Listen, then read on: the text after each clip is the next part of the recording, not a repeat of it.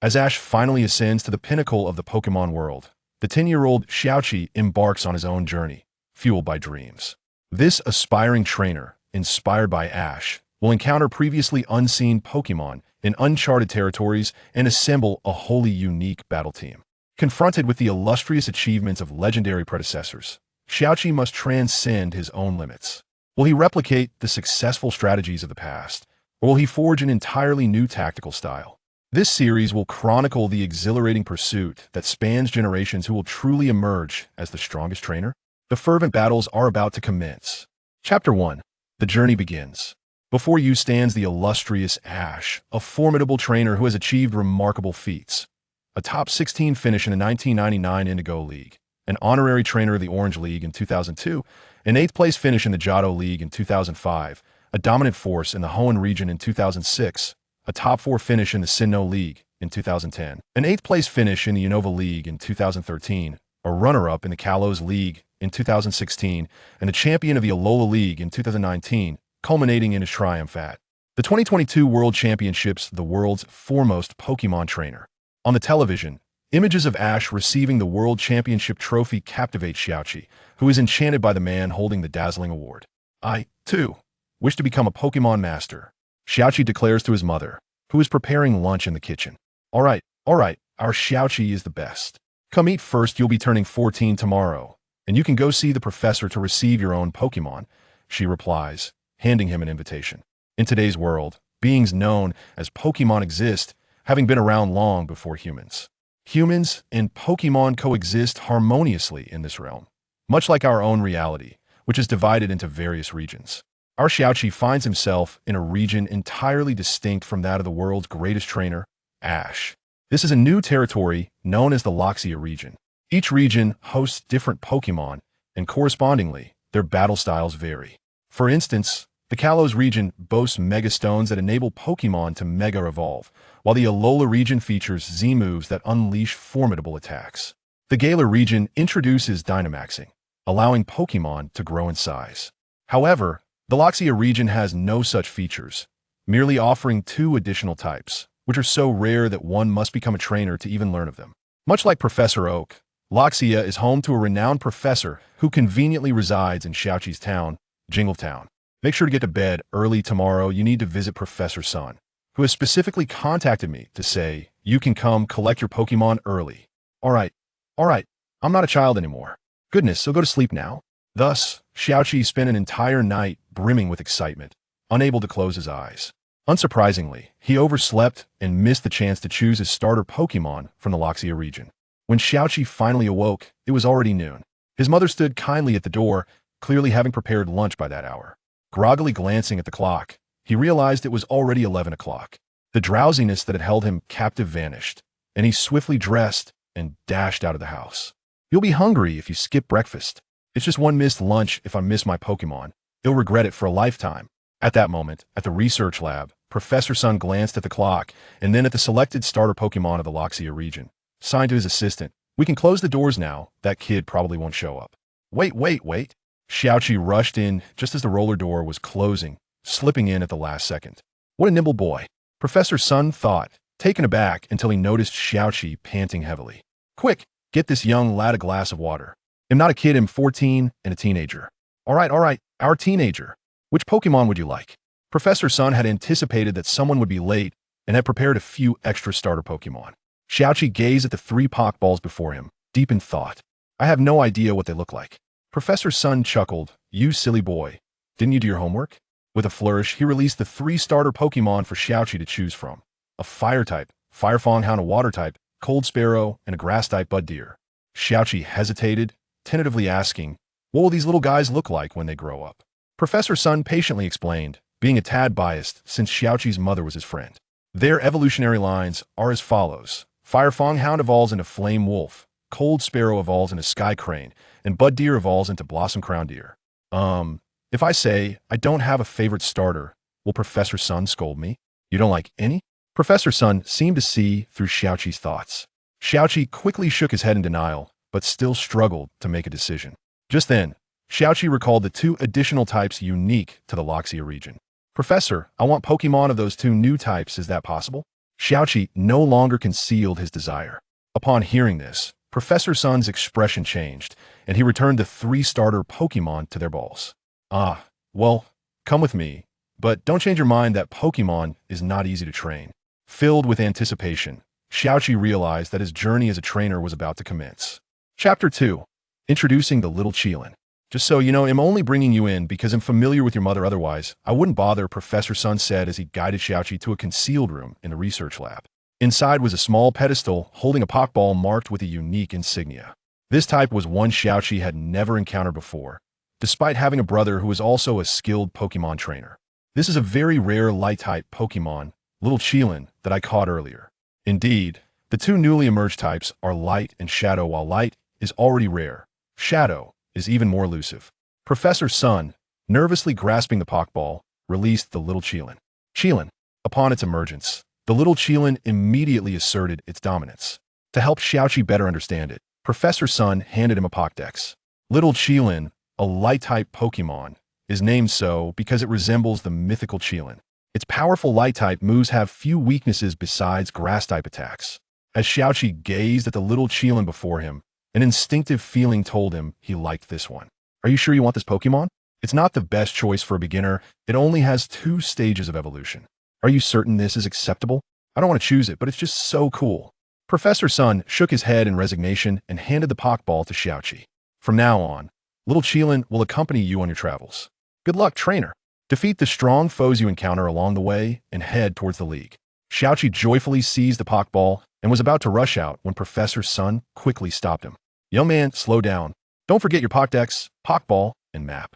Also, raise some healing medicine I personally funded for you. If you can't find a Pokemon Center, use this medicine on your Pokemon. Don't think it's infallible. If they're severely injured, they could perish. Xiaoqi solemnly accepted the medicine. Additionally, you must be wary of Team Rocket, who steal Pokemon. Their Pokemon are often fully evolved. If things go awry, remember to call Officer Junsha. All right, thank you, Doctor. If memory serves me correctly, your father is also a gym leader. My suggestion is to challenge him last. After all, he is the mightiest gym trainer in the Rochika region. I will defeat him. I shall prove to him that I am not weaker than my brother. Your brother is indeed a pity. Although he did not secure the championship, he at least achieved 3rd place. By the way, the top 3 trainers from each region can challenge Ash. You know, your mother has often mentioned your desire to face Ash. If you can triumph over the 3rd place in the Rochika region, you will have that opportunity. Yes, my brother told me that he is set to battle Ash soon and invited me to watch. Ash is truly a remarkable figure. He even defeated Dan Emperor. I digress. You should hurry home to prepare. I need to submit your information and register you as a trainer. Goodbye, Doctor. Xiaoqi gazed at the Pokeball in his hands, filled with ambition. Upon returning home, his mother greeted him with fervent enthusiasm. Xiaoqi, what kind of Pokemon have you chosen? Let me guess, is it the Firefang dog, that adorably silly creature? Not at all. It's a light-type Pokemon, a Little Qilin. With a pop, the Little Qilin sprang out from the ball. His mother was momentarily taken aback, but upon seeing the Little Qilin's charming appearance, her heart swelled with joy as she embraced it. Wow, this one is so cute. Our Xiaoqi has quite the discerning eye. That day, Xiaoqi packed his belongings at home, ensuring he had everything he needed, and set off on his journey. With a small frame bearing a hefty backpack. This is the life of a Pokemon trainer. Hey, silly little brother. I'm here to take you to the Pokemon Center. Gaoze had been waiting at the door. However, he did not assist Xiaoqi in alleviating the burden, allowing him to carry the backpack himself as a form of training for a true trainer. Xiaoqi glared defiantly. Who needs your help? Just wait, I will defeat you. Gaoze couldn't help but chuckle. All right, let me see your Pokemon. The Little Qilin seemed to understand human speech, leaping out of the Pokeball once more. So adorable. Ha ha ha. Once you train it to evolve, it'll be able to challenge you. I currently don't have any Pokemon in its initial form. Thus, the 2 brothers chatted and laughed as they made their way to the Pokemon Center near Jingletown. At that moment, the television station was broadcasting a match between a gym trainer and challenger. Initially, Xiaoqi paid it no mind and entrusted the Little Qilin to nurse Joy for care. However, Gaoze pulled Xiaoqi over to watch the broadcast. It turned out that the gym trainer on the screen was none other than their father, Gaobo, now presenting the commentary on the Dragon Gym battle in Huangji City, where trainer Agio from Ranyai City faces off against the gym leader, Gaobo. Many individuals strive to gather 8 badges to participate in the Rochica League, and for many, Huangji City is a formidable challenge. Many opt to bypass Huangji City and seek other gyms to collect their 8 badges. Today, our newcomer trainer, Gio, is set to challenge Gao Bo, who is regarded as the strongest gym leader in Rochica. Xiaoqi focused intently on the screen. After all, he had little battle experience, and observing more could only be advantageous. Chapter 3. The Mightiest Gym Leader. Greetings, young one. My son is of similar age to you, and I find myself concerned that I may not be able to go all out. Master Gao, bring it on. I shall prove myself through my own strength. Very well. I shall make the first move. Go, Rapidash. Adio opened his Pokédex, revealing Rapidash, a dinosaur Pokémon that resembles a velociraptor. Known for its swift and agile attacks and is a close relative of the Archaeopteryx, it is the evolved form of Dratini. Adio adjusted his glasses and retrieved a Pokeball, declaring, "It's your turn, Heracross." Choosing a bug and fighting-type Pokémon is your response? Intriguing. Rapidash. Execute a series of quick strikes. The form of Rapidash shifted, its powerful legs striking Heracross in the abdomen. Heracross attempted to defend itself with its own hands, but alas, Rapidash was employing a continuous attack, and thus, Heracross inevitably sustained some damage. Heracross, don't falter. Use Brick Break. Heracross's left claw emitted a bright light as it swung towards Rapidash. However, Rapidash deftly evaded the attack, and Gao smirked slightly. Ancient Power. Numerous stones hurtled toward Heracross, prompting Adio to swiftly devise a counter. Ancient Power is merely a distraction. Rapidash, use Heat Wave. Heracross fell to the ground, and Adio seemed momentarily stunned, remaining stationary. Young lad, it's time to switch Pokémon. Ah, return, Heracross. You performed admirably. Adio carefully stowed away Heracross's Pokeball. Then, it's your turn, Meowth. Is that Meowth? I can't bear to strike it. Adio retained a semblance of confidence. After all, his Meowth was no ordinary feline. This one hailed from the Galar region, unlike those from the Kanto region, and was of the Steel type.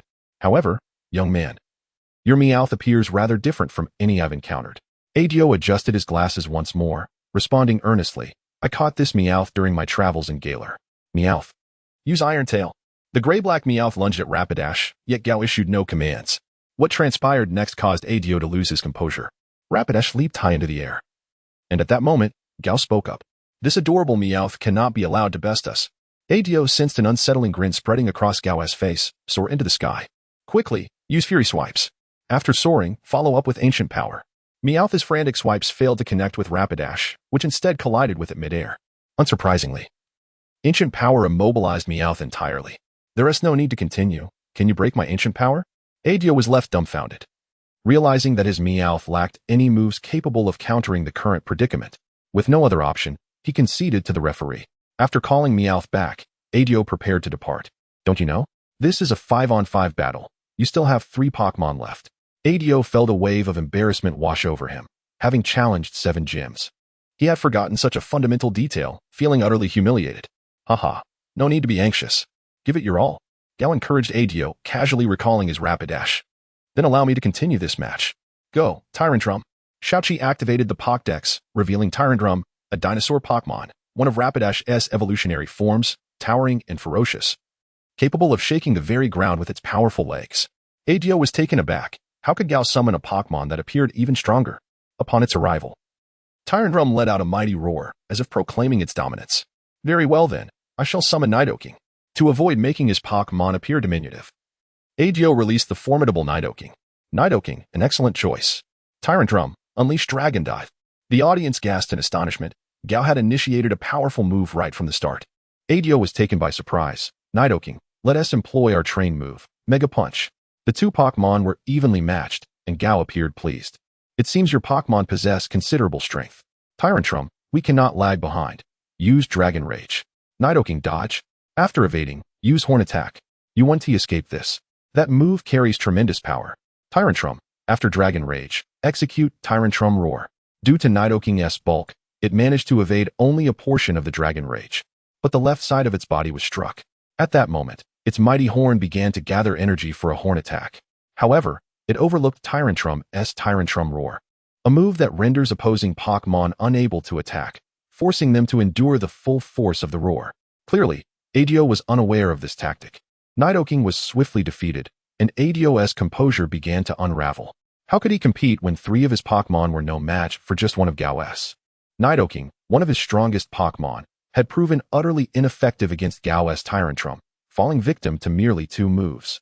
Adio had believed that with Horn Attack, he could certainly take down Tyrantrum, leaving him feeling utterly humiliated.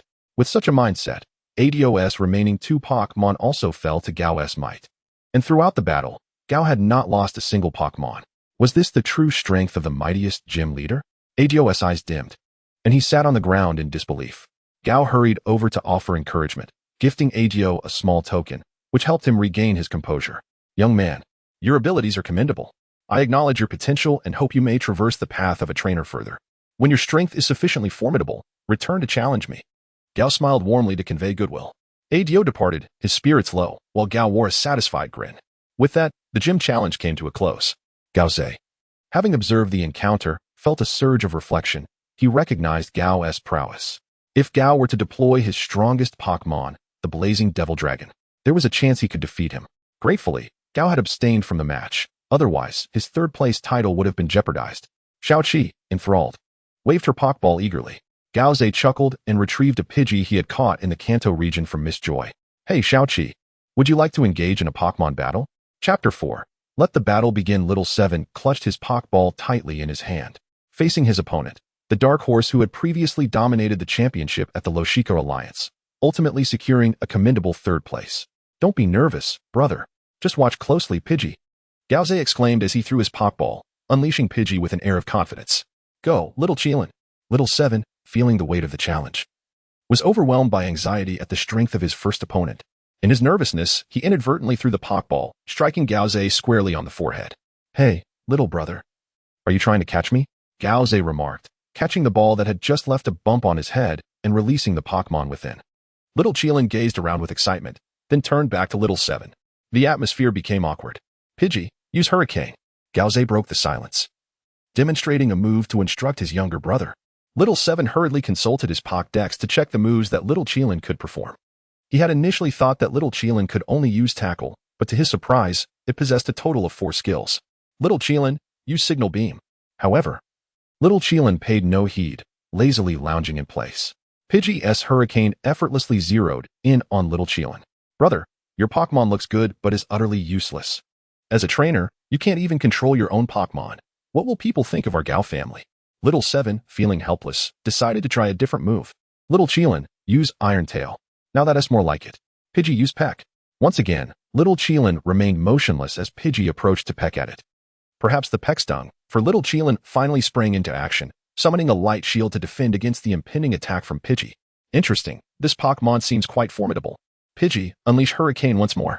Before Little 7 could issue another command, Little Chilin took the initiative. In a flash of light, Pidgey fell without a moment's notice. Gauze was left speechless, astonished that he had been defeated by his younger brother, who had just become a trainer. So, Little Chilin, just you wait. I will switch to another Pokémon. Little 7, if it won't listen to you, let your brother show it who's in charge.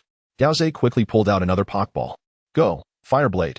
Little 7 had never seen this Pokémon before and quickly consulted the Pokédex for information. Fireblade, the swordsman Pokémon, is the evolved form of Little Blade after acquiring the Crimson Flame Blade. Its fiery sword can melt anything. Fireblade, use Flame Dance. Brilliant sparks surged toward Little Chilin. Once again, Little Chilin conjured a light shield, but it was clear that it could not withstand the might of Gauze's Fireblade. The familiarity of this Pokémon struck Little 7 as he recalled that it was one of his brother's champion Pokémon from the Loshiko Alliance. Little Chilin fell victim to a single blow from Fireblade, prompting Little 7 to hastily recall it into its Pokeball. A Pokémon that does not heed its trainer is rendered meaningless. It's up to you to figure this out, brother. I can only assist you this far. A little lesson will suffice for such a Pokémon. Little 7 glared at the one who had harmed his Pokémon, feeling no gratitude but rather a surge of anger. Brother, Pokémon have their own thoughts. I will earn its respect, and I do not endorse your methods. One day, I will triumph over you with Little Chilin in a fair fight. Gauze offered no response, momentarily taken aback, before ruffling Little 7's hair. Little 7, you will understand in time. I await the moment you defeat me. What a thrilling showdown. A young man wearing a cap sauntered out from behind the battle stage. You are Ash. Gauze's tone shifted to one of seriousness. What's this? Did you not invite me? Have you already forgotten? The 3rd place of the Loshika region? Ash. The champion of the World Championships commanded the atmosphere, overshadowing Gao Zhe's presence. Little Seven moved to the audience area, noticing that it was now filled with spectators. Gao Zhe ascended the battle stage slowly, while Ash remained unfazed, readying 3 Pokeballs. This match will be a 3v3. Are you prepared? Gao Zhe, gripping his Pokeball, responded loudly. I have been ready for a long time. Since Ash claimed the championship title, the rules of the World Championships had changed. As the previous champion, he no longer awaited challengers among the Elite Eight, but was instead demoted to battle others in order to reclaim his position. Ash found himself facing a formidable tier, filled with the top 3 from the league, or notably strong gym leaders and champions. I've long heard of the formidable strength of the Loshika Alliance participants. I have been eager to test my skills, Ash stated. Don't be modest, Ash. You've finally claimed the championship after all these years, Gao Zhe remarked, sensing the competitive tension in the air, abandoning pleasantries. Then I'll cut to the chase. Go, King Pidgeot. The Pokeball soared high into the air, vanishing from sight. From the clouds descended a massive figure, exuding an aura of dominance. Is this your bug Pidgeot? A King Pidgeot with full stats? I shan't be intimidated. Gao Zhe retorted. Let us go, Sky Eagle. Little Seven pulled out his Pokédex once more. He had encountered too few Pokémon to rely on memory alone. Sky Eagle, the Eagle Pokémon, evolves from Water Cloud Crane and often employs water elemental attacks to ensnare its prey before launching a strike. Ash raised an eyebrow. Sky Eagle, a commendable Pokémon indeed. It seems we are in for an exhilarating battle. Come now, give it your all. That is precisely what I intend to do. Chapter 5. The duel between Gaoza and Xiaoji. King Yan, strike first with Yin return. Xiaoji issued his command with fervor. Qing Tianying, you must evade. Then unleash Water Pulse. Yet, it was apparent that Gaoza had overlooked the fact that Yin return was an infallible skill. Despite Qing Tianying's nimble movements, it was struck on the wing, causing Water Pulse to veer off course. Well done, King Yan. Now, follow up with Wing Attack and Quick Attack. Qing Tianying. Use Water Slice. Encased in a torrent of water, Qing Tianying flapped its wings, sending a flurry of water blades hurtling toward King Yan. King Yan. Evade using Quick Attack. King Yan deftly maneuvered, successfully dodging all of Qing Tianying's assaults. The Wing Attack landed squarely on Qing Tianying. Excellent. Now follow up with Destruction Beam. I refuse to be defeated so easily. Qing Tianying, soar to Utopia. With wings spread wide, Qing Tianying gathered strength and soared toward King Yan with a triumphant cry. This move is not easily countered. After Destruction Beam, quickly use Quick Attack to create distance. Xiaoji, ever the strategist, had already devised an escape route. Qing Tianying, make sure to hit. Gaoza shouted encouragingly. Xiaoji held her breath for her brother, fearing that if Xiaoji unleashed King Yan's spirit again, Qing Tianying might soon face an unfortunate exit. It seemed as though Qing Tianying had heard Gaoza's call, as it charged toward King Yan with unwavering resolve. King Yan, feeling helpless, unleashed Destruction Beam. But alas, it was unable to withstand Qing Tianying's Utopia. Qing Tianying struck true. Gaoza celebrated in place, as if he had already triumphed over Xiaoji. King Yan was hit, its balance faltering. Don't let him underestimate us. Xiaoji adjusted his hat slightly. King Yan, Yin return. How is this possible? You endured my ultimate move without a scratch. Gaoza was incredulous. The battle between King Yan and me is not so easily won. You cannot fathom the hardships we've faced together. Qing Tianying was struck by Yin return, its vitality hanging by a thread. Qing Tianying, hold steady. Use Water Slice once more. True to Gaoza's belief in his first Pokémon, Qing Tianying endured valiantly, refusing to let Gaoza down. Interesting. Let us see who is stronger. Quick Attack followed by Destruction Beam. Clearly, Xiaoji showed no mercy, unleashing his ultimate attack. Once more, soar to Utopia. Qing Tianying glanced back at Gaoza, as if to say, I am truly out of strength. However, Gaoza was too focused to notice, knowing full well that Qing Tianying had but one final move left. With a roar, Qing Tianying began to summon its energy toward the sky. Xiaoji's King Yan approached, directly interrupting the incantation. King Yan spread its wings, and Destruction Beam coalesced at its beak. Gaoza contemplated recalling Qing Tianying, but was a moment too late. Qing Tianying was vanquished by King Yan's Destruction Beam. With a sigh, Gaoza recalled Qing Tianying. You performed admirably. I shall win this match. Do not speak too soon. Bring forth your next Pokémon, Xiaoji replied confidently. Gaoza remained silent, aware that King Yan still held combat potential and would not be replaced. After a brief pause, Gaoza produced his next Pokeball. Oh, a great ball. It seems you exerted considerable effort to capture this Pokémon, Xiaoji remarked. Humph. This next Pokémon shall obliterate your bug YN. Go, Shinado. Gauza summoned Shinado with confidence.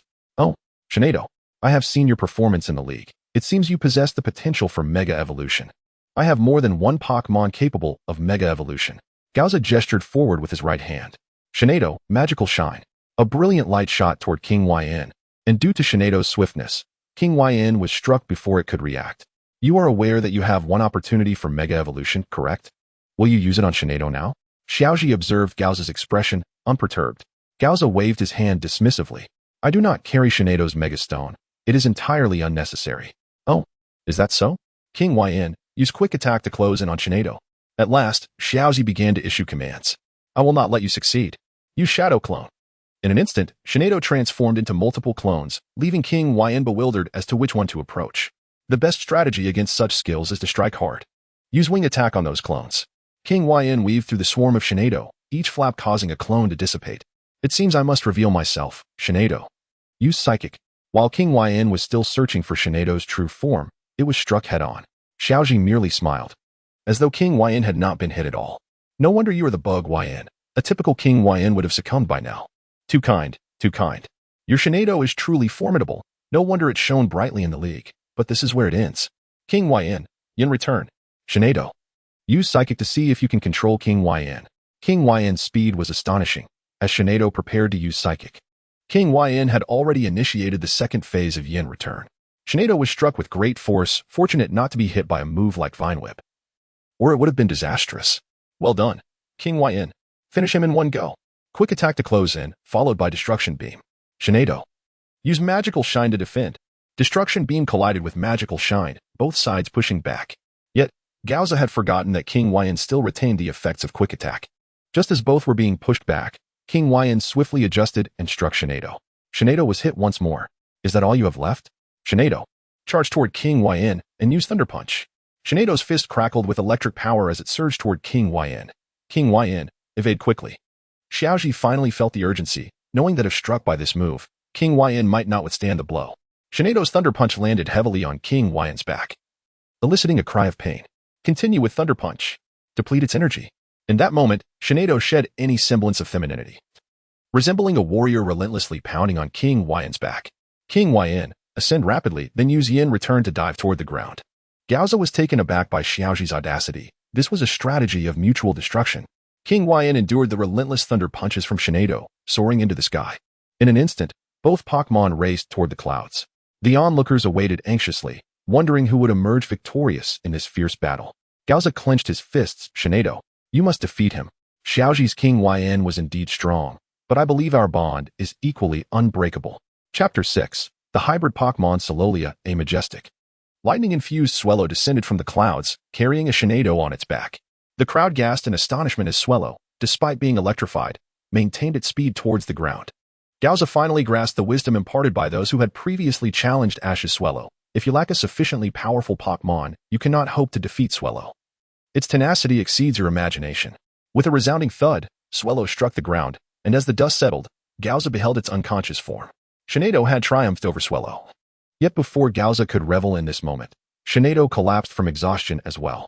Both Pokémon had simultaneously lost their fighting capabilities, leaving Gauza in shock. Had Ash's Swellow truly bested his two strongest allies? Ash sighed. Swellow, you have worked hard. Now, I shall take it from here. Swellow was recalled into its Pokeball, and at that moment, Gauza found himself with only one Pokémon remaining. The pressure is immense. I must defeat Ash's two Pokémon with just one. Is this truly achievable? He silently regarded his final Pokémon in hand, which seemed to be his trump card. Noticing Gauza's hesitation in releasing his last Pokémon, Ash assumed he was conceding. If you wish to forfeit, you may do so. Sometimes surrender is the wisest choice. Gauza chuckled. Oh Ash, I'm merely contemplating. I'm afraid your victory might be too one-sided. Ha ha ha. Ash found this puzzling. Was Gauza merely posturing due to his perceived inevitable defeat? Very well, then let me take the initiative. Lucario, go. To Gauza's surprise, Ash summoned Lucario, a Pokémon capable of Mega Evolution. Had Shinado not fallen, they would have engaged in an epic battle of Mega Evolutions, a true pity. Mega Evolution, you say? No matter. I can contend with you without it. Watch closely, Ash, for this is my ace. Gauza recognized the Mega Stone adorning Ash's hand. Understanding that Ash intended to conclude the battle swiftly, he knew his younger brother was in the audience. And although the situation was daunting, he could not allow himself to falter. After all, how could he teach Xiaoqi if he set such a poor example by retreating? Thus, they would fight until the very last moment. Come forth, Sololia. A pitch-black standing Pokémon emerged from Gauza's Pokeball. Ash's eyes widened in disbelief. Such a Pokémon exists? I've truly never seen one. The audience erupted in applause. The two Pokémon on stage were undeniably magnificent. Lucario, known as the Beacon of Courage, boasted unparalleled beauty among Pokémon, while Gauza's Sololia eclipsed even that. It was a visual feast, and trainers seated beside Xiaoqi could not help but marvel. Ash activated his Pokédex, sensing immense strength emanating from Sololia, a sensation reminiscent of Mega-Evolved Lucario. Sololia. The hybrid Pokémon is a fusion of Zoroark and Lucario, possessing formidable power, capable of surpassing even Mega-Evolved Pokémon. A hybrid Pokémon? Indeed. It poses a formidable challenge. Yet it seems you've anticipated my use of Lucario, Ash remarked. I had not foreseen your choice of Lucario either. But to battle Sololia against your Lucario is a long-held aspiration of mine, for I believe my Sololia will emerge victorious. Ash laughed heartily. Very well. Let us see who reigns supreme. Lucario, use Bullet Punch. With the speed of a bullet, Lucario's fist surged towards Sololia. Gauza shouted, Bone Rush. A bone staff swiftly formed, intercepting Lucario's Bullet Punch. Lucario, do not lose to your own move. Accelerate your Bullet Punch. The two attacks clashed repeatedly, ultimately resulting in Sololia's bone staff striking Lucario, sending it flying. It appears troublesome. Lucario's strikes fail to inflict significant damage on Sololia. In that case, Ash paused, placing his hand upon the Mega Stone. Lucario, let him witness our bond. Mega Evolution. Lucario howled, enveloped in radiant light. Thus, Mega Lucario was born. Today's Mega Evolution transcended mere enhancement of moves. It granted each Mega Evolved Pokémon a new name along with an exclusive fifth move. Mega Lucario had transformed into Night Lucario. Night Lucario, indeed a formidable opponent. But Sololia, and I shall not falter. Sololia, use Bone Rush to close the distance. Sololia swung its bone staff towards Night Lucario. Night Lucario, wait for the right moment and use Force Palm. Sololia's bone staff collided with Night Lucario, precisely as Ash had intended. Night Lucario placed its left hand against Sololia's abdomen and unleashed Force Palm. Sololia was propelled back by the overwhelming force, yet it managed to rise, supported by a remaining piece of its bone staff. Sololia, do not give in. Dark Night Explosion. A dark power coalesced around Sololia, forming into a massive black sphere. Night Lucario, employ Aura Sphere. The two attacks collided, but ultimately, Sololia's Dark Night Explosion prevailed, striking Night Lucario, leaving visible scars upon its form. Night Lucario, do not falter. Use Bullet Punch. We shall counter with Enhanced Punch. Their fists met in a fierce close-quarters battle, both Pokémon roaring in determination. They exchanged powerful blows until, after a final exchange, they created distance from one another. Both combatants appeared battered, caught in a stalemate. Neither dared to make a hasty move. It was no longer merely about victory, but rather a comparison of strength, who was superior, Night Lucario or Sololia. Revival. Ash broke the standoff first. A fierce move that increased in power as HP decreased, aiming to eliminate Sololia in one fell swoop. Not so easily. Dark Night Explosion. Sololia once again gathered its black sphere, charging at Night Lucario. Ash began to speak. What is this? Still not intending to use your fourth move? Gauza shook his head. Against your revival, I do not need to employ my fourth move. Ash initially viewed Gauza as blindly confident, but upon witnessing Night Lucario being forced back by Sololia, he realized that Gauza possessed a profound understanding of his own Lucario, even anticipating that revival could be countered with Dark Night Explosion. In that case, I have no choice but to unleash this move. Night Lucario, use Night's Oath. The power of Aura coalesced around Night Lucario, accompanied by sword-like energy formed from Aura. Night Lucario's palm gathered an indescribable strength. This is our oath. Can you withstand it? Sololia, unleash Dark Night Ion Break. The gaze of Solario burned like a beacon. As the power of the night coalesced in his hands, its strength so formidable that it altered the very weather of the arena, transforming it into a somber twilight. The convergence of their energies created a colossal wave of force that caused even the audience to sway. As the radiant light of their clash dissipated, all that remained was the silhouette of the dark figure standing in the arena, while the knight, Leo, had reverted from his super-evolved state back to Lucario. Ash, unwilling to concede, withdrew Lucario into its Pokeball, exclaiming, truly formidable. That move must be of the dark type. No wonder I couldn't prevail against you. Only the light type could possibly counter such a skill. At that moment, Gauza quietly recalled Solario and conceded to the referee. Ash, taken aback, inquired as to why. Gauza smiled at Ash and said, My Solario has reached its limit. It is better to allow it to rest. I value its health more than victory. Ash held great respect for Gauza and extended his hand, stating, I admire your spirit and look forward to seeing you on a grander stage in the future. Gauza, with a hint of determination, replied, at that time, I shall surely defeat you. It's a promise. Indeed, a promise. Chapter 7, Route 2. First stop, Gauza stepped down from the platform, his grip firmly clutching the Pokeball of Solario. Xiaoqi had been waiting for him at the exit. Brother, you were so cool just now. I want to be a trainer like you.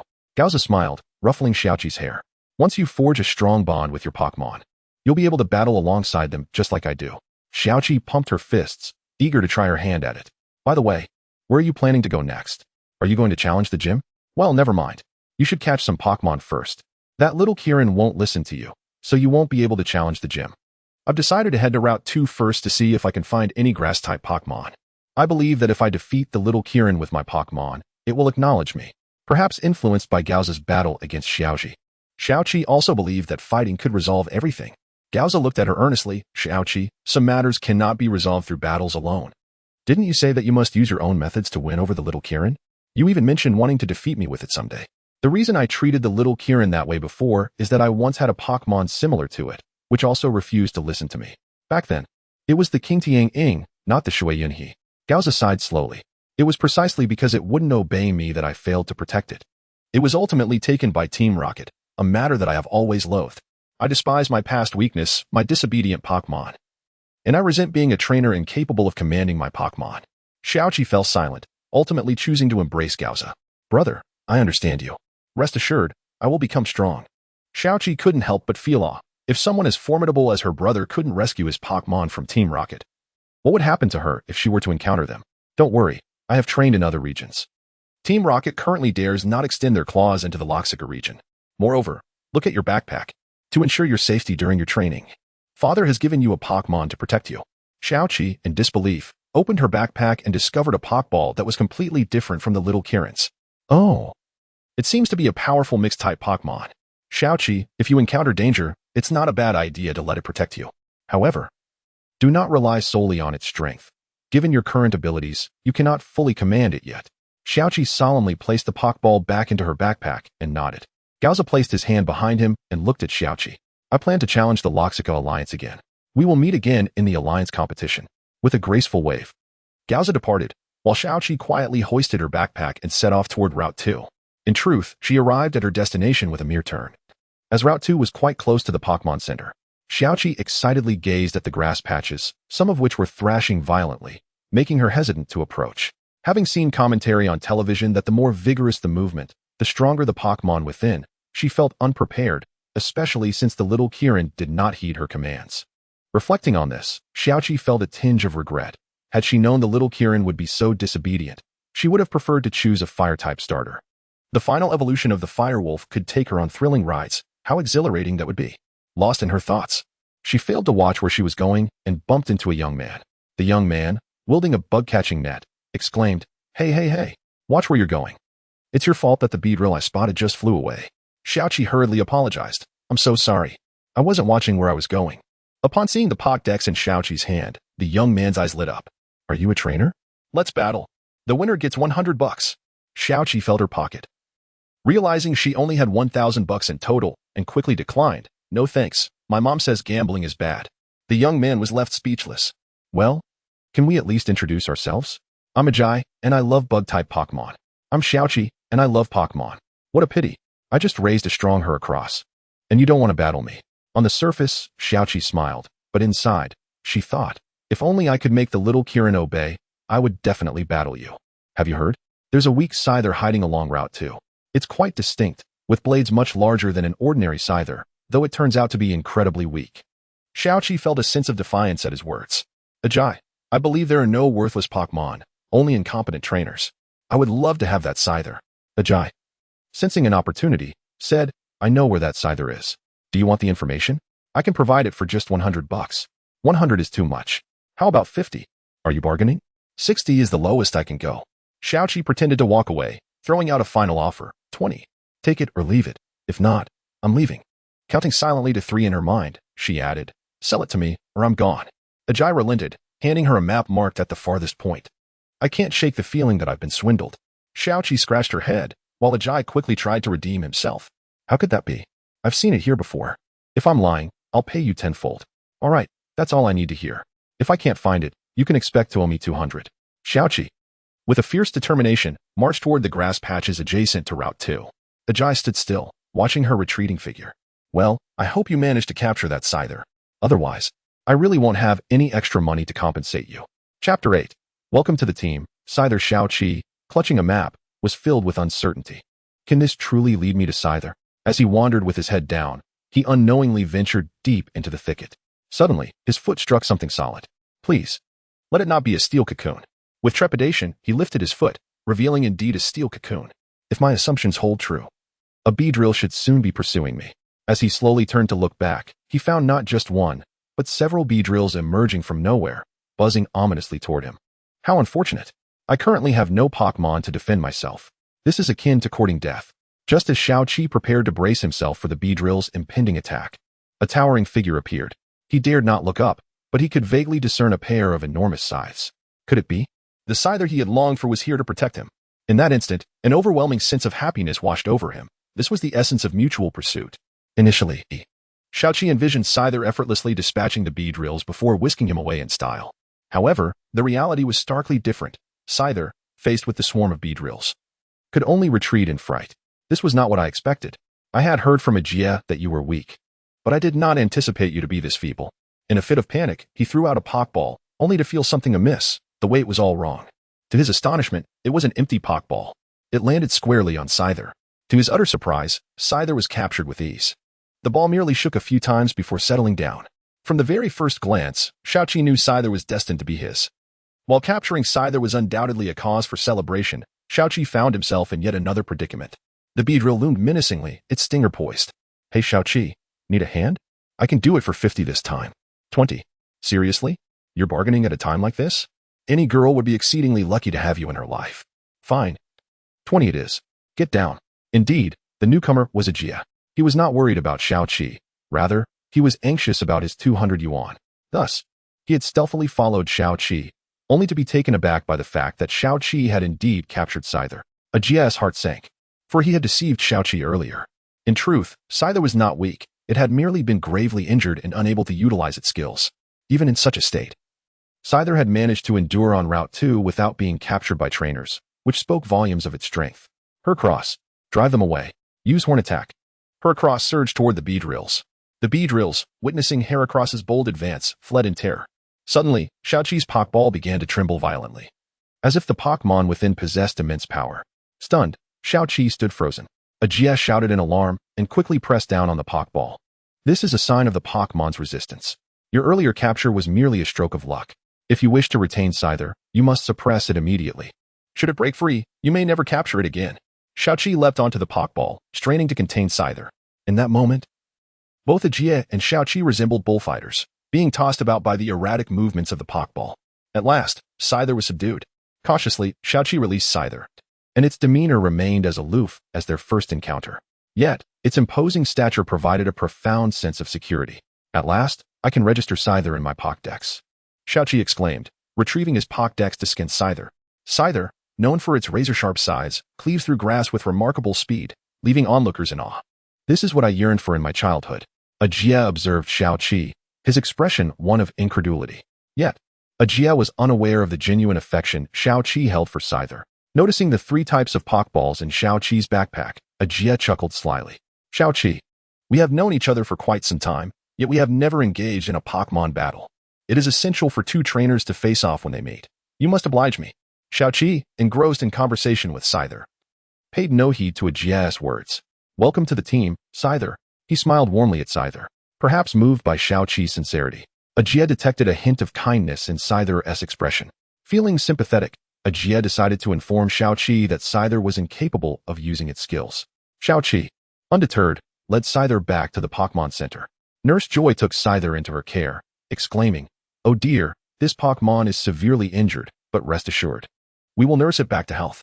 After a while, accompanied by the familiar healing melody, Scyther's Pokeball was returned. Just then, Ajia burst forth, "Let us battle." Xiaoqi glanced at the Scyther in his hands and nodded. However, before that, I must deposit a Pokémon. You only have 3. What do you need to store? I wish to use my own Pokémon. Just wait. I shall battle you soon. With great seriousness. Xiaoqi retrieved the powerful Pokémon his father had left him and stored it in the box. Let us battle, Ajia. Chapter 9. The Flying Mantis versus. The Kingler at last, you are ready to battle me. To ensure fairness, let us engage in a 2v2 match. By the way, may I ask, how many Pokémon battles have you participated in? The second. I think. You seem quite uncertain about that. Well, my first battle was against my brother, Gauza, and I defeated him. Rather, it was my Pokémon that triumphed over him. Ajaya's jaw dropped, as if he had just heard something extraordinary. Gauza. The third-place winner of the Rothica League? The one who almost defeated Ash? Wait a moment. Did you just refer to him as your brother? He is your brother? Xiaoqi took out her Pokémon ball containing the small Kirin, her expression brimming with innocence. Yes, he is my brother. Ajaya's eyes sparkled with excitement. He is my idol. I absolutely adore his Solrock. If you meet him again, please ask him for an autograph for me. Ah, all right. Go, small Kirin. Xiaoqi hesitated for a moment but ultimately decided to let small Kirin take the lead, despite the fact that this Pokémon often disregarded her commands. Oh, an unfamiliar Pokémon? Then I shall choose you, Kingler. Kingler waved its massive pincers, attempting to intimidate small Kirin. Small Kirin merely stretched lazily, showing little response. The atmosphere grew awkward, and Kingler looked to Ajay as if feeling wronged. Why are you looking at me? Who told you to appear less intimidating? Use Clamp. Kingler lunged menacingly towards small Kirin. Realizing it could not be caught, small Kirin swiftly used Quick Attack to escape. Perhaps deeming Kingler too unattractive, it retaliated with Iron Tail, delivering a significant blow to Kingler. Kingler was momentarily stunned by the unexpected strike, unable to comprehend the situation. After all, the human on the opposing side had not issued any commands, yet the Pokémon had initiated the attack. Following the sudden hit, small Kirin, satisfied with its performance, lay down to sleep. Oh dear, your Pokémon possesses quite the personality. Kingler, show it a lesson. Use Vice Grip. Hey, small Kirin, be cautious with this move. Its power is considerable. Do you want to follow my lead? Xiaoqi quickly flipped through her Pokédex to check the move's details. Kingler remained grounded, gathering strength, seemingly recalling its earlier humiliation. Small Kirin, quickly use Light Shield to defend. It will be too late if you delay. Xiaoqi stared anxiously. But small Kirin continued to do as it pleased, comfortably napping. Finally, Kingler finished charging and dashed towards small Kirin.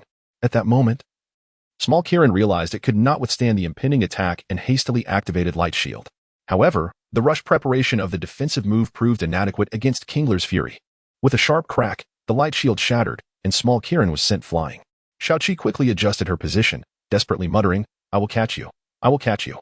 With a thud, small Kirin landed on the ground. Xiaoqi's hand awkwardly hovered in midair as small Kirin swiftly regained its stance. Press the advantage. Show this little creature some power. Use Guillotine. Just as small Kirin steadied itself, it was caught in Kingler's grip. Naively, small Kirin thought it was merely a repeat of the earlier clamp and began transforming its tail into Iron Tail, incessantly striking Kingler in an attempt to loosen its hold. Little did it know, once Kingler clamped down on something, it would tighten its grip until the object was crushed. Humph. This is the fate of underestimating Kingler. Do not fear its Iron Tail. Use Harden and suffocate it. Initially, small Kirin's Iron Tail strikes were vigorous, but gradually, it began to weaken. Ultimately, its Iron Tail ceased moving, and the Pokémon fell silent. Small Kirin was rendered unable to battle, and Kingler emerged victorious. Well done, Kingler. Such a Pokémon deserves to be subdued. Xiaoqi recalled small Kirin, whispering, Rest well, small Kirin. You did wonderfully. It is I who must grow stronger and learn to command you. Rest assured, I will earn your recognition one day. Inside the Pokeball, small Kirin stirred slightly. Taking out the newly captured Pokémon, Xiaoqi found herself facing a daunting 1v2 situation. However, she was resolute. She trusted her Pokémon. Go, Flying Mantis. The imposing figure of Flying Mantis appeared, glancing back at Xiaoqi, filling her with renewed vigor. A fearsome presence from Route 2. Let me confront you, Kingler. Use Clamp. Flying Mantis, evade. Xiaoqi, still unfamiliar with Flying Mantis's abilities, instructed it to dodge. Flying Mantis obediently avoided the attack, bringing a sense of satisfaction to Xiaoqi. So this is what it feels like to successfully command a Pokémon. Upon checking the Pokédex, Xiaoqi was astonished. Just observing Flying Mantis's skills seemed impressive. Flying Mantis, use Air Slash. The massive pincers of Flying Mantis began to glow before it swung towards Kingler. Kingler, use Harden. Kingler shrank in place, reinforcing its defenses. Clearly, Ajay underestimated the might of Flying Mantis. Despite Kingler's defensive maneuver, it could not withstand the onslaught and was sent flying by a single Air Slash. Excellent. Now, unleash a Fury Cutter. Taking advantage of Kingler's vulnerable moment in midair, Flying Mantis executed a series of swift strikes. By the time Kingler landed, its eyes were swirling in confusion. Kingler was unable to continue battling, and Flying Mantis emerged victorious. Chapter 10, The Evolution of the Sky Mantis? The Scythe Mantis or the Hercules Mantis? Ajie gazed at the Sky Mantis before him, feeling an inexplicable sense of pressure. From his earlier confrontation with the formidable Dagia, he had discerned that his strength far surpassed that of the latter. Thus, in this moment, he possessed only one Pokémon capable of standing against it. The newly captured Hercules. Hercules, let us wager our 200 yuan. You must win. Wait, when did I agree to wager 200? Hercules, use Horn Attack. Sky Mantis, I am at a loss. You need to decide which skill to employ. As soon as Xiaoqi uttered those words, Ajie burst into laughter, clutching his stomach. Is this for real? You're letting your Pokémon dictate your moves? I've learned something today. The Sky Mantis glanced back at Xiaoqi and promptly began to execute Quick Attack. Naturally, Hercules missed his Horn Attack. Now's our chance. Sky Mantis, unleash Fury Cutter. Several air blades sliced toward Hercules. Darn it. Use Tackle to resist his Fury Cutter. Look for another opportunity to strike with Horn Attack. We must show him our might. Hercules struggled forward, his short arms pushing against the onslaught, while the Sky Mantis's massive blades failed to breach Hercules' defensive stance. Fly up, Sky Mantis. Once airborne, use Air Slash to wear him down from above. Alas, my Hercules cannot fly yet. There's no choice but to adapt and hold on. Hercules, bewildered, had no idea what Ajie was saying and merely protected his large horns with his arms. Air slashes rained down upon him, stirring up dust across the battlefield. Hercules, break the stalemate. Use Tackle to break free. Hercules pushed forward, sending dust flying, while the Sky Mantis descended to the ground. Horn Attack.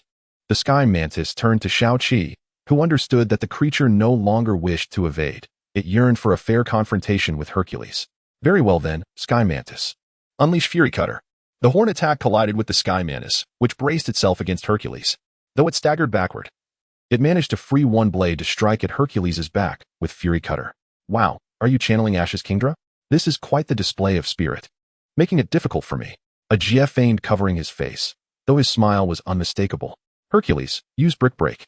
Xiaoqi's eyes widened as he watched Hercules escape the grasp of the Sky Mantis. With a luminous right hand, he delivered a powerful downward strike.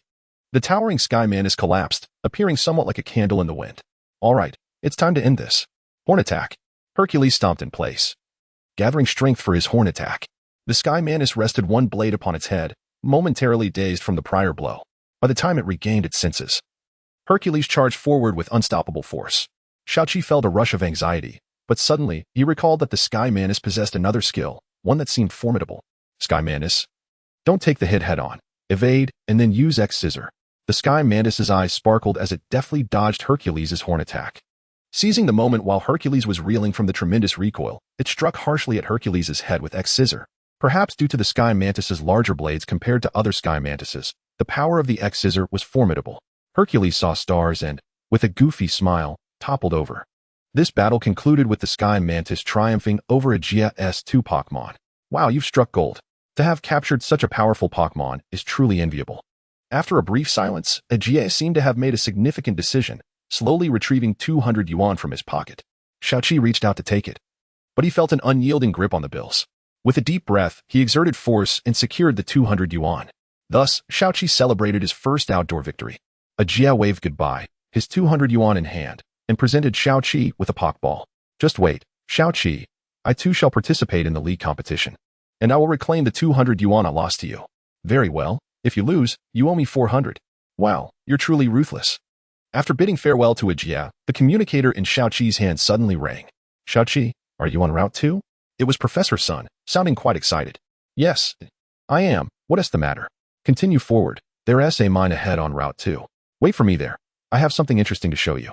Xiaoqi hung up and proceeded to the mine. Within the mine, numerous workers collaborated with Pokémon, some carrying materials while others transported cement, creating a scene of harmonious cooperation. Professor Sun stood atop a conspicuous high slope, waving to Xiaoqi. Hey, what are you doing climbing so high, doctor? Do you know how dangerous that is for a 14-year-old? Oh, you young one. 14 is the perfect age for training. Afraid of a little height? What if you catch a flying-type Pokémon someday? Will you refrain from riding it? Xiaoqi fell silent, shifting the topic. Doctor, what did you want me to see? Professor Sun produced a Pokeball, revealing the Sky Mantis. He then retrieved a peculiar stone from his pocket. This is the Black Key Stone. Observe closely. The Sky Mantis can evolve into Scythe Mantis using this stone, or it can evolve into Hercules Mantis through trade while holding a metal coat. And it can even Mega Evolve into Mega Sizer. He tossed the Black Key Stone to the Sky Mantis, which began to undergo a transformation. Its once vibrant green hue faded to a muted yellow, its already sturdy exterior becoming even more resilient, resembling rock. The blades transformed into formidable axes, elevating the Sky Mantis's prestige instantly. For an aficionado of Sky Mantises, this was an irresistible temptation. Xiaoqi could not resist reaching out to touch it. Hey, be careful. Scythe Mantis can be quite temperamental. If it injures you, I won't take responsibility. Regaining his composure, Xiaoqi looked at Professor Sun. Doctor, you didn't come all this way just to show me the Sky Mantis evolve into Scythe Mantis, did you? Professor Sun sheepishly scratched the back of his head. Oh dear, I almost forgot the main point. I discovered another stone in this mine, the Longfeng mine, but I'm not sure what it is. Since you've caught a Sky Mantis, this stone seems like it could also aid in the evolution of Sky Mantis. Let me give it to you. Upon hearing this, Xiaoqi eagerly snatched the stone and touched it to the Sky Mantis. Unfortunately, nothing occurred. Both Professor Sun and Xiaoqi stood in silence, unsure of what to say next. It seems that your experience with the Scyther is rather limited. Here, take this stone and adorn your Scyther with it. Consider it a gift. I look forward to witnessing how you and your Scyther harness the power of this stone. Xiaoqi carefully threaded the stone onto a cord and gently fastened it around the Scyther's neck. The Scyther appeared quite fond of the stone, its eyes narrowing into joyful slits. Indeed, both the Cleaver and the Mantike are commendable choices, yet I find myself increasingly drawn to the Scyther. Thus, let evolution take its course. Unbeknownst to Xiaoqi, it was precisely this extraordinary stone that would alter the course of the Scyther's journey entirely. Chapter 11. Arrival at Changbai City after departing from the Longya mine. Xiaoqi perused the map. According to its indications, the nearest city was Changbai City, a place renowned for its fondness for monkey-like Pokémon. Originally, Xiaoqi had intended to venture to another city, as the surrounding area offered little in terms of the Pokémon he sought, and the habitats of wild Pokémon were quite distant. However, his gaze lingered on the Changbai Gym, whose leader, affectionately known as Teacher Awning, was a primary school instructor reputed for his proficiency in various subjects. It is said that he is the teacher that students most dread. Yet Xiaoqi resolved to confront him head-on. Thus, he decided that his inaugural gym challenge would take place at the Changbai Gym. Upon his arrival in Changbai City, Xiaoqi promptly resolved to restore the health of his Scyther and little Kirin. As he received his Pokémon from Nurse Joy, he hastened towards the Changbai Gym. However, just as he reached the entrance, he was halted by the gatekeeper. Young man, in the Loxica region, gym challenges require selecting a difficulty level. How can you compete without any information? Xiaoqi stood frozen. What do you mean there's a difficulty? I'll just take on the most challenging one. The gatekeeper chuckled. Do you even have 3 Pokémon? The 3 systems can be used freely. What 3 systems? I know nothing about that, and I only have 2 Pokémon. You wish to challenge the gym leader's ultimate trial without even having 3 Pokémon? You're merely inviting defeat. Feeling a twinge of humiliation, Xiaoqi struggled to respond. As he genuinely lacked understanding, he discreetly slipped $50 to the gatekeeper. Master, I'm unfamiliar with the rules. Could you explain them to me in detail? The gatekeeper, initially unimpressed and somewhat dismissive, transformed upon seeing the $50 bill. In the blink of an eye, the bill vanished, and the gatekeeper's demeanor brightened. You clearly watch too many Pokémon shows. This is nothing like what you see on television. Do you think gym leaders are as weak as they appear in those shows? Each gym leader is meticulously selected. Every leader must possess at least 1 ace Pokémon. And the corresponding competitions involve 2 registrations. One is the typical duel you see, where the leader uses relatively weaker Pokémon against trainers. If you win, you earn a gym badge. The ultimate trial I mentioned earlier is what you will face. The gym leader will unleash their full strength against you. Mega Evolutions, Z-moves, Dynamaxing, all are permissible for the leader. Some leaders' ultimate challenges even involve 3 Mega Evolved Pokémon, and you currently possess not even 3 ordinary Pokémon. What chance do you stand? Upon hearing the gatekeeper's words, Xiaoqi grasped the reality. Gym leaders were formidable adversaries. He had previously watched Ash breeze through gym battles and had assumed they were weak. If I wish to participate in the Loxica League, I merely need to challenge the initial trial, correct? Indeed. Very well, I shall challenge the gym leader. Unfortunately, the leader is not present. You will have to wait for the next opportunity. Slowly, he withdrew another $50 bill from his pocket. All right then, please summon him immediately. Xiaoqi was speechless. It seemed even the gym leader shared traits with the Jia, which was quite peculiar. The gatekeeper led Xiaoqi into the gym, which was simply adorned, resembling a classroom. However, the battle arena featured numerous small artificial hills. Just gazing at those hills, Xiaoqi could envision the gym leaders' Pokémon battling atop them. The gatekeeper donned referee attire, and teacher Awning emerged from backstage. Xiaoqi observed carefully. The newcomer wore understated athletic apparel, had a scruffy beard, and sported thick glasses, exuding an air of intellect. Xiaoqi silently thought, "This looks promising." Teacher Awning cleared his throat. "This is your first gym challenge. Allow me to explain. This match is a 2v2 duel. If either side's Pokémon loses its fighting capability first, that side loses. If you lose, you will owe a competition fee of 600 yuan. Conversely, if I lose, I will award you the Chambai badge. Once you have accumulated 8 badges, you will be eligible to challenge the Loxical League." Xiaoqi nodded in acknowledgement. Teacher Awning then turned to the gatekeeper, who raised a small flag, signaling the commencement of the match. The eyes of both opponents met, and thus began Xiaoqi's inaugural gym battle. Chapter 12. Can one lose even when choosing between two? Go, Mankey. Aining was the first to summon his Pokémon.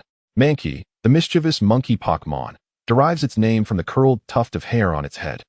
Many have underestimated its cuteness, only to face dire consequences. Here, Mankey draws inspiration from the previous online game, Pokémon Master. Mankey, a formidable opponent indeed. But I have no other choice. Come forth, Little Cheelin. Aining's eyes widened in astonishment upon seeing Little Cheelin. Isn't that a rare light-type Pokémon? Splendid. Little Cheelin. Use Light Shield. Xiaoqi commanded tentatively. Little Cheelin feigned ignorance and charged towards Mankey. Your Pokémon seems rather rebellious. Mankey, use Heavy Punch. A flash of electricity from Little Cheelin struck Mankey, yet it appeared impervious, showing no signs of damage. Conversely, Mankey's Heavy Punch sent Little Cheelin hurtling against the ceiling, crashing down heavily. Did you not heed the Pokédex? Underestimating Mankey comes with a price. Aining was not addressing Xiaoqi, but rather speaking to Little Cheelin. Having sensed something unique about it, he intended to discreetly assist Xiaoqi. Mankey, leap and unleash another Heavy Punch. Mankey moved with astonishing speed, appearing before Little Cheelin in an instant. Quick, use Light Shield. This time, Little Cheelin began to gather the Light Shield, but alas, it was too late. The shield shattered before it fully formed. Little Cheelin fell heavily to the ground, and the onlooker approached to assess its ability to continue fighting. Undeterred, Little Cheelin stood up, with Aining adjusting his glasses, the light refracting off them. Very well, allow me to finish this. Mankey, unleash a series of slaps. Mankey swiftly approached Little Cheelin through the rocky terrain, seizing it by the throat and delivering a flurry of slaps. Anger flared in Little Cheelin's eyes, as if it had endured a grave humiliation. I concede. Please release it. Observing Little Cheelin's plight, Xiaoqi ultimately chose to surrender. Little Cheelin was released, and without uttering a word, Xiaoqi silently returned it to its Pokeball. Inside the ball, Little Cheelin began to develop a fondness for its trainer, gently swaying. Xiaoqi remained oblivious, for he still had another Pokémon. He was determined not to let Little Cheelin suffer indignity. Fear not, Little Cheelin. I shall seek retribution with my Scyther. Go, Scyther. The imposing figure re-emerged, embodying the spirit of 1 against 2. Ah, Scyther, a commendable Pokémon. But I doubt you can prevail against both of mine. Mankey, employ Heavy Punch. Mankey executed another Heavy Punch, prompting Xiaoqi to wonder if Mankey possessed no other moves beyond this and its series of slaps. Use Quick Attack. Follow up with Fury Cutter. Scyther's form became ethereal, evading Mankey's Heavy Punch. The blades of Scyther struck Mankey from behind, though it quickly readjusted, sustaining only 2 hits from the Fury Cutter. Impressive, Mankey. Use Quick Draw. Mankey clasped its hands together, seemingly charging for an attack. Scyther counter with their slash. The 2 moves collided, resulting in a spectacular display of energy dissipating into the air. Now, use the rocks to close in for a series of slaps. Mankey, unanticipated, had already appeared before Scyther, just as Scyther prepared to strike with its blade. Mankey nimbly darted behind it, firmly grasping its wings. The series of slaps rained down upon Scyther's head, eliciting pained cries. Excellent. Now jump and deliver a Heavy Punch. Mankey released Scyther, which leaned forward from the momentum, allowing Mankey to follow up with a Heavy Punch that sent Scyther crashing to the ground. The onlooker approached and noted that Scyther now bore a dazed expression. Before the onlooker could announce the outcome, Aining confidently recalled Mankey and exited the arena.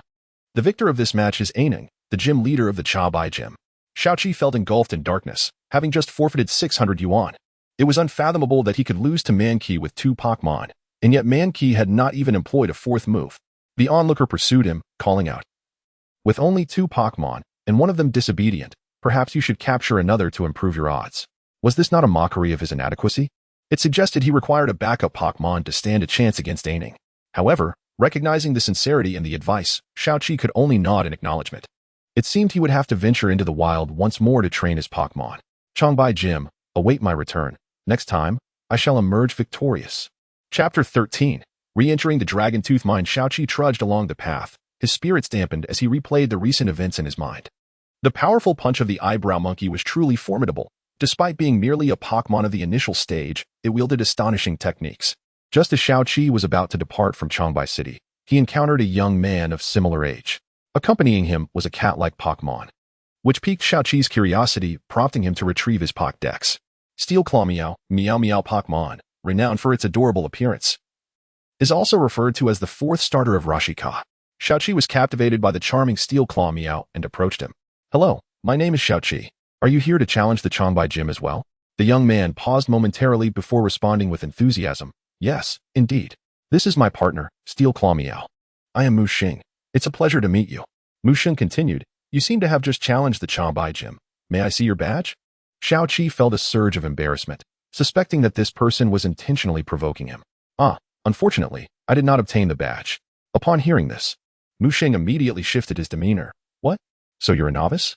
Although his words were spoken softly, Xiaoqi caught every syllable. I am not weak. Xiaoqi retorted defiantly. Splendid. Then join me in challenging the gym, and let me show you how I acquired the badge that eluded you. With that, Xiaoqi's displeasure was ignited. Fine, if it's a battle you want, then let us do it. I shall see just how skilled you truly are. Thus, Xiaoqi followed Mu Xing back to the Changbai Gym. The gatekeeper, upon seeing Xiaoqi, wore a puzzled expression. What brings you here again? Just as Xiaoqi was about to respond, Mu Xing interjected, he's here to challenge the gym, aiming for a badge. While I am merely observing how he fails to secure his. With that, Mu Xing proudly displayed his 2 badges to the gatekeeper. Xiaoqi remained silent. Realizing why Mu Xing had such confidence, he had already earned 2 badges. After a brief wait, the gatekeeper returned with an apologetic expression. I'm sorry. Teacher Awning is currently occupied at the school and his schedule is fully booked. He will only be available tomorrow.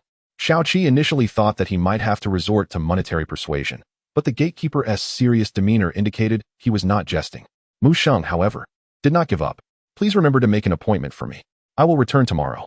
He then turned to Xiaoqi, adding, and you? Make sure to witness how I achieve victory. Once Mu Xing departed, the gatekeeper called out to Xiaoqi. I recall you possess a light-type Pokémon, correct? Xiaoqi nodded, but as you know, it does not listen to me very well. That is all right. Actually, Teacher Awning isn't busy with matters. He went to explore the nearby mine after your battle, as he promised his students to seek out evolution stones, those that allow Pokémon to evolve upon contact. The mine, known as Dragon Tooth Mine, has left him lost, and I need someone with a light-type Pokémon or one skilled in the flash technique to rescue him. Deep down, Xiaoqi wished to assist Teacher Awning, yet he feared that his little Qilin would not heed his commands, potentially leading to his own peril. Sensing Xiaoqi's hesitation, the gatekeeper offered reassurance, patting his shoulder. It's fine. If it comes to that, I can seek help from the authorities. After a moment of internal struggle, recalling the profound synergy between Teacher Awning and his Pokémon, Xiaoqi ultimately resolved to embark on the rescue. The gatekeeper's face brightened, handing Xiaoqi a stone and a tunneling rope. This is the gym leader's Mega Evolution Stone. He left in haste and forgot it. Once you arrive, give it to him, as there are reportedly powerful Pokémon within the mine.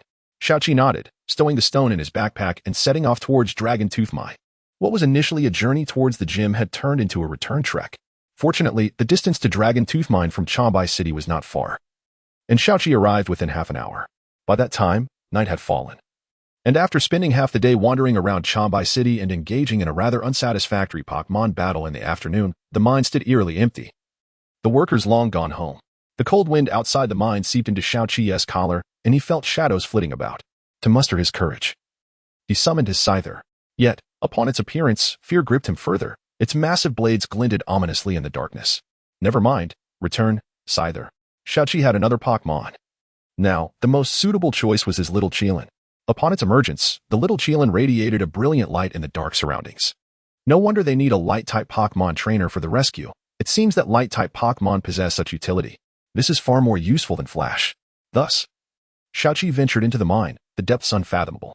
Thankfully, with little Qilin by his side, he noticed a peculiar shift in its demeanor. It seemed more affectionate towards him, closely adhering to his side while emitting its luminous glow. Xiaoqi felt a surge of joy, sensing that his kindness towards little Qilin had finally been acknowledged. However, the situation was not as rosy as Xiaoqi had hoped. Soon, little Qilin quickened its pace, leaving Xiaoqi trailing behind. Unable to endure the encroaching darkness, he sprinted after little Qilin. It turned out that little Qilin was merely toying with him, all its previous actions a ruse. Eventually, exhaustion overcame Xiaoqi, and he collapsed onto the ground. "Are you Xiaoqi, the trainer with the light-type Pokémon?" A familiar voice echoed. It was Teacher Awning, and by sheer happenstance, Xiaoqi had stumbled upon him. Upon seeing Awning, Xiaoqi felt a wave of relief wash over him. He presented the Mega Evolution Stone, which Awning accepted and applied to his Pokémon. "That gatekeeper must have given you something else, right? I believe that item is even more crucial." At this, Xiaoqi handed over the tunneling rope. Awning secured it around himself and Xiaoqi, recalling his Pokémon into its Pokeball. Chanting softly, the tunneling rope began to spin rapidly, whisking them away from the mine. Once outside, Xiaoqi realized little Qilin had not followed, and he anxiously sought Awning's assistance. "Is it that disobedient Pokémon? Are you certain you want to rescue it? Just moments ago, it was teasing you in the cave." Xiaoqi's gaze was resolute. "No matter what, it is my first Pokémon. I must save it." "Very well, follow me back to Chombai City. I will take a Pokémon capable of using Flash, and together we shall rescue it." "All right, little Qilin, await my return. I shall come to save you post-haste." Chapter 14. Did the doctor give me a fake? Upon returning, Aning hurriedly grabbed a Pokeball and departed, with Xiaoqi swiftly following suit. Although the little Kirin displayed a hint of pride and a touch of aloofness, Xiaoqi was profoundly captivated the moment he laid eyes on it. "Aning, please. You must rescue the little Kirin."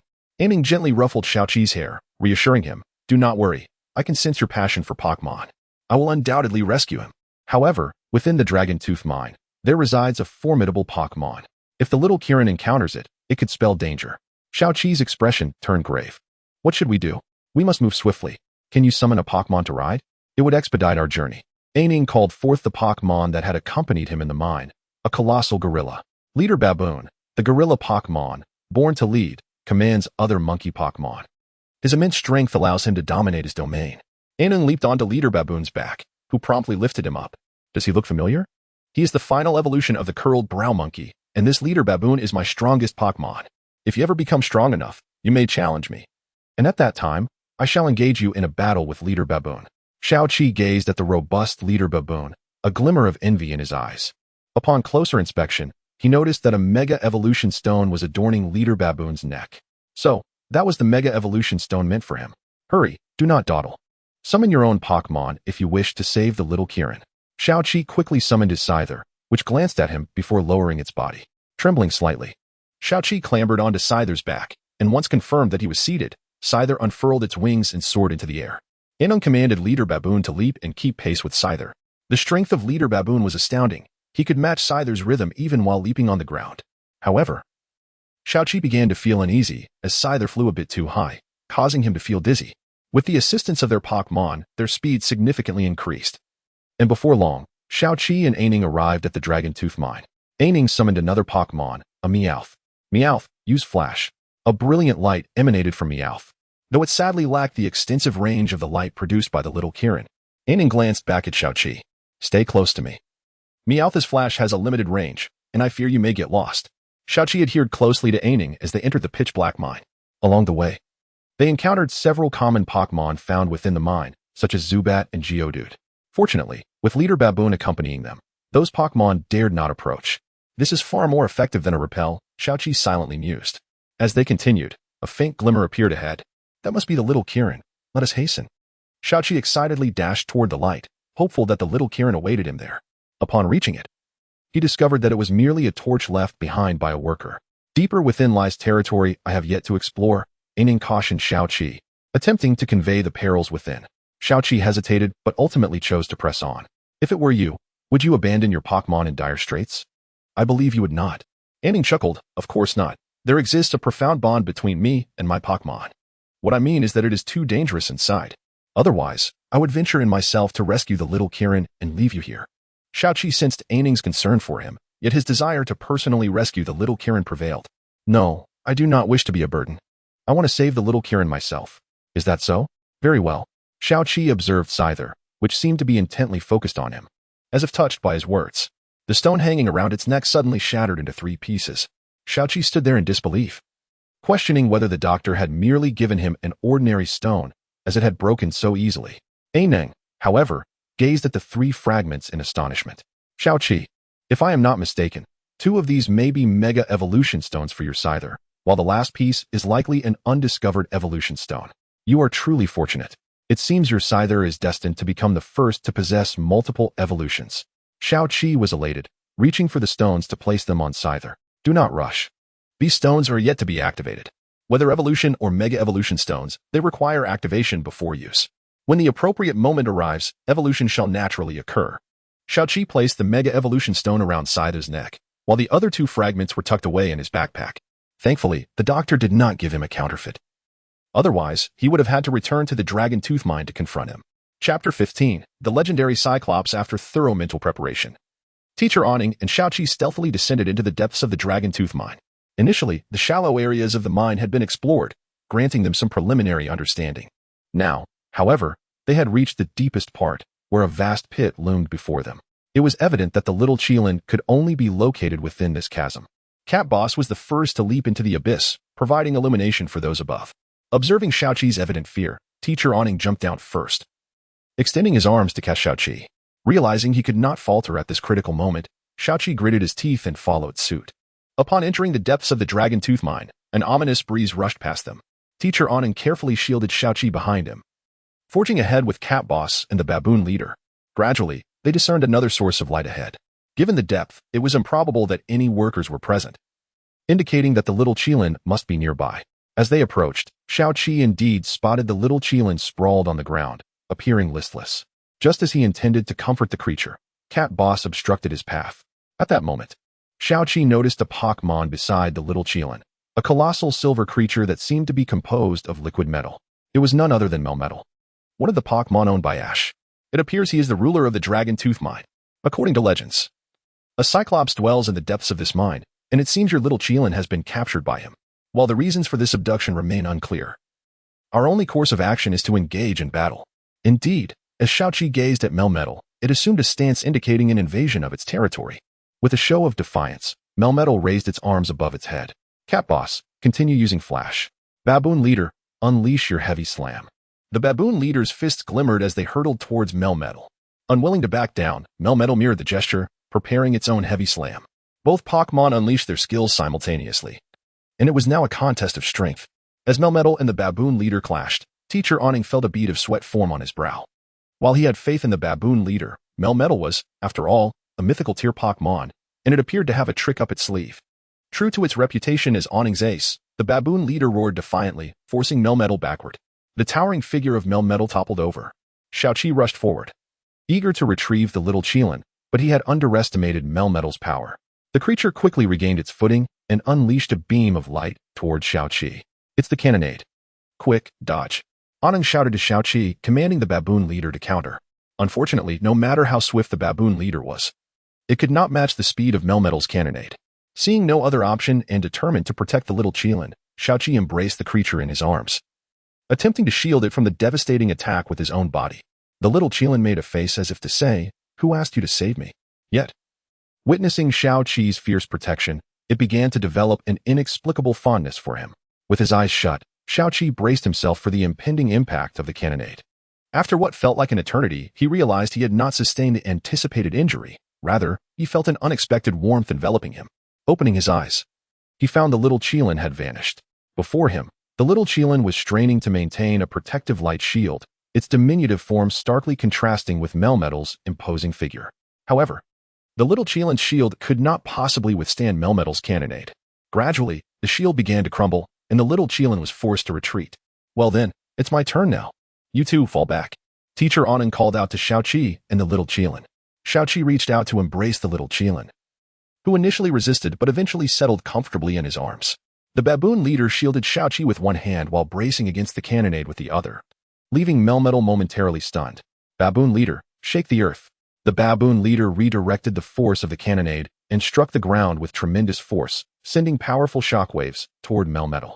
Melmetal, perhaps inspired by the baboon leader's earlier prowess, attempted to counter with brute force. Teacher Aning chuckled. This Melmetal is quite intriguing. Capturing it would be splendid. Yet, Melmetal, still inexperienced, was overwhelmed by the Baboon Leader's tremor-inducing strike. Excellent. Baboon Leader, unleash another heavy slam. While Melmetal remained grounded, it endured yet another punishing blow. Teacher Awning retrieved a Pokeball from his backpack and hurled it at Melmetal. Sensing the imminent threat contained within, Melmetal hastily attempted to evade, underestimating human resolve. The Pokeball struck Melmetal, and a beam of red light enveloped it. Melmetal was captured within the Pokeball, but matters were far from straightforward. The ball began to shake violently. Awning watched anxiously as the Pokeball quivered uncontrollably. Cracks appeared, culminating in a burst of white light as it exploded. Melmetal erupted from the Pokeball in a furious display. A cannonade shot forth towards the Baboon Leader, who could not evade the attack and had to endure the blow. There's no other choice. We must retreat. In this confined space, my Baboon Leader cannot fully unleash its power. Teacher Awning recalled the Baboon Leader and summoned Cat Boss, urging Xiaoqi to flee the tunnel with him. Melmetal pursued them relentlessly, while Cat Boss summoned every ounce of strength to keep pace. Ultimately, Cat Boss's speed proved superior, allowing them to escape the cave just in time. Awning swiftly dismounted from Cat Boss and called forth the Baboon Leader. Guard the entrance and deliver a heavy slam.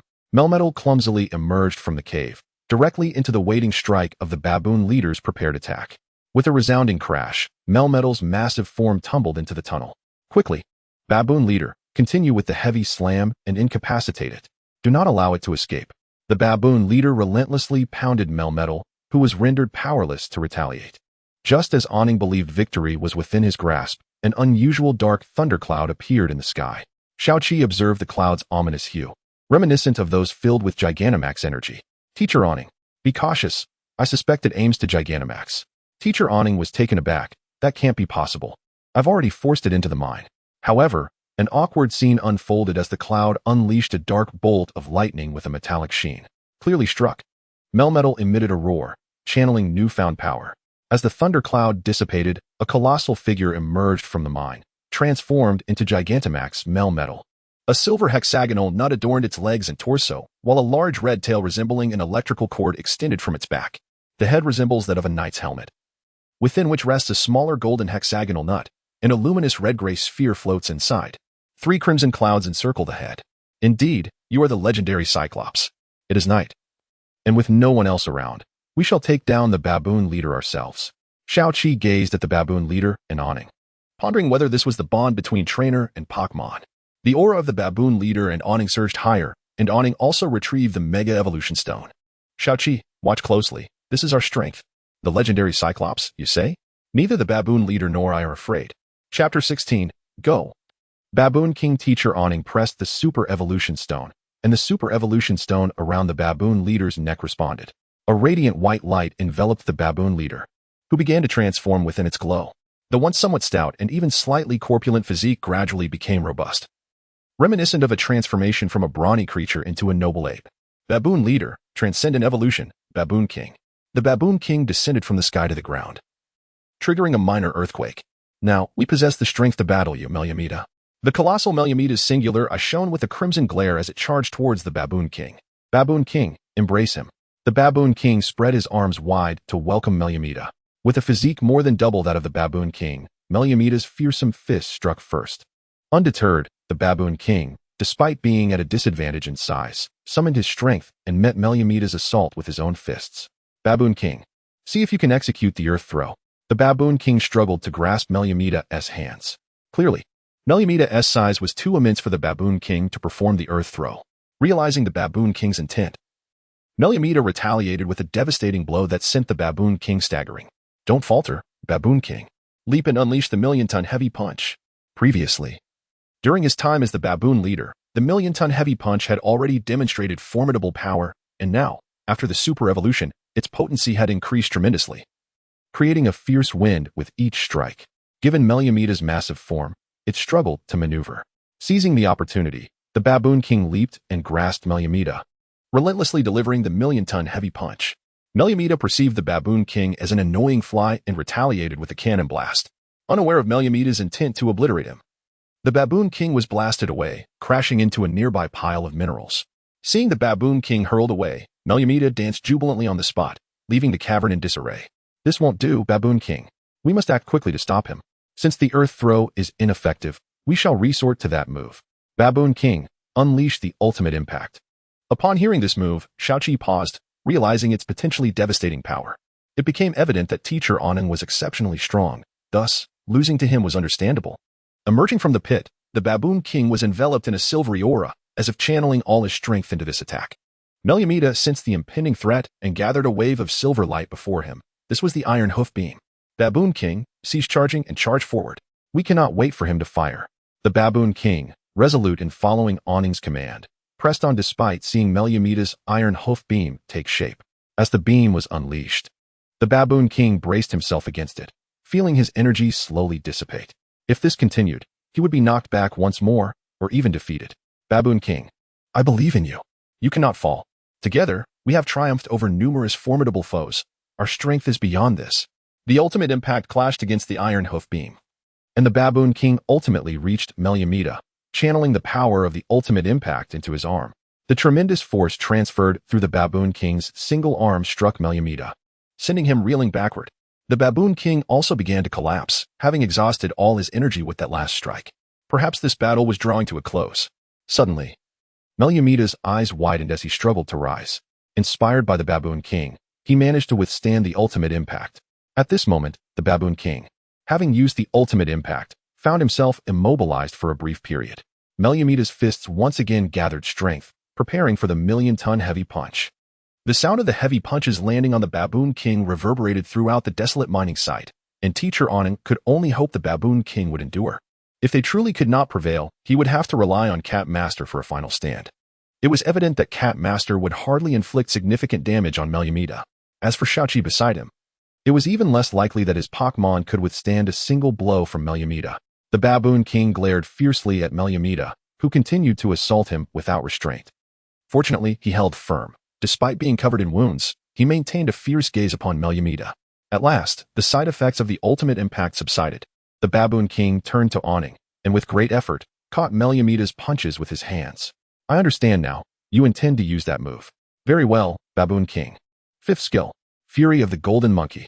With a roar, the Baboon King charged forcefully at Melameda. Startled by the sudden surge of power, Melameda staggered backward. At that moment, a silhouette of a golden monkey appeared behind the Baboon King, as both he and the monkey gathered an energy wave in their chests. The energy sphere grew larger until it formed above the Baboon King's head. Go forth, our strongest power. Aning gestured forward, and the Baboon King hurled the massive energy sphere. The enormous energy sphere enveloped Melameda in an instant, resulting in a colossal explosion. Melameda finally lost his Gigantamax power, reverting to his ordinary form. Meanwhile, the Baboon King, utterly spent, bore numerous wounds across his body. Ultimately, in this battle, the Baboon King emerged victorious. Little Qilin had been observing from Xiaoqi's side, gazing at Aning. It seemed that not all humans were malevolent. Perhaps the seemingly foolish boy could be trusted. Later, Aning contacted the mining staff to transport Melameda away. In the depths of the Longya mine, exploration finally commenced. According to the Pokémon Center, Melameda simply wished to leave the darkness behind and sought Little Qilin to be his guiding light. The Gigantamax transformation was merely a fortunate occurrence, as such transformations were rare in the Rashika region, commonly seen only in the Galar region. After being defeated by the Baboon King, Melameda's demeanor softened, and he chose to remain at the mining site, assisting the people. Initially, trainers sought to capture him, but due to his preference for the outdoors, none succeeded. Following this incident, Xiaoqi cherished Little Qilin even more. After a day of rest, he arrived punctually at the Chambai gym. There, Mu Sheng had been waiting for a long time. Novice, watch how I obtain the badge. Aning stepped forward, patting Xiaoqi's shoulder. Do not underestimate Xiaoqi. His bond with his Pokémon runs deep. What bond? Strength is all that matters. Enough talk. I want to challenge you. Very well, come in. The Chambai gym welcomes you, Mu Sheng. Chapter 17. Keep an eye on it. Rookie, the battle format is 3v3. Are you aware? This is your third badge challenge. So it's different from the usual 2v2, Teacher Aning explained. Yes, I know. Let us get started already. Mu Sheng impatiently interrupted Teacher Aning. Then you must be cautious, Raleigh Monkey. Go. Teacher Aning sent out Raleigh Monkey as usual. Mu Sheng couldn't help but chuckle at the adorably clumsy Raleigh Monkey. Such a cute Pokémon. Are you joking? Haha. Teacher Aning remained unfazed by Mu Sheng's mockery and calmly replied, do not be deceived by a Pokémon's appearance. With a nonchalant demeanor, Mu Sheng retrieved a Pokeball from his pocket and enlarged it. In that case, I shall send out my weakest Pokémon. Xiaoqi felt that Mu Sheng was quite arrogant, speaking so boldly in front of the gym leader, unaware of teacher Oning's formidable strength. Go, Charge Bear. Show him what you're made of, Mushin commanded. His Charge Bear was unlike any ordinary one. If I'm not mistaken, that's a Charge Bear from the Galar region, teacher Oning remarked, intrigued by Mushin's Charge Bear. Can't you see? My Charge Bear has a different coloration. If you can't even notice such a distinction, then perhaps you should keep quiet, Mushin retorted, leaving teacher Oning feeling somewhat embarrassed. Raleigh Monkey, use Heavy Punch. Charge Bear, use Headbutt. The clash between Raleigh Monkey's Heavy Punch and Charge Bear's Headbutt was unexpected. Raleigh Monkey lost the exchange. The impact left Raleigh Monkey's fist numb, hanging in midair. Ha ha ha. As expected, a novice Pokémon cannot compete. Charge Bear, use Slash. Charge Bear leaped, striking a pose reminiscent of its evolved form. Raleigh Monkey suffered a heavy blow to the head, momentarily seeing stars. Raleigh Monkey, get up quickly. Use self-motivation. Raleigh Monkey felt a surge of energy, the previous pain vanishing instantly. Very good. Use Heavy Punch. That move is outdated. Use Headbutt again. This time, the two attacks clashed again, but due to self-motivation, the power of Heavy Punch was amplified. Raleigh Monkey's strike began to daze Charge Bear. Charge Bear. Don't tell me you're going to be defeated by such a low-tier Pokémon. Use Slash again. Raleigh Monkey, execute Iajutsu. Charge Bear, sensing Mu Shung's command, charged recklessly at Raleigh Monkey. Unyielding, Raleigh Monkey countered with a fierce Iajutsu strike to Charge Bear's neck. They brushed past each other, and Charge Bear's eyes began to glaze over, ultimately collapsing to the ground. Raleigh Monkey was not in a much better state, although it managed to stand. It too succumbed and fell into a dazed state. Xiaoqi was stunned. The once formidable Raleigh Monkey was now defeated by just one of Mushing's Pokémon. Indeed, the Charge Bear from the Galar region is impressive. Their competitive nature allows for evolution. Young man, your Pokémon is quite remarkable. But I want to easily grant you the Chombai badge. Watch closely, for my second Pokémon, Mischievous Monkey, Teacher Oning proclaimed, as if addressing Xiaoqi directly. Mischievous Monkey is the evolved form of Raleigh Monkey. Its strength far surpasses that of Raleigh Monkey, so be cautious. Whatever monkey it is. Even if the Monkey King himself came, I will still claim that badge. Mushing's fighting spirit was palpable as he recalled Charge Bear. Return. And you better evolve quickly, or I'll dismiss you. Now it's your turn. Go, Ariblodo. Xiaoqi consulted his Pokédex. If he recalled correctly, this Pokémon was the evolved form of the Firehound, one of the starters from the Rashi region. Truly impressive. I wish I could have one. Xiaoqi mused silently. What do you think? Isn't my Pokémon handsome? Go ahead and envy me, Mushing said, turning to Xiaoqi with a mischievous grin after summoning Ariblodo. Focus on the battle, Mischievous Monkey. Use Tackle. Mischievous Monkey darted sideways, crashing into Ariblodo. Mushing didn't even have time to issue a command before Ariblodo was sent flying. Hey, that's not fair. Ariblodo, use Flamethrower. Flamethrower, you say? Sorry, but my Mischievous Monkey can do that too. Mischievous Monkey unleashed a torrent of flames, countering Ariblodo's attack. Humph, my Ariblodo possesses the same type advantage. There's no way you can defeat me. Teacher Oning remained silent, as Mischievous Monkey's flames suddenly intensified, overwhelming Ariblodo. Pathetic, even after being injured. You shouldn't be this weak. I was wrong. You are the weakest Pokémon I've chosen as my first. Ariblodo, enduring the pain, gazed up at Mushing with a whimper. What are you staring at? If you can't win, just leave my team. Ariblodo, don't be disheartened. This is just a battle. You're still very strong. Xiaoqi encouraged Ariblodo from the sidelines. Mischievous Monkey, leap and use Stomp. Mischievous Monkey jumped high, crashing its fists down onto the ground. A shallow crater formed from the impact, with Ariblodo right in the middle. You can't even dodge that? Mushin began to question Ariblodo again. Press the attack, Mischievous Monkey.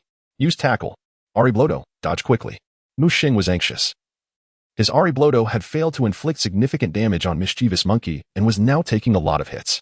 If this continued, he might lose. It would be one thing if Xiaoqi weren't present, but having confidently declared that he would obtain the Chombai badge, being overturned now would be humiliating. Ariblodo, use Metal Claw. Ariblodo managed to stand, its claws gleaming with a metallic hue. Mischievous Monkey, use Heavy Slam. What? Did I just hear correctly? A medium-sized Pokémon using Heavy Slam? Just wait and see. Mischievous Monkey, follow up with Stomp. Mischievous Monkey leaped high, charging its hands as if channeling immense power. Ariblodo, hold on. Ariblodo's Metal Claw looked so insignificant. As Mischievous Monkey landed, Ariblodo also succumbed, its eyes rolling back. Mushang could hardly believe it.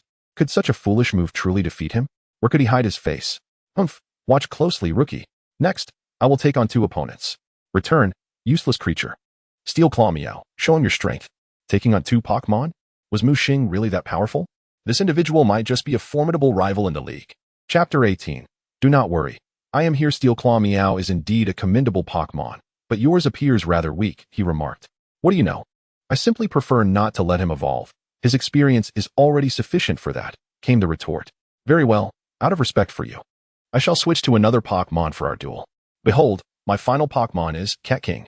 If Xiaoqi recalled correctly, this Cat King possessed the skill of Flash.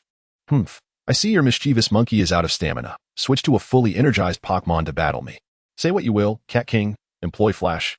The body of Cat King emanated a brilliance akin to daylight. Steel Claw Meow was momentarily blinded, instinctively shielding its eyes. Excellent. Take advantage of this opening and unleash Quick Attack. Cat King flickered, and in the blink of an eye, it was before Steel Claw Meow. Although struck, Steel Claw Meow, being of steel type, managed to deflect the blow with its metallic claws, sustaining minimal damage. My Steel Claw Meow is not so feeble. Steel Claw Meow, utilize Bullet Punch. The swift strike landed squarely on Cat King, eliciting a pained howl. Not bad. Cat King, now use Coin Shower. Coins soared towards Steel Claw Meow, which became momentarily distracted, dazzled by the glimmering gold, failing to heed Mu Sheng's command. Despite being a steel-type Pokémon, Steel Claw Meow's body remained flesh, and the coins left their mark, causing some injuries. Steel Claw Meow, what are you doing? Charge forward and execute Meow Roar. Xiaoqi chuckled at the name of the move. It was quite amusing. Teacher N's expression was serious. Cat King, evade if you can. We may not withstand this attack. Being the gym leader, and responded promptly. Steel Claw Meow's chest surged, and a piercing sound wave erupted from its mouth, powerful enough to shatter the floor beneath. The decorative rocks crumbled, raining down upon Cat King. Cat King, use those fragments to swiftly move and perform Quick Attack. Xiaoqi felt an uncanny familiarity with this combination of moves. At that moment, Ash, dining at an upscale restaurant, suddenly sneezed. Serena, concerned, handed him a tissue. You wouldn't want to catch a cold, would you? Remember, you're not alone anymore. You have me. Ash accepted the tissue, gazing at her with a hint of fondness. I know, I still have you. Cat King zipped through the air like a shooting star, landing a hit on Steel Claw Meow. However, Steel Claw Meow was far from easily defeated. Its chest still surged, revealing that it had only released half of its Meow Roar. The remaining half was absorbed by Cat King, resulting in its inevitable collapse, yielding victory to Steel Claw Meow. Next came the mischievous monkey, whose strength paled in comparison to Cat King's, and after the previous exertion, it was swiftly dispatched by another Meow Roar. Teacher gazed at Steel Claw Meow in astonishment. I never expected this Steel Claw Meow, yet to evolve into Steel Cat, could vanquish my Cat King. Your prowess certainly merits this badge. Take it, trainer, it is well deserved. After the defeat, and presented the Chambai badge to Mu Sheng, who immediately showed it to Xiaoqi. See this, novice? This is the badge you've long desired, and now it is in my possession. Ha ha ha. Xiaoqi repeated in his mind, I am not angry. I am not angry. Yet, ultimately, a man's pride could not be contained. Let us have a Pokémon battle. Let us see if I truly am a novice. Mu Sheng was incredulous. This individual, with only 2 Pokémon, dared to challenge him. Don't jest. Come back when you possess 6 Pokémon, and I shall ensure you lose with conviction. Xiaoqi clenched his fists. Indeed, he lacked the strength. In this world, becoming a Pokémon trainer was predicated upon power. Leaving the Changbai gym, Mu Sheng was followed closely by Xiaoqi, who aspired to challenge the gym again once his Pokémon had grown formidable. Upon exiting the gym, Mu Sheng promptly summoned Ariados and berated it harshly. You useless creature. If not for Steel Claw Meow, I would have lost. Get out of my team. I have no room for such a weak Pokémon. Ariados gazed up at Mu Sheng with tear-filled eyes, raising its injured front limb. The scar was a remnant from a previous incident where it had saved Mu Sheng in the mountains, yet Mu Sheng had never paid it any mind, merely sending Ariados along with other Pokémon to nurse joy for recuperation, neglecting to treat its external wounds. Mu Sheng mistakenly believed it was showing off its injuries from the gym battle. You pathetic creature, how dare you show me your wounds?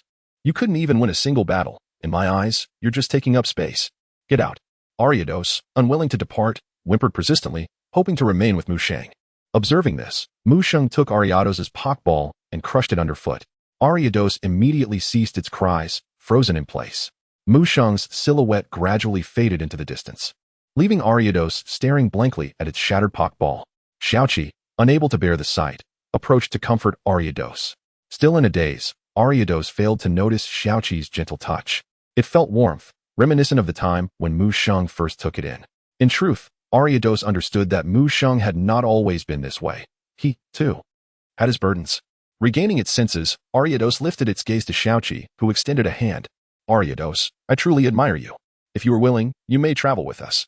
Ariados hesitated, silently gazing at the broken Pokeball on the ground. If you are not inclined to become my Pokemon, that is all right. You can still join us as a partner.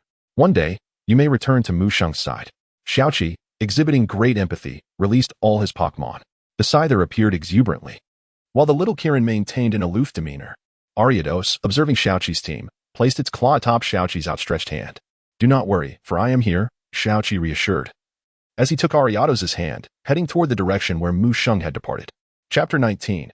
Who taught you to chop trees with a Scyther? With the addition of Ariados, Xiaoqi could now boast a trio of Pokemon. Upon departing from Changbai City, he found himself contemplating the map before him. Two paths lay ahead, one leading to the next town and the other to the Sunset Forest. If the next town were any other place, it would be fine. But alas, it was the city of Huangji, home to his father, Gaobo. Given his father's temperament, it was certain he would soon discover Xiaoqi's arrival in Longwang City and demand a battle. Gaobo was well known as the strongest gym leader in the Loxica region. With Xiaoqi's current skills, he would likely be left with nothing but bitter defeat. Gritting his teeth, Xiaoqi opted for the Sunset Forest. Since Ariados had not yet entered Xiaoqi's Pokeball, it followed closely beside him, much like Pikachu did with Ash. I wonder if there are any dangerous Pokemon in the Sunset Forest, Xiaoqi mused aloud. Upon hearing his thoughts, Ariados responded with a confident cry. Will you protect me? Thank you. After Ariados decided to accompany Xiaoqi, they headed straight to the Pokemon Center. Nurse Joy was taken aback by the severity of Ariados' injuries. It seems Ariados has chosen a worthy trainer this time. The last time it visited the Pokemon Center, it merely regained some energy before hurriedly leaving. Sigh. Xiaoqi suspected that Ariados' true strength was far greater than what he had displayed, likely hindered by its injuries. Previously, his own Scyther had been in a similar state. But fortunately, he had managed to capture and heal it. As Xiaoqi was about to step into the Sunset Forest, a middle-aged man blocked his path. Young man, you must tread carefully in the Sunset Forest. It is said that a flying-type Pokemon, claiming to be the king of the forest, resides here. Xiaoqi's greatest fear had materialized. How could there be a king in the Sunset Forest? If it were a Pokemon capable of Gigantamaxing like those in the Dragafong mine, he would surely meet his end here. The man continued, Would you like me to protect you? For just 1,000, I can ensure your safe passage through the forest. Xiaoqi's initial fondness for the man evaporated instantly. He was merely a shakedown artist, and he had no need for such protection. Thank you. But I prefer to rely on my own strength to navigate the Sunset Forest. The man shrugged in resignation. Very well, my name is Wei Pu. Here is my business card. Should you encounter danger, feel free to call me. After all, I cannot simply stand by and watch someone in peril. I wish you luck. If I'm not mistaken, that rescue will come at a price as well. Of course, my Pokemon and I are not in the charity business. Haha. Then I will do my utmost not to call for you. With that, Xiaoqi strode confidently into the Sunset Forest, with Ariados ever vigilant by his side. It was midday. Yet the forest was shrouded in the ambience of dusk, its dense tree canopy filtering the sunlight to create an ethereal glow. Xiaoqi, captivated by the beauty surrounding him, took out his camera to capture the moment, completely oblivious to the lurking shadows around him. At that moment, Xiaoqi and Ariados found themselves in a clearing, surrounded by towering trees that obscured the sky. Perched atop one of these trees was a sleek, ebony Pokemon that gazed down at them. These trees are perfect for training Scyther. Come forth, Scyther. As Scyther emerged with its massive size, the dark Pokemon could no longer remain still and swooped down towards them. Sensing the impending danger, Ariados promptly unleashed its metal claw in defense. However, the assailant's strength far surpassed that of Ariados, who was easily repelled. The dark Pokemon charged again at Scyther, during which Xiaoqi finally discerned its true nature. It was a Honchkrow. This Honchkrow appeared significantly larger than the others, and if he was not mistaken, it was indeed the king of the Sunset Forest that Wei Pu had mentioned. Scyther, initially eager to chop trees, found itself in a precarious situation, forced to respond to the challenge. To Xiaoqi's astonishment, Honchkrow spoke. You there, stone creature, where did you acquire that? It had noticed the evolution stone hanging around Scyther's neck. Xiaoqi stepped protectively in front of Scyther, fixing his gaze on Honchkrow. What do you want? That belongs to us. Honchkrow replied, Oh, nothing much. It's just that stone possesses immense power, and I see great potential in your Scyther. How about a spar? I've been guarding the forest and could use some excitement.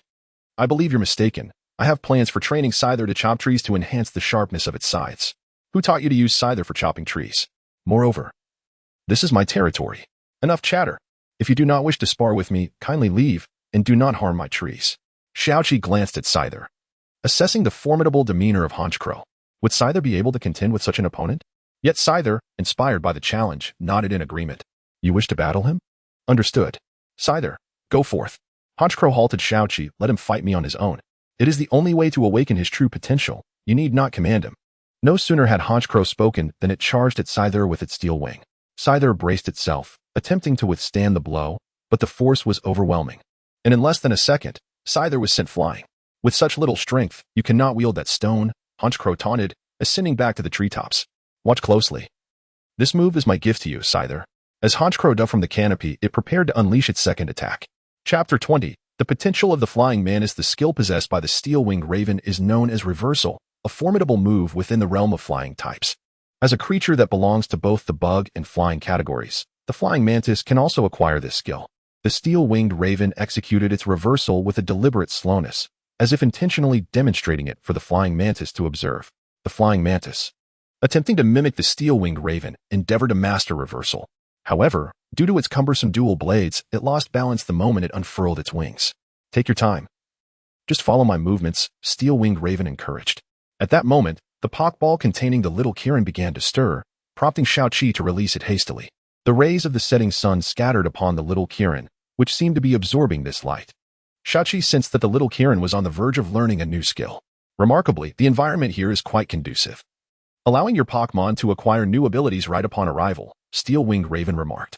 The flying mantis stood still, exhibiting signs of impatience. It felt disheartened to see the little Kirin, who had done nothing, learn a new move while it struggled to grasp the technique. The little Kirin continued to absorb the light, emanating a golden glow.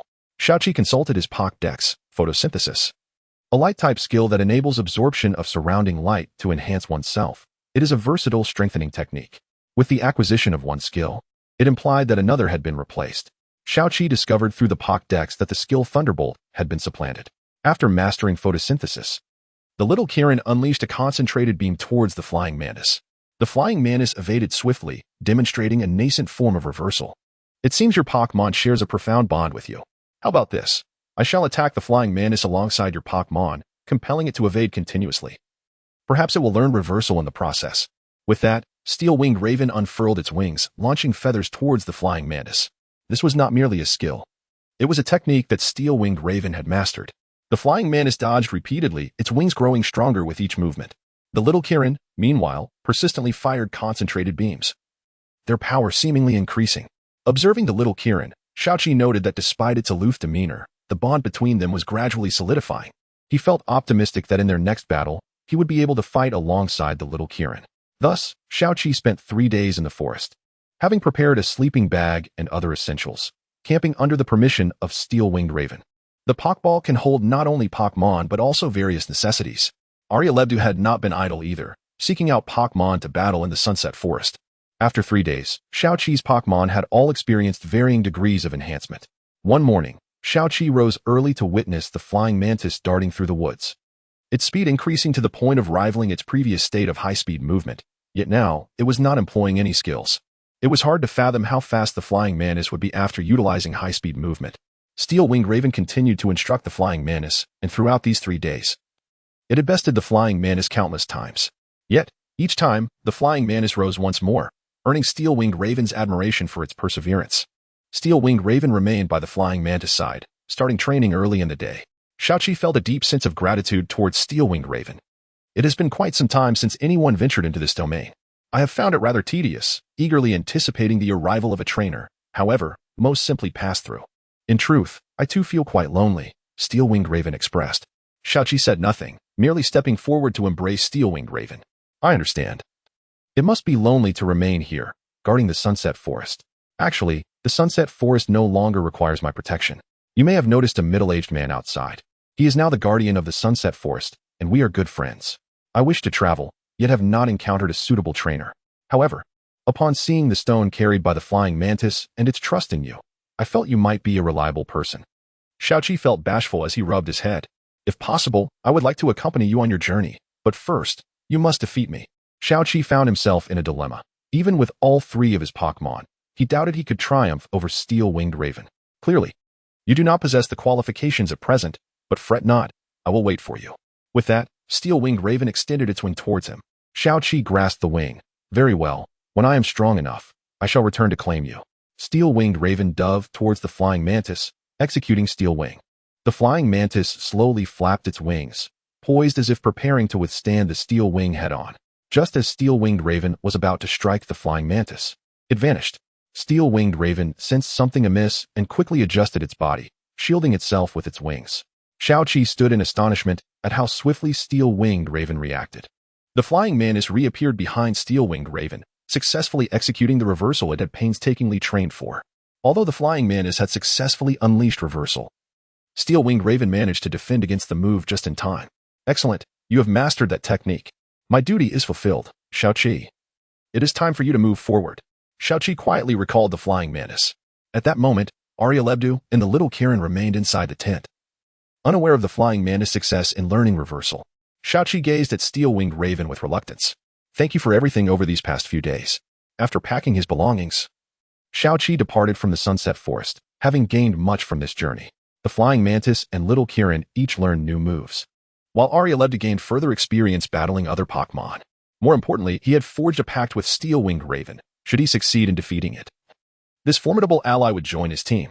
Ah, the future is indeed promising. HM, you are also a Pokémon trainer. A melodious female voice captured Xiaoqi's attention. Before him stood a tall girl wearing a cap, her complexion fair. Hey, I'm talking to you. I am heading to Sunran City. Would you like to join me? Xiaoqi looked at the girl before him, pondering the implications of her words. Did this mean he would have company on his journey? Chapter 21. A solo journey is certainly lacking in meaning. Indeed, I was also planning to head there. If you don't mind, we could travel together. By the way, my name is Xiaoqi. The girl appeared taken aback by Xiaoqi's prompt agreement, momentarily stunned. Are you listening? Hey. This time, it was Xiaoqi who spoke. The girl snapped back to reality. Oh, I'm Linksy. Are you also aspiring to challenge the gym? To take on the Sunran Gym in Sunran City? Not necessarily. Not all trainers aim to challenge gyms and ultimately participate in the league competition. At this juncture, she lowered her head. My dream is to become a Pokémon breeder. Xiaoqi had never heard of such a profession and displayed a look of confusion. A Pokémon breeder is someone who nurtures beautiful Pokémon and participates in Pokémon quality assessment competitions. My goal is to become the most distinguished Pokémon quality trainer. That sounds wonderful. Having your own dream and striving for it is indeed the essence of life. Xiaoqi felt a deep admiration for Linksy, as she, like him, possessed a clear objective. My aim is to challenge the Pokémon League and become a Pokémon Master. Are you aspiring to be a Pokémon trainer like Ash? That path is not an easy one. By the way, how did you come to the idea of traveling with me? Linksy felt a bit shy, actually. This is my first time venturing out for training. I live in Jinma Town, right next to Sunset Forest. I just crossed the forest today and unexpectedly met you. Oh, did you encounter Uncle Weipu when you entered the forest? Weipu? He is my father. When I have free time, I come to Sunset Forest to nurture Pokémon and let them unwind. Ah, do you know Steel Crow? Steel Crow is my friend. Generally, not many people encounter him. Did you meet him? Yes, thanks to Steel Crow, my Pokémon have become stronger. That is truly delightful, Linksy said, smiling gently at Xiaoqi. For some reason, Xiaoqi felt his cheeks flush. Was this the sensation of love? Shaking his head, he reminded himself that he aspired to become a Pokémon Master. Moreover, he had only just met her. How could he entertain such thoughts? Before Xiaoqi could collect his thoughts, Linksy had vanished. Ah, was his fleeting encounter with love already over? Alas, the path of a strong individual is often solitary. He resolved to continue on his journey alone. As he walked, Xiaoqi felt as though someone was calling out to him. Hey, where are you running off to? Aren't you going to take me along? The familiar voice was none other than Linksy. She was now riding on the back of a Shizi bird, which must have been one of her Pokémon. Oh, I thought you had left. How did you catch up? No, you silly. I went to find my father. When I find a companion, I must inform him.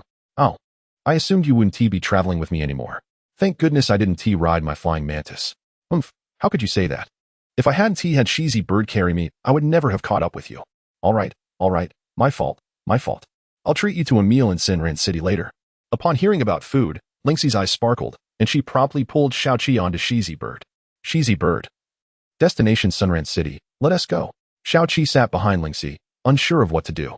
He was too timid to embrace Linksy, and ended up gripping Shizi bird's feathers, which displeased the creature.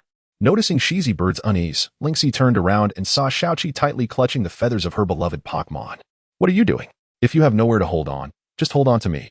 With that, Lingxi placed Xiaoqi's hand on her waist. In that moment, Xiaoqi felt as though he had reached the pinnacle of his existence. Lingxi, oblivious, directed Shizi Bird to fly even faster. They arrived at Sinran City in no time. Along the way, Xiaoqi carefully observed Shizi Bird.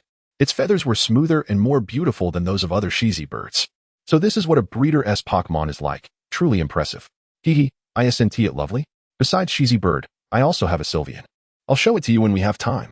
Lingxi recalled Shizi Bird and arrived at the Pokémon Center ahead of Xiaoqi. Upon entering, Xiaoqi spotted a familiar face, Mu Xing. Upon seeing the ethereal Lingxi beside Xiaoqi, Mu Xing's teeth clenched in irritation. Yet, upon noticing the worn-out Alibudo resting beside Xiaoqi, he revealed a look of disdain. Alibudo, having undergone training in Sunset Forest, was temporarily captured in a special Pokémon ball known as an unclaimed ball, allowing it to rest without being formally captured. Thus, Alibudo was not owned by Xiaoqi and was released once they arrived at the Pokémon Center in Sinran City. Well, how unfortunate that such a beauty is with a trainer who only picks up discarded Pokémon. Lingxi, incensed by Mu Sheng's remarks about Xiaoqi, retorted, "On what grounds do you say that? You are a trainer, right? How about a Pokémon battle with me?" Xiaoqi was taken aback by Lingxi's fiery nature. As she boldly challenged Mu Xing, he hurriedly tugged at her sleeve. "He's very strong. You shouldn't battle him. I can't possibly win." Alibudo is a Pokémon he abandoned, and his Pokémon are truly formidable. Lingxi winked at Xiaoqi. "Don't worry, I'm quite strong too." The trio made their way to the courtyard behind the Pokémon Center to commence their battle. Actually, it was a duel between Lingxi and Mu Sheng, with Xiaoqi merely spectating, alongside Alibudo, who cast resentful glares at Mu Sheng. Mu Sheng, unfazed, shouted, "Traitors like you should not look at me with such a face. I have no respect for you. I only have 2 Pokémon, so this battle is 2v2. Anything else would be unfair." Mu Sheng chuckled, "You two truly are alike. You can't even gather a full team to challenge the gym." Lingxi interrupted, "I'm not participating in the Pokémon League nor challenging any gyms. I'm a Pokémon breeder, competing in quality assessment competitions. If you lose to me, that would be quite embarrassing for you." True to her nature, Lingxi's words made Xiaoqi understand why she dared to battle Mu Xing. If she lost, she had a valid reason, while Mu Xing did not. Conversely, if Mu Xing were to lose, it would be a significant disgrace. Ultimately, the outcome was astonishing. Mu Sheng's Fighting Kangaroo and Kingler were defeated by Lingxi's Shizi Bird and Sylveon. Although Lingxi nearly lost, she triumphed in the end.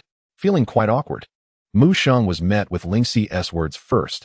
"A solitary Pokémon trainer like you has probably never experienced the joy of traveling with others. You just left before Xiaoqi. Moreover, someone who abandons their companions will never be stronger than him. Just leave, spare yourself the embarrassment." Mu Sheng was left speechless by Lingxi's remarks and shot a resentful glance at Xiaoqi before leaving in disgrace. Xiaoqi knew that he and Mu Xing were destined to face off one day. "Lingxi, thank you for standing up for me. I didn't realize you were so powerful." "You're welcome. If it weren't for you, I would have to embark on my journey alone. And a solitary trip is undoubtedly devoid of excitement. By the way, I hope to receive your guidance in the future, Xiaoqi." "Indeed, Lingxi. I look forward to your continued instruction." Chapter 22. The Spirited Sharpedo. "Well, I'm heading to the quality competition in Sinran City next. Will you come watch me compete? Or will you challenge the gym instead?" Lingxi inquired, glancing back at Xiaoqi as she walked ahead. Xiaoqi, seemingly oblivious to the underlying meaning of Lingxi's words, focused on the Pokémon Pokédex in his hands. "I think I'll take a look around first and challenge the gym tomorrow." Lingxi, hearing Xiaoqi's response, appeared somewhat dissatisfied. Pouting slightly, "All right, I'll go compete first. Just wait for me after I finish. I'll be at the Pokémon Center. Just send me a message when you're done." After saving Xiaoqi's contact information, Lingxi proceeded to register for the quality competition. In the world of Pokémon, there are no mobile phones. Communication relies on navigation devices. As of now, Xiaoqi's device has contact information for family, Professor Sun, and also for Ajia, Anung, and Lingxi. Why didn't I save Mu Xing's contact back then? What if I can't find him during the competition? That would be awkward. This time, Xiaoqi was wiser. Before heading to the gym, he visited the local battle center to gather information about the gym leader. The battle center is a facility found in nearly every city, where trainers can engage in battles with various virtual Pokémon. Naturally, the gym leader would also train here. The gym leader of Sunran City is named Mozhen, a trainer who specializes in grass-type Pokémon, with his ace being a Roserade. Xiaoqi looked at a Liabu duo, who nodded in agreement. "Very well. Then you shall handle the Roserade in battle. I have faith in you, a Liabu duo." However, he was in no rush to challenge the gym just yet. Having heard that the artificial lake next to Sinran City was picturesque, he thought to enjoy the scenery while training his Pokémon, capturing moments to share with his family. Riding a sightseeing vehicle, Xiaoqi arrived at the artificial lake of Sunran City. He snapped pictures enthusiastically, inadvertently causing a small area of water to bubble up. Could it be that the lake reacts to sound? Xiaoqi marveled at the wonders of Sunran City. The bubbling intensified, and suddenly a Pokémon resembling a shark leapt from the water.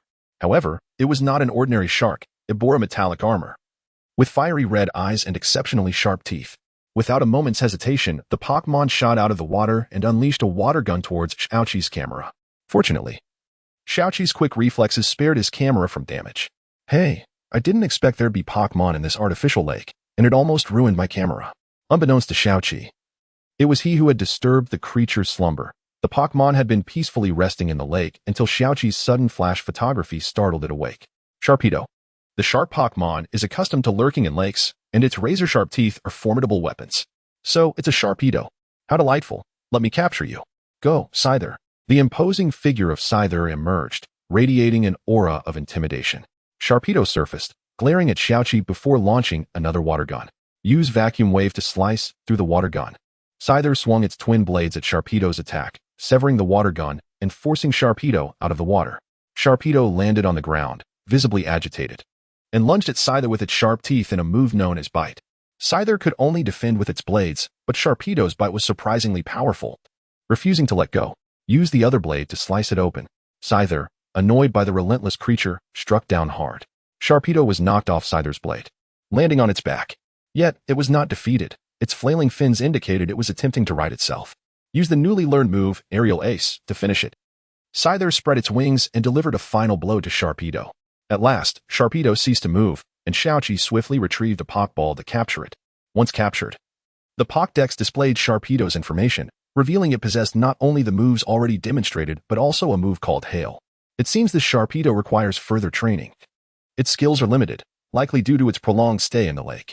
Xiaoqi's impression of Sharpedo was that it had a distinct personality. Humph. Had I not reacted swiftly, I would have had to spend more money on a new camera. But now, it's for the best. I've captured you. After staying in the lake for so long, you'll now accompany me, Gao Mingqi. Indeed, our protagonist's name is Gao Qi. Xiaoqi is merely his nickname. After capturing Sharpedo, with time still on his side, Xiaoqi hurried back to the heart of Sinran City, where the quality competition had just commenced. He quickly purchased a ticket, not for any other reason than to witness the competition that Lingxi cherished so dearly.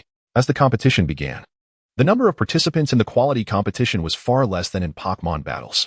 In small cities, such competitions typically feature a maximum of 8 contestants, and the Sunran City quality competition was no exception. Among the 8 contestants, Lingxi stood out, choosing to showcase her Sylveon. In an instant, all eyes in the audience were drawn to her. Lingxi, however, was scanning the audience, seemingly searching for someone. Finally, she spotted Xiaoqi, his face alight with a smile. She could hardly believe that Xiaoqi had actually come. He smiled back and gestured for her to perform well, warming her heart and eliciting a sweet smile in return. After introducing the contestants, the first round commenced, focusing on the appearance of the Pokémon. The judges evaluated their vitality, coat smoothness, and luster. If a Pokémon's appearance failed to impress or evoke a sense of beauty, it would be eliminated in the first round. In this round, Lingxi and Sylveon achieved the highest score among the 8 participants. Xiaoqi applauded enthusiastically, and upon seeing her score, Lingxi bowed graciously to the audience. The second round required Pokémon to use moves to engage in battle, albeit under certain constraints, with a defined time limit. Within this time frame, Pokémon could attack or defend, and once all moves were exhausted, the battle would cease. If any Pokémon fell during this period, they would be automatically eliminated. At the end of the time, judges would determine who performed better. Xiaoqi, after listening to the rules of the quality competition, felt a surge of interest. Moreover, the competition venue was uniquely designed, differing from ordinary battles. Each quality competition unfolded on a meticulously crafted stage, creating a visual feast. He hadn't realized that battles between Pokémon could be so aesthetically pleasing. No wonder Lingxi's Pokémon exuded such beauty, tailored for the quality competition. As the second round of competition was about to begin, Xiaoqi's eyes remained fixed on the stage, silently cheering for the one who held his heart. Chapter 23. The resplendent fairy, Lingxi ascended the stage, facing a trainer accompanied by a majestic ice snow dragon. The grand scale of both the ice snow dragon and fairy Ibu filled the audience with anticipation. Miss Lingxi, it is an honor to battle you. I am Shauna. She introduced herself with a slight bow. I too am honored. Your ice snow dragon appears to have been nurtured exceptionally well, Lingxi replied graciously. Thank you for the compliment. Allow me to make the first move, Shauna declared, commanding her ice snow dragon. Ice snow dragon, unleash white mist. Instantly, a veil of mist formed on stage. Ethereal and enchanting, drawing the audience's gaze back to the ice snow dragon, which was enveloped in the mist.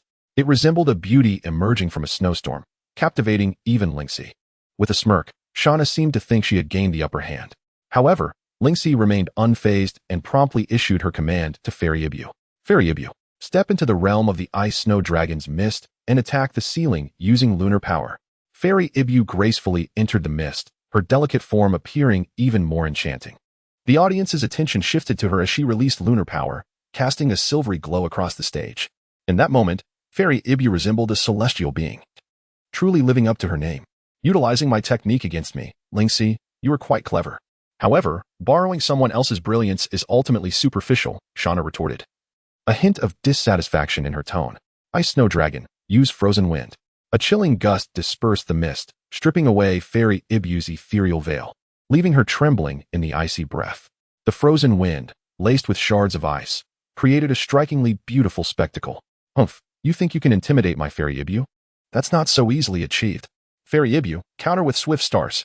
Fairy Ibu joyfully unleashed Swift Stars, which collided with the frozen wind, producing a display reminiscent of miniature fireworks. The audience erupted in applause, and the judges nodded in approval of both Lingxi and her Fairy Ibu, understanding the tide had turned. Shauna persevered in the spirit of friendly competition, completing the match. Ultimately, Lingxi emerged victorious, claiming her first trophy at the esteemed competition in Sunran City. With this triumph, I need only 4 more top finishes to qualify for the Rashika Quality Competition. Outside the venue, Lingxi twirled happily with her trophy in hand. That trophy is quite large. Do you plan to carry it with you always? Xiaoqi inquired. Of course not. I will send it home shortly. This trophy merely serves as a memento. Each quality competition is recorded. Now that I have secured a victory, my record shows I have completed 1/5 of the journey.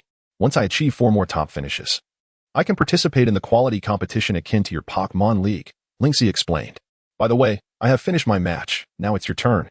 Let us head to the Sinran Gym, she said, linking arms with Xiaoqi, who blushed and allowed Lingxi to lead the way. Upon reaching the Sinran Gym, they found the doors firmly shut. To their surprise, there was no doorman in sight.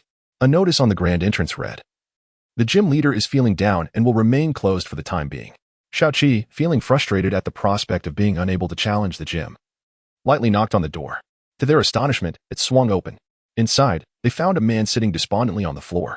Comparing him to the gym leader's poster in Xiaoqi's possession, it was none other than Mosen. "Ah, are you a challenger? We are not accepting challengers at the moment. If you wish to challenge the gym, please go to another city," he lamented. Xiaoqi was unwilling to leave so easily, after all. She had traveled far to be here. Lingxi quietly approached Mosen and offered him a lollipop. "What troubles you? Would you like to share with your elder sister?" Mosen, initially overwhelmed with gloom, was unexpectedly touched by Lingxi's kind gesture and gentle voice, and tears began to flow. Xiaoqi was startled by the sudden emotional outburst. Seeing Mosen's pitiable state ignited Lingxi's nurturing instincts. She embraced him tightly, and he finally succumbed to his emotions, weeping openly. Why was I abandoned? I loved it dearly. Yet I was met with such cruel rejection." Mosen cried. Lingxi, witnessing his tear-streaked face, quickly sought to console him. "Do not be disheartened. I think you are quite handsome," she praised, aiming to bolster his confidence. Upon hearing a girl compliment him, Mosen finally lifted his gaze to meet Lingxi's. Her exquisite beauty seemed to erase his worries, transforming him from a despondent man into a striking young gentleman. "Ah, dear lady, may I invite you to dinner?" he asked, a newfound charm radiating from him. "Wait, weren't you just in despair?" Xiaoqi remarked, bemused by the sudden change. Moreover, Lingxi was merely 3 years his senior, still underage at 17. Lingxi covered her mouth, casting a pleading glance at Xiaoqi, who quickly pulled her away. "Ah, he is my companion. You cannot take her to dinner." Mosen fell back into his gloomy state. "Sigh, I knew it. I'm just so ordinary. How could anyone ever notice me?" Both Xiaoqi and Lingxi exchanged exasperated glances. In an effort to restore Mosen's previous cheer, Lingxi reluctantly agreed to dine with him. "Hiki, young man, return tomorrow to challenge me. I will be eagerly awaiting your arrival." Chapter 24. Aribo is not weak that evening. Xiaoqi checked into a local hotel alone. At this hour, Lingxi should be on a date with Sunran, he mused. Lying on the large bed and staring at the ceiling, feeling an inexplicable ache in his heart. Time passed, and a knock echoed through his door. Upon opening it, to his surprise, it was Linksy. Weren't you supposed to be with Sanran? What are you doing here? He queried. You silly, after dinner. I told him I wasn't interested anymore. Besides, I want to travel with you. Linksy replied, playfully tilting her head and hiding her hands behind her back. Xiaoqi felt his heart race. To ease the awkwardness, he asked, So, why did you come to find me? I just wanted to say hi since I'm staying next door.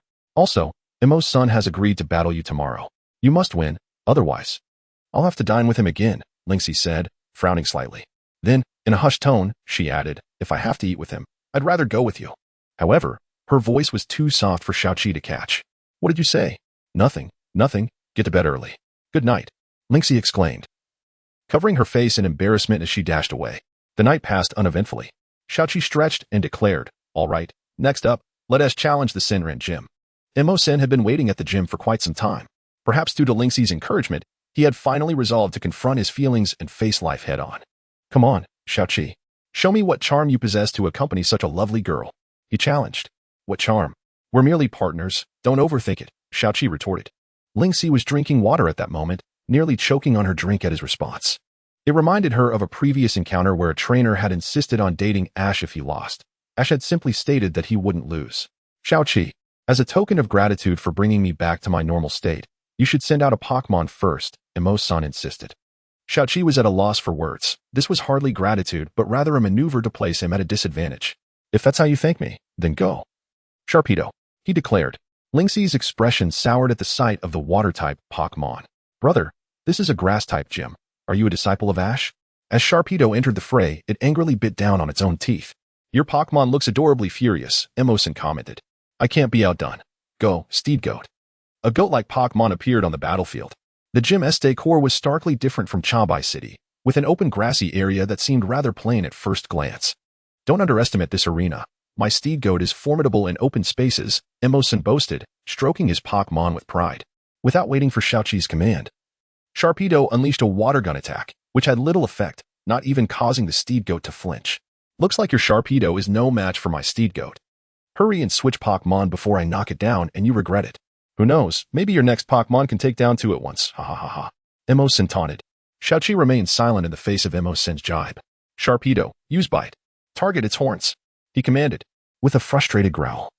Sharpedo lunged forward and clamped down on one of the Steed Goat's horns. While the horn was indeed sturdy, being bitten still caused the Steed Goat some discomfort. Despite its gentle nature, it began to leap about restlessly. Calm down, Steed Goat.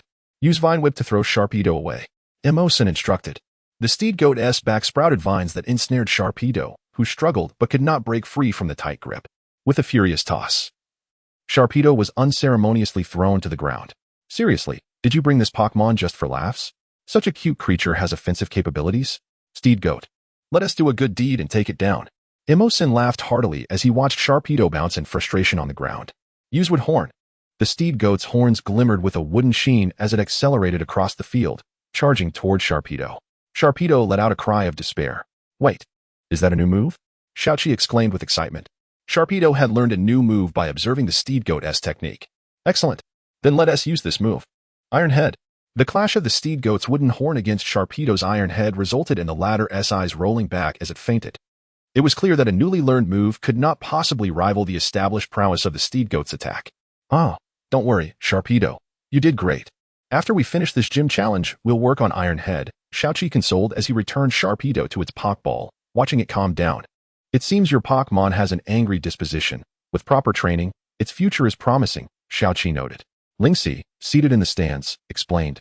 Anger means your Pokémon is in a heightened state, making it less likely to be easily defeated and allowing for rapid growth, unless it suffers a critical hit.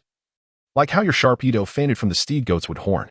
Emo-san gazed at Linksy with admiration. Indeed, you are the champion of the Sinran City Quality Tournament. Your knowledge is impressive. Linksy had felt quite embarrassed the previous night, leading to her discussing the quality tournament with Emo's senator. Surprisingly, he was well-versed in the topic. Although Linksy did not harbor feelings for him, they had become good friends, though Emo-sen seemed to desire more. Xiaoqi turned his attention to Aribo. Realizing that employing Scyther and the little Kirin might not guarantee victory in this battle. Would you fight alongside me, Aribo? Having observed Xiaoqi's battle, Aribo felt a connection to the passion Xiaoqi displayed toward Sharpedo and the joy of its newfound skill. sensing the authentic bond between a trainer and their Pokémon. Nodding in agreement, Aribo stepped onto the battlefield. Using this Pokémon? Doesn't he seem capable of taking down 2 opponents? Emosen remarked. Aribo is not weak. Now, let us prove that, Xiaoqi declared, throwing a punch forward, with Aribo mirroring his movement as they charged toward the steed goat. Chapter 25, The Verdant Badge Humph. Do you think that mere type advantages will lead you to victory? You don't even call out your moves. Little lamb. Show him what you're made of. Leaf Blade. Numerous leaves shot forth like flying daggers towards Aribo. With a mere sidestep, Aribo evaded them all. He dashed across the grassy field, gaining speed with each stride. Quickly, use Wood Horn. The head of the little lamb glowed, charging directly at Aribo. Aribo, use Flamethrower. A searing inferno erupted, sending the little lamb staggering backward. Grab his horn and throw him. Aribo let out a fierce roar, even dashing through the flames he had just unleashed. Enveloped in flames, his claws grasped the little lamb firmly. That's it. Channel your strength and hurl him away. Initially, Aribo appeared somewhat fatigued, but after receiving encouragement from Xiaoqi, his claws grew stronger. Moses watched as his little lamb was lifted and then slammed to the ground. The little lamb was defeated. I didn't expect your Pokémon to be so formidable. I am impressed. However, I shall not hold back now. Behold, go forth, Roserade. The star of Moses' gym match made an appearance. Aribo, be cautious. This Pokémon is no ordinary foe. Tread carefully. Aribo shook himself, the flames dissipating. Your Aribo is quite striking. Each of your Pokémon possesses a unique character. Indeed, but unfortunately, Aribo is merely my companion and not yet my Pokémon. One day, I shall capture him. Aribo nodded in agreement, seemingly affirming Xiaoqi's words. Aribo, use Flamethrower. The intense flames reappeared in the Verdant City gym. My Roserade is not like the little lamb. Your Flamethrower will not have the same effect. Roserade, use Magical Leaf. Vibrant leaves surrounded Roserade, and Xiaoqi immediately sensed their lethal potential. It wasn't just a hunch. When Aribo's Flamethrower clashed with the Magical Leaf, it was evident that they were not on equal footing. Aribo, dodge quickly. Moses merely smiled lightly. It's futile. Magical Leaf has homing capabilities. You cannot escape. As expected, the Magical Leaf pursued Aribo relentlessly. No matter how Aribo maneuvered, the leaf stayed firmly in pursuit. In that case, I shall have to take it head-on. Xiaoqi resolved to fight back. Use Fire Punch. Flames ignited on Aribo's claws, frustrated by the relentless chase of the Magical Leaf. Aribo roared and unleashed a Fire Punch against the leaves, obliterating them. You truly possess some skill, Roserade. Use Stun Spore. Stun Spore scattered across the arena, and Aribo, facing the incoming spores, was at a loss. Aribo dodge. Xiaoqi clearly did not understand that not all Pokémon moves could be evaded. Just as Aribo leaped, he was struck, crashing heavily to the ground. Having fallen to my Stun Spore, you can be said to be on the brink of defeat. Roserade, use Petal Dance. Petals swirled like a tempest, raining down upon Aribo. Xiaoqi was filled with concern for Aribo, yet felt helpless. At that moment, Aribo was immobilized by the Stun Spore. Yield, Roserade. Use Petal Dance once more. Observing Aribo in agony and glancing at Lingxi, Xiaoqi realized that losing the match would force Lingxi into doing something she despised. However, as a Pokémon trainer, Xiaoqi could not bear to watch his Pokémon continue battling in a situation where defeat seemed inevitable. Aribo, can you hold on? If it's too much, we can concede. Aribo, who was gritting his teeth in perseverance, shot a fierce glare at Xiaoqi upon hearing those words. He intended to endure until the effects of the Stun Spore wore off, ready to counterattack alongside Xiaoqi and seize victory in the gym match. Aribo, I understand. In that case, I shall not concede. Moses was deeply moved to see Aribo, despite sustaining grave injuries, still encouraging Xiaoqi. So, it is not merely a master and Pokémon relationship. You strive for victory on Xiaoqi's behalf. I truly admire you, Aribo. Just as Xiaoqi said, you are indeed powerful. However, the gym match tests strength. Sheer determination alone will not secure victory. Roserade, use Magical Leaf. At that moment, the effects of the Stun Spore wore off. Now, strike the Magical Leaf with Fire Punch. Flames entwined around Aribo's left claw, and he launched a decisive punch at the Magical Leaf, fueled by the conviction to fight for Xiaoqi. Aribo's Fire Punch not only nullified the Magical Leaf but retained residual power. Now, continue attacking Roserade with Fire Punch. Helpless, Roserade attempted to catch Aribo's Fire Punch with its floral appendages, but how could a grass type withstand the fiery onslaught of a fire type? Roserade was ignited, suffering severe injuries. I'm sorry, but this match is for Aribo to win on my behalf. My Aribo is the strongest. Aribo, use Dark Pulse. The Dark Pulse struck Roserade, inflicting grave wounds. Moreover, due to the nature of the attack, Roserade was left disheartened and hesitant to retaliate. Ultimately, with Aribu's fire punch, Xiaoqi triumphed over Roserade. Moses recalled Roserade, sighing, "I can't believe I lost to you. It's a pity that I can no longer have dinner with Miss Linksy. Nevertheless, congratulations. Here's the Verdant badge. You have earned it. Now, you are officially a trainer with a Pokémon Gym badge. And you can exchange Pokémon with others using this badge." Xiaoqi excitedly accepted the badge, feeling a sense of accomplishment in his training journey. Additionally, it seems you don't have a badge case. For Linksy's sake, I shall gift you one. Remember to take good care of it. Xiaoqi received the badge case and placed the Verdant badge in the first slot. Once he collected all 8 badges, he would be able to challenge the league tournament. Linksy also came to congratulate Xiaoqi. "Congratulations, future Pokémon Master." Xiaoqi turned to Aribu. "This time, I owe it all to you." Chapter 26. The Chongguang team and the Phantom team. By the way, where are you planning to go next? Moshin called out to the departing Xiaoqi. Xiaoqi glanced at the map. We should continue forward towards the next gym, Honghua City. Honghua City? The gym leader there, Lian, is a dear friend of mine, and her flames are quite formidable. As Moshin spoke, he cast a glance at Aliabudo. "However, your Aliabudo's flames are also quite impressive. I look forward to witnessing your confrontation. By the way, I must remind you, are you aware of the Chongguang team and the Phantom team?" "Huh, what is that?" Moshin chuckled at Xiaoqi's innocence. Linksy, too, remained silent, oblivious to Moshin's words. "Ah, you two are traveling without a clue of the dangers that lurk outside? Do you know Team Rocket?" "Of course. Team Rocket is the one that travels alongside Ash, acting as villains while engaging in heroic deeds. No, not just Team Rocket with Jesse, James, and Meowth. I'm referring to groups like them. The Chongguang team and the Phantom team are similar, or rather, they are more akin to the Flash Flame team and the Ocean team. Is there such an organization in the Loxica region? Of course. That's why you should be cautious while traveling. You two should register my information." Xiaoqi immediately realized that Moshin was after Linksy's contact details. After exchanging their information, Xiaoqi couldn't help but think of Teacher Awning, who possessed the formidable Pokémon. Baboon Leader. Surely, Moshin must have a powerful Pokémon as well. "Master Moshin, who is your ultimate trial Pokémon?" Moshin regarded the spirited Xiaoqi before replying. "When you return to challenge me, I shall reveal that. For now, it's a secret." Xiaoqi pondered this. Indeed, who would easily disclose their trump card? Moshin, like Teacher Awning, likely possessed a powerful Pokémon. Once she participated in the league tournament, she would return to challenge Moshin. Although Xiaoqi suspected that Moshin mentioned the Chongguang team to obtain Linksy's contact information, she remained vigilant. Thus, the two of them and their Pokémon resumed their journey. Their destination now Honghua City. However, before reaching Honghua City, they had to traverse the expansive Xinjiang wilderness, which was notably rich in the scarce light and dark types. It was said that this wilderness was home to many rare Pokémon, and Linksy was thrilled at the prospect of capturing more Pokémon to enhance her performance in the quality competition. Unbeknownst to Xiaoqi and Linksy, the Chongguang team had also set its sights on this wilderness. The Chongguang team was dedicated to capturing the legendary Pokémon, Xiangeries, of the Loxica region. There existed 2 deities in this region, representing light and darkness, Xiangeries and Agiris. The two were opposites, each believing their own cherished Pokémon was the mightier. The leader of the Chongguang team was named Han Jing, while the leader of the Phantom team was called Zhu Feng. At this moment, the leader of the Chongguang team dispatched a small squad to the Xinjiang wilderness, as summoning Xiangeries required a powerful light-type force, which the wilderness conveniently provided. Xiaoqi, accompanied by Aliabudo and Linksy, arrived at the Xinjiang wilderness. The scenery was beautiful and the terrain expansive, prompting Xiaoqi to decide to rest here temporarily. After setting up the tent, Xiaoqi and Linksy separated to train individually. In an inexplicable moment, Xiaoqi felt the Pokeball containing the little Qilin stir. Sensing this, she released the little Qilin. As soon as it emerged, it dashed off into the distance.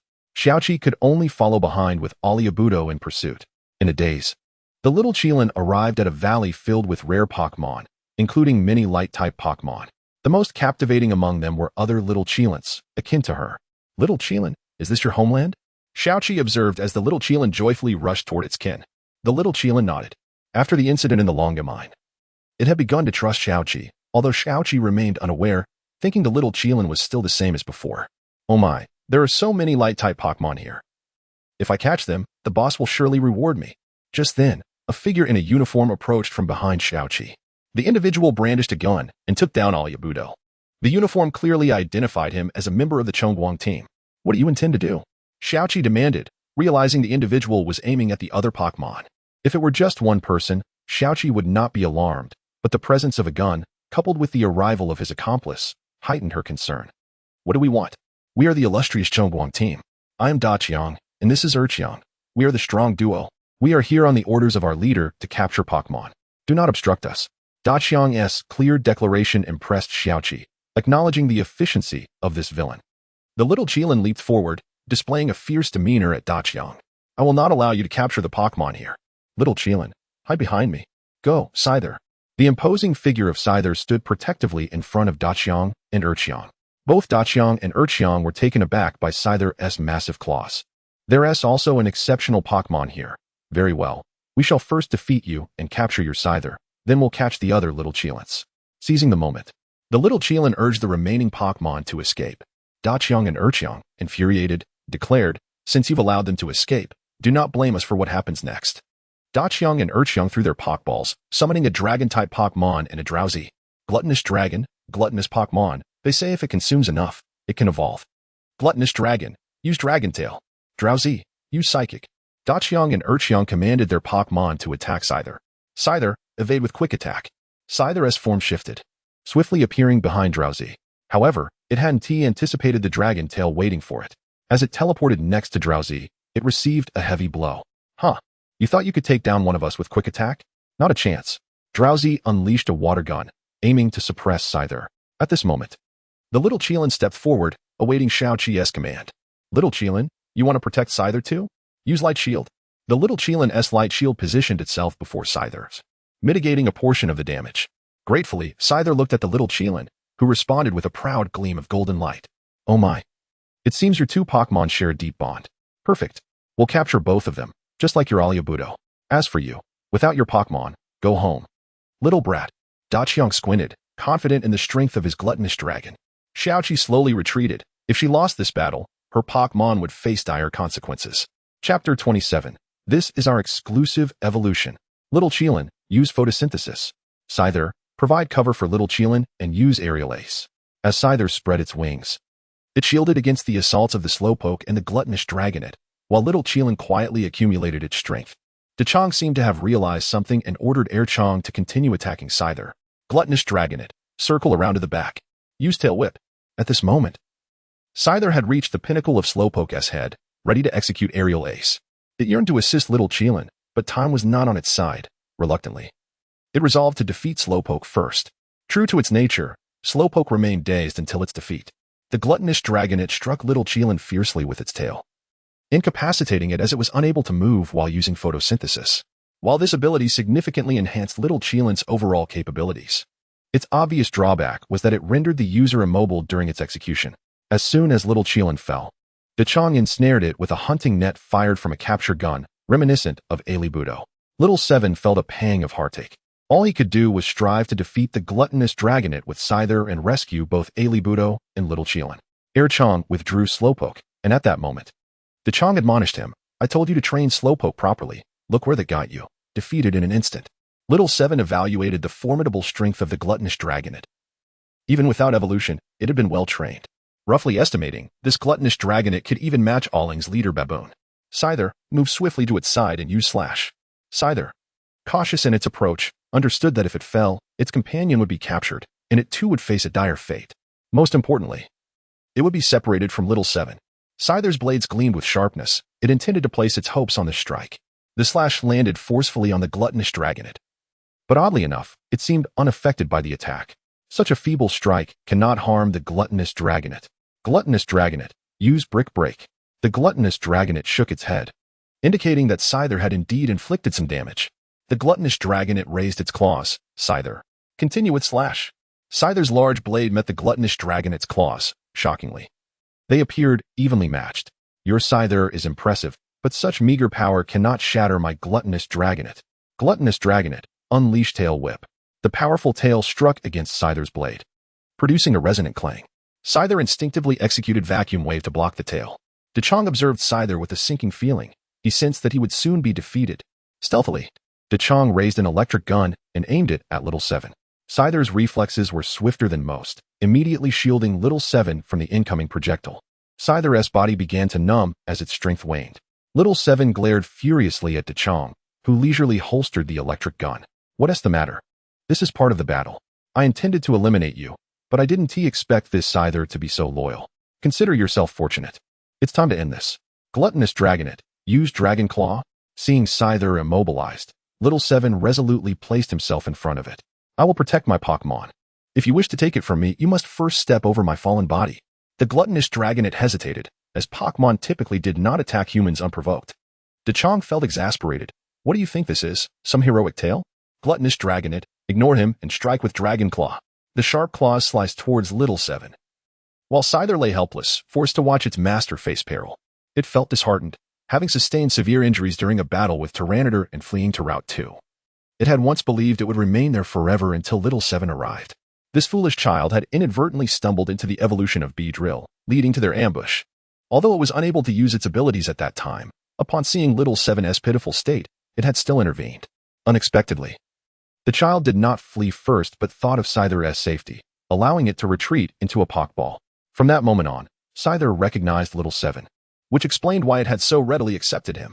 Throughout their journey, Scyther had been immensely happy, and Little Seven understood its feelings, cherishing it deeply. When a GM marveled at Little Seven's ability to capture Scyther, Little Seven continued to express his affection, and Scyther knew it held significant weight in Little Seven's heart. Now, with its master in jeopardy, should it simply stand by and await rescue? No, it implored for strength, for the power to save its master. The stone upon Scyther's chest emanated a glow, gradually returning to its original hue. As Dr. Sun had predicted, it was indeed an evolution stone. However, it was a grass-fighting type evolution stone, which was peculiar, considering Scyther, an insect and flying-type Pokémon, resonated with it. The evolution stone transformed into light and entered Scyther's body, altering its appearance and even its attributes. Little Seven, with eyes closed, remained oblivious to the radiance behind him. It was Dechong's exclamation that emboldened him to open his eyes. Turning around, he beheld Scyther evolving through the power of the evolution stone. Moreover, this evolution was neither the previously mentioned Scyther nor the Mega Scyther. It was an entirely new evolution. Scyther's entire form shimmered in emerald hue, its eyes sparkling with vitality, its body more robust, and its wings glistening. Most notably, its blades had become even sharper. Scyther swiftly moved to shield Little Seven, blocking the gluttonous Dragonet's claws with a single blade. Dechong could hardly believe his eyes. How could Scyther possibly have such an evolutionary form? This defies all logic. Little Seven gazed at the transformed Scyther, standing like a warrior in its defense, and smiled at Dechong.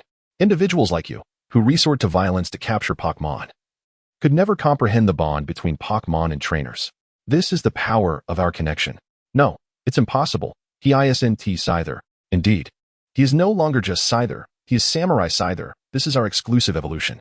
Chapter 28 Encounter with Musheng. Elibudo joins the Team Samurai Mantis. Unleash your new techniques. Xiao Qi exclaimed as he gazed at the Samurai Mantis, fully aware that its attributes had transformed and its former skills had been replaced.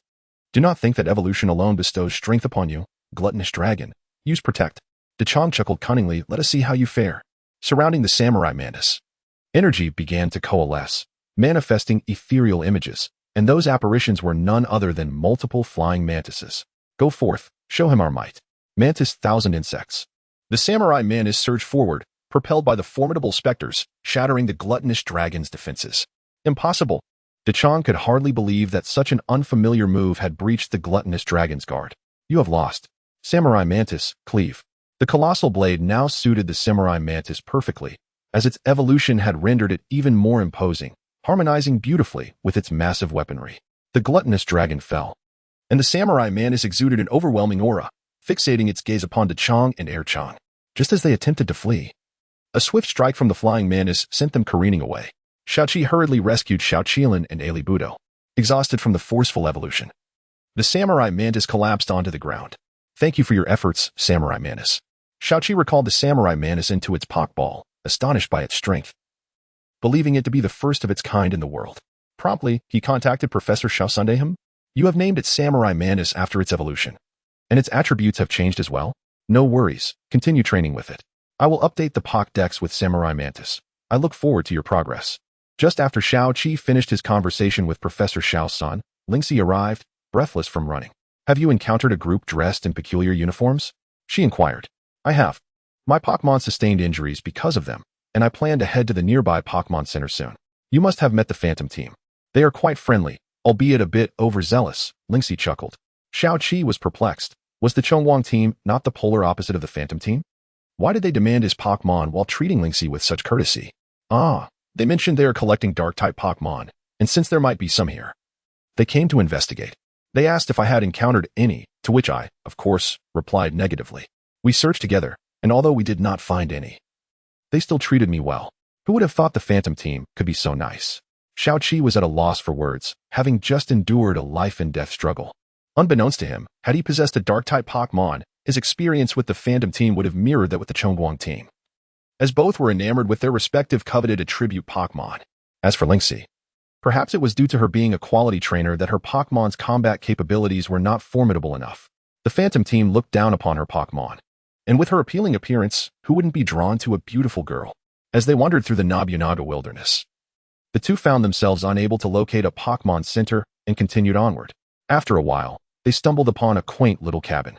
This brought great joy to Xiao Qi, who quickly pulled Lingxi inside, oblivious to her flushed cheeks. Inside the wooden cabin, an elderly woman resided. What brings you here? This is a Pokémon Inn, where I can help nurture your Pokémon. Ah, I am merely a passing Pokémon trainer.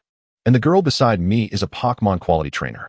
We seek to heal my injured Pokémon, Xiao Qi explained. Oh dear, how unfortunate. Leave it to me. The elderly woman replied. Lingxi felt a warm familiarity. Grandma, my name is Lingxi. May I ask how to address you? Just call me Sisterly. Hand over your Pokémon, and please wait a moment. I have many Pokémon in the backyard that I am nurturing. You can go take a look. Xiao Qi entrusted his Pokéballs to Sisterly and wandered into the backyard to observe the Pokémon, while Lingxi engaged in conversation with Sisterly, staying behind. Upon entering the backyard, Xiao Qi encountered a familiar face. Oh, what a twist of fate to run into you here. Are you also here to store your Pokémon in the computer for Sisterly to nurture? I prefer to train my Pokémon myself.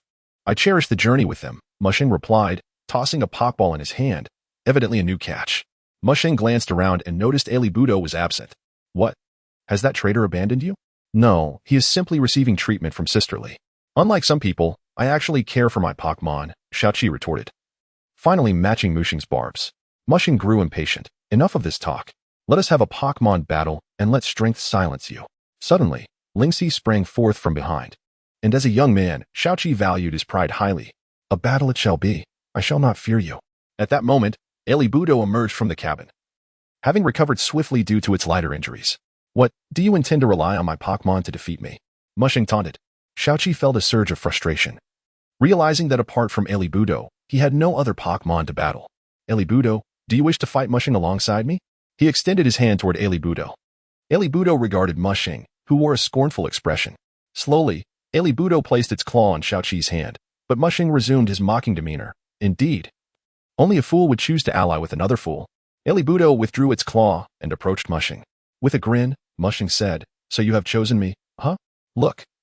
Xiao Qi, despite your kindness, he does not choose you. How disheartening. Xiao Qi bowed his head, unable to accept the outcome. Yet, what transpired next took him by surprise. Alibudo did not intend to rejoin Mushing, but stepped before him and unleashed a fierce burst of flames. Mushing's hair was singed, creating a rather comical sight. Alibudo then turned and placed its claw back in Xiao Qi's hand. Welcome to the team, Alibudo. Alibudo nodded and entered Xiao Qi's Pokeball, this time truly captured. Chapter 29. The Master of Combat. Due to the singed state of his hair, Mushing borrowed a hat from Sisterly. Upon his return, he glared fiercely at Xiao Qi. Let us engage in a one-on-one duel and see just how much this worthless creature can accomplish in your hands. Xiao Qi raised the Pokeball containing Arlibudwa, declaring, Very well. Allow me to vanquish you with my new partner, Arlibudwa. The match was to take place right at Sister Lee's doorstep, since she needed to tend to other Pokemon. Lingxi would serve as the sole referee for this contest. Alright, Xiao Qi versus Mushing in a one-on-one showdown. Begin. Xiao Qi swiftly released the Pokeball, and Arlibudwa made a graceful entrance. Mushing, filled with rage, watched Arlibudwa, although he had once abandoned it. Seeing his former Pokémon thriving with another trainer stirred a bitter feeling within him. He released a water-type Pokémon, Golduck. This one boasts water and psychic attributes, while Arlibudwa is fire and dark. By type alone, you've already lost. Merely a matter of elemental weakness, one attribute does not determine the outcome. Some trainers prefer battling with mismatched types, so do not speak too soon. At that moment, Ash, observing Xiao Yao's match, unexpectedly sneezed.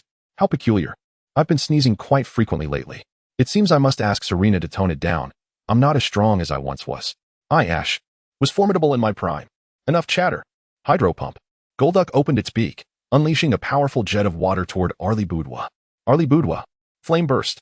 As the flames met the water, they began to evaporate, the fire's momentum gradually waning. Are you a fool? Fire cannot triumph over water. Golduck, intensify the water stream. The flames of Arleebudwa extinguished, and it was propelled against a tree by the force of the water. Indeed, you are as useless as ever, Arleebudwa. Musheng scoffed, yet he knew that his Pokémon had a distinct advantage over Arleebudwa. Even if he were to command it himself, victory was not guaranteed. Arleebudwa ignored his taunts. He discarded you. Now he is merely bitter. Use Metal Claw. Arleebudwa shook off the water and charged at Golduck with its claws at the ready. Telekinesis. Arleebudwa's claws halted mere inches from Golduck. Use telekinesis to immobilize it. Then follow with confusion. Let us see you use Metal Claw when the rest of your moves are fire type. You've already lost. Golduck, finish it. Use Water Pulse. Arleebudwa, immobilized by telekinesis, could only endure the blow. Soaked to the bone, it resembled a match extinguished by a deluge, unable to reignite. Arleebudwa glared at Xiaoqi, its expression fierce. I can't believe I was misled by Musheng. Arleebudwa is fire and dark. It learned a new move in the setting sun forest. Musheng still thinks it's the same Arleebudwa he once discarded. You are mistaken. My Arleebudwa has grown. Who told you it only knows Metal Claw and no other moves? Useless. Golduck, unleash Hydro Pump. Arleebudwa, unleash Dark Pulse. Arleebudwa deftly evaded the oncoming water stream, retaliating with Dark Pulse aimed at Golduck. The attack struck home, Golduck attempting to shield itself with its claws. Now's our chance. Arleebudwa, circle around and use Flame Burst. Golduck, shaken by the Dark Pulse, accepted the Flame Burst perfectly. Musheng, now agitated, exclaimed, "Don't tell me you can't even defeat this fire-type waste. I went through so much trouble to catch you." Golduck, equally irate, turned to glare at Musheng. The intensity of Golduck's gaze caused Musheng to falter. What are you doing? I'm your master. Are you rebelling? You deem Arleebudwa worthless. I do not. What you consider worthless is merely your inability to unlock its potential. In my eyes, it is you who fails to master Arleebudwa who is truly worthless. Musheng, left speechless by this retort, attempted to redirect attention to Golduck, issuing commands. Golduck, use Hydro Pump. Arleebudwa, show him our strength. Our flames are not so easily extinguished. Arleebudwa, unleash our Flame Punch. A magnificent blaze enveloped Arleebudwa's right paw as it stood tall, poised to meet Golduck's Hydro Pump head-on. Musheng felt an unusual intensity emanating from the flames, causing a flutter of apprehension within him. Perhaps it was merely an illusion. But he sensed Arleebudwa cast him a scornful glance. From Musheng's perspective, Arleebudwa charged through Golduck's Hydro Pump like a warrior, delivering a devastating flame punch to Golduck's face, rendering it unconscious. Xiaoqi rushed to embrace Arleebudwa, who emitted joyful whines. A stark contrast to its demeanor around Musheng. Lingxi had been watching the fierce duel, captivated by Xiaoqi's commanding presence, lost in admiration. As she witnessed Arleebudwa and Xiaoqi in an embrace, she couldn't help but wish for someone to share such a moment with her, a person who truly understood her, just like Xiaoqi did. Lost in this thought, Lingxi felt her cheeks flush. How was it possible to develop feelings for a boy 3 years her junior? Embarrassment washed over her. Xiaoqi noticed Lingxi leaning against the door and waved her over. Mistaking his gesture for discovery of her secret thoughts, she shyly retreated into the small wooden house to find Sisterly. Upon entering, she spotted a young man standing beside Sisterly, perhaps in his 20s. With a crew cut and a robust physique. Beside him was a Pokémon that resembled a kangaroo. Ah, this is my partner, the punching kangaroo. I am a Pokémon Combat Master, training fighting-type Pokémon for battle. My goal is to become a master of combat. At this moment, Sisterly introduced the young man to Lingxi. This is my son, Martin. He just returned home after conducting research abroad and is now training his Pokémon. This Pokémon is a gift from me, and he is about to embark on his journey. Having finished their verbal sparring, Xiaoqi entered the house, where he encountered Martin.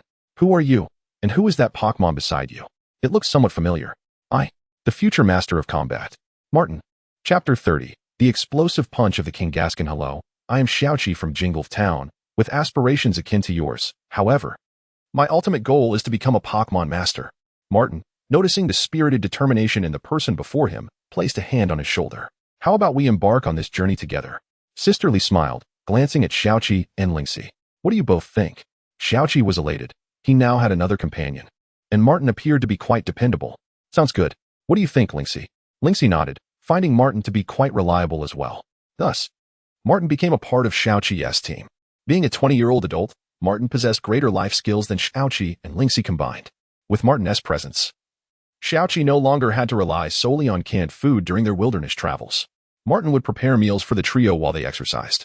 Xiaoqi's nutrition improved significantly, and he grew sturdier, instilling a sense of security in others. Lingxi's gaze toward Xiaoqi began to convey deeper emotions, though Xiaoqi remained oblivious to this. The group arrived at the Grell Manor, the nearest place for a respite before reaching Honghua City, where Xiaoqi's next target, the Honghua Gym, awaited. Martin rose early each day to train with his Kangaskhan. However, his training methods differed from Xiaoqi's. He emphasized the Pokémon's combat prowess. Martin even engaged in hand-to-hand combat with Kangaskhan himself. Isn't the evolution of this Kangaskhan the fighting Kangaskhan? Xiaoqi mused, growing increasingly familiar with it. If memory served, a fighting Kangaskhan had been utilized during a previous duel between Mushing and Lingxi. Indeed, this is my first and currently my only Pokémon. Previously, I conducted research while moonlighting as a combat instructor, mastering various martial arts. I also heard from my mother about a type of fighting trainer among domestic Pokémon trainers who specialize in combat tournaments. What exactly is a combat tournament? Although you've mentioned it often, I find myself somewhat perplexed. A combat tournament resembles a Pokémon battle, yet has more stringent regulations. Participating Pokémon must possess fighting attributes, and the battles primarily involve hand-to-hand combat. In essence, it is the fighting Pokémon trainer tournament. Wait, aren't you a Pokémon trainer? Would you care to spar with me? Xiaoqi inquired, aware that Martin was significantly older but seemed inexperienced in Pokémon battles. All right, let's give it a shot. Xiaoqi sent forth his little Kirin, and the duo squared off in the open area of Grell Manor. Oh, a light-type Pokémon? A worthy opponent. Kangaskhan, you're up. Xiaoqi activated his Pokédex, having previously recorded details about fighting Kangaskhan, and now sought to complete the entry. Deliver a punch.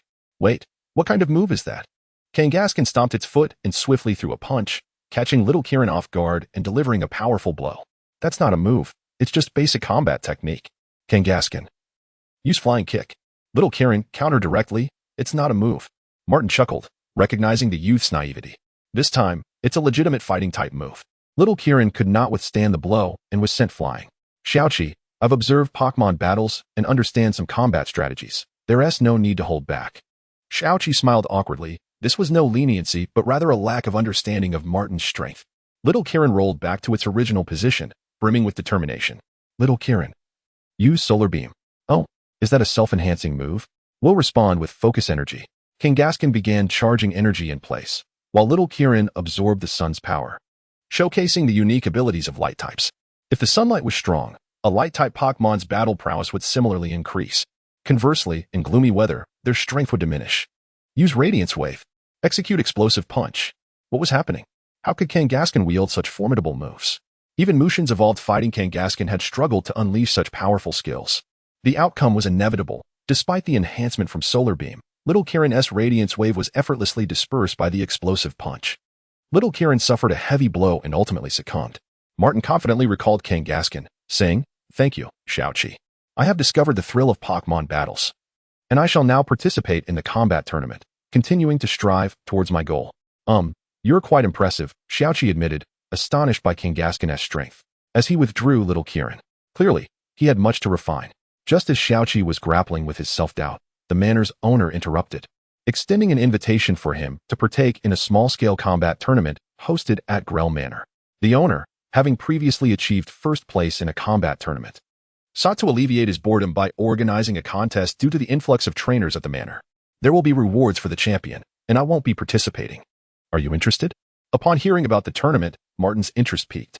I want to participate. However, I believe it would be rather dull if the manor owner did not join. I would like you to compete as well, but I fear I may be too strong for you all, he jested, provoking laughter and prompting previously disinterested trainers to sign up. Once enough participants, 10 in total, were gathered, Grell began explaining the rules. Given the scarcity of fighting trainers here, I will amend the rules. Any type of Pokémon may be used for battles, but only one per trainer. Understood? Upon hearing this, Xiaoqi raised his hand to indicate his desire to compete. With the manor owner included, they now had 11 participants, thus allowing the manor owner to stand apart. Martin looked at Xiaoqi, laughing, If we end up facing each other, please don't hold back. Xiaoqi could only respond awkwardly. I certainly won't. Little did Martin know, Xiaoqi had no intention of holding back. Nevertheless, this candid personality made Xiaoqi feel at ease. Traveling with someone like him was indeed a splendid choice. Chapter 31. Flame Punch. As the competition commenced, a drawing method was employed. Xiaoqi felt a twinge of regret when he was not paired with Martin, who approached to console him, saying, "Don't worry, I will strive not to be defeated. Just wait for me in the next round." One cannot deny Martin's unwavering trust in Xiaoqi. "You must be my opponent. Come forth in battle."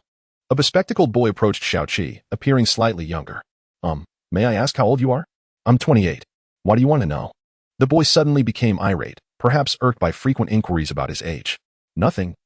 I was merely complimenting your youthful appearance." Xiaoqi sought to remedy the situation. As the competition progressed in rounds, Xiaoqi had no choice but to wait alongside the 28-year-old boy, who was named Wu, as he gleamed through their casual exchanges. Finally, their turn arrived, and they ascended the platform. Martin and Ling Shi cheered from below, warming Xiaoqi's heart. "Hey, what are you doing? Release your Pokémon." Wu, now somewhat agitated, reminded Xiaoqi of his own sharp-toothed shark. "I won't. I'm younger, so you go first. I'm older. You should respect your elders." "Then I am the younger one, so you should go first." "Fine, I concede. I will go." Wu tossed out his Pokeball, revealing a large hound. "A large hound, is it? In that case, Alibudo, you're up." A large hound against Alibudo. This is intriguing. Grell watched from the sidelines, thoroughly engaged in the match. "What's this? Seeing me choose a Dark-type Pokémon, you follow suit? Don't say I'm bullying you." "Houndoom, bite down." The large hound lunged towards Alibudo with bared fangs. Alibudo. Flame Punch. The fiery blow struck the hound's forehead, causing it to whimper and retreat. "You've got some skill, Houndoom. Look for an opportunity to bite him. Then use Fire Fang." Wu adjusted his strategy, refraining from a direct attack. "Alibudo, be cautious. Avoid being bitten. Use Flamethrower to maintain distance." With the Flamethrower acting as a barrier, the hound was temporarily unable to reach Alibudo. However, this stalemate could not last forever. Seizing a moment of vulnerability, the hound managed to latch onto Alibudo with its jaws, employing Fire Fang. Its sharp teeth sank deeply into Alibudo's body, accompanied by a burning sensation. Use Metal Claw to resist. The paw that has caught. Resist with Metal Claw. Don't attack, just hold on, and then use Flame Punch with the other paw. Wu, hearing Xiaoqi's command, retorted, "Are you really going to give orders? That is cheating." Alibudo gritted its teeth, following Xiaoqi's instructions. "Keep using Flame Punch to strike Houndoom until it releases its grip." Xiaoqi observed as Alibudo's right paw transformed into a fiery punch, issuing the next command. Thus, while the hound clung fiercely to Alibudo's left paw, the right paw, now engulfed in flames, relentlessly pummeled the hound's head. This battle strategy elicited applause from Grell, who was thoroughly impressed. It was a genuine contest, a fight fought with abandon. Xiaoqi's combat style was indeed worthy of admiration, and it was a shame he was not competing in a more formal martial arts tournament. With one final flame punch landing on Houndoom's head, the hound finally released its grip, collapsing with eyes rolled back. Xiaoqi emerged victorious. Thus, after a round of competition, 5 out of 10 participants were eliminated. The remaining 5 engaged in a draw to determine who would face Grell directly. Martin also successfully advanced to the next round and approached Xiaoqi with admiration. "You were amazing just now. I hope you don't get eliminated. I heard that the estate owner's Pokémon is Macamp, incredibly powerful. If I were you, I would concede immediately." Although Martin felt somewhat embarrassed, he spoke the truth. Xiaoqi smiled. "I will not concede, no matter how formidable the opponent. For I have faith in my Pokémon." However, the next moment, Xiaoqi drew Grell. How unfortunate. Grell, upon seeing Xiaoqi as his opponent, nodded in satisfaction. "Xiaoqi, I watched your previous match, and I appreciate your style. Let us engage in a fair contest." Though slightly intimidated by Grell, Xiaoqi felt reassured by Grell's enthusiasm. "All right, let us do this." As the crowd saw Grell approach Xiaoqi for battle, they suggested they engage first, eager to witness the estate owner's prowess. Grell, aware of the flattery, chose not to acknowledge it directly. "Xiaoqi, let us exchange a move first. We cannot disappoint the audience, can we?" Xiaoqi clenched his fists. "All right." Like a duck shoved into water, Xiaoqi ascended to the opposing platform. Grell, confident, sent forth his ace, Macamp. "May I request something? Could you use Alibudo from earlier? I wish to battle against him." Given Grell's request, Xiaoqi could hardly refuse. "Alibudo, they have requested you. You must not disappoint." Alibudo emerged, radiating formidable heat. Truly a Pokémon I admire. Even entering the arena, it exudes such charisma. "Macamp, go forth and test the waters." Uncertain of how to respond, Xiaoqi noted that the opponent had not specified a move. Was this a typical tactic of a martial artist? Machamp lunged forward with all four arms swinging, leaving Budo uncertain of how to defend. It was swiftly captured, and fortunately. Budo was not a female Pokémon. Otherwise, this match would be deemed inappropriate. Budo was immobilized, ensnared by Machamp's grip. Excellent. Execute a suplex. Budo crashed to the ground, not even enduring Machamp's full move, already battered. Is this the might of a martial artist? Budo, do not concede. Flame Punch. Let us see whose punch is mightier. Dynamic Punch. Xiaoqi felt a headache coming on, not again with this move. Flame and dynamic energy collided, and Budo appeared to struggle. Was it true that in a direct confrontation, the fighting type was superior to the fire type? Budo's flames began to weaken under Machamp's relentless pressure. It is said that Budo can learn a move akin to Flame Punch. It seems your Flame Punch has yet to reach that level. Flame Punch. Was Budo's Flame Punch distinct from other fire types? No. Now was not the time for such musings. Machamp's arms crossed, signaling the impending final blow. Chapter 32. Should I follow in my brother's footsteps? Super Strength Cross Chop. With a fierce determination, the fighter unleashed a powerful cross chop towards Erebdo. Erebdo, Metal Claws. However, Erebdo's Metal Claws proved futile against the might of the cross chop, which rivaled the explosive punch. Thus, Erebdo was vanquished, leaving Xiaoqi regretful over the defeat. In the final match, Martin skillfully maneuvered through his opponents until he stood before Greer. Yet, despite Martin's formidable prowess, he found himself outmatched by Greer's super strength. Ultimately, he was overcome by two of Greer's techniques.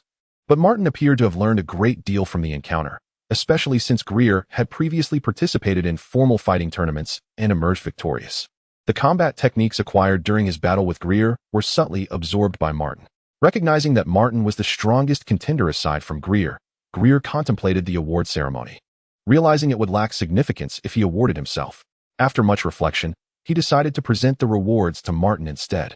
Martin, accompanied by Xiaoqi and Lingxi, visited Greer's chamber to claim the prizes from this self-organized fighting tournament.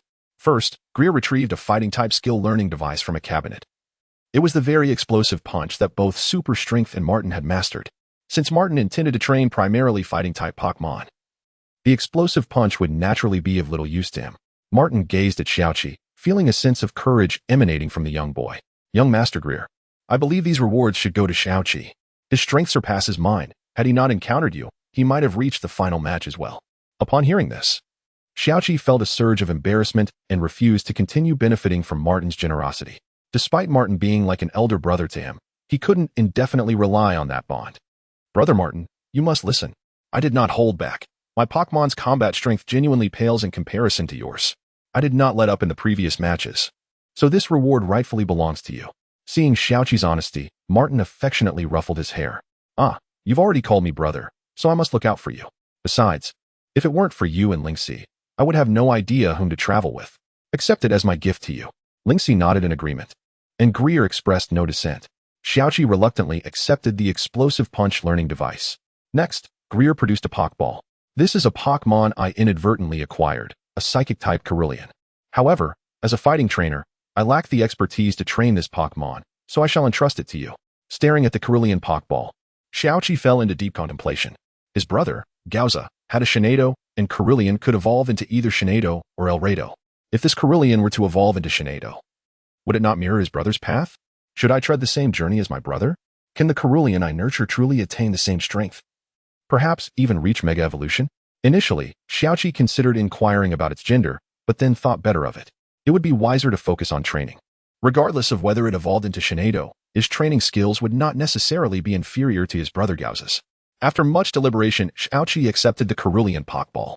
Following this, Greer provided additional funds for their journey and treated Xiaoqi and his companions to an extravagant meal. Thus concluded their adventure at Greer Manor. As they set their sights on the next gym, the Honghua Gym, Lingxi, pulling Xiaoqi aside, produced a Pokeball with a mischievous grin. You just acquired a Cerulean, which is quite splendid. How about a battle? Xiaoqi thought to himself, is she targeting my Cerulean? However, having yet to engage in a battle since acquiring Cerulean, he viewed this as a perfect opportunity. Alright, but since you're a quality trainer, why the sudden interest in battling Pokémon? Who said quality trainers don't battle Pokémon? Without battles, where do those dazzling techniques come from? Besides, I simply find Cerulean too adorable to resist battling. Don't worry, I'll go easy on you. Now, summon your little darling. At that moment, Lingxi appeared entirely different from her previous self. It was as if she had transformed upon encountering the cute Pokémon. Let us get started, Cerulean. Martin, recognizing the unfolding battle, tactfully set up a camp to observe. He even released his punching kangaroo to watch the duel between Lingxi and Xiaoqi. Upon seeing Cerulean, Lingxi's eyes sparkled with excitement. Go, Fairy Eevee. Dazzlingly defeat her. With a grand gesture, Lingxi tossed the Pokeball, reminiscent of a coordinator's dramatic flair, prompting Xiaoqi to recall a familiar figure. Meanwhile, Xiaoyao was engaged in friendly sparring with Xiaoguang, unaware that Bulbasaur's attack had gone awry. How peculiar, Bulbasaur. Did you play too much with the other Bulbasaurs yesterday? No more that next time. Bulbasaur turned its head, responding, Bulba, Bulba. Xiaoqi felt a knot of anxiety. After all, Lingxi's prowess was formidable, having easily vanquished Mushing previously. Xiaoqi had witnessed Fairy Eevee's match, where it secured victory with merely 2 moves, Moonblast and Swift Star. Now, facing it in battle, the pressure weighed heavily on him. Fairy Eevee, Swift Star. Xiaoqi was taken aback, for the Swift Star emitted a pink hue. Cerulean, observing the pink Swift Star, exhibited a hint of disdain, autonomously using Shadow Clone to evade and turning away. Xiaoqi finally regained his composure. Cerulean, use Psybeam. Strangely, Cerulean did not launch an attack but instead returned to its Pokeball, leaving both Lingxi and Xiaoqi bewildered. Xiaoqi pondered, could this Pokemon be like little Qilin? As the two sat in awkward silence, Cerulean suddenly emerged again, pointing at the observing punching kangaroo, seemingly eager for a battle with it. Lingxi, frustrated, dashed away to summon Martin. Martin, looking perplexed, remarked, "Weren't you two battling? Why have you summoned me? It seems Cerulean is not particularly keen on battling Fairy Eevee. It wishes to face your punching kangaroo instead." Ah, is that so? I cannot dampen Cerulean's enthusiasm. Punching kangaroo, let us go. With a renewed fighting spirit, Cerulean awaited Xiaoqi's command. This little one surely preferred to engage with the more formidable-looking Pokémon. In that case, each of Xiaoqi's 5 Pokémon must possess their own unique traits. Cerulean, if you wish to battle, then let us go. Use Psybeam. Chapter 33. The extraordinary debut of Cerulean at the Red Flower Dojo. With both hands firmly placed together, Cerulean concentrated its psychic energy. Interrupt him, Martin exclaimed, noticing Cerulean's buildup of power. The punching kangaroo swung its massive fist toward Cerulean with such speed that even Xiaoqi was caught off guard. Although Xiaoqi failed to notice, Cerulean did. It hastily raised its still-forming psychic barrier in front of itself, preventing it from being launched away. Though it stumbled back a few paces, Xiaoqi, your Cerulean is remarkably suited for combat competitions. Thank you for the compliment. Cerulean, splendid job. Now, use Shadow Clone. In an instant, Cerulean transformed into countless duplicates, standing resolutely before the punching kangaroo. Punching kangaroo, do not panic. First, gather your energy. Don't give him a chance. Use Psychic. A multitude of Cerulean unleashed their psychic powers, sending a barrage of energy toward the punching kangaroo. The force was so great that it stirred a cloud of dust. As the haze began to settle, Xiaoqi anticipated the punching kangaroo would collapse. However, within the smoke emerged a resilient figure, gathering energy in its hands. Surprised? My punching kangaroo possesses extraordinary physical prowess. Punching kangaroo, explosive punch. Cerulean, quickly evade. The clones of Cerulean that had just materialized dissipated, leaving the real Cerulean exposed like a chick under the gaze of a hawk, with nowhere to hide. With one powerful strike, Cerulean's initial battle concluded. Is Martin's explosive punch really that formidable? Lingxi interjected, having been observing from the sidelines. Not entirely. It's primarily due to the energy gathering. Martin chuckled heartily, subsequently recalling the punching kangaroo into its Pokeball. Next, they were to head to Red Flower City. I heard there's a bug-catching contest in Red Flower City. After your gym challenge, let us check it out. Martin had gathered this information as soon as they arrived at the Pokémon Center. Aren't you a martial artist? Why are you interested in a bug-catching contest? Some bug-type Pokémon, like those with fighting attributes, can be quite powerful. Do you know Heracross? I'd really love to have one. Heracross, indeed. Ash had trained a formidable one. Then after I finish the gym, let us go to the bug-catching contest together. How about you, Lingxi? Xiaoqi turned to ask Lingxi, who had been following silently behind. Ah, that sounds fine. After all, there's no quality training competition in Red Flower City. Good luck, Xiaoqi. The trio arrived at the Red Flower Dojo, where Xiaoqi was allowed to battle immediately due to the friendship between Imo-sun and Lian. The competition rules are 2 versus 2. Are you ready? Lian, the dojo master, was a young girl with a high ponytail. So Lian is a girl. It seems Imo-sun has quite the charm with women, Lingxi remarked, observing Lian, likely reflecting a curious competitive spirit among girls. Don't misunderstand. Imo-sen is just my good friend, Xiaoqi noted, having clearly seen Lien blush.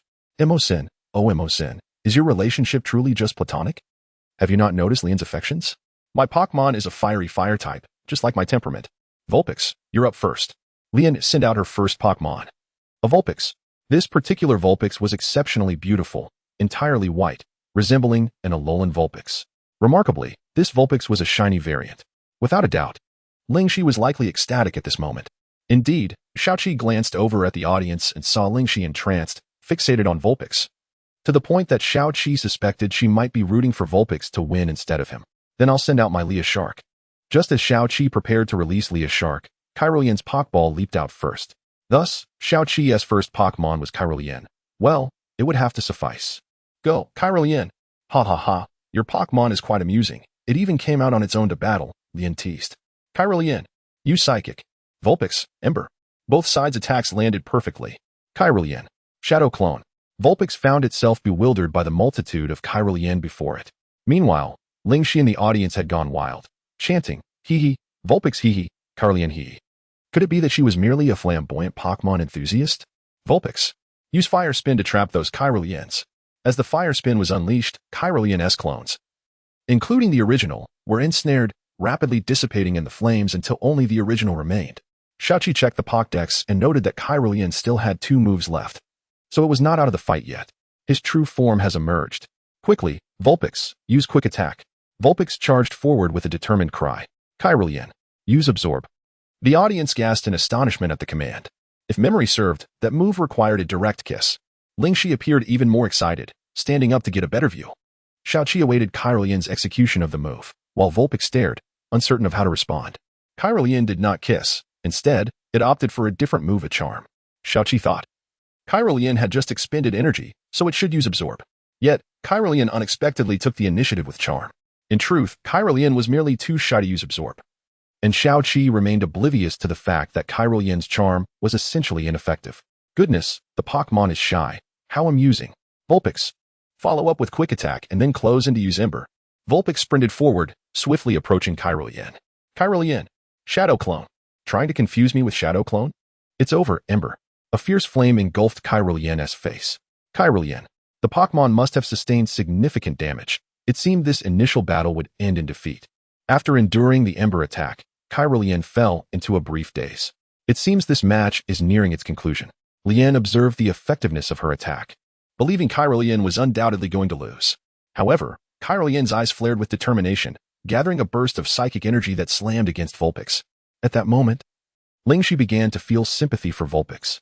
Kyrolean had lost its cute demeanor, glaring fiercely as if prepared to go down in a blaze of glory alongside Vulpix. Chapter 34. Witness the brilliance of flames. Kyrolean's psychic power struck fiercely against the face of the Vulpix, as though it were not merely a psychic attack, but rather a tangible, fist-like skill. The intensity of Kyrolean's might caused both Vulpix and Lien to tremble, as did Martin in the stands. Just moments ago it was Lingxi, and now it was Martin. What a pity that Kyrolean does not compete in fighting tournaments, Martin mused. Ultimately, Kyrolean's psychic force rendered Vulpix unconscious, but the exertion took its toll, and Kyrolean collapsed as well.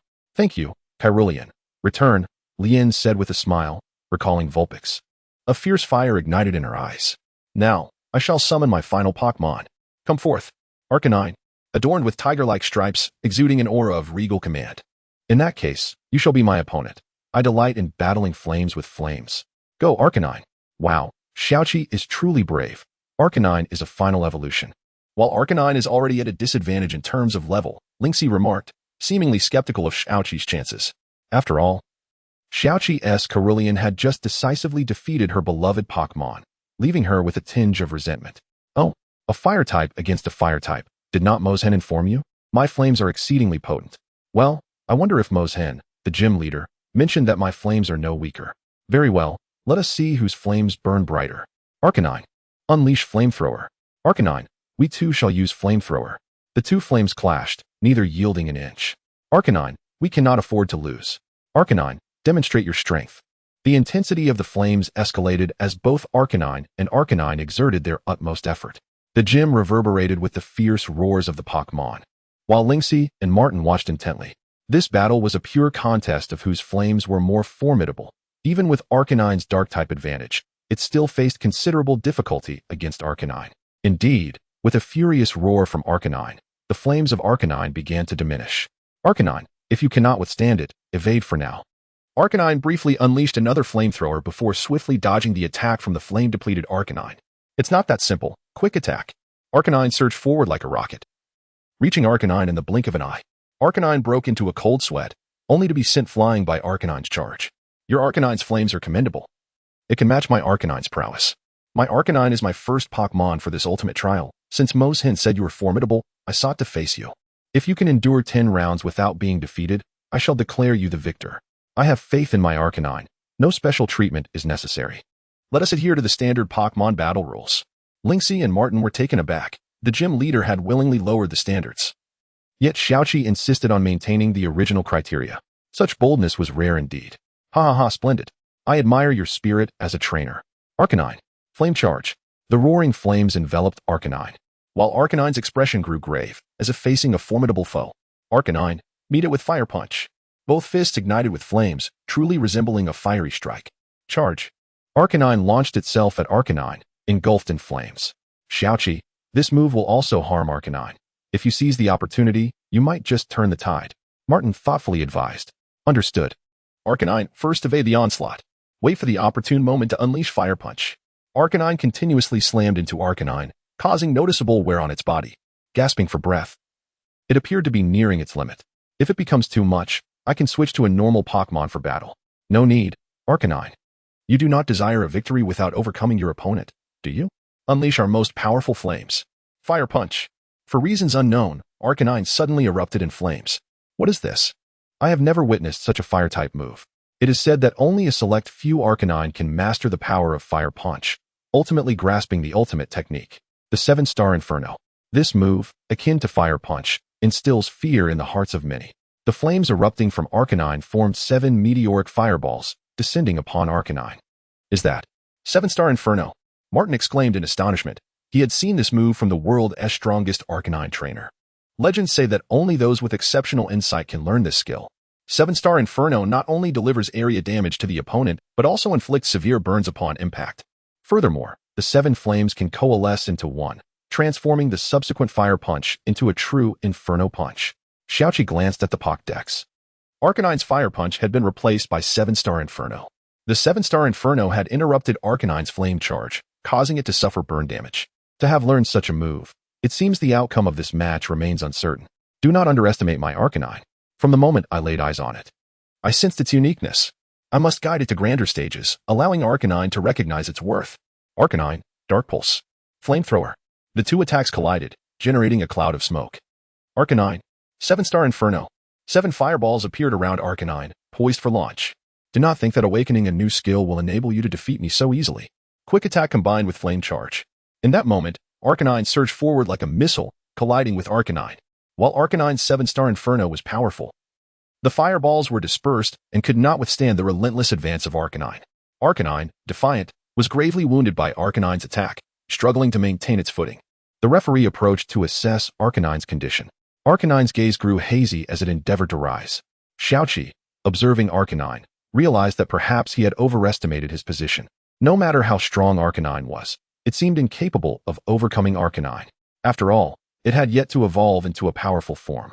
Ultimately, Arcanine could not endure and collapsed to the ground. Bien recalled Arcanine. What a pity, but you have successfully completed your gym challenge. However, I did not endure 10 rounds. That is part of the test. I sought to assess your indomitable spirit. Had you chosen a conventional Pokémon, I would have continued using Arcanine to defeat you. Regardless of whether you endured 10 rounds, you would not have obtained the Scarlet Blossom badge. Yet, you made the right choice, so this badge is yours. Lian presented a badge that sparkled like embers to Xiaoqi. Xiaoqi was astonished. His courage and faith in Arcanine had earned him the Scarlet Blossom badge. Oh, by the way, please send my regards to Sunran if you challenge him upon your return. Without looking back, Lian departed the gym. Xiaoqi placed the Scarlet Blossom badge into his badge case. With this, he now possessed 2 badges. The forthcoming challenges would be 3 against 3. Chapter 35, The Kalos League, a clash between Lizard King and Slice Commander. After triumphing over the Honghua gym, Xiaoqi was in high spirits, eagerly dragging Martin and Lynxie to the long-anticipated bug-catching contest. As they passed by a restaurant, the trio decided to first satiate their appetites. At that moment, A battle was being broadcasted in the restaurant, capturing Xiaoqi's attention. Not every battle earns the privilege of being aired on television. Typically, the channels in the Loshika region choose to showcase only the most spectacular gym matches, such as the previous showdown between Adiyu from Rainy City and Gabwa. Additionally, only the prestigious league tournaments from other regions make it to the screen. Currently, the spotlight was on the Kalos League, featuring a showdown between champions Ash and Alan, which piqued Xiaoqi's interest. Martin, Lingxi. Why don't we watch this battle before heading to the bug-catching contest? Lingxi and Martin, seeing Xiaoqi so enthusiastic, could hardly object. After all, Ash had become a celebrity, and both were quite fond of watching his matches. Thus, the three settled into their seats to enjoy Ash's duel. The scene shifted to the Kalos region, where Ash confidently adjusted his cap and embraced his companion, Serena, as he made his grand entrance. For this match, he had called upon his Greninja, determined to rectify the previous defeat at the hands of Charizard.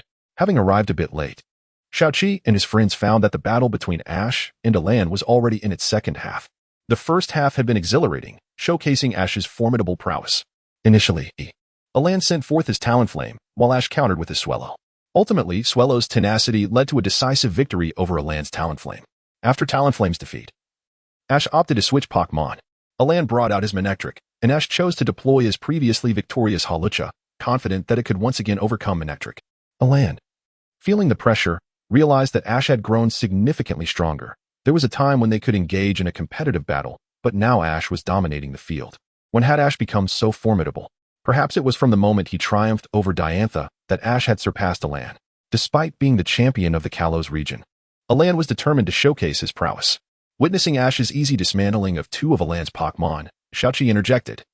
It seems Alan has also faced a tough time in the Master 8. Indeed, Ash is proving to be the stronger of the two. Martin chimed in. Let's not be too hasty. Alan's Charizard is quite impressive, having previously secured a victory over Ash's ace. Their Kalos match was certainly a spectacle. I'm not saying Alan isn't strong. I'm merely commenting on his performance in the Master 8, which seems to parallel his current struggle against Ash, Xiaoqi replied. Lingxi nodded in agreement, acknowledging that Alan's previous match had indeed been lackluster. Even she, who seldom followed Pokémon battles, could tell. In the first half of the duel, Alan managed to secure a victory with his Octillery against Hawlucha. However, he was caught off guard when Hawlucha managed to take down Octillery in a valiant effort, leaving Alan with only one Pokémon taken down, while Ash had eliminated 3. As the second half commenced, Xiaoqi noted that Alan had 3 Pokémon remaining, while Ash had 5. Ash cast a regal glance towards Alan, exuding an aura of confidence. Alan, feeling the weight of the moment, sighed heavily. Ash, you've truly grown stronger. Indeed, and now I intend to rectify my past regrets. The title of champion of the Kalos region shall be mine. Here comes Slice Commander. Oh, this Pokémon? Previously, I used Greninja, but I will reserve it for last. Therefore, you shall be my choice, Lizard King. As Lizard King emerged, the crowd erupted in cheers. Well aware of its illustrious track record, isn't that the Pokémon that once defeated the legendary Darkrai? It seems Ash has finally decided to utilize his previous Pokémon. Ah, I see, you possess powerful Pokémon from other regions as well. That Swellow was indeed formidable, another voice chimed in. Precisely. I simply enjoy training in new regions. Surely, you didn't think me weak? Haha, splendid. Let me witness your full capabilities. Slice Commander, charge in with Iron Head. Lizard King, use Leaf Blade. Though Slice Commander charged towards Lizard King, it was met with a devastating counterattack, an attack that had previously felled Darkrai. Lizard King dodged Slice Commander's Iron Head and swiftly retaliated with Leaf Blade, knocking it to the ground. Alan's eyes widened in disbelief. Why hadn't Ash unleashed such a powerful Pokémon during their earlier encounter? Slice Commander, get up. Use Thunder Wave. Slice Commander shook its head, the Leaf Blade having nearly rendered it unconscious. Struggling to its feet, it emitted a Thunder Wave. This is becoming troublesome. But do not underestimate my Lizard King. Lizard King, evade with Quick Attack. With a swift movement, Lizard King dodged the Thunder Wave. Alan felt a chill run down his spine. He sensed that defeat was imminent. Leaf Storm. The powerful Leaf Storm sent Slice Commander soaring into the air, leaving Alan bewildered as he lost sight of it. The referee prepared to declare Slice Commander's defeat. Slice Commander plummeted heavily from the sky, creating a deep crater upon impact. Slice Commander, Alan gasped, recognizing that such an assault would be nearly impossible to withstand. It seems this is the end, Ash sighed quietly, acknowledging the strength of his opponent. Wait.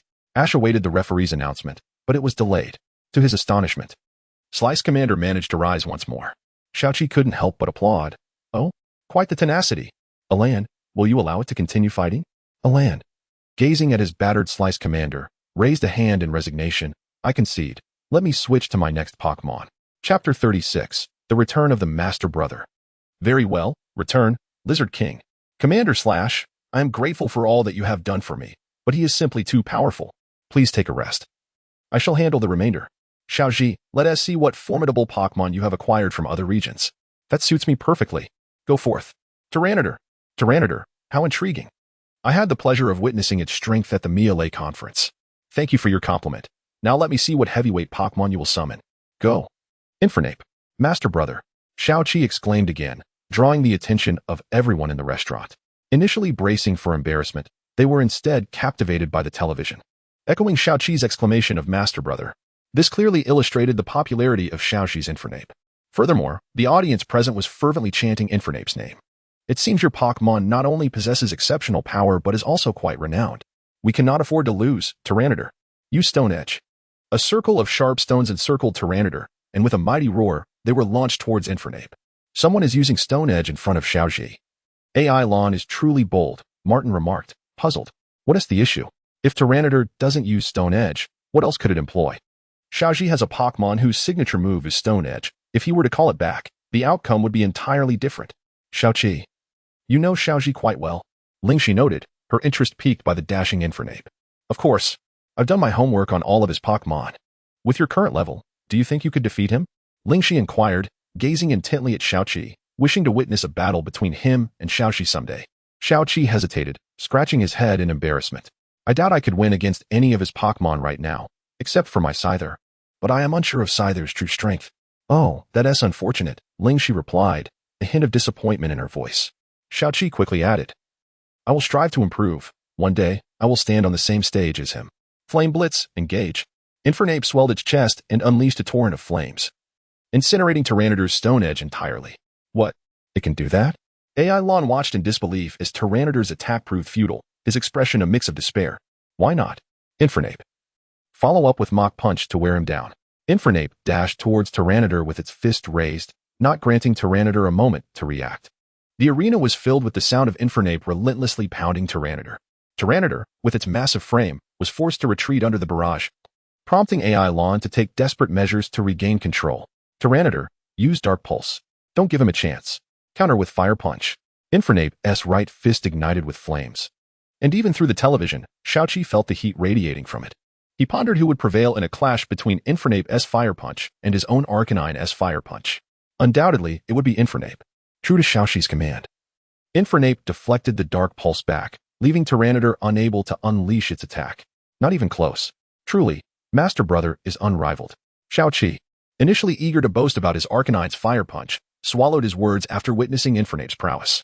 Lingxi, observing Xiaoqi's reaction and recalling Arcanine's Fire Punch, playfully teased. Your Arcanine is quite impressive too. If you were to take the field, perhaps you could hold your own against Tyranitar just like Xiaoqi. Ha ha, indeed. Indeed. Xiaoqi felt encouraged and continued to watch the duel between Xiaoji and AI Lon.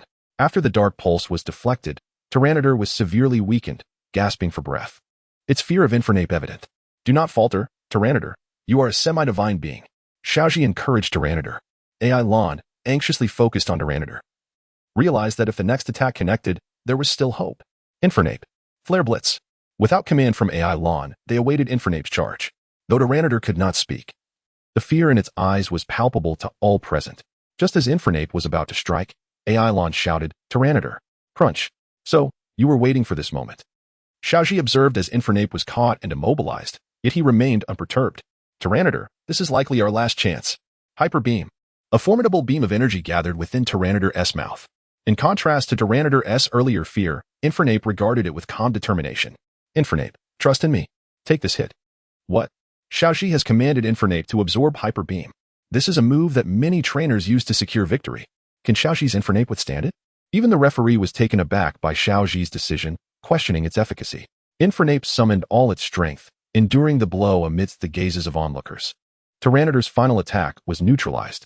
AI Lon stood frozen in disbelief, realizing he had run out of options. My apologies, AI Lon. It appears I have triumphed once more. Infernape, unleash our strongest punch. Fire Punch. The scorching strike toppled Tyranitar, and as it crashed to the ground, AI Lawn found himself cornered. If I am not mistaken, you will soon recall your Pokémon to battle me with that one, thereby rectifying the disappointment from the Melee conference.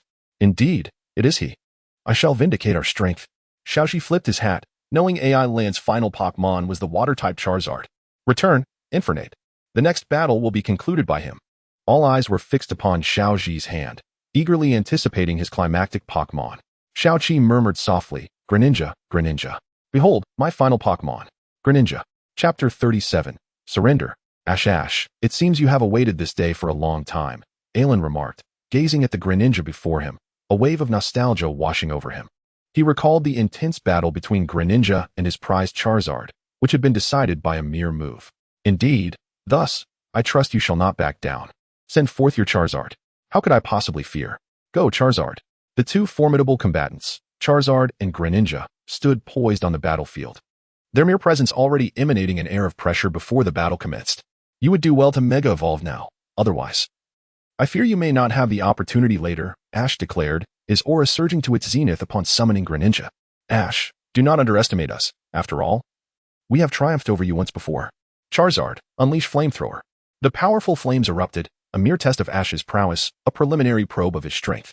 In encounters between titans, the initial clash often reveals a glimpse of each other's capabilities.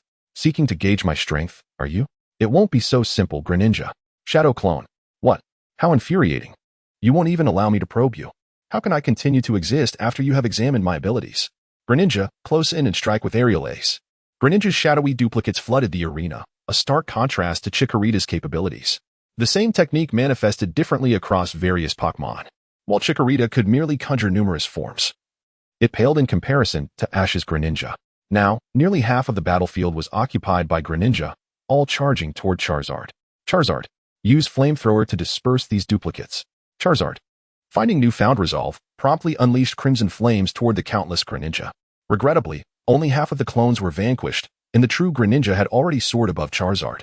With a swift lift of its left foot, Greninja executed Aerial Ace, stunning Charizard with the force of the blow. Next, leap down and follow with a cut. A gleaming white sword appeared in Greninja's grasp, aimed directly at Charizard's face. Charizard was struck by the cut, leaving its head momentarily tilted to the right, as if dazed. Charizard, are you all right? Alan leaned forward, his hand hovering over the Mega Stone at his side. Still not planning to Mega Evolve? Ash and Xiaoqi spoke in unison, both surprised by the synchronicity of their thoughts. Martin and Lynxie stared wide-eyed at Xiaoqi, wondering if he shared a mental connection with Ash. I merely believe that in such a situation, Mega Evolution is essential. Otherwise, you may be defeated before you even achieve it, Xiaoqi mused, stroking his chin.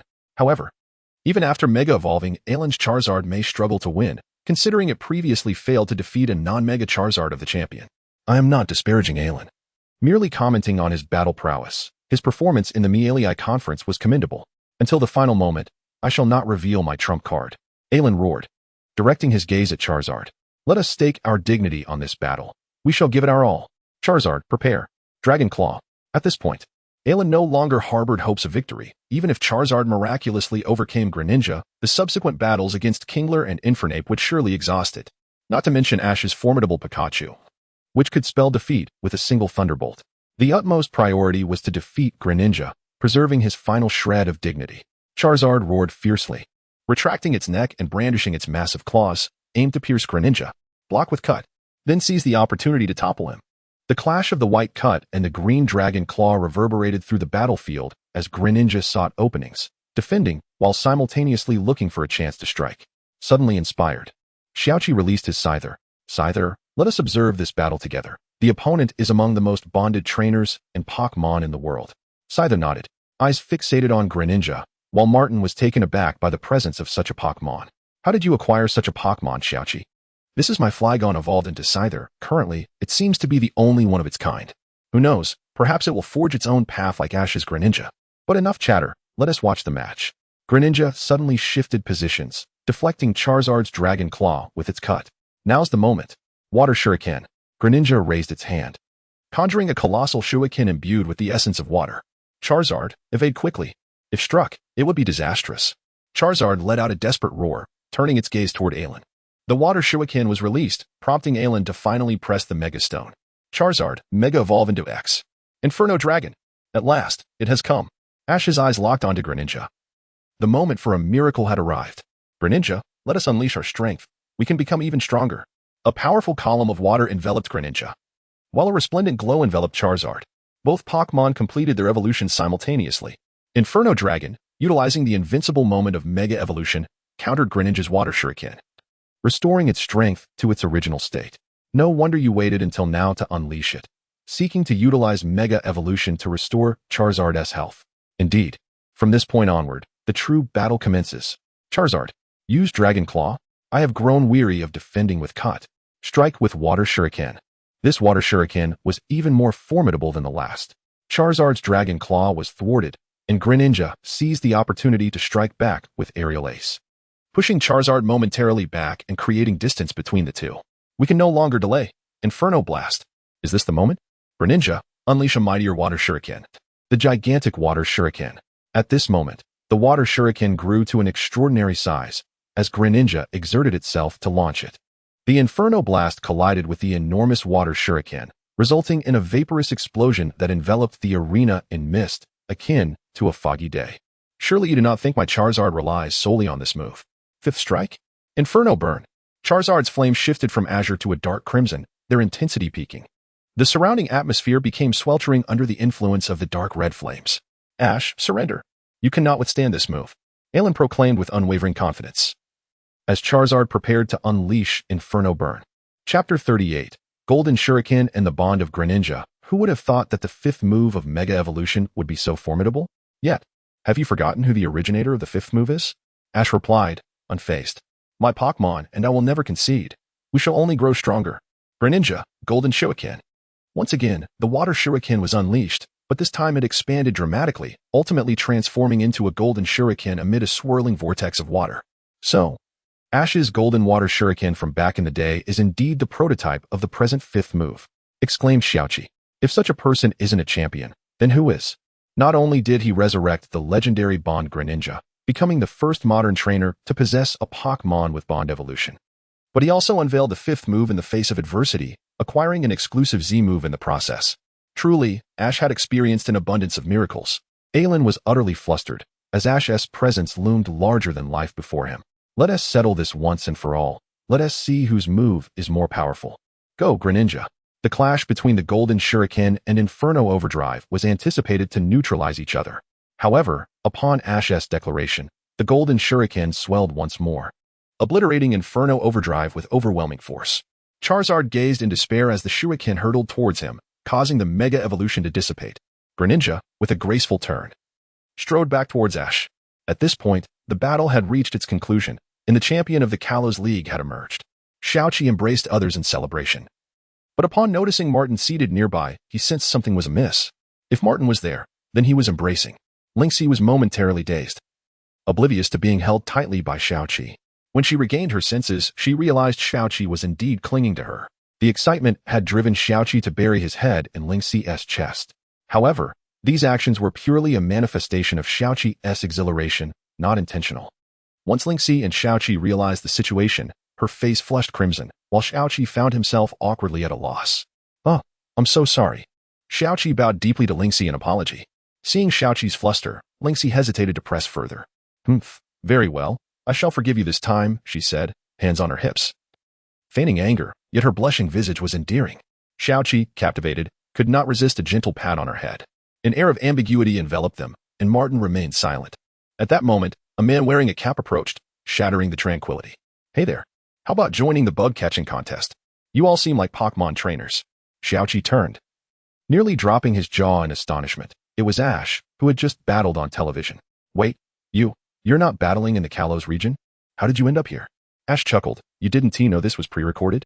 The battle concluded days ago. By the way, you look familiar. Aren't you the brother of a trainer I battled? I remember you.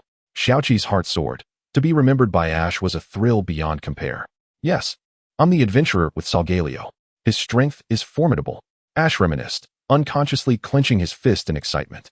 Hello, I'm Lingxi. She introduced herself tentatively, now recognizing Ash's undeniable charm, though Xiaoqi exuded a more amiable aura. Oh, nice to meet you. Let us head to the bug-catching contest together. And you, young man? You must be a fighting-type trainer, Ash noted perceptively, a testament to his years of travel. Absolutely. I'm eager to join. Xiaoqi replied eagerly. Lingxi chimed in. Xiaoqi has always aimed to be like you, Ash. Ash felt honored upon hearing this. Oh, is that so? Thank you, Xiaoqi.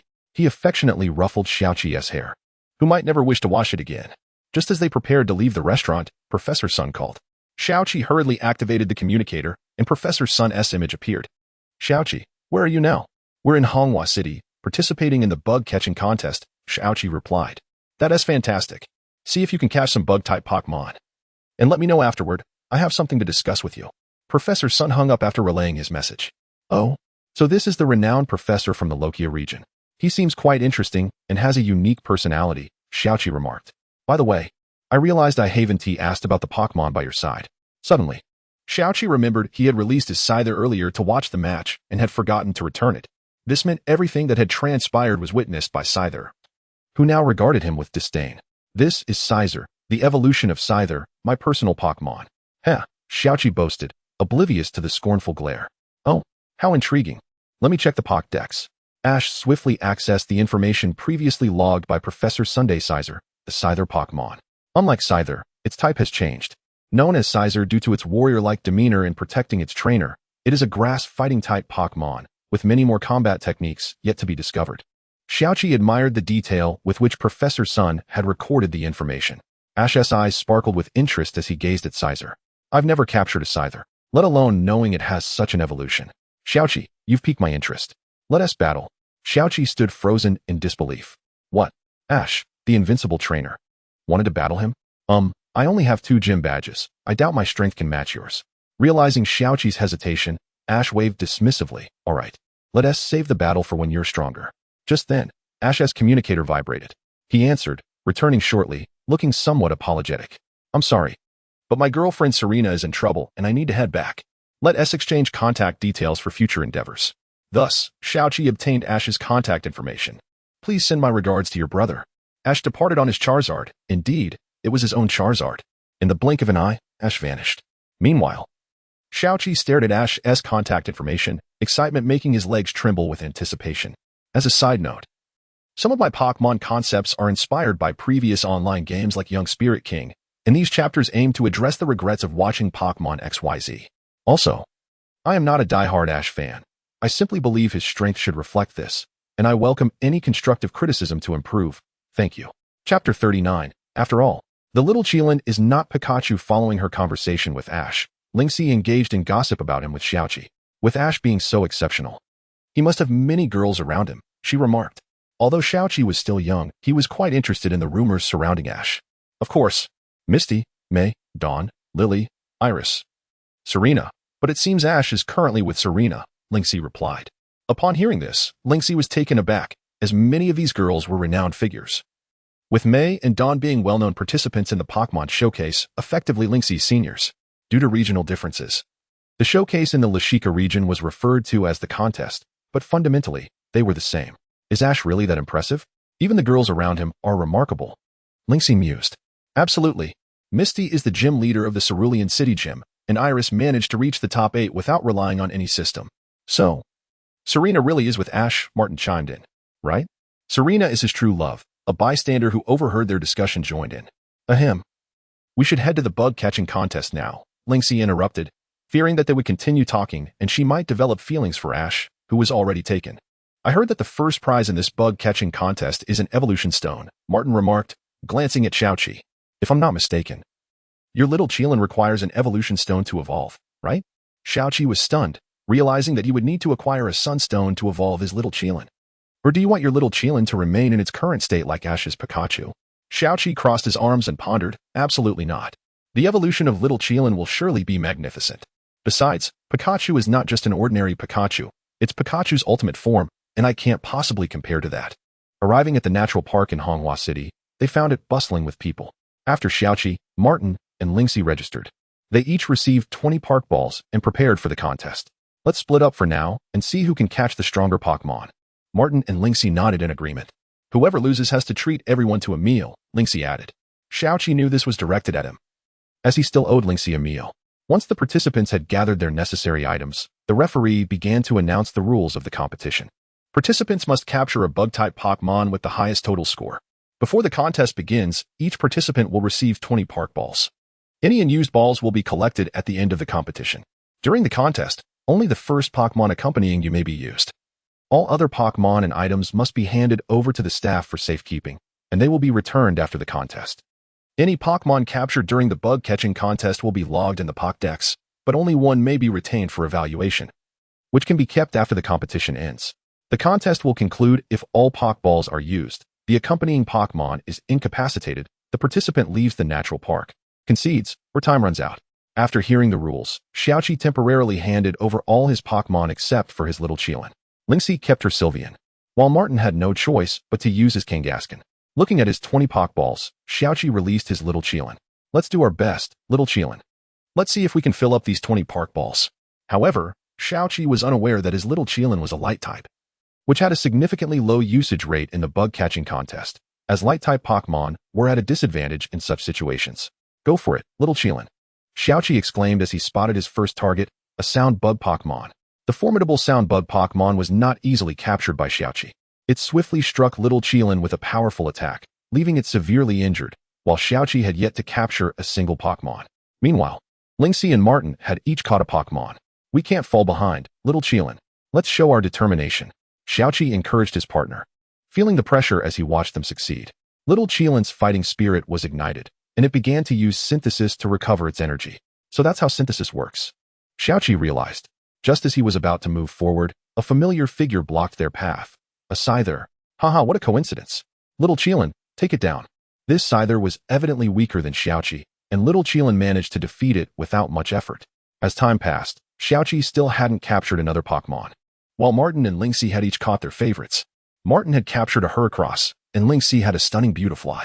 There was no doubt that these two would be used for evaluation later. Xiaoqi felt anxious, for the sake of his little Qilin. He needed to catch a better Pokémon. If the Scyther had been his Sizer, he wouldn't need to catch another, but regrettably, it was not. If he were to use the Scyther, many others had already caught one, and the judges would hardly favor a common Pokémon. It seemed that Martin and Lingxi had a much greater chance of winning. In the midst of his anxiety, little Qilin called out to Xiaoqi, seemingly having discovered something. Did you find an extraordinary Pokémon? Xiaoqi quickly followed little Qilin, leading him to a hidden area devoid of trainers. Opposite Xiaoqi, a shiny Pokémon appeared, causing his eyes to sparkle with excitement. Chapter 40. Why do I feel like I've suffered a loss? Before him was a radiant Butterfree, which I shall refer to as Bada Butterfly, a name I fondly recall from my childhood. Upon seeing it, Xiaoqi was instantly invigorated. What a once-in-a-lifetime opportunity. Little Qilin, you aspire to grow stronger, don't you? Capture this Butterfree. Admiring the creature, Xiaoqi noted that its body bore no significant difference from an ordinary Butterfree, save for its magnificent wings, an enchanting shade of pale green that seemed to embody the essence of gigantism, and astonishingly vast in size. Wow, I never anticipated such beauty, Xiaoqi exclaimed. The Butterfree regarded him with a dismissive glance. Understanding the creature's disdain, the little Qilin retorted, you think you can defeat me? I could let you take 3 moves, and you would still be no match for me. Unyielding, the little Qilin roared defiantly at the Butterfree. Xiaoqi was utterly bewildered, unaware that the little Qilin was defending both its own honor and his. Gathering its strength, the little Qilin awaited Xiaoqi's command. All right, I commend your enthusiasm.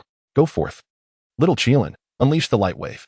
With a fierce cry, the little Qilin summoned the energy above its head. The Butterfree scoffed, seemingly mocking the little Qilin's inadequacy. Ignoring the derision, the little Qilin silently launched the light wave toward the Butterfree. With a mere flick of its wings, the Butterfree effortlessly evaded the attack. Xiaoqi was incredulous. He had not anticipated such agility from the Butterfree. Instead of fleeing, the Butterfree seemed intent on provoking the little Qilin further. Little Qilin, do not engage just yet. Use photosynthesis. Realizing that it was momentarily outmatched, the little Qilin began absorbing energy from above. The Butterfree observed curiously, bemused by the little creature's apparent resignation. Little did it know that the little Qilin's photosynthesis would amplify its power based on the time spent gathering energy. If left unchecked, the little Qilin's strength would escalate to a formidable level. As the little Qilin reached its limit, its eyes glimmered with golden light, and Xiaoqi understood. Now, unleash the light wave once more. This new attack was worlds apart from the previous one, and the Butterfree could only perceive a flash of light zipping past. The light wave struck the Butterfree squarely, causing it to plummet helplessly from the sky. Now was the moment. Xiaoqi threw the Pokeball. Initially, it trembled violently, but soon it settled gracefully on the ground. As Xiaoqi approached to retrieve it, the capture event concluded. All trainers returned to their original positions, submitting their Pokémon balls, leaving only one of their own and the Pokémon designated for the competition. Naturally, Xiaoqi chose the Butterfree that had mocked him and the little Qilin, while Martin and Lingxi similarly selected Heracross and Vivillon. Very well. We shall proceed to the judging phase. Please release your most formidable and captivating Pokémon for the judges to evaluate. Instantly, a plethora of bug-type Pokémon filled the venue. After a moment of hesitation, Xiaoqi observed the other trainers' Pokémon, feeling as though they all appeared juvenile in comparison. Martin and Lingxi approached, curious about the Pokémon Xiaoqi had caught. With an air of mystery, he concealed the Pokeball behind him. This one is set for a grand reveal, just wait and see. When all Pokémon were finally released, Xiaoqi beamed as he unveiled the Butterfree. As anticipated, shock spread across the faces of all present upon witnessing his Butterfree. Unsurprisingly, Xiaoqi emerged victorious, crowned champion of the bug-catching contest, and awarded the evolution stone of his dreams, the Sunstone. Martin and Lingxi gathered around. Xiaoqi, how about we trade Pokémon? Yours looks impressive. Martin initiated, only to be quickly countered by Lingxi. Aren't you participating in the fighting tournament? What would you need a Butterfree for? I, as a contender for the beauty contest, am the ideal candidate. Xiaoqi silently covered his ears, unwilling to hear their banter. Just then, his communicator chimed, providentially rescuing him. Xiaoqi, how did your bug-catching contest go? I have a new discovery I wish to share with you. Seizing the opportunity, Xiaoqi urged Martin and Lingxi to quiet down. Doctor, my bug-catching contest has concluded, and I emerged as the champion. Ah, splendid. Do you have any bug-type Pokémon on hand? You should come to the Pokémon Center for a trade. Xiaoqi hesitated, glancing at the Butterfree he had worked so hard to capture. Fear not. I assure you I will provide you with a stronger, more suitable Pokémon, the doctor reassured him. Trusting the doctor, Xiaoqi reluctantly agreed to the trade, glad to avoid Martin and Lingxi's incessant interest. Upon receiving the Pokémon ball from the doctor, Xiaoqi felt a mix of anxiety and anticipation. What Pokémon would the doctor bestow upon him? Surely it would surpass his radiant Butterfree, perhaps even be a shiny Pokémon. Martin and Lingxi watched intently as Xiaoqi prepared to unleash his new Pokémon, aware of the doctor's conversation with him. If the doctor were indeed correct, this Pokémon would be even more extraordinary than the Butterfree. Trembling, Xiaoqi tossed the Pokémon ball, even shielding his eyes from the reveal. Xiaoqi, this. Lingxi hesitated as she beheld the newly summoned Pokémon. At that moment, the communicator connected, and the doctor's image materialized. Xiaoqi, have you received the Pokémon I sent you? This is the very first Pokémon I discovered, so nurture it well. Hearing those words, Xiaoqi's apprehensive heart lifted, and he opened his eyes. Before him stood an ant-like Pokémon, and he felt as though the doctor had played a jest on him. Why do I feel like you've suffered a loss, Xiaoqi? Martin chuckled, patting Xiaoqi on the shoulder, unable to suppress a grin. Chapter 41, A Meeting of Minds. Guidance from Xiaoqi took a moment to compose herself before opening the Pokédex. Soldier Ant Pokémon. Currently, there is only one, personally cultivated by Dr. Xiao Sun from the Rochika region. Strong as a warrior, it has been aptly named Soldier Ant Doctor. Xiao Sun had preemptively recorded the information about the Soldier Ant in the Pokédex for Xiaoqi's reference. Xiaoqi couldn't help but smile wryly, considering Dr. Xiao Sun's diligent efforts. She decided to overlook the circumstances. However, trading such a rare shiny Butterfree for this unknown Soldier Ant felt rather unfair. Doctor, do you require a bug-type Pokémon for a specific purpose? Xiaoqi inquired. Dr. Xiao Sun grinned mischievously. Truthfully, I merely think it's better to exchange Pokémon of the same type. As for its utility, there isn't much. Primarily, you must give me a Pokémon before I can hand over the Soldier Ant. And what do you intend to do with my shiny Butterfree? Xiaoqi asked tentatively. Previously, Xiaoqi mentioned his Butterfree and mentioned visiting me. I suspect he has arrived. Why not gift this Pokémon to him? I can then arrange for him to give you special training. What do you think? Dr. Xiao Sun suggested with a spark of inspiration. Xiaoqi had initially felt quite upset, but upon hearing Xiaoqi's name, her demeanor shifted entirely. A Butterfree in exchange for training from a world champion was undeniably worthwhile. All right, Doctor, I truly appreciate your help. This change in attitude left both Martin and Lingxi astonished. Just moments ago, she had been filled with righteous indignation. As Xiaoqi was about to end the call, Xiaoqi's voice suddenly came through. Hey, isn't that a rare shiny Butterfree? Dr. Xiao Sun, how did you come by it? Dr. Xiao Sun quickly turned the camera towards Xiaoqi. Look, Xiaoqi. This Pokémon was caught by Xiaoqi at the bug-catching contest, and it's meant as a gift for you. Xiaoqi gleefully accepted the Pokéball, waving enthusiastically at Xiaoqi through the screen. Thank you so much, Xiaoqi. Dr. Xiaosun paused momentarily before adding, but this isn't a freebie, Xiaoji. You must take Xiaoqi for special training. Xiaoji, unfazed, replied nonchalantly, oh, that's a minor detail. Where are you, Xiaoqi? I'll come find you right away. Realizing she would soon be leaving Honghua City, Xiaoqi quickly opened her map and mentioned the name of the next town. We are heading to Lingjia City. Great. Wait for me at the Pokémon Center in Lingjia City. Charizard, and I will be there shortly.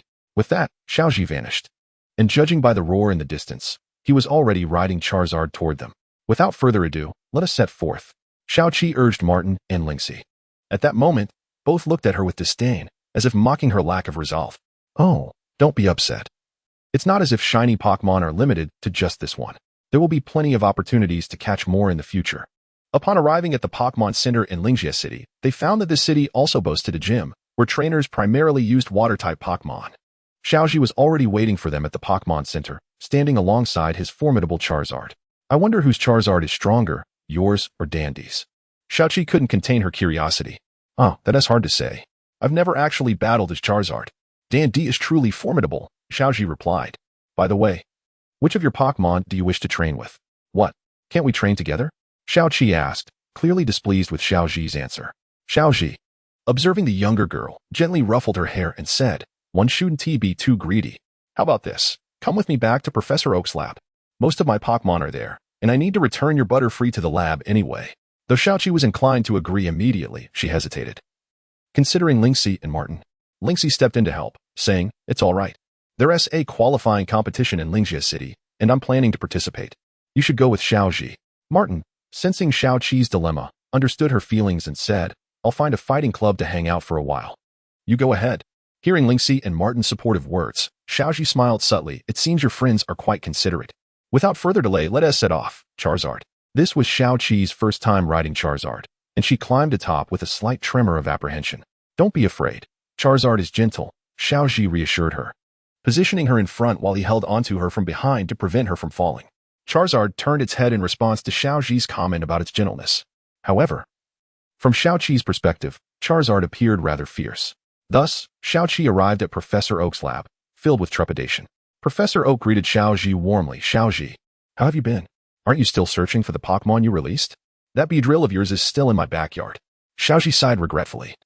It's a pity. My Butterfree has settled down, making it hard to retrieve. Even if I did find it, I wouldn't be able to continue traveling with it. Just as Professor Oak was about to respond, Xiaoji produced a Pokeball. But it's all right. I've acquired a shiny Butterfree, which can be seen as a consolation. By the way, Xiaoqi, have you decided how you want to train? Xiaoji asked. Xiaoqi fell silent, feeling somewhat awkward in this unfamiliar environment. Don't be shy. Come on, let us head to the backyard, Xiaoqi said, leading her outside. Upon reaching the backyard, they were greeted by Xiaoji's former Pokémon, among which the 30 Tauros stood out prominently. Xiaoji, you have captured so many Tauros. Oh, I got carried away in the excitement, haha. Now, show me your Pokémon, Xiaoqi urged. Xiaoqi released all her Pokémon in a flurry, momentarily forgetting she had 6 in total. Let me see, a Light-type Kirin, the only Samurai Scyther in the world, the 3 starter Pokémon from Rochica, the fierce Sharpedo, the fighting-loving Cerulean, and this one. Xiaoji was taken aback, astonished that he could identify the characteristics of each Pokémon. This one was given to me by the professor. I wasn't aware of it before, Xiaoqi explained. Xiaoji checked the Pokédex. This is quite an intriguing Pokémon. Have you decided which Pokémon you wish to train? Chapter 42, the King of Dragonfire Valley. Xiaoqi glanced at his Pokémon, among which the Samurai Scyther was his pride and joy. Although the little Kirin possessed the necessary light stone for evolution, he preferred to wait until it learned new moves before allowing it to evolve. At present, the Pokémon that required the most training was the Arcanine. Moreover, considering Xiaoji's fire-type Pokémon, Charizard was an excellent choice, especially since it had once triumphed over Articuno. Brother, I have made my decision. Let my Arcanine undergo training. In that case, you can leave your other Pokémon in Professor Oak's backyard for the time being, allowing them to train on their own. They can join my Pokémon. It has been quite a while since my Pokémon have encountered new companions. Xiaoqi was overjoyed. This was akin to providing every Pokémon with the opportunity for training. As soon as the little Kirin entered the courtyard, it clashed with the shiny Beedrill.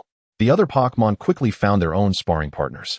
The Sharpedo mingled with the Crawdaunt and the Garchomp, while the Croconaw joined the fray. The Samurai Scyther spotted the Lizard King and Greninja, which Xiaoji had recalled. As for the Chikorita, Xiaoqi initially thought it would seek out Xiaoji's Jengar or Mismagius, but unexpectedly, it sought out the wrestling eagle and other fighting-type Pokémon. Meanwhile, the inconspicuous ant Pokémon burrowed alone underground. Your Pokémon certainly have clear objectives, Xiaoji complimented. Xiaoqi quickly changed the subject. Where shall we train? Let's south go to the place where my Charizard trained, Dragonfire Valley. Upon hearing the name Dragonfire Valley, it was evident that it was home to numerous Charizards. With his Arcanine in tow, Xiaoqi felt somewhat dwarfed by the surroundings. Do not fear. I have also brought my Infernape. Riding on Charizard.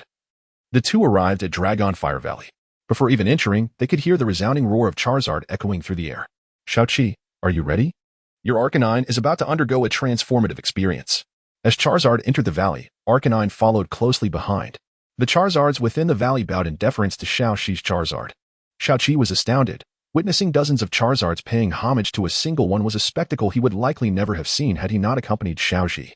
Brother Xiaoqi, has your Charizard truly reached this level? Well, it's not that remarkable. It's just that my Charizard still cannot Mega Evolve, which is rather unfortunate. It seemed that Xiaoqi harbored a deep obsession with Mega Evolution, likely feeling a pang of envy upon seeing Alan and Dianthus Charizards.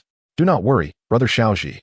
Even without Mega Evolution, your Charizard is formidable. Just look at how all these Charizards regard it as their leader. Time waits for no one. Let us begin training. Xiaoqi, have your Arcanine attack me. I want to witness your flames. Charizard, release Flamethrower. Arcanine, quickly dodge. Xiaoqi did not shy away from the challenge. But upon witnessing the flames emitted by Xiaoqi's Charizard, he was taken aback. They resembled the azure flames of a Mega Evolved Charizard. Arcanine's Flamethrower appeared as mere sparks in comparison. Thankfully, Arcanine managed to evade the attack. Otherwise, the scorched crater left on the ground would have been its fate. Do not be afraid. Even if Arcanine were to fall, there is a Pokémon Center nearby.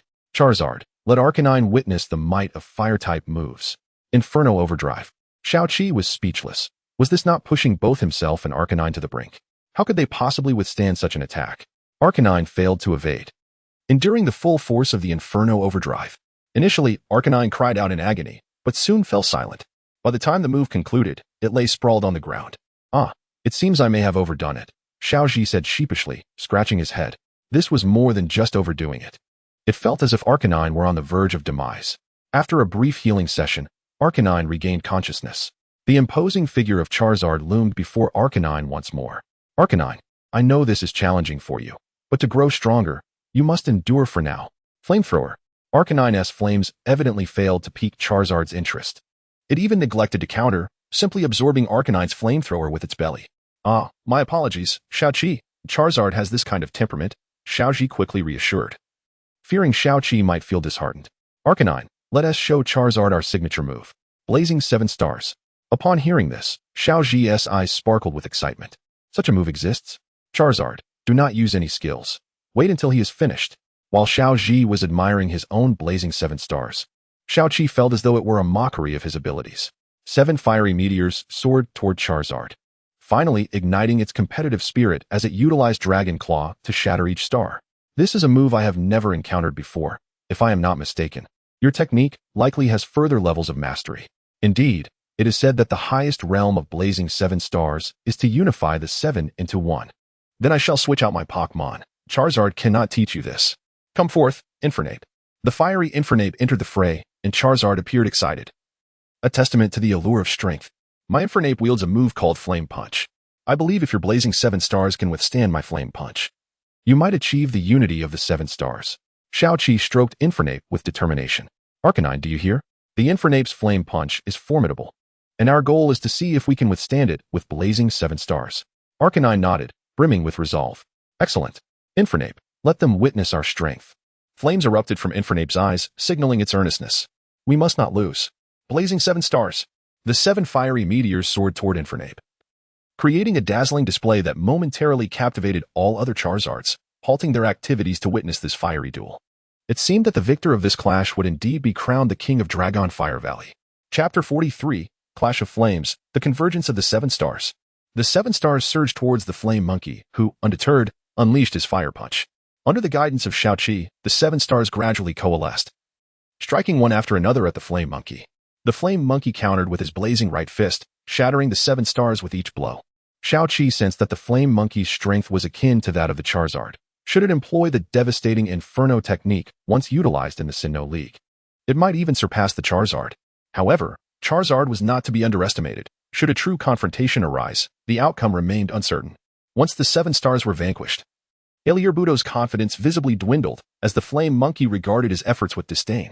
The Flame Monkey's gaze upon Aelirbudo mirrored his own past, a look filled with the desire to grow stronger, unwavering even in the face of formidable foes. Aelirbudo assumed his stance, flames once again igniting as he prepared to unleash the Crimson Flame 7 stars. Just as the Flame Monkey was about to charge with his fire punch, Xiaoji intervened. Enough, Aelirbudo. You have performed admirably, but you currently lack the strength to confront the Flame Monkey. He then turned to Xiaoqi. I believe I have grasped his potential. He possesses remarkable promise. Adjusting his cap, Xiaoji's expression grew serious. What lies ahead shall be a grueling training regimen. This so-called devilish training entailed rigorous exercises alongside the super newcomers, and not only Aelirbudo but also Xiaoqi was to keep pace. They arrived at a waterfall, where Xiaoji calmly stood beneath the cascading water. Xiaoqi felt overwhelmed, questioning if this location was truly suitable for Aelirbudo's training. Do not doubt, just train with me, Xiaoji instructed, closing his eyes as he sat beneath the waterfall. Gritting his teeth, Xiaoqi stepped in. Aelirbudo, however, hesitated, lingering outside. Witnessing Xiaoqi's frail form being battered by the waterfall, Aelirbudo felt a pang of sympathy. Initially, Xiaoqi struggled to endure, unable to remain seated for long before being swept away. Aelirbudo yearned to assist, but Xiaoqi urged him to refrain. Xiaoji observed with a quiet smile. Knowing that if Xiaoqi persevered, Aelirbudo might indeed rush into the waterfall, thus fulfilling his plan. Aelirbudo's inability to focus and execute the 7 stars convergence stemmed from his inner turmoil. If he could maintain composure beneath the waterfall, perhaps a transformation would occur. At long last, after an indeterminate span of time, Xiaoqi managed to sit steadily beneath the waterfall. Aelirbudo watched, moved by Xiaoqi's determination to succeed on his behalf. Little did he realize that he was the true focus of this trial. Xiaoqi opened his eyes and met Aelirbudo's gaze. In his eyes, Aelirbudo found encouragement. Gazing at the waterfall, he steeled himself and charged in. Aelirbudo, whose body bore faint flames and crimson patterns akin to a fiery Labrador, entered the torrent, only to have his flames extinguished, losing all semblance of a fire-type Pokémon. At this moment, Xiaoqi finally spoke. Aelirbudo, if you dare to take this step, you shall surely grow stronger. Now, attempt to use your Crimson Flame 7 stars to halt the power of the waterfall. When you succeed in doing so, your 7 stars will have triumphed. Xiaoqi admired Xiaoji's insight. The water's power was formidable, and if Aelirbudo could overcome his opposing attribute, what fear would there be of insufficient strength? Just as Xiaoqi intended to depart, he was halted by Xiaoji's grip. What are you doing? As the trainer, you cannot slack off. You must join in. Xiaoqi silently lamented but complied, stepping into the waterfall to endure its onslaught. As a man, one must not be cowardly. I do this for your own good, you will understand in time. Before departing, Xiaoji left them with a single remark, leaving Xiaoqi and Aelirbudo beneath the waterfall. Aelirbudo tirelessly employed his 7 stars in a bid to obstruct the waterfall, while Xiaoqi continually resisted the torrent's force. This was not merely a test for the Pokémon, but also for the trainer. Aelirbudo's 7 stars could only briefly penetrate the waterfall, failing to provide any meaningful resistance. As time passed, Xiaoqi began to falter against the relentless flow, growing weary under the waterfall's barrage. Aelirbudo, heartbroken, rushed into the waterfall to rescue Xiaoqi. Upon regaining consciousness, Xiaoqi met Aelirbudo's concerned gaze. Aelirbudo, I'm sorry. I cannot endure for long and must be holding you back. Aelirbudo nuzzled against Xiaoqi's cheek, softly reassuring him. However, we shall not concede. Aelirbudo, gather your spirits. We continue. Just as Xiaoqi regained his strength, he dove back into the waterfall. Aelirbudo hurried to follow, fervently employing his 7 stars. Time passed, and Aelirbudo's 7 stars drew nearer together, ultimately converging in a dazzling display.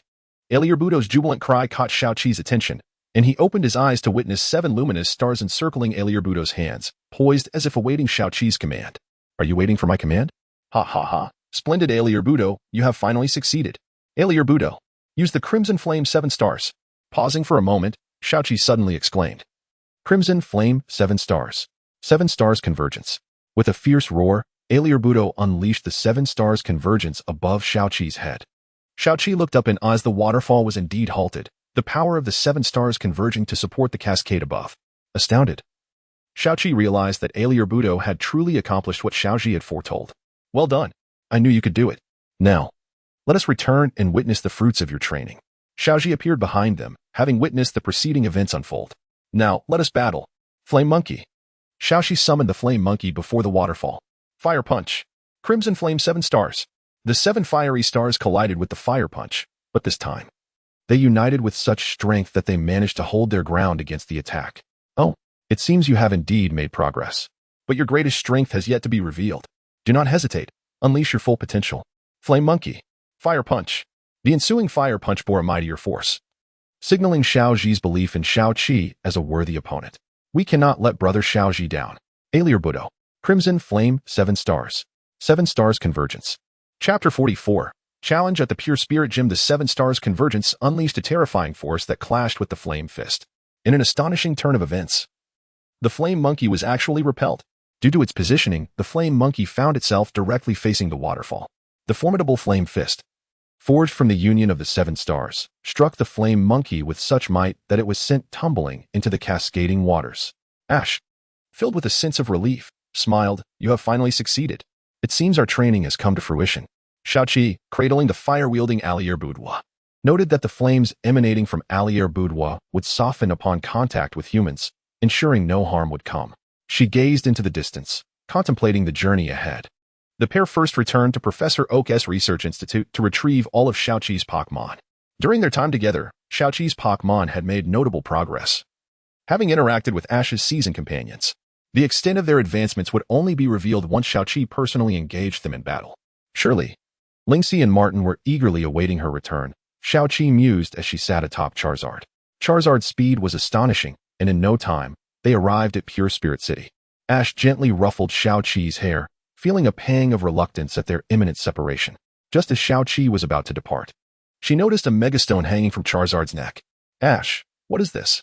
Ash, impressed by Xiaoqi's keen observation, picked up the megastone with a hint of nostalgia. During your training, Charizard and I sought to grow stronger by venturing into the Megastone Cave. The mention of the Megastone Cave left Xiaoqi astounded.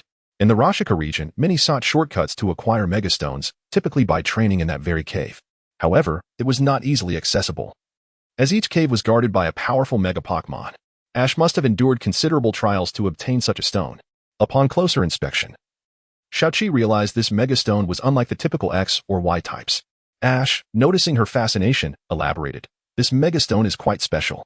It houses 2 Mega Charizards, X and Y, and I barely triumphed with the help of my Greninja and Lucario. This particular stone is not an X or Y type, it is a Z-type stone. Custom made for me by Professor Sunday. A Z-type Megastone. Indeed, Ash's Charizard was truly one of a kind. What are you doing, Xiaoqi? Are you still feeling sentimental? Martin interjected, enveloping Xiaoqi in a warm embrace. Xiaoqi's training had spanned an entire week. Lingxi had once again clinched the championship in the quality contest, using the butterfly she had captured during the bug-catching contest. Martin, too, had acquired his 3rd Pokémon, the Bear Apprentice. Ash gazed at the Bear Apprentice with envy. That is a formidable fighting-type Pokémon, capable of evolving into different forms based on the moves it learns. Your friend is indeed fortunate. Blushing at Ash's praise, Martin shyly scratched his head. It appeared one day while I was training with the Kangaskhan, and I managed to capture it after losing a battle. It was pure luck. Isn't that wonderful? It shows that it recognizes your strength. Ash nodded in admiration, then patted Xiaoqi on the shoulder. Well then, thank you for your Butterfree. I must take my leave. With that, Charizard soared into the air as Ash departed. As soon as Ash left, Martin and Lingxi surrounded Xiaoqi. So, how did it go? Did you gain any insights from the world's #1 Pokémon trainer? Did he come with his girlfriend to supervise you? Is she beautiful? Let me first challenge the gym, and I'll tell you later, Xiaoqi stammered, unsure how to respond to their barrage of questions, and made her way toward the gym. The Pure Spirit Gym was renowned for its water-type Pokémon. The gym leader, Sasha, was also a young woman, but unlike Lian, who was full of exuberance, Sasha exuded a quiet elegance.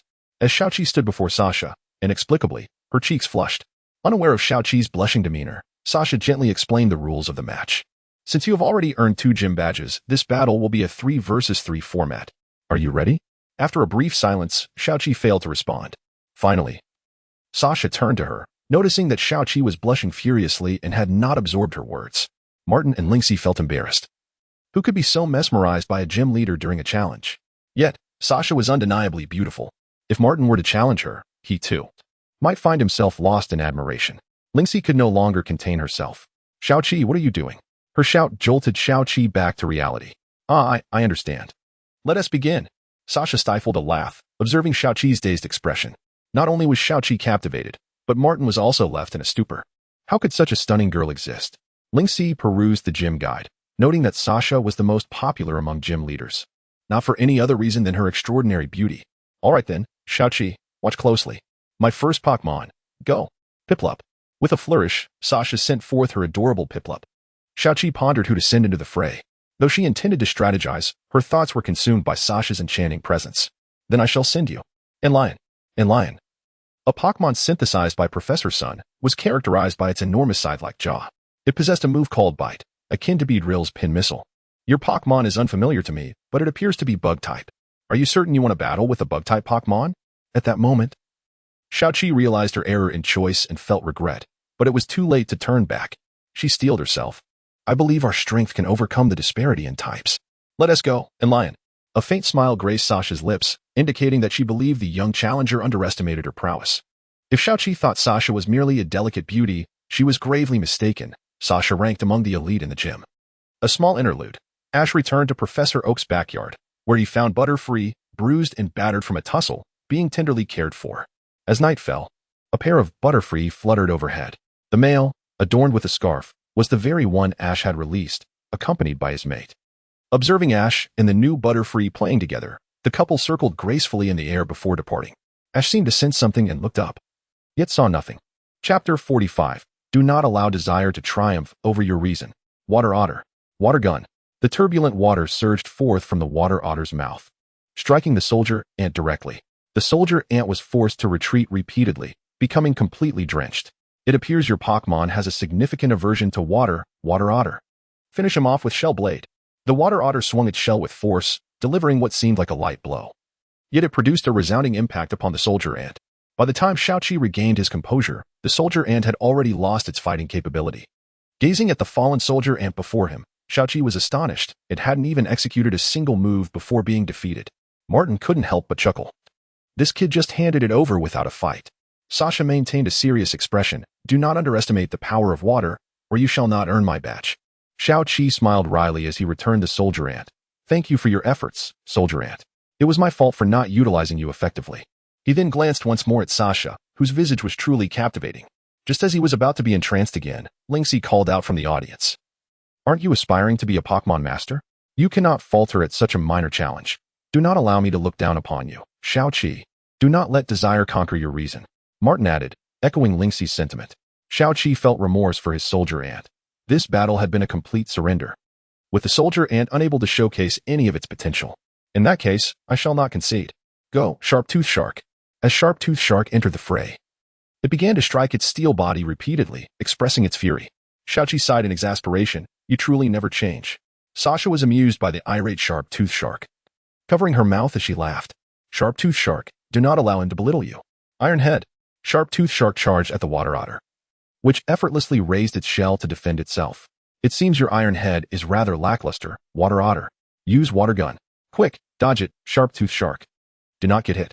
Xiaoqi commanded urgently, unwilling to see Sharp-Tooth Shark meet the same swift fate as the soldier ant. Though Sharp-Tooth Shark appeared somewhat dim-witted, it was surprisingly quick in its reactions, twisting its body to evade the water gun. Excellent. Sharp-Tooth Shark, unleash Water Gun. Surprisingly, Xiaoqi opted for the same move as the water otter, fully aware that moves of the same type inflict minimal damage. Indeed, the water otter raised its shell once more to block the water gun. Xiaoqi, your water gun lacks sufficient force. It cannot penetrate my water otter's shell defense. Sasha chuckled lightly before issuing another command. Water Otter, show him what a true water gun looks like. Sharp-Tooth Shark, do not be afraid. We shall strike back with Water Gun. The two water guns clashed, resulting in a somewhat balanced exchange. Do not underestimate him, Ice Hail. Ice began to coalesce above Sharp-Tooth Shark, causing the indoor atmosphere to grow chilly. You even carry ice-type moves? Your Pokémon is quite exceptional. We cannot concede either. Water Otter, use Water Tail.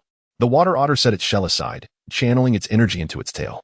Although its tail appeared unimpressive, it radiated a powerful white light. Here it comes, Sharp-Tooth Shark. Dodge the water tail and use Bite. Sharp-Tooth Shark skillfully evaded the water tail and opened its mouth, revealing sharp teeth. Ready to strike. The water otter reacted swiftly, drawing forth its shell to defend itself before making a hasty retreat. Sharp-toothed Shark clamped down on the water otter's shell. And the water otter, noticing Sharp-toothed Shark's furious expression, made a silly face to taunt it. However, Sharp-toothed Shark found it impossible to close its mouth due to the shell, needing to shatter it to revert to its usual state.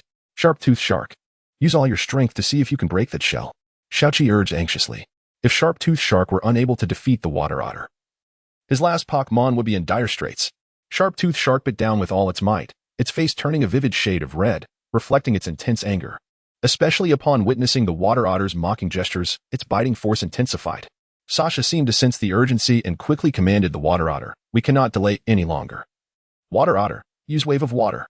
The water otter, however, was not inclined to attack, disregarding Sasha's command and instead watching the comical Sharp-toothed Shark with keen interest. Having spent so long in the cleansed gym, it had never before witnessed such a spectacle. Sharp-toothed Shark's teeth continued to grind together, and finally, with a resounding crack, the shell shattered. The wave of water struck Sharp-toothed Shark, eliciting a pained howl that soon transformed into a roar of fury. Sharp-toothed Shark underwent a transformation, enveloped in a brilliant white light. This was the sign of evolution.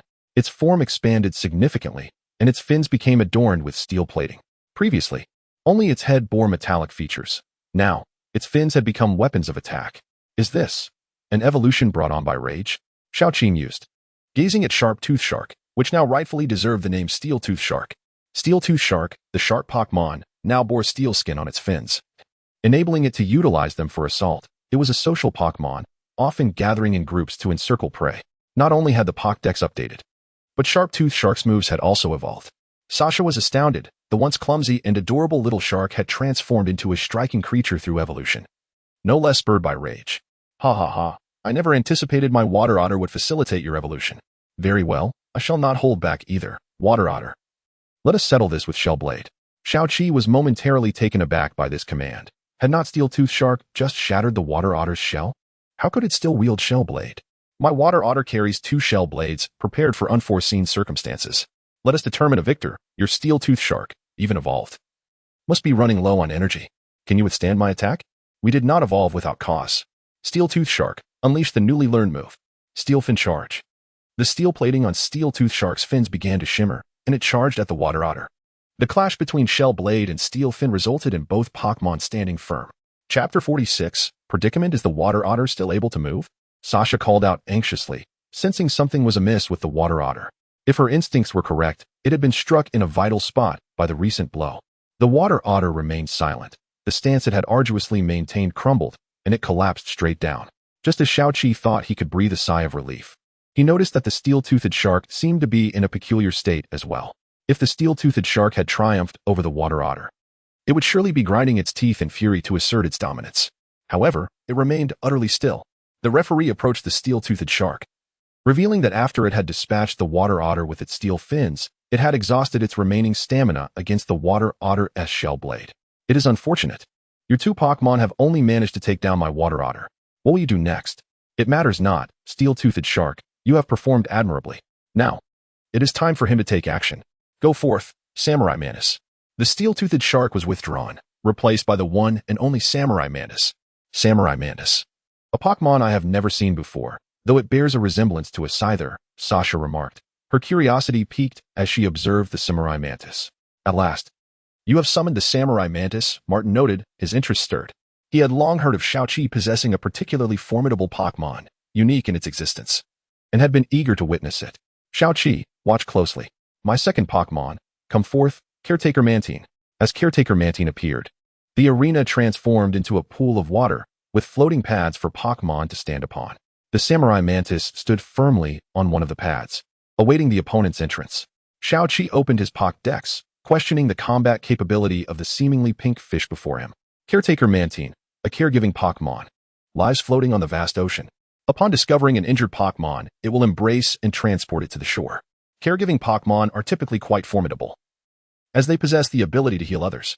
Caretaker Mantine, take the initiative. Use Water Jet. This Caretaker Mantine appeared to be stronger than the Water Otter. While the Water Otter's water-type move was Water Gun, Caretaker Mantine unleashed Water Jet directly. Water Jet. However, my Pokémon is of the grass-fighting type.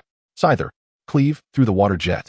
The Samurai Mantis wielded its enormous sides with intimidation, and as it sliced through Caretaker Mantine's Water Jet, Xiaoqi could distinctly sense a change in Sasha's gaze, a look of apprehension. Initially, Sasha viewed the Mantis as an intriguing specimen, assuming it was merely a special evolution.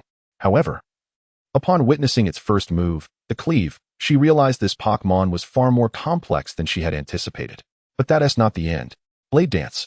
The Samurai Mantis shifted, appearing behind Caretaker Mantine, delivering a powerful strike. Caretaker Mantine seemed to suffer greatly. The Blade Dance had struck a critical point. Caretaker Mantine. Our opponent is formidable. Let us employ Whirlpool. The Samurai Mantis became ensnared in the whirlpool created by Caretaker Mantine, temporarily unable to launch an attack. While Caretaker Mantine swam within the swirling waters, seeking an opportunity to strike, Samurai Mantis used Vacuum Wave to break free from this whirlpool. Xiaoqi assessed the whirlpool's strength and believed that Vacuum Wave could potentially unravel this predicament. The Samurai Mantis adjusted its stance and unleashed the Vacuum Wave, shattering the whirlpool. And it stood resolutely on the floating pad. However, Caretaker Mantine was caught in the backlash from the whirlpool's collapse. Samurai Mantis, now is the moment. Execute your final move. Mantis Thousand Cuts. The illusion of Scyther reappeared, launching an onslaught towards Caretaker Mantine, which was struck hard and rendered immobile. It seems my Samurai Mantis has the upper hand.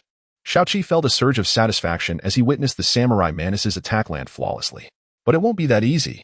Have you forgotten what kind of Pokémon Caretaker Mantine is? Caretaker Mantine, use Wish. Oh no, this move can restore its health. If Xiaoqi does not devise a strategy, he will eventually be worn down by Caretaker Mantine. Lingxi exclaimed, realizing the gravity of the situation. In the face of absolute power, healing moves are rendered ineffective. Samurai Mantis, employ Blade Dance. Before Caretaker Mantine could recover its vitality, the Samurai Mantis executed Blade Dance once more, delivering a heavy blow. This time, Caretaker Mantine could not successfully use Wish and helplessly floated on the water's surface. As a water-type Pokémon, floating on the surface signified its loss of combat capability.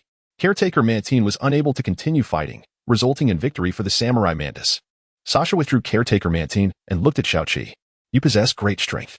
However, I assume your Samurai Mantis cannot endure for long. Can you defeat my final Pokémon? She placed a finger to her lips and winked. Come forth, West Lion Sea Lion. Sasha's final Pokémon emerged. And Lingxi's expression turned excited as she eagerly cheered for her. What happened to your earlier concern for me? Xiaoqi mused internally. Samurai Mantis, let us press on. You can still fight, right? The Samurai Mantis brandished its scythes, brimming with determination. Your Pokémon looks quite spirited. West Lion Sea Lion, let's respond in kind. Bubble Beam. The West Lion Sea Lion unleashed a barrage of bubbles at the Samurai Mantis, which could only stand its ground in defense. Now unleash Ice Wind. The combination of the Ice Wind and the earlier Bubble Beam reacted, encasing the Samurai Mantis in ice. Xiaoqi, I concede that your Samurai Mantis is impressive. But this is where it ends. West Lion Sea Lion, use Moonblast. A gigantic full moon appeared before the Samurai Mantis, rendering it powerless to act. Xiaoqi watched anxiously. Samurai Mantis, you must withstand this attack.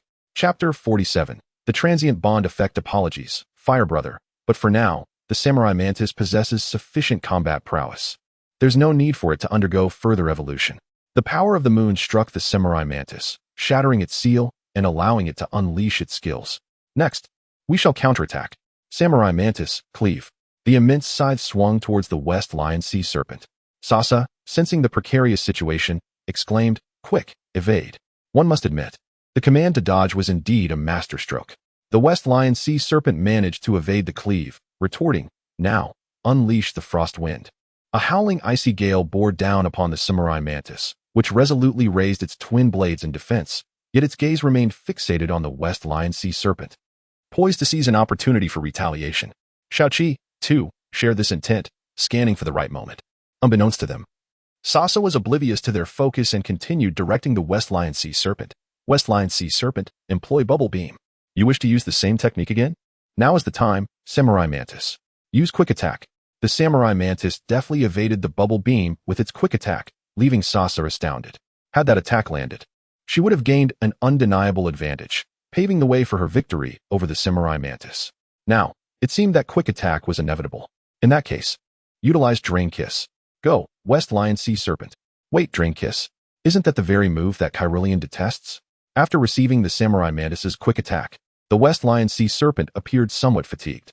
Yet, in an astonishing turn of events, it seized the moment when the Samurai Mantis was momentarily vulnerable and leaned in for a kiss. Xiaoqi watched in disbelief as the Samurai Mantis's face visibly flushed. This Pokémon, How could it mirror its trainer's behavior? Lingxi, beside them, was rendered speechless, while Martin, in understanding, made no comment, for men comprehend men best. Do not be shy, Samurai Mantis. Maintain your distance from her, Xiaoqi implored anxiously. Fearing that the Samurai Mantis might succumb to the West Lion Sea Serpent's allure and ultimately be defeated, rendering all their efforts futile. It is futile. No matter how strong the Samurai Mantis's resolve, it cannot awaken so swiftly. Go, West Lion Sea Serpent. Use Moonlight. Xiaoqi remained unaware of the Samurai Mantis's remaining stamina. If it was low, that Moonlight could swiftly conclude the battle. Samurai Mantis, do you not recall how you bravely evolved for my sake, even altering your type? Our bond cannot be severed by a mere kiss. Upon hearing Xiaoqi's declaration, Sasa muttered quietly, how dare you say that? You were the one who fell first. Xiaoqi, oblivious to her words, responded, Sasa, I acknowledge your beauty, but such temptation cannot sever the bond we share. Samurai Mantis. Use Bug Buzz. The Samurai Mantis, still lost in its reverie, was jolted back to reality by Xiaoqi's persistent talk of bonds, and it immediately began charging its ultimate attack. The clash between Moonlight and Bug Buzz would determine the victor of this contest. As Xiaoqi beheld the Samurai Mantis, an inexplicable sensation washed over him. As though he and the Samurai Mantis were one, the West Lion Sea Serpent stood before him. Could this truly be the bond effect? Upon colliding, Moonlight and Bug Buzz both dwindled to mere remnants of power, surging toward each other. Xiaoqi clearly perceived the Moonlight approaching him, the Samurai Mantis. He sidestepped. And as his hand moved, so did the Samurai Mantis. Before the West Lion Sea Serpent could react to the Bug Buzz, the Samurai Mantis was already upon it. In unison, Xiaoqi and the Samurai Mantis unleashed their cleave. Sasa stood dumbfounded, feeling as though her West Lion Sea Serpent had been defeated by Xiaoqi. With the West Lion Sea Serpent collapsing, Xiaoqi suddenly regained his senses, pondering what had just transpired. Though his victory was peculiar, Sasa ultimately conceded defeat, handing over the Purity Badge to Xiaoqi. Truly remarkable. I never anticipated such a profound bond between you and your Pokémon. Xiaoqi humbly accepted the badge, stating, after all, Pokémon are our companions, and without effort, how can we discern victory from defeat? After departing from the Purity Gym, Xiaoqi seized the opportunity to discreetly contact the professor while inviting Lingxi and Martin for a meal. Did you say that during your gym challenge, you experienced the Samurai Mantis's perspective? Indeed, and it appears the Samurai Mantis was unaware. This seems unprecedented. Not entirely, though. Remember Ash's Greninja? Its evolution was somewhat akin to your situation. Could it be that your Samurai Mantis is on the verge of evolving again? That seems improbable, as it has only recently evolved. Well, that is uncertain. Look at your Sharpedo. Its ability, Anger, not only boosts its attack but also accelerates its growth rate. You haven't engaged it in many battles, yet it has already evolved. Xiaoqi contemplated this. Indeed, the Sharpedo's growth had been rapid. First learning new skills, and then evolving swiftly. Perhaps it was best not to overthink it, and let things unfold naturally. Upon returning to the restaurant, he found Martin and Lingxi indulging in their meal. Xiaoqi, next, let us head to the martial arts city. There is a fighting tournament, and thus far, I am the only one without an achievement. It was indeed somewhat embarrassing, for among the trio, Lingxi had claimed 2 quality competition victories, and Xiaoqi had earned 3 badges, leaving Martin with nothing but his 3 Pokémon. Xiaoqi placed a reassuring hand on Martin's shoulder. No worries. You will always be my big brother. Let us head to Martial Arts City, and then we can train our Pokémon. The fighting tournament will be no issue. Martin nodded in agreement. Just as they were about to depart, Sasa caught up with them. Oh, I almost forgot to give you a reward. Here is a Water-type TM, which includes the move Water Gun. It may prove beneficial for your Sharpedo. Is this the standard reward after completing the gym challenge? Xiaoqi replied, somewhat dazed, but accepted the TM nonetheless. Now it was time to leave. Just as Xiaoqi turned to go, Sasa called out to him again. Could I have your contact information? Your Pokemon's battle style is quite unique. Don't misinterpret. I merely wish to see the direction you and your Pokémon will take in the future. With that, she feigned reluctance and turned her head away. Haha, sure. By the way, do you have contact details for Mozhen and Lien? Sasa pouted but eventually shared the contact information of the others Xiaoqi had mentioned. Thus, the journey in Purity City came to a close. Chapter 48. The Shy Martin upon arriving in the bustling city of Wudo. Xiaoqi and Lingxi were immediately enveloped in an atmosphere charged with the spirit of combat. Everywhere they turned, they encountered muscular fighters. Xiaoqi and Lingxi had always believed that Martin was robust, yet in comparison to the inhabitants of this town, Martin appeared almost frail. The moment Martin stepped into Wudo, he adopted a serious demeanor, his movements swift and uncharacteristically focused. Without a moment's hesitation, he registered for the fighting tournament. leaving Xiaoqi and Lingxi momentarily stunned as he appeared before them, certificate in hand. As they followed Martin into the arena, his hands trembled with apprehension. "Please, let me not draw a formidable opponent," he murmured to himself as he prepared for the draw. The tournament featured 20 participants, necessitating a preliminary round before advancing to the main event. The remaining 19 contenders seemed formidable, and Xiaoqi sensed Martin's anxiety. Scanning the list of competitors, Xiaoqi noted that each seemed a formidable adversary. Martin stood frozen, clutching the number representing his participation. It was only when Lingxi gently nudged him that he snapped back to reality. It's fine. Let's focus on the preliminaries first. Since it's a preliminary round, we can only use one Pokémon to determine the outcome. Please help me choose one to lead," he urged. Xiaoqi examined Martin's Pokémon. In the past, he might have found it challenging to contend with Martin, but after rigorous training with Ash, each of his Pokémon had undergone significant enhancement, barring the Soldier Ant, of course, whose capabilities remained uncertain following his performance in the Lingjia Gym. As for Martin's Pokémon, they met the competition standards. I believe that for the preliminaries, showcasing formidable strength while keeping your trump card hidden is essential. Among your 3 Pokémon, which one would you consider your secret weapon? Xiaoqi inquired. I personally think that my bear apprentice is quite strong. During training with my 3 Pokémon, I tested him, and under my command, he was able to defeat my Heracross and Kangaskhan. The other 2 Pokémon are evenly matched, but my Kangaskhan can evolve, so I would say Heracross is my weakest link, Martin explained, coming to a realization. In that case, let's go with him. Xiaoqi surmised that the only enigma among Martin's Pokémon was indeed the bear apprentice. Heracross, having been caught during a bug-catching tournament, undoubtedly lacked experience. Otherwise, with only a Kangaskhan, Martin would never have succeeded in capturing it. Now, we call upon number 13, Martin. To proceed to the preliminaries, the announcer declared, calling Martin's name. To encourage him, Xiaoqi enveloped him in a warm embrace. "You've got this, Martin. I believe in you. I believe in myself too," Martin exclaimed, psyching himself up as he ascended the stage. Before him stood a well-built man, seemingly larger than himself. "Hello, Martin. I am Parker, contestant number 3. I look forward to a good match," Parker greeted. Martin responded quickly. Although he felt a surge of nervousness despite his excitement for the tournament, a stark contrast to his usual demeanor. As he continued to motivate himself internally, he became so engrossed that he momentarily forgot to summon his battling Pokémon. Parker, perceiving Martin's hesitation, assumed it was his turn to act. Without delay, he tossed out his Pokeball, revealing a Monferno. Clearly, this was not Parker's strongest Pokémon, as participants typically reserve their best for the main event. Oh, contestant Parker has sent out Monferno. As we all know, Monferno evolves into Infernape, a Pokémon known for its formidable prowess. Let us see which Pokémon Martin will choose to counter this. Xiaoqi and Lingxi cheered from the audience, with Xiaoqi speculating whether Martin would select Heracross or Kangaskhan. Snapping back to reality, Martin saw the eager Monferno before him. In his naivety, he mistakenly believed he had already sent out his Pokémon and began issuing commands. "Kangaskhan, charge forward and use Flying Kick," Martin exclaimed, eyes shut tight and fist raised. His bashful demeanor leaving Xiaoqi and Lingxi astounded. Was this truly their brother Martin? Yet, Xiaoqi felt a surge of delight. He had wagered with Lingxi on which Pokémon Martin would choose, and the loser would owe the winner 200. With Martin's instinctive command, Xiaoqi felt certain he would win.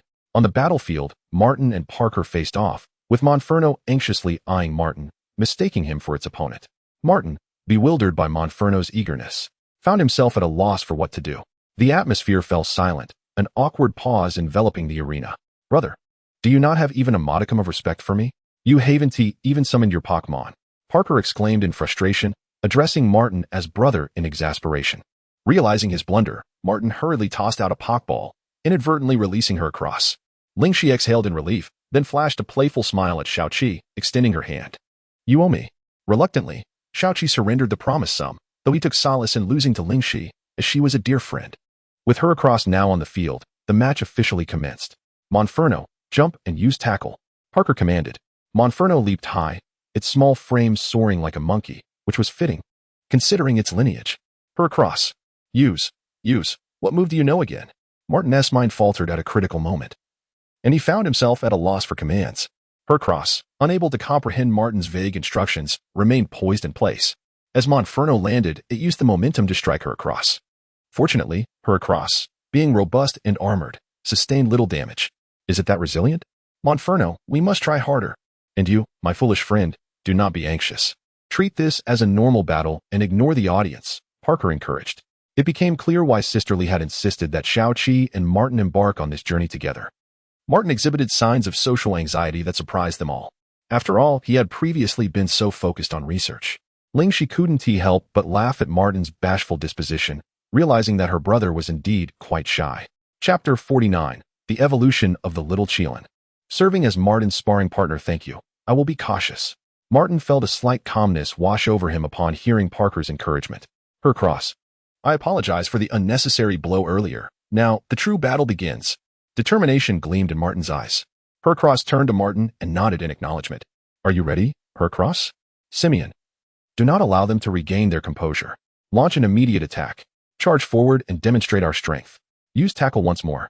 This time, Simeon did not rely on a jump to amplify his power, but executed a straightforward kick. However, the effectiveness of tackle relies on the opponent being able to be knocked down. Thus, the larger the Pokémon, the greater the damage inflicted. For instance, a Snorlax. Being a heavyweight Pokémon, would suffer immeasurable damage if toppled. Hercross, you are not so easily knocked down. Charge forward and use Horn Attack. Hercross shook its massive horn in response to Simeon's tackle. Simeon's slight frame was unable to budge Hercross, especially now that Hercross was utilizing its formidable horn. Simeon's foot collided with the horn, causing it considerable pain. After this initial exchange, Simeon clutched its foot in agony while Hercross proudly flaunted its impressive horn. It seems that to deal with you, we must abandon conventional strategies. Simeon, look for an opportunity to maneuver behind him. Parker swiftly changed tactics, prompting Martin to heighten his vigilance. Simeon, use focus energy. Parker shouted, his confidence overshadowing Martin's earlier advantage. Hercross, if that is the case, let us see just how strong they are. Brace yourself for their attack. Martin thrust his fist forward, clearly shedding his previous anxiety. Thank you for this opportunity. But you shall soon regret it. Simeon, cross chop. Parker's grin stretched widely, for if this move connected, Hercross would be severely injured, if not incapacitated. It was absurd that Martin believed he could withstand it. Upon hearing Parker's command, Martin felt no fear but rather excitement. Is it truly that powerful? That is splendid. Hercross. Prepare yourself. Parker could hardly believe it. Was this boy out of his mind? Xiaoqi also struggled to comprehend, wondering if Hercross truly possessed such strength. After all, cross chop was a move capable of striking vital points. Was it wise for Martin to be so audacious? Hercross stood firm, bracing itself against the oncoming strike. It appears your Hercross may not be as formidable as it seems, Parker proclaimed, adopting a victorious stance. A smile crept upon Martin's lips. Hercross, no need to feign. You still possess stamina, do you not? Use revenge. Hercross's eyes sharpened, and its body radiated a fierce red glow. Parker exclaimed in shock. You have that move too. With overwhelming momentum, Hercross charged at Simeon, who was utterly unprepared to counter. The ferocity with which Simeon had attacked Hercross was now matched by its own disarray, and the damage inflicted was double that of before. Simeon was rendered unable to battle, and Martin emerged victorious, securing his place in the official competition. He glanced at Xiaoqi and Lingxi in the audience, beaming with pride. With some time left before the official match, Xiaoqi suggested training to enhance their Pokémon's abilities.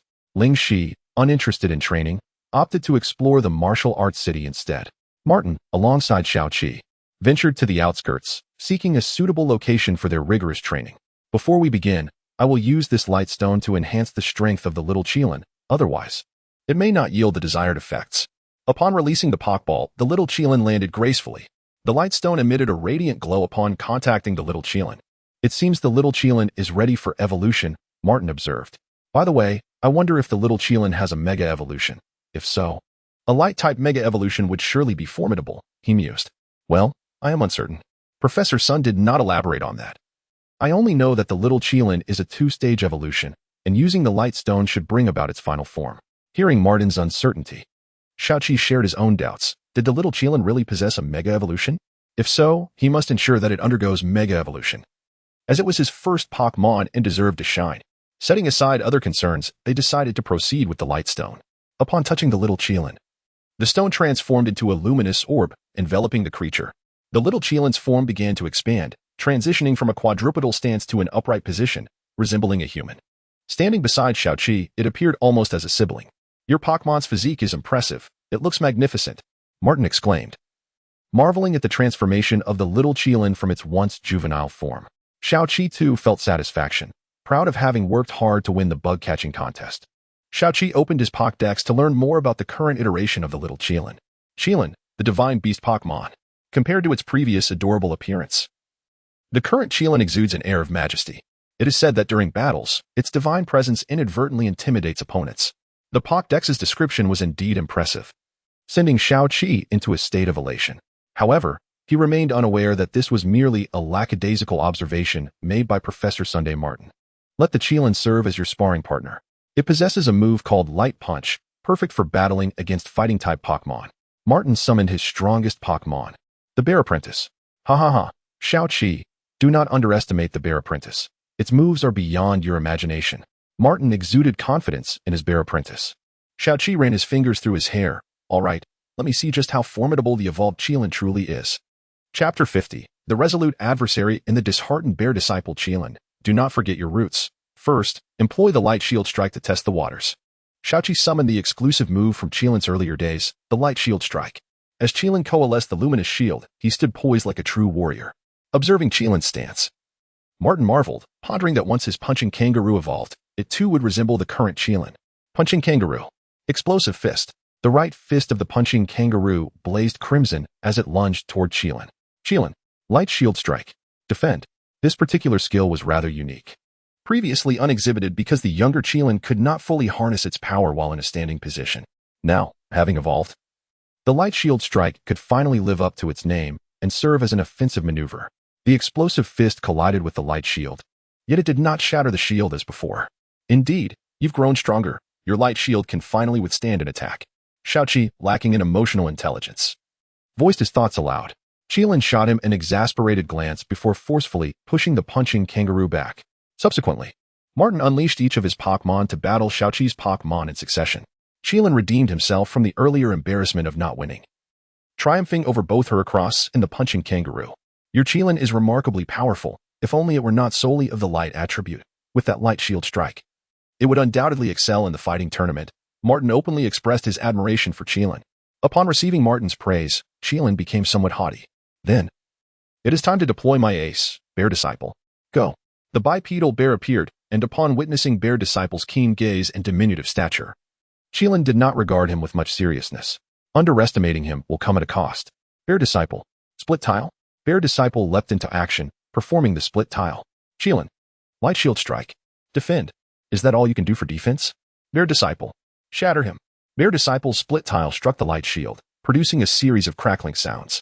This cannot be. Qilin. Xiao Qi gasped in disbelief, realizing the light shield's protective duration was alarmingly brief. With a resounding crack, Qilin's light shield shattered once more. Thunder Fist. A powerful current enveloped Bear Disciple's fist, striking forcefully against Qilin's chest. Qilin exhibited signs of paralysis from the blow, revealing Bear Disciple's true prowess. I told you not to underestimate him. Martin's confidence surged, while Xiao Qi sensed the situation becoming increasingly precarious. Indeed, Martin's strongest Pokémon proved formidable. In that case, let's engage in a direct confrontation. Qilin began to gather energy, channeling the solar beam he had previously learned. I won't grant you that opportunity. Bear Disciple. Another Thunder Fist. Before Qilin could amass sufficient energy, the Thunder Fist was already upon him. Once again, Qilin fell victim to paralysis. It seems this duel is one I must concede, Xiao Qi admitted, recognizing that continuing would only lead to further defeat. After Martin's victory, he did not revel in elation, for he had deployed 3 Pokémon to overcome Xiao Qi. It's all right. Perhaps your Bear Disciple merely demonstrates heightened strength post-evolution. He performed admirably, Martin nodded, although he still felt overshadowed by Xiao Qi, marveling at his rapid growth. Once, they had been evenly matched, but now, he found himself exerting his utmost just to defeat a single Pokémon from Xiao Qi, a profound sense of disappointment taking root within him. He could not afford to lose hope. After all, he was the largest among their trio, and he had unwavering faith in his Pokémon. He must not waver. In the blink of an eye, they arrived at the finals of the fighting tournament, with Martin having fought his way to this stage with his Pokémon. Go, Martin. We've got our eyes on you. Xiao Qi and Lingxi cheered him on, for a victory here would bring him one step closer to the grand tournament. The ultimate fighting tournament, the fighting championship, was Martin's cherished aspiration. Greetings, esteemed audience. We now find ourselves at the fighting championship in Wudo City. After fierce competition, 2 formidable opponents have emerged, Martin and Ji-Song. Let us welcome them. The atmosphere surged as Martin and Ji-Song ascended the platform amidst the crowd's cheers. Previously, Xiao Qi and Lingxi had conducted thorough research, learning that Ji-Song's Pokémon had only made a single appearance, revealing he possessed a Machop.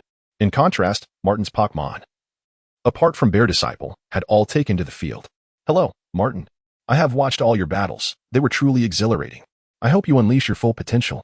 Ji-song greeted Martin amicably from across the arena. Likewise, your prowess is impressive. Your Mach-Hop has easily defeated the other contenders. I eagerly anticipate our duel. After their cordial exchanges, the referee declared the match underway. Since we are in the finals, I will not lead with Mach-Hop. Allow me to showcase my other Pokémon. Go, Slippery Kid. Upon its entrance, Slippery Kid adjusted its wide yellow trousers with flair. An intriguing Pokémon indeed. I wonder how Martin will respond, Lynxie remarked. Her brow furrowed, recognizing Ji-song as a challenging opponent who had triumphed with ease over others. Meanwhile, Xiaoqi was engrossed in the thrilling league matches from other regions. Hey, can you pay attention? Martin has reached the finals in one go. If he wins this match, he won't feel inadequate anymore. Hurry and cheer him on, Lynxie scolded. Gripping Xiaoqi's ear, Xiaoqi quickly shielded his ear, exclaiming, ouch. That hurts. I'm merely observing others' battles to enhance my own skills, thus preparing to face Martin more effectively. I'm rooting for him too. Besides, they haven't even begun yet. His words diminished Lynxie's frustration significantly. Xiaoqi was correct. His combat skills had indeed sharpened through repeated observations of others' battles. Slippery Kid, being an untested Pokémon, must possess some undiscovered techniques. In that case, you go first. Heracross. I choose you. Heracross entered the arena, proudly flaunting its massive horn. Your Pokémon exudes confidence. However, prepare to witness despair. Slippery Kid, use Flying Knee Kick. If that move goes awry, it could inflict greater harm upon itself. Heracross. Dodge. Slippery Kid leaped, aiming its knee at Heracross. But following the rigorous training with Xiaoqi and the others, Heracross had become more agile and merely sidestepped to evade the Flying Knee Kick. Is it truly that simple? Ji-song smirked mischievously as Slippery Kid, having adjusted midair, executed another Flying Knee Kick. This time, with a resounding thud, the move struck Heracross. The impact was significant, targeting Heracross's critical area, causing it to collapse to the ground, appearing quite pitiful. Xiaoqi stood stunned, realizing that what seemed like an unassuming Slippery Kid possessed such formidable strength. It is worth noting that Heracross possesses commendable defense, as evidenced in its previous confrontation with the slippery opponent. Now, this elusive challenger has delivered a devastating blow with a mere Flying Knee strike, leaving Heracross severely injured. I wonder how Martin will respond. Heracross appears to be in dire straits. Heracross, do not give up. Use Horn Attack. Horn Attack, you say? Very well. Let us see who is more stubborn. Slippery One, use Iron Head. Heracross charged forward valiantly, only to suddenly collide with a formidable obstacle. Upon glancing up, it became clear that the slippery adversary had met its approach head-on, resulting in Heracross being crushed. Excellent. Propel him away with Iron Head. The slippery opponent began to exert force, sending Heracross flying through the air. All right, I've had my fun. Allow me to demonstrate true power. Flying Knee Strike. Heracross. If you wish to emerge victorious, there is only one move left. Follow up with Double Edge. You'd better be prepared for the consequences. Unleash your mightiest Flying Knee Strike. Shirzong shouted, evidently wary of Heracross's Double Edge. Heracross, with great effort, stood to face the oncoming strongest Flying Knee Strike from the slippery opponent. With a resounding crash, Heracross fell to the ground, ultimately unable to withstand such a powerful assault. Martin's eyes widened in disbelief. I am sorry, Heracross. I had overly optimistic expectations, believing you could endure. It would have been better to evade that last strike. I apologize for subjecting you to this. You did exceptionally well. With that, Martin withdrew Heracross and prepared to summon his next Pokémon. In that case, return, Slippery One. I have no desire for my next Pokémon to be defeated. Go. Halicha. Surprisingly, Shirzong also opted to switch Pokémon, evidently unwilling to allow any of his Pokémon to suffer defeat. Do you truly believe you can triumph over me without losing a single Pokémon, Shirzong? Martin challenged, feeling slighted. Indeed. I refuse to let you best any of my Pokémon. I am not so easily vanquished. Kangaskhan, I entrust this battle to you. Halicha, use Brick Break. My Pokémon can execute that move as well. Kangaskhan, Brick Break. Both Pokémon unleash their Brick Breaks, pouring every ounce of strength into their strikes, heedless of the consequences. Perhaps this is the allure of martial arts competitions. Every battle is a visceral exchange, where only those who endure until the end can be deemed true champions. As their energies waned, chaos ensued between the two sides. Kangaskhan, seize this opportunity. Use your head to strike the ground to shake off the confusion. Although Kangaskhan was disoriented, it remembered its trainer's command and quickly endeavored to clear its confused state. Now is the moment. Focus your energy. Humph. What good is it to recover from confusion first when faced with absolute power? Everything else is but a fleeting illusion. Hawlucha, execute a reversal. At that moment, Kangaskhan had gathered its energy, just as Hawlucha charged forth to execute the reversal. Hawlucha seized Kangaskhan and hurled it away. Hawlucha, do not grant him a moment's respite. Follow up with Cross Chop. We did not gather energy for nothing. Execute Brave Bird. Brave Bird is guaranteed to hit, though it inflicts considerable damage upon oneself. Hawlucha was struck hard, while Kangaskhan also took a critical hit. Coupled with the adverse effects from using Brave Bird, it was on the brink of collapse. It appears your Pokémon is nearing its limit. I offer you a chance to concede. Martin hesitated. Should he truly surrender? Hawlucha seemed to be in good health, whilst his Kangaskhan was barely holding on. Xiaoqi and Lingxi watched Martin intently. This was his dream. Could he truly abandon it? As Martin continued to waver, Hawlucha began to sway unsteadily. Shirzong could hardly believe it. Hawlucha had fallen first. Martin had accomplished it. He had successfully defeated one of Shirzong's Pokémon. Kangaskhan. Well done. Martin's spirits soared, returning to their former heights. Defeating my Hawlucha means little. Now it is your turn. Pandaru. Martin faced the imposing Pandaru, his hand trembling as he prepared to summon his last Pokémon. Could his Cumin achieve victory against such a formidable foe? I concede. Martin's face darkened as he hesitantly raised his hand. Shirzong's expression brimmed with triumph, while Xiaoqi and Lingxi were left in disbelief. As Martin's hand slowly descended, the Pokeball slipped from his grasp and fell to the ground. Cumin emerged from the ball, brimming with determination, only to find Martin staring vacantly. Cumin quickly comprehended the situation and, facing the fearsome Pandaru, prepared to unleash its thunder punch. Martin restrained Cumin. Enough? I am not strong enough. I apologize, Cumin. The thunder punch flickered out in Cumin's grasp, reflecting the chill that had settled in its heart. Chapter 51, Pursuit of Power. Martin's temporary departure, do not doubt it. The one who replied is indeed me. Bear Disciple, are you also disappointed in me? Martin recalled his bear Pokémon into its Pokeball and descended from the battle platform. He had lost all desire to gaze upon the arena, where Ji-Song was currently receiving accolades. Accompanied by his 3 Pokémon, the domineering panda appeared even more formidable. Many were clamoring to interview Ji-Song and the panda, curious about the extent of its terrifying strength that had rendered Martin reluctant to send forth his own Pokémon. Xiaoqi and Lingxi had been waiting for Martin at the base of the stage. Upon observing Martin's vacant expression, they refrained from speaking, choosing instead to silently stand by his side. After a prolonged silence, Martin finally spoke. Xiaoqi, Lingxi, I apologize. As your elder brother, I have let you down. Xiaoqi seemed to sense something foreboding. Brother Martin, please do not say that. Your decision was the right one. Even if we have faced failure this time, there will be future opportunities. You must understand that you live an entire life, not merely a single phase of it. But if I cannot even surpass this phase, what hope is there for the future? I fear that traveling with someone like me is simply a waste of your time. Lingxi, who had been silent until now, could no longer contain her feelings. Brother Martin, you are not always like this.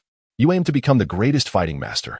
I understand that you previously pursued perfection in your research, but now you find yourself starting from square one. Xiaoqi has also progressed step by step. When I first met him, he had not even earned a single badge, and look at him now, he has 3 badges. Xiaoqi is right. This is merely a stage in life, akin to tackling a test. You have merely stumbled on the first question. What about the subsequent ones? Are you truly prepared to submit a blank paper? Martin fell silent at Lingxi's words. Indeed, it was he who had promised to travel with them. And now it was he who contemplated leaving. Though he did not voice it, the thought had crept into his mind. When he finally looked up, he found Lingxi covering her face and quietly weeping. Though Xiaoqi claimed not to be crying, his head was lowered in sorrow. Martin forced a smile, trying to appear composed as he embraced Xiaoqi with one arm and Lingxi with the other. Why the tears? It's not as if we will never meet again. I merely wish to train alone for a while. When I have grown stronger, I shall return. Don't fret. Lingxi remained silent, burying her face in Martin's embrace as she cried. Though Xiaoqi was the youngest, he exhibited remarkable maturity. Brother Martin, when you return, I want to battle you. I must see the fruits of your training. Martin understood the underlying message. Xiaoqi was allowing him to leave.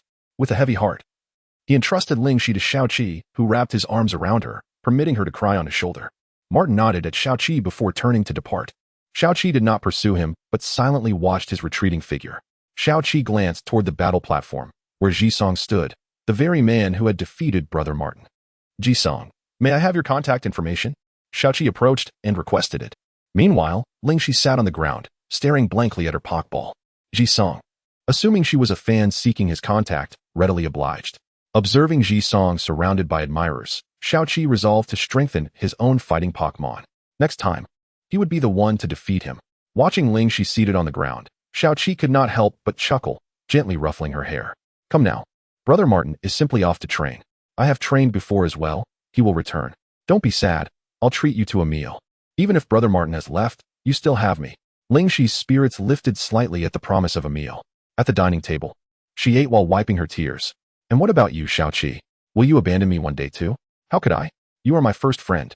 At that moment, Ajia felt quite exasperated. Looking at the lovely girl before him, Xiaoqi vowed to become strong enough to protect those dear to him. Following the brief interlude of the battle competition, Xiaoqi decided to challenge the Changbai gym. Ling Shi had no objections. Wherever Xiaoqi went, she would follow.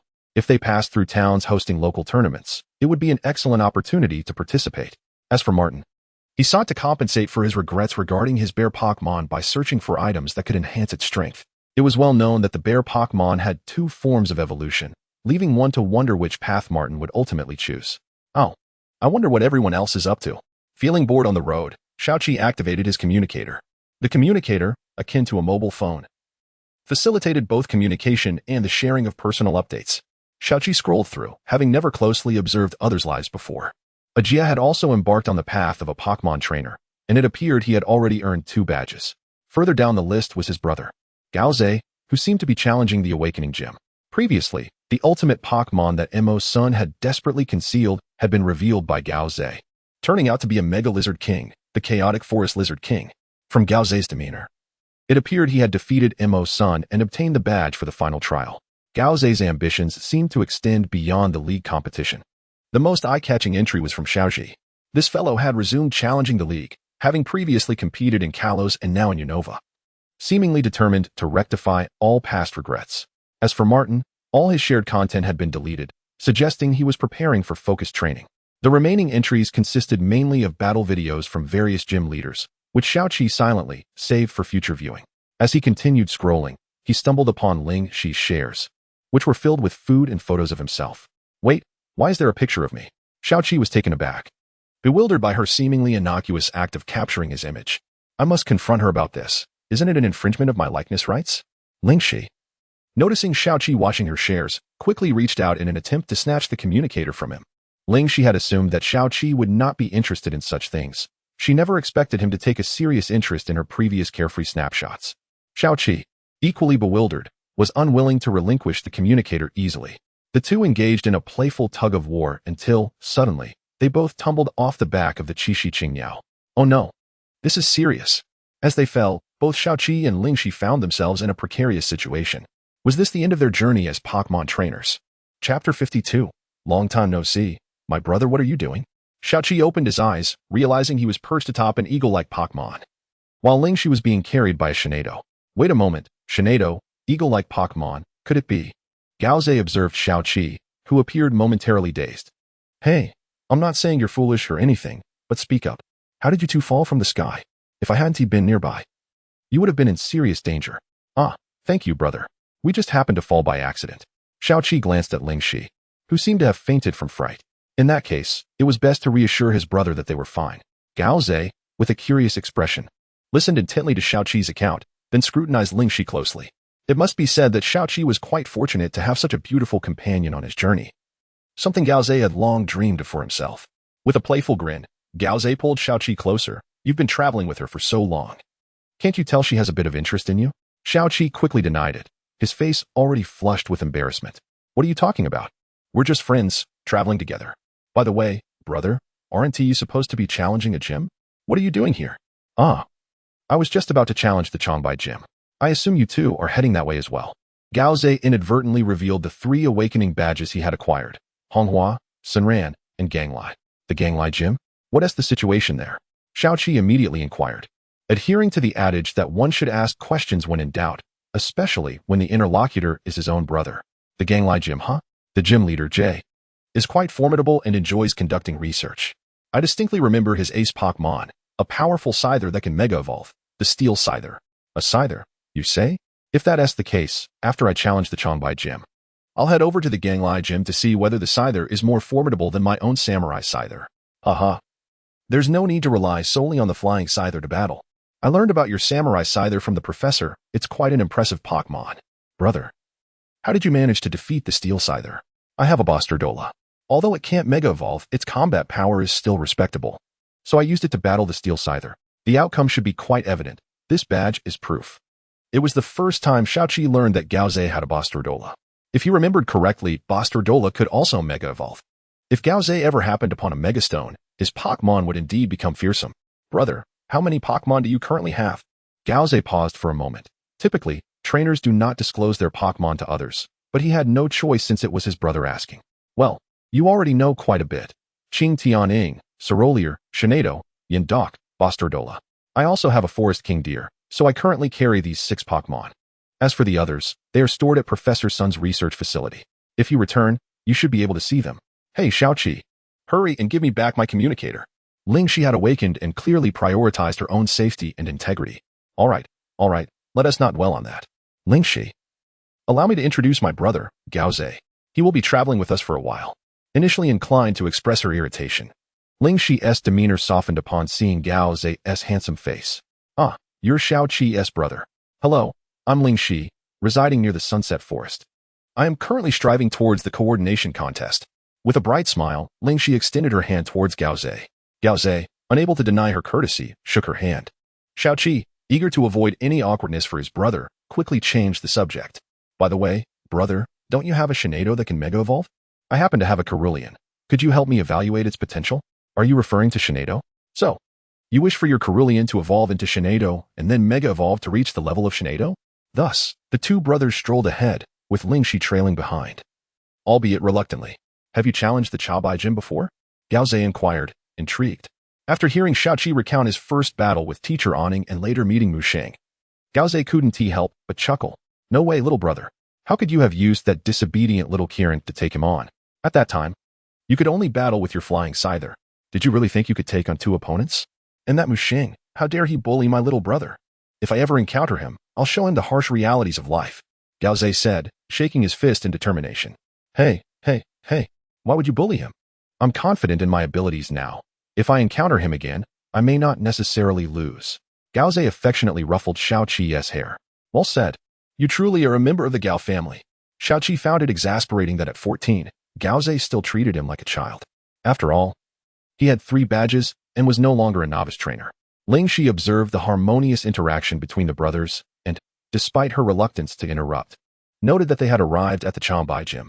Ahem, you two should be preparing to challenge the gym. Let us not indulge in idle banter any longer. Upon entering the gym, they were greeted by the familiar Teacher Aning, perhaps due to Gao Ze's presence. They did not have to wait in line and could directly challenge him. Teacher Aning, as always, nodded upon seeing Xiaoqi. Xiaoqi, you've come. Are you finally here to claim the Chaobai badge? Teacher Aning, I'm not the same as before. Chapter 53, Kyrolin vs. Shinado, an astonishing battle. Ah, Xiaoqi. You just come here without a word and even bring your brother along. What is the matter, Gao Ze? Do you miss me? Gao Ze stepped forward first. Greeting Aning. Teacher Aning, it's been a while. Xiaoqi felt perplexed. Could it be that Gao Ze and Aning shared a connection beyond that of challenger and gym leader? Although Gao Ze might have earned the Chaobai badge during his previous gym challenge, so much time had passed, and with countless challengers visiting daily, how could Aning still remember Gao Ze? Xiaoqi, you are not aware, but Gao Ze is already my student. Xiaoqi suddenly understood. Aning truly was a teacher. No wonder they seemed so familiar with one another. Come on, you two brothers, who will battle first? Xiaoqi stepped forward. And Gao Ze had no choice but to let his younger brother take the lead. You already have 3 badges? It seems you've grown quite a bit. The battle now is a 3-on-3. I know that. Bring it on, Teacher Aning. Lingxi followed Gao Ze to the stands to watch Xiaoqi's match. However, the atmosphere there was somewhat delicate. Lingxi felt shy around handsome boys. She was not fickle-hearted. Gao Ze regarded Lingxi like a sister-in-law, or rather, as a younger sister. Since you already know my Pokémon, I want to keep you in suspense. Go, Monferno. Xiaoqi looked up at the stage where Gao Ze was cheering him on. In that case, let us have you go first. Kyrolin. An excellent choice, the psychic-type Kyrolin. Monferno, use Force Palm. Monferno's gaze turned fierce as it dashed toward Kyrolin. Kyrolin, use Shadow Clone to evade. With a flicker, Kyrolin became ethereal and elusive, leaving Monferno momentarily bewildered about how to strike. Monferno, don't rush in. Watch out for Kyrolin's sneak attack. You truly understand battles, but you're overthinking it. I never intended to sneak attack. Kyrolin, use Charming Voice. Kyrolin emitted an alluring call, and Monferno realized that what he thought were mere illusions were, in fact, the real Kyrillin. Monferno succumbed to the mental assault, beginning to grimace. Is that all? So, your weakness lies in psychic attacks. Kyrillin, continue using charming voice. Xiaoqi seemed to have discovered a critical weakness and launched the same attack once more. Teacher Nung sighed. Ah, the youth is still too young. You think I would fall for the same trick twice? Monferno, use quick draw to block the attack. Xiaoqi was taken aback as he watched Monferno use quick draw as a shield, advancing step by step toward Kyrillin. Wait, can quick draw be used like that? Xiaoqi could hardly believe it. Since charming voice was a psychic attack, how could a physical attack like quick draw counter it? As quick draw approached Kyrillin, Xiaoqi remained in contemplation about how it could block charming voice. Gao Zhe, too, felt anxious. How could his younger brother be so distracted in battle?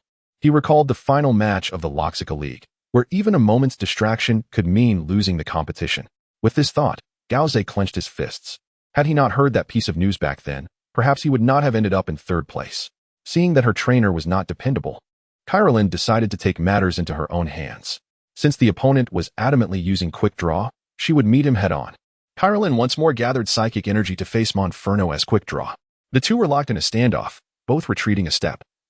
But Kyrillin managed to gather psychic power once again. Teacher Nung could not help but exclaim, your Kyrillin might be a fighting type. She is even casting psychic moves by hand. Xiaoqi snapped back to reality, recalling the earlier battle when Kyrillin faced Vulpix. Well done, Kyrillin. Fight in your own way. Go. Use psychic again. Monferno was slow to respond, and by the time he attempted to counter with quick draw, it was too late. Psychic and quick draw clashed briefly before dissipating, and with Kyrillin's relaxed sigh, the battle came to an end. Monferno lost the ability to battle, and Kyrillin emerged victorious. Xiaoqi leaped with excitement. He had once failed to defeat Monferno with both his Scyther and Kirin, but now he had finally avenged himself. Teacher Ning recalled Monferno and gave Xiaoqi a thumbs up. It seems your training has indeed been worthwhile. However, I am not so easily defeated. Go, mischievous monkey. Xiaoqi intended to recall Kyrillin. After all, during Mu Xing's battle with mischievous monkey, it had displayed formidable strength, though Kyrillin had only sustained minor damage from Monferno. Defeating mischievous monkey would undoubtedly be a challenge. As he raised the Pokeball, Kyrillin displayed clear resistance. I see, you do not wish to retreat. In that case, you shall battle. Kyrillin. Kyrillin stepped back to Xiaoqi's side and proudly approached the battlefield. This scene made Teacher Ning chuckle. Your Kyrillin is truly adorable. This charming yet formidable Pokemon makes one wonder what kind of evolution awaits. Both possibilities seem splendid. I truly look forward to it. Mischievous Monkey. It's your turn. As Mischievous Monkey entered, it landed heavily on the ground, attempting to intimidate Kyrillin. Kyrillin, strike first. Use Shadow Clone. Don't waste time on illusions. Mischievous Monkey. Use Flamethrower. Mischievous Monkey unleashed a barrage of flames, gradually eliminating the shadow clones created by Kyrillin's swift movements. I've got you now. Mischievous Monkey. Charge at full speed. Mischievous Monkey charged fiercely toward Kyrillin. Kyrillin. Xiaoqi cried out, for he witnessed Kyrillin being knocked down, appearing injured. Now you cannot use Shadow Clone. Mischievous Monkey. Finish it with Mountain Crush. Kyrillin's eyes shone with indomitable spirit. She gathered psychic energy once more, facing Mischievous Monkey head-on. Kyrillin was struck down. But Mischievous Monkey was also sent flying. Goodness, even at death's door, you still managed to deal a heavy blow to my Mischievous Monkey. Xiaoqi, you should seriously consider letting Kyrillin evolve into Galade. She possesses remarkable talent. Galade, that's an excellent choice. If she could evolve into Galade, possessing two fighting-type Pokémon would grant him the right to compete in the fighting tournament, though Xiaoqi subconsciously felt his Scyther should still be classified as bug and flying types. Now, I leave the next battle to you. Ariados. Oh. The Ariados from before has now grown capable of standing on its own. Indeed. To wash away the disgrace of the past, I shall use him to defeat your Mischievous Monkey. So you did capture him after all. Very well. Let me see how much he has grown under your guidance. Ariados. Use Flamethrower. Using that move again, are we? Mischievous Monkey. You also use Flamethrower. Two flames converged. And had it been the previous Alebdo, he would have been utterly incapable of contending with the Mischievous Monkey. However, the circumstances had dramatically shifted. Alebdo's fiery jets surged forth with overwhelming might, striking the Mischievous Monkey. This was the true strength befitting a fire-type Pokémon. It would indeed be a farce if its own moves could not stand up against those of other types. Well done, Alebdo. Now unleash Dark Pulse. Mischievous Monkey. Jump to evade, then counter with Plummet. The Mischievous Monkey sprang into the air, dodging the Dark Pulse that subsequently missed its mark. Be cautious, Alebdo.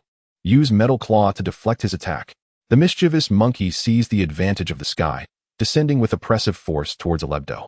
Yet, Alebdo was not one to remain passive. His claws gleamed with a metallic sheen. As the mischievous monkey hurtled downwards, had he succeeded, he would have pinned Alebdo beneath him. However, at this moment, he remained suspended in midair, indicating only one thing: his plummet had been thwarted. Peering down, the mischievous monkey beheld the cool, metallic claws shielding Alebdo.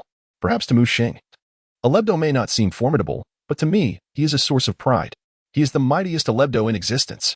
Alebdo, send him flying with Metal Claw. The mischievous monkey was knocked back by Alebdo, tumbling through the air before barely regaining his footing. Do not boast too loudly. I have yet to reveal my ultimate move. Mischievous monkey, plummet with the weight of Mount Tai. Teacher Awning, have you considered that my Alebdo possesses his own formidable moves? Alebdo, unleash the 7 stars of Crimson Flame. What is this technique?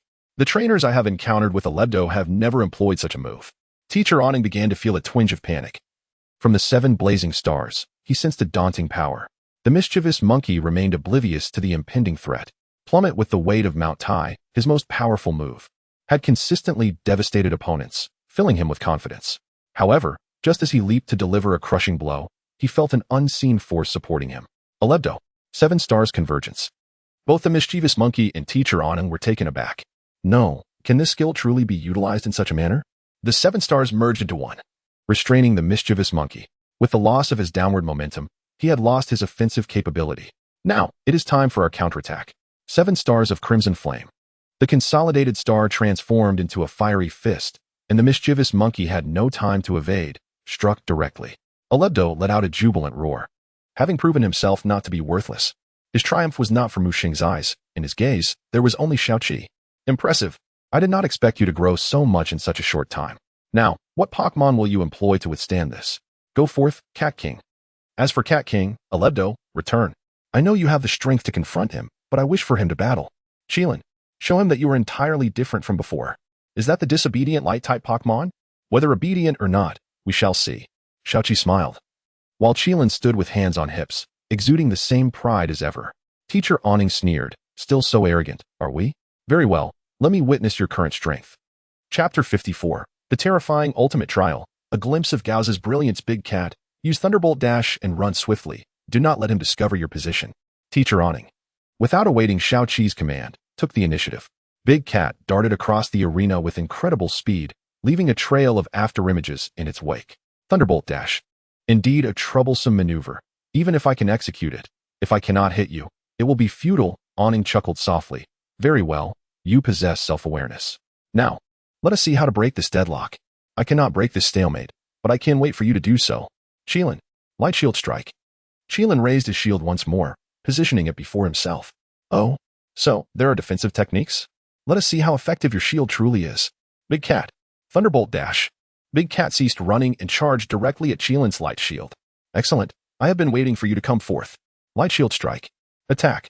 An astonishing scene unfolded as Qilin managed to repel Big Cat, then lifted his shield to crash down upon him. This was Qilin's first time using Light Shield Strike offensively, and the blow left Big Cat dazed. Ah, so your technique can be utilized in such a manner. Your Pokémon is truly remarkable. Big Cat, can you still rise? Do not feign weakness. Xiaoqi assumed that after such a severe blow, Big Cat would be too exhausted to stand, at least needing a moment to recover. However, to her surprise, he was able to get back on his feet almost immediately. Flash. The sudden brilliance caught Qilin and Xiaoqi off guard. Even Gauze and Lingxi found their eyes momentarily blinded. Excellent. High-speed movement combined with Thunderbolt Dash. Once the glare subsided, Big Cat had already knocked Qilin to the ground. The referee was preparing to check on Qilin, but before he could reach him, Qilin stood up unaided. Well done, Qilin. You cannot fall easily without defeating Big Cat. Qilin, use photosynthesis. What is this technique? Big Cat, do not move. Observe the situation. The typically astute Teacher Awning seemed momentarily befuddled. It was evident this was a buffing skill. Only Gauze understood that Awning wished to gauge the full strength of Xiaoqi and Qilin. Now, we shall unleash our ultimate strike. Qilin, use the new technique you learned from Xiaoqi. Light Break Fist. Essentially akin to Fire Punch, Ice Punch, and Thunder Punch, all are elemental punching techniques. Lingxi was astonished. When did Qilin learn this move?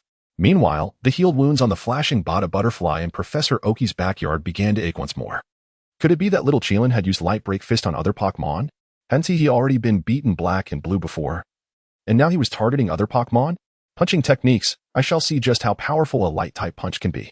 Big Cat, high-speed movement combined with Thunderbolt Dash. This move will determine the victor. Do not retreat, charge forward. As Xiaoqi spoke, she concentrated all her strength into her left fist and struck out powerfully. If that is the case, we must also exert our full strength. Big Cat, unleash your most powerful Thunderbolt Dash. Big Cat's speed was akin to a shooting star. While Qilin's fist gathered immense energy, their clash resembled two beams of white light colliding. Initially, Big Cat seemed to hold the advantage, perhaps due to his speed. Gradually, however, the might of Qilin's light break fist began to manifest, and Big Cat could no longer advance. Go for it, Qilin. The overwhelming force sent Big Cat flying away. Upon landing, he had lost the ability to continue fighting. I declare the winner of this match to be Xiaoqi from Jinglu Town. Both Xiaoqi and Qilin shared a knowing smile. At last, they had triumphed over the gym that had previously defeated them utterly. Thus, your subsequent Pokémon battles will change to a 4-on-4 format. Here, take this, the badge representing the Changbai Gym. After handing over the badge, Teacher Awning turned to Gaoza. Now, it is your turn, Gaoza. Is it my turn? Xiaoqi, pay close attention. If you gain strength in the future, you must challenge the ultimate trial. Gaoza descended from the stands, while Teacher Awning moved backstage to switch Pokémon. Not just you, but that girl should also watch closely. The ultimate trial is even more thrilling. In any case, there will always be something to gain from watching. Gaoza awaited Awning's return to the battle stage. And when Awning reappeared, Gaoza cupped his hands in respect. Teacher, please enlighten me. Gaoza, my ultimate trial is quite simple. You need only to defeat one of my Pokémon. Upon hearing this, Xiaoqi felt uneasy. One Pokémon. Could it be? Very well. I shall go first. Come forth, Shinado. Xiaoqi gazed at Gaoza's Shinado, truly a beautiful sight. And the desire to evolve Kyra Lily into Arale Duo was momentarily distracted. Yet, upon reflection, she realized that if Awning sent out that creature, how would Shinado respond? Shinado, I know you wish to showcase the strength of Kyra Lily post-evolution to your brother, but sending out Shinado in my gym seems a bit presumptuous. Go forth. Baboon Leader. The towering Baboon Leader formed a stark contrast to the petite Shinado, and Xiaoqi accurately guessed the Pokémon Awning would deploy. The very one that had previously defeated the mythical Mutwo.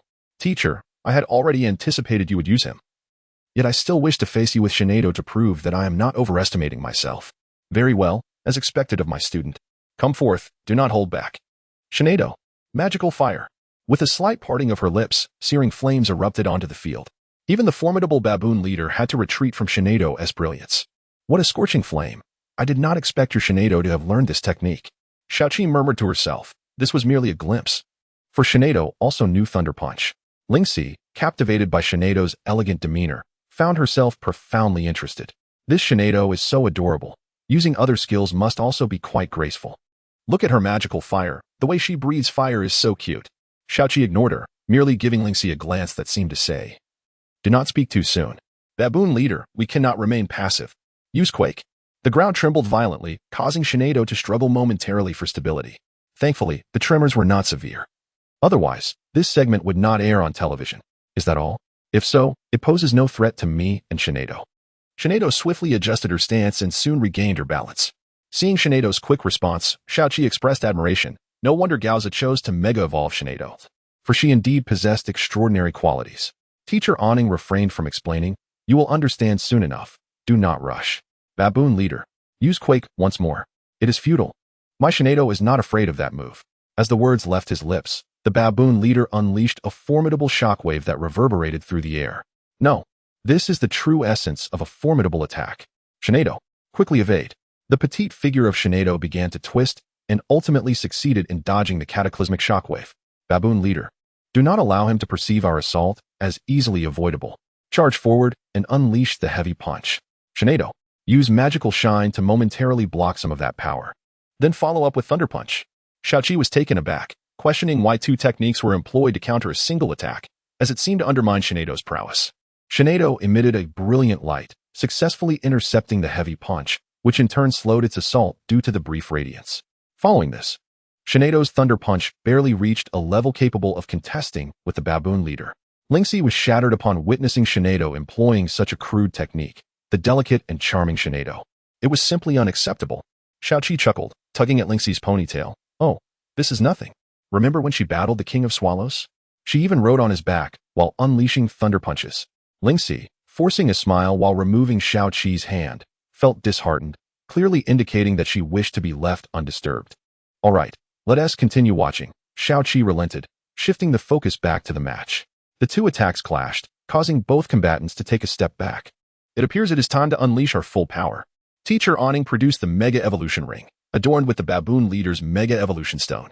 In that case, I too shall not hold back. Gaoza revealed his own Mega Evolution Stone, paired with a pocket watch, a testament to youthful exuberance and a penchant for the extravagant. Baboon leader, Mega Evolve. At that moment, both Pokémon underwent Mega Evolution, enveloped in a brilliant white light. Open your heart, Shinado. For our sake, commit everything. Mega Evolve. The battle had transformed from a clash between the Baboon leader and Shinado to a showdown between the Baboon King and Shinado. Baboon leader. Heavy punch. Shinado. Shadow clone. Shinado's form became ephemeral, conjuring numerous illusions that left the Baboon King bewildered. In that case, do not blame me. Unleash the earthquake.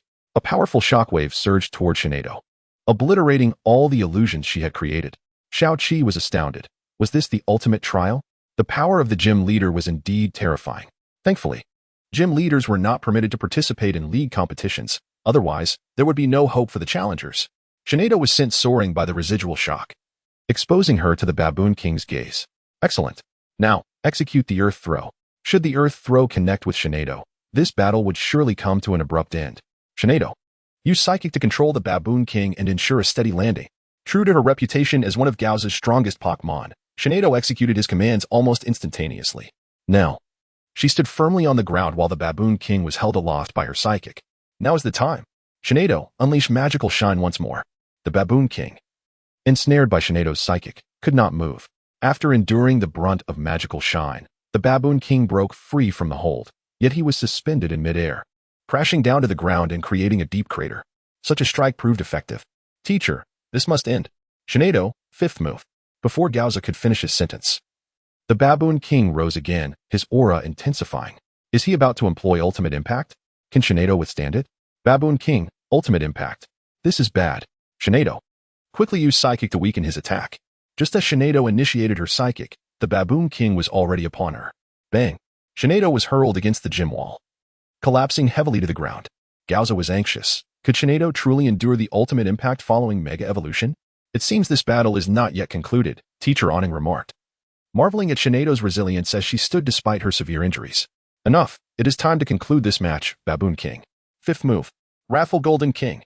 A colossal golden figure materialized behind the Baboon King, exuding an aura of oppression. Shinado, once more, open your heart and unleash your greatest strength. Fifth move. Psychic Fantasy Light. Shinado's chest began to glow, gathering powerful energy. The two fifth moves collided with tremendous force, resulting in a chaotic scene where visibility was lost.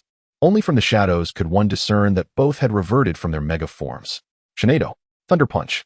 Shinado's fists crackled with electricity as she relentlessly struck the Baboon leader.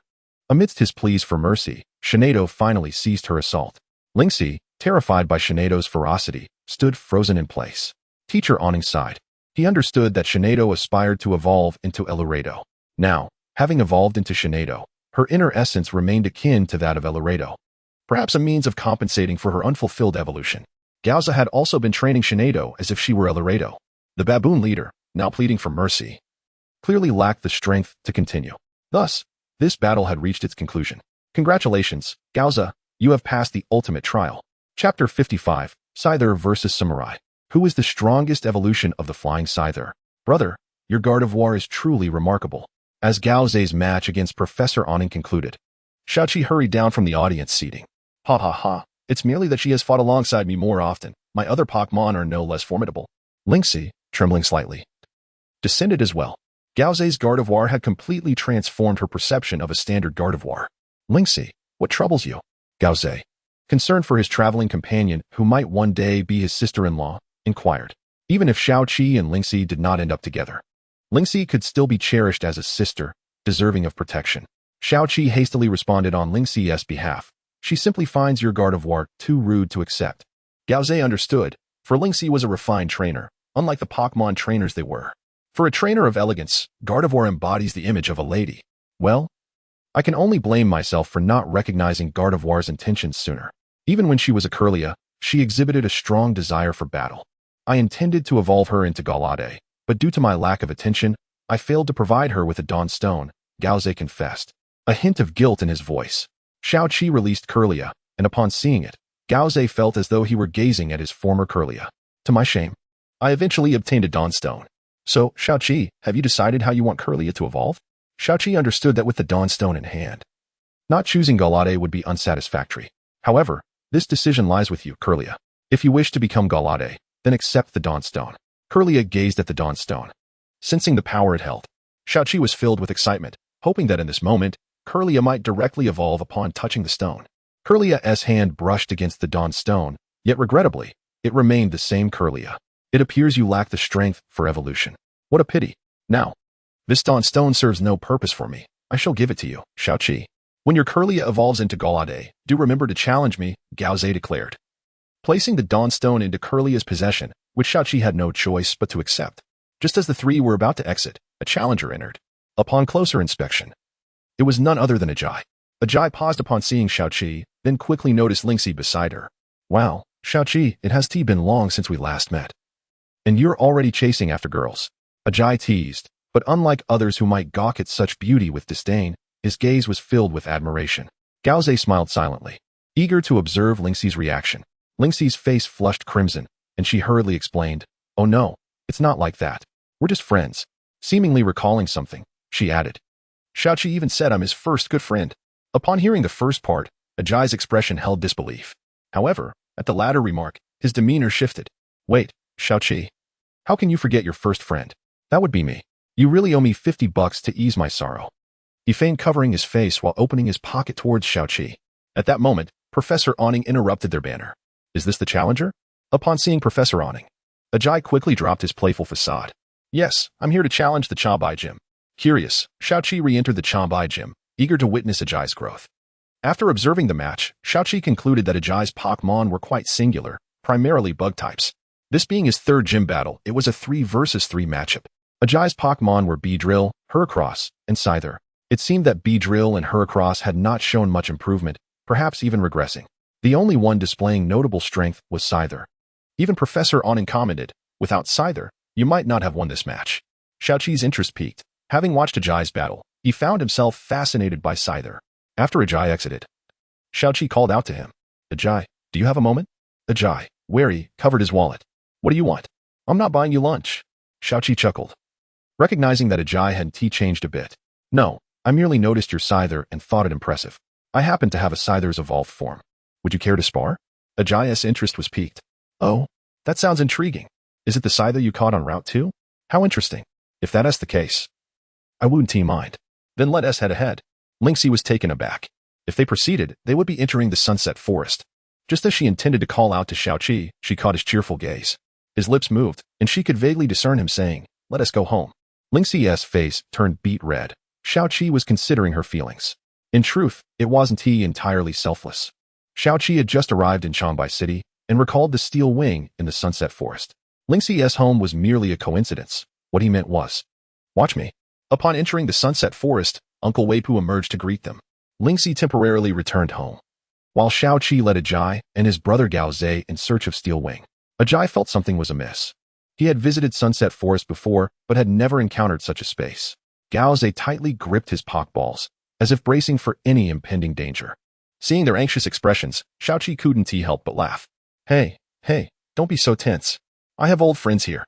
Steel Wing, stop hiding and come out." A massive figure appeared in the sky, casting a shadow over part of the sunlight. Gaoze was astonished. This Steel Wing was astonishingly large. Steel Wing smiled upon seeing Xiaoqi. "Xiaoqi, are you here to challenge me? Hee, let us give it a try. But before that, I need to battle Ajay first to show you our growth." Summoning Samurai Scyther, Xiaoqi declared, "Ajay, now it's time for me to prove myself to Steel Wing. Let us see who is stronger, Samurai Scyther or Scyther. Let the battle of the Flying Scyther commence." Chapter 56. The King of the Setting Sun Forest and the Cadet of Loshika, Little Seven's guardian bird Ajia initially expressed his confusion. Partly due to the unique evolution of Little Seven's flying mantis, and partly because of the talking steel-winged crow. However, after a brief moment of contemplation, he accepted both phenomena. "Very well, if you seek recognition, I shall gladly oblige. Go, Scyther." The Scyther and the Samurai Mantis stood facing each other. their presence alone exuding an overwhelming pressure before the battle commenced. Gaoze, intrigued, struck up a conversation with the steel-winged crow and, with his silver tongue, captured the creature's attention. Are you Little Seven's brother? Do you wish to battle me? I am more than willing. Thus, Gaoze did not remain idle. Engaging in a confrontation with the steel-winged crow. Let me see the extent of your strength, which has earned such esteem from Little Seven, compelling him to journey here.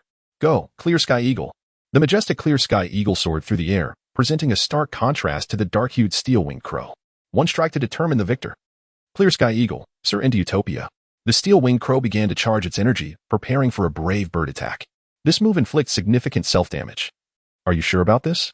Gaoze pondered, realizing that this was merely a test, yet the steel-winged crow seemed intent on a serious engagement. The steel-winged crow chose this move because it was its most powerful attack. Furthermore, it harbored a selfish desire. After using this move, its stamina would wane, allowing Little Seven to more easily defeat it and claim it as her own. Truly, it moved me to tears. The Clear Sky Eagle rushed forward with tremendous force, meeting the steel-winged crow's brave bird head-on. In a clash of skilled combatants, one instant is often enough to discern victory or defeat. The steel-winged crow sensed Gaoze's formidable strength, enduring not only the recoil from the brave bird but also the Clear Sky Eagle's utopian assault. Gaoze was astonished. This steel-winged crow, larger than the norm, could withstand the Clear Sky Eagle's ultimate attack. He never anticipated such a powerful Pokémon would reside in this humble setting sun forest, had it not been for Little Seven's intent to capture it. Gaoze might have entertained thoughts of claiming it for himself. If they were to engage in a direct confrontation, Gaoze was uncertain of his chances of victory. Meanwhile, Little Seven and the Samurai Mantis continued their cautious probing. Scyther, intimidate it with your gaze. Oh, how intriguing. Samurai Mantis, we shall do the same. Let us see whose aura is mightier. The eyes of the Scyther and Samurai Mantis grew increasingly fierce, and any passing Pokémon would certainly feel intimidated. Eventually, the Scyther began to falter. Perhaps its bright red hue diminished its effectiveness compared to the vivid green Samurai Mantis. Its gaze softened, and it raised its colossal claws. I see now, Scyther, you wish to compare the might of our weapons. Ajiak quickly shifted the topic to mask the embarrassment of the Scyther's failed intimidation against the Samurai Mantis. Little Seven remained undeterred. If that is the case, then Samurai Mantis, let us also see whose weapon is superior. The Samurai Mantis brandished its dual blades, clashing with the Scyther's pincers. Scyther, execute a Fury Cutter. Is it that move? Alas, we have long since abandoned it. Use Aerial Ace. The Scyther's Fury Cutter failed to land a blow on the Samurai Mantis. All of it deftly avoided by the first stage of Aerial Ace. What? Where did you learn that Aerial Ace? Little Seven queried, casting a glance at the steel-winged crow. I learned it from him. Ajia directed his gaze at the steel-winged crow, seemingly hoping it would teach his Scyther this powerful technique. The steel-winged crow simply turned its body away, leaving Ajia disheartened. The second stage of Aerial Ace sent Ajia's Scyther reeling back a short distance, and the steel-winged crow regarded the Scyther with a look of satisfaction. Gaoze conversed with the steel-winged crow. Why are you so powerful, having never had a trainer? The steel-winged crow remained silent for a moment. Actually, I did have a trainer, but due to an unfortunate accident, he passed away. Little Seven, you bear a striking resemblance to him. Gaoze suddenly understood, feeling a surge of happiness for Little Seven. The steel-winged crow seemed to imply that even if it could not be defeated, it would wait for Little Seven. Humph. Even if we lack Aerial Ace, we are not to be trifled with. Scyther, attack with X-Scissor. We shall respond with Vacuum Wave. The blades met with a resounding clash. I have a sense of your strength now, Samurai Mantis. Show him our true power. Unleash Bug Buzz. With a thunderous boom, the Scyther was defeated.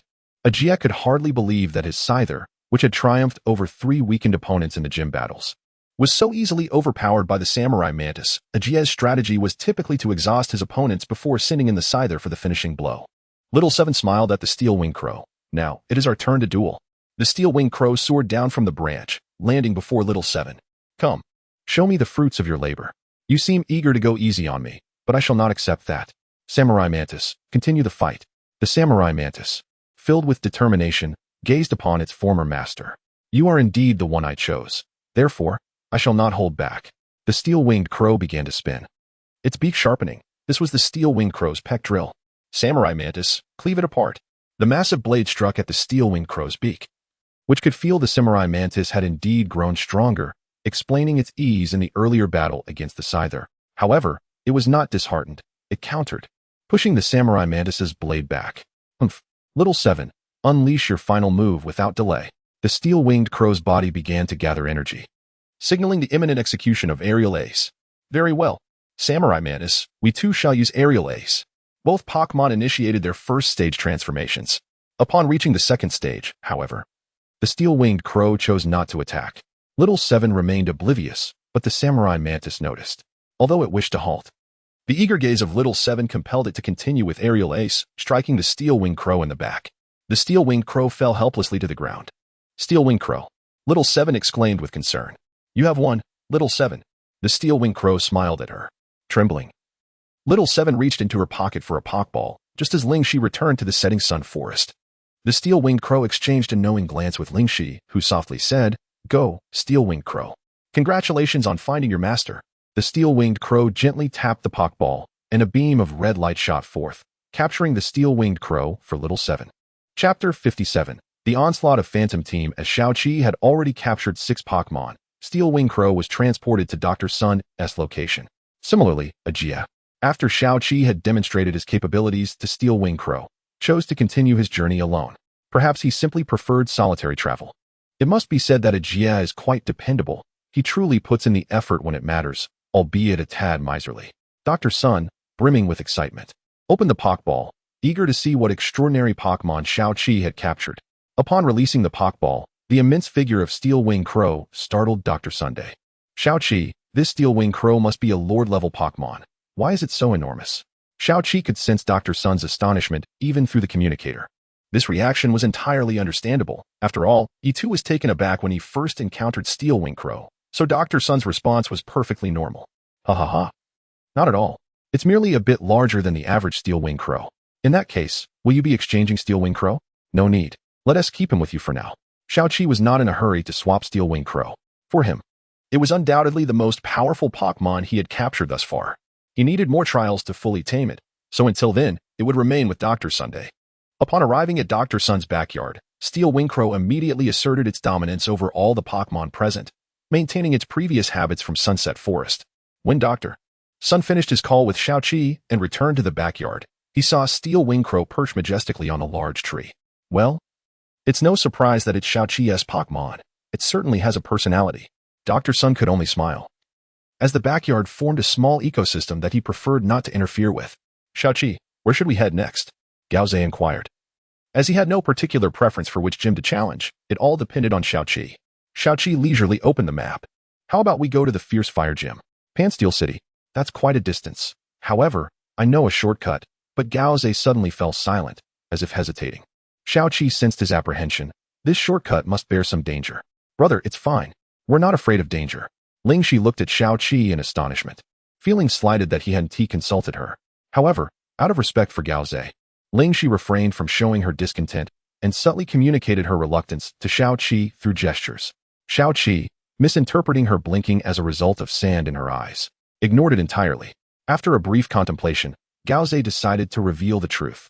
Alright then, there is indeed a shortcut, but it leads through the Shadow Mountain Range, a place rumored to be inhabited by the mythical Xianji Ruisi. Shadow Mountain Range? What is this place? Xiaoqi couldn't help but feel puzzled. He had never heard of such a mountain. Gao Zhe hesitated, realizing he had divulged a secret. He decided to continue. Actually, this mountain is kept confidential from the general public. Only members of the Rakaka Special Operations Center are privy to its existence. Xiaoqi felt as though his mind was racing. First, there was the Shadow Mountain Range, and now the Rakaka Special Operations Center. He fixed his gaze on Gao Zhe. Brother, how many secrets are you hiding from me? Ha ha ha. Oh, don't take it too seriously. So, do you want to take the shortcut? If you do, I can guide you. Ordinary people wouldn't find the way in. Xiaoqi hesitated, doubting his brother's intentions. He noticed Ling Shi was idly scrolling through her communicator and quickly enlisted her into his camp. Ling Shi, do you want to go? Ling Shi was at a loss for words. Previously disregarded, she now felt included. However, given her decent relationship with Xiaoqi, she felt she couldn't dampen his enthusiasm. Alright, I think this is a great opportunity for you to gain some experience, Xiaoqi. Just remember to protect me if we encounter danger. Xiaoqi was momentarily at a loss for words to express his feelings. Gao Zhe led Xiaoqi and Ling Shi into a concealed cave. The cave was so hidden that one would hardly notice it without careful observation. Its entrance was blocked by a massive boulder. To an ordinary person, seeing this boulder would merely prompt them to take a photo, with no thought of trying to touch it. However, the peculiarity lay in the boulder itself. Upon closer inspection, one could see a card reader on its surface. Gaoze happened to possess a card that matched this reader, belonging to the Rakika Special Operations Center. On their way, Xiaoqi asked Gaoze about this Rakika Special Operations Center. In simple terms, it's an organization dedicated to protecting the Rakika region. Only those who have reached a certain level of strength can join. If that's the case, then Ash must have joined this organization. What a pity that Ash hasn't joined. Otherwise, our strength would be even greater. Then, who are the members of this organization? Gaoze couldn't help but feel proud. I'd be afraid to tell you. 2 of the Elite 4 of the Rakika region, the Flying type and Poison type champions, as well as our father, myself, and the previous Rakika Conference champion, Akira Nishi, are the main figures in charge. Xiaoqi was astounded by this impressive lineup. If that's the case, then this so-called Rakika Special Operations Center indeed possesses considerable strength. Don't worry, I'm right here with you. This place is our territory. There's no danger. The Shadow Mountain Range was, in fact, a site where Shinji Ruisi and Eiji Ruisi had previously appeared, discovered by some strong individuals in Rakika. Leading to its protection, entry was generally prohibited. Xiaoqi felt as if he were seeing things, as he noticed a group of people walking ahead of them. Their attire strikingly familiar. Wait a moment, isn't that the Phantom Team? The individuals in front sensed the presence behind them and turned to look. Lingxi appeared somewhat excited upon seeing the Phantom Team, while Gaoze exhibited an entirely different reaction, swiftly shielding Lingxi and Xiaoqi behind him, summoning his Clear Sky Eagle. The opposition spoke up. Gaoze, what brings you here? Chapter 58. I don't care. He is the world's strongest Aribuo. Entering the Divine Beast chapter, the speaker was none other than Zhu Feng, the leader of the Phantom Team. Gaoze stood dumbfounded. If the Phantom Team appeared here, it could only mean one thing. There was a traitor within the Special Operations Center.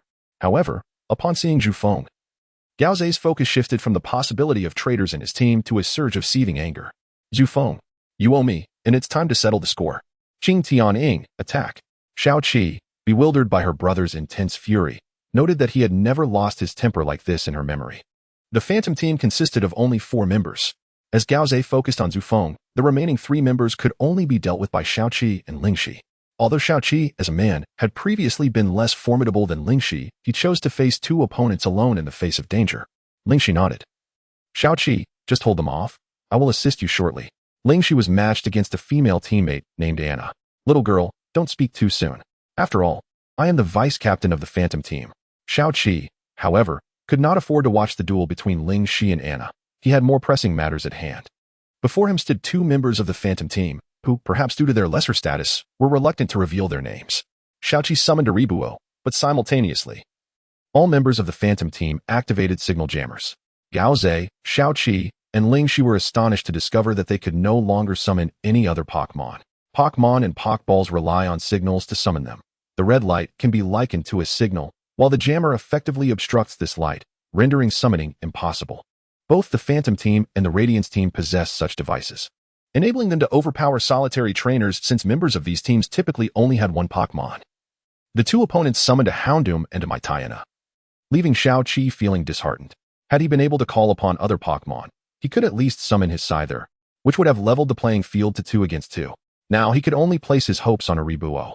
Meanwhile, Zhu Feng dispatched his evolved form, the Reaper Commander. Zhu Feng looked down at Gaoze with a condescending gaze. Humph, you cannot even protect what you cherish.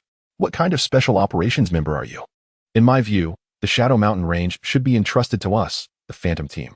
Once we find the legendary Pokémon, Darkrai, we will become the rulers of the Loshika region. As for you, I'm afraid you won't be leaving today. Zhu Feng's words sent a chill through Xiaoqi and Lingxi.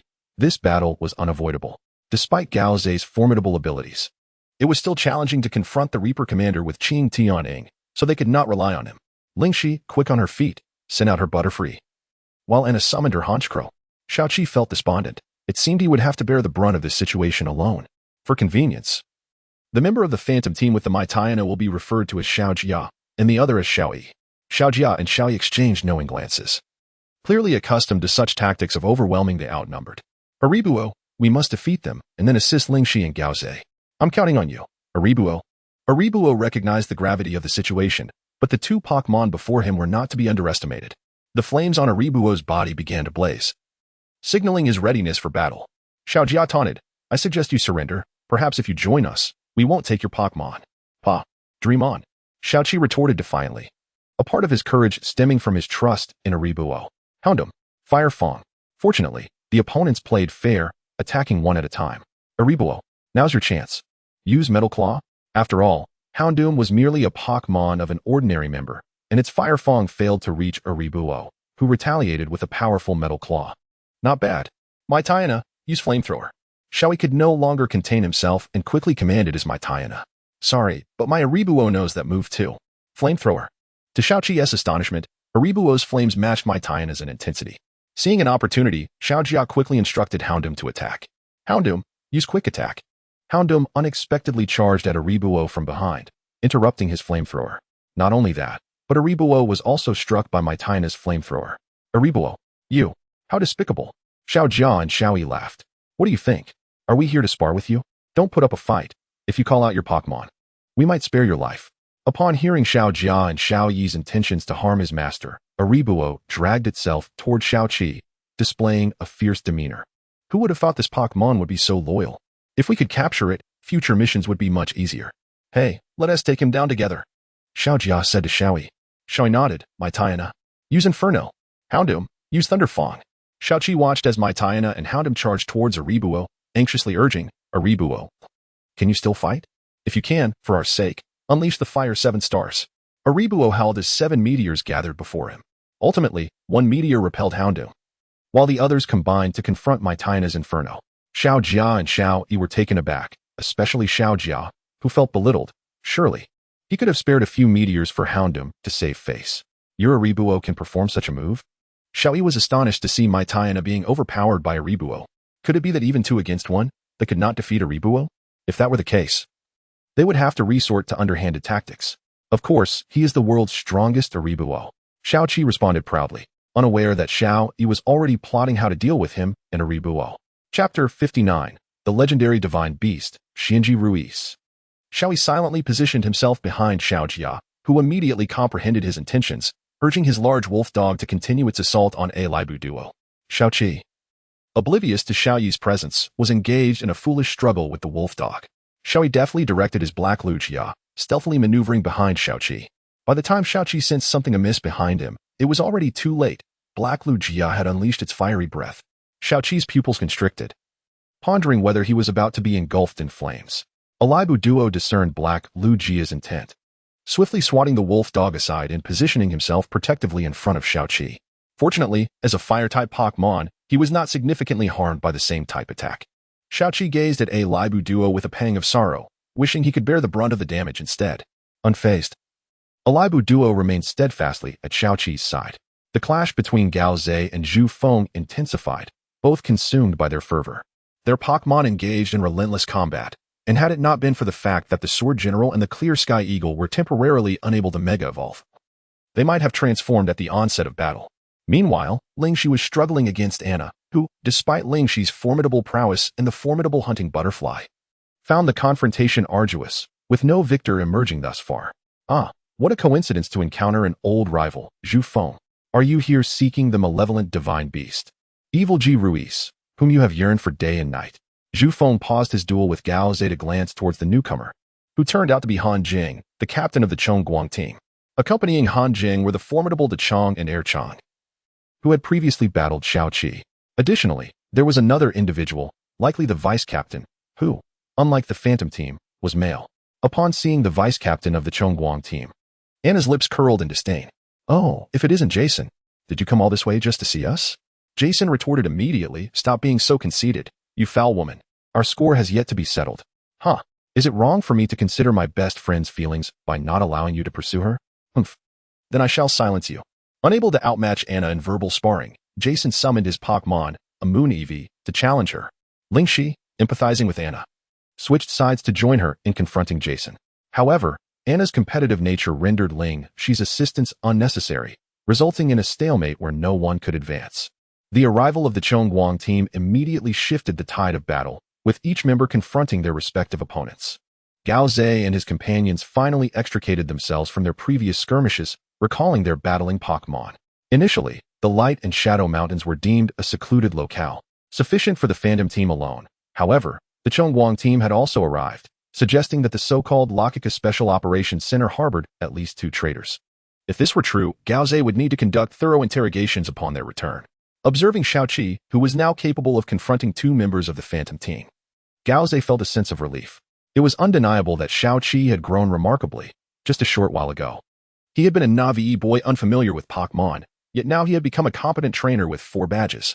As Han Jing and Zhu Feng prepared to engage, they caught sight of Gao Ze. Well, isn't this the third-place champion of the Lakika Alliance, Gao Ze? Let's put our internal strife aside and tackle him together. His Pokémon are formidable. Had it not been for you disrupting his mental state, he might not even be third place. That brat Shika wouldn't have triumphed had Gao Ze not gifted him a Pokémon. Finding merit in this reasoning, Zhu Feng commanded his sword general to redirect its assault towards Gao Ze.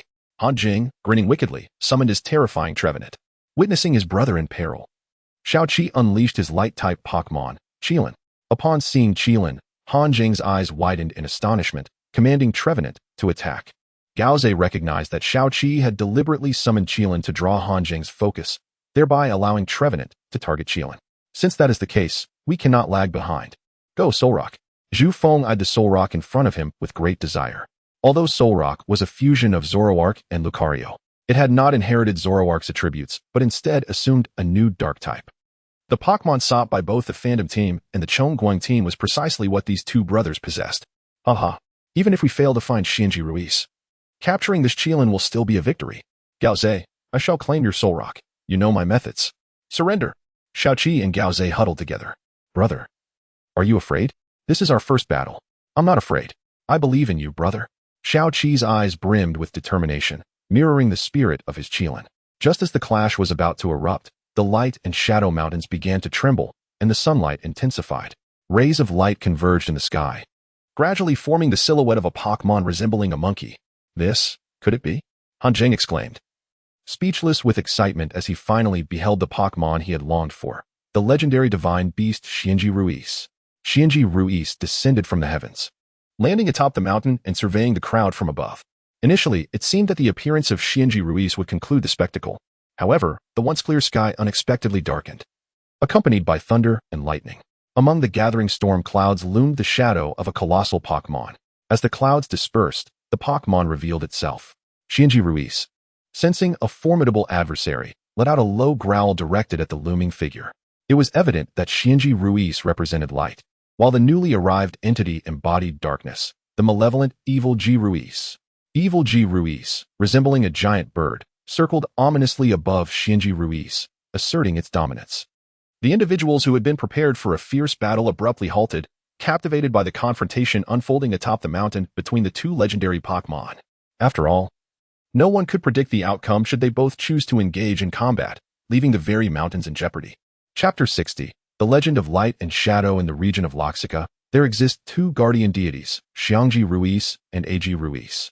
Typically, these entities remain elusive, yet for reasons unknown, they have converged in the present moment.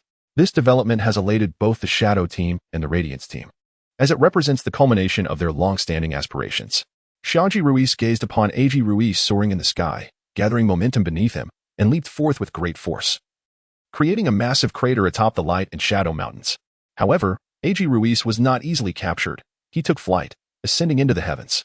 Mid-leap, Xianji Ruiz found himself devoid of propulsion, plummeting straight down. Seizing the opportunity, Ag Ruiz struck the colossal figure with a powerful flap of his wings, circling low and emitting piercing cries, as if mocking Xianji Ruiz. Little Seven opened the Pokédex, seeking information on the two legendary beasts. It is said that since their inception, Xianji Ruiz and Ag Ruiz have been arch-nemeses, and every encounter between them results in a fierce battle that devastates the surrounding environment. It appeared evident that unless they engaged in a fierce conflict, tranquility would elude them. Haize, taking advantage of the chaos, led Little Seven and Lingxi to a secure location. Meanwhile, the Shadow Team and the Radiance Team split into two factions, racing towards their beloved Pokémon. Little Seven felt perplexed. The current situation hardly seemed safe anywhere. Haize remained silent, firmly grasping Little Seven's hand. Zhu Feng and the other team members boarded a small aircraft, observing Ag Ruiz from the air. Their intent was not to capture Ag Ruiz, but rather to gather intelligence about him. The Radiance Team shared a similar objective. Xianji Ruiz appeared as an exceedingly volatile giant, as evidenced by his relentless pounding of the ground, fracturing the very mountains themselves. From the peak, he astonishingly extracted a colossal staff. It was not merely a staff, but a manifestation of the mountain's power, coalesced through the essence of light, as the staff was composed of pure radiance. That is Xiangji Ruiz's weapon, the Xiangji staff. It is also his skill, used to strike his adversaries. He is about to get serious. Han Jing's voice trembled with excitement. Witnessing Xiangji Ruiz wielding his power firsthand was a sight to behold. If he could master such strength in the future, the ramifications would be terrifying. A.G. Ruiz observed Xiangji Ruiz, who danced like a jester atop the mountain, brandishing the enormous staff. His screeches grew more piercing, and he flew even lower, as if Xiangji Ruiz could reach out and touch him. Ignoring the taunts, Xiangji Ruiz continued to swing his staff. Gradually, numerous orbs of light began to materialize around him, all darting towards A.G. Ruiz. It was at this moment that A.G. Ruiz realized he had been ensnared. He hastily ascended. But it was too late. The orbs pursued him relentlessly like homing missiles. With no other option, A.G. Ruiz was compelled to shield himself with his wings. Judging by the lack of injury to A.G. Ruiz's wings, the attack's damage was minimal. Xiangji Ruiz, filled with pride, brandished his colossal staff. A.G. Ruiz, with a fierce glare, lunged towards Xiangji Ruiz. From Little Seven's perspective, A.G. Ruiz's claws appeared enormous, akin to scythes. Xiangji Ruiz was undoubtedly aware of the lethal power behind A.G. Ruiz's claws, as he relied on his staff for protection whenever A.G. Ruiz attempted to seize him. In that moment, Xiangji Ruiz resembled a moving scarecrow, persistently warding off the colossal crow that was A.G. Ruiz. Meanwhile, the members of the Radiance team swiftly gathered information, preparing to retreat, as it was far easier to collect data on Xiangji Ruiz on the ground than on the airborne A.G. Ruiz. Suddenly, several small deer dashed forth from the nearby withered trees. Little Seven opened the Pokédex to discover that these were the light-type Pokémon, Qiguang deer, now exceedingly rare due to overhunting. Han Jing immediately fixated on the Qiguang deer, leading his team in pursuit.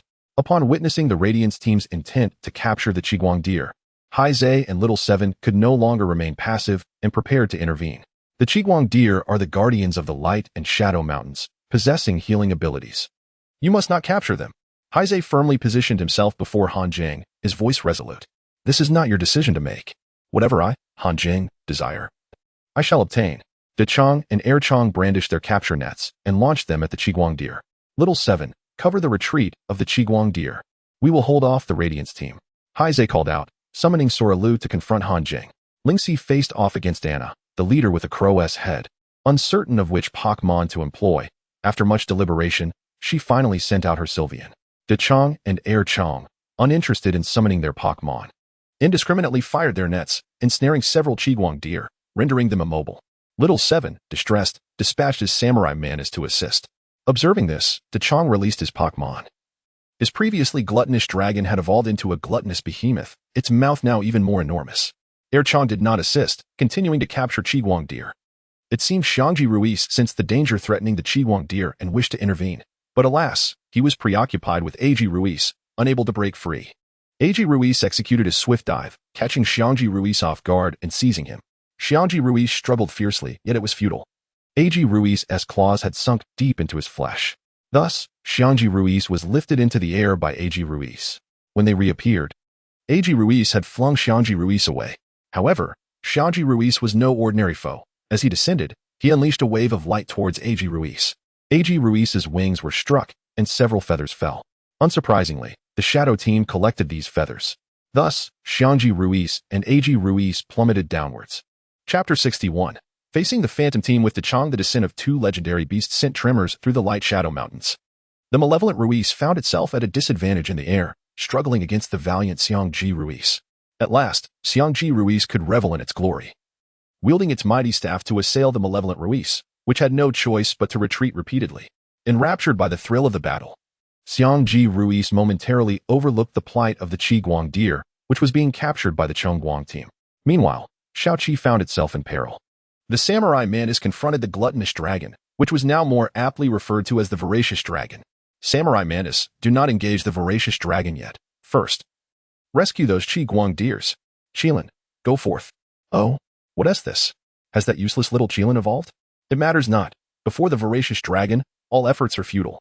The colossal form of the voracious dragon bore down upon them, forcing Qilin to summon its light shield for temporary protection. The samurai Mantis, with fervent strikes of its blades, ultimately liberated all the Qiguang deers. At this moment, Air Chong appeared somewhat flustered, contemplating summoning the dead beast. However, the samurai Mantis swiftly denied him the opportunity.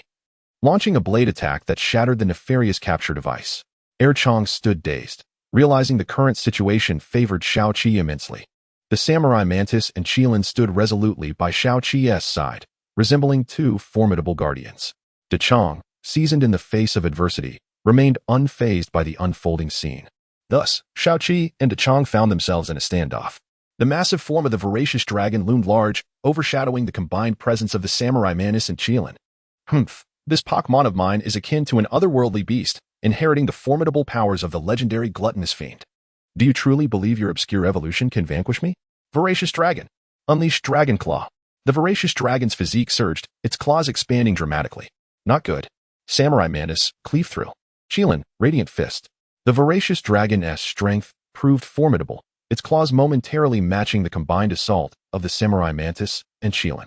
Xiaoqi felt a jolt of surprise. Chong's prowess was indeed extraordinary. If that were the case, just how formidable must the captain of the Chongguang team be? Oh, is that not Chong and Chong? Do you require assistance? Upon hearing this familiar voice, Xiaoqi felt a wave of dread. Members of the Phantom team had gathered intelligence and arrived at the scene, evidently eyeing the Qiguang deers. What, are you interested in the light-type Qiguang deers? Although Xiao Jia and Xiao Yi appeared to align with Chong and Chong, the inherent differences in their chosen Pokémon warranted caution. Naturally, the Qiguang deers are the guardians of Xiangji Ruiz, possessing immense value. This could be a significant asset for our Phantom team. Then how about this? A 70-30 split, favorable to us.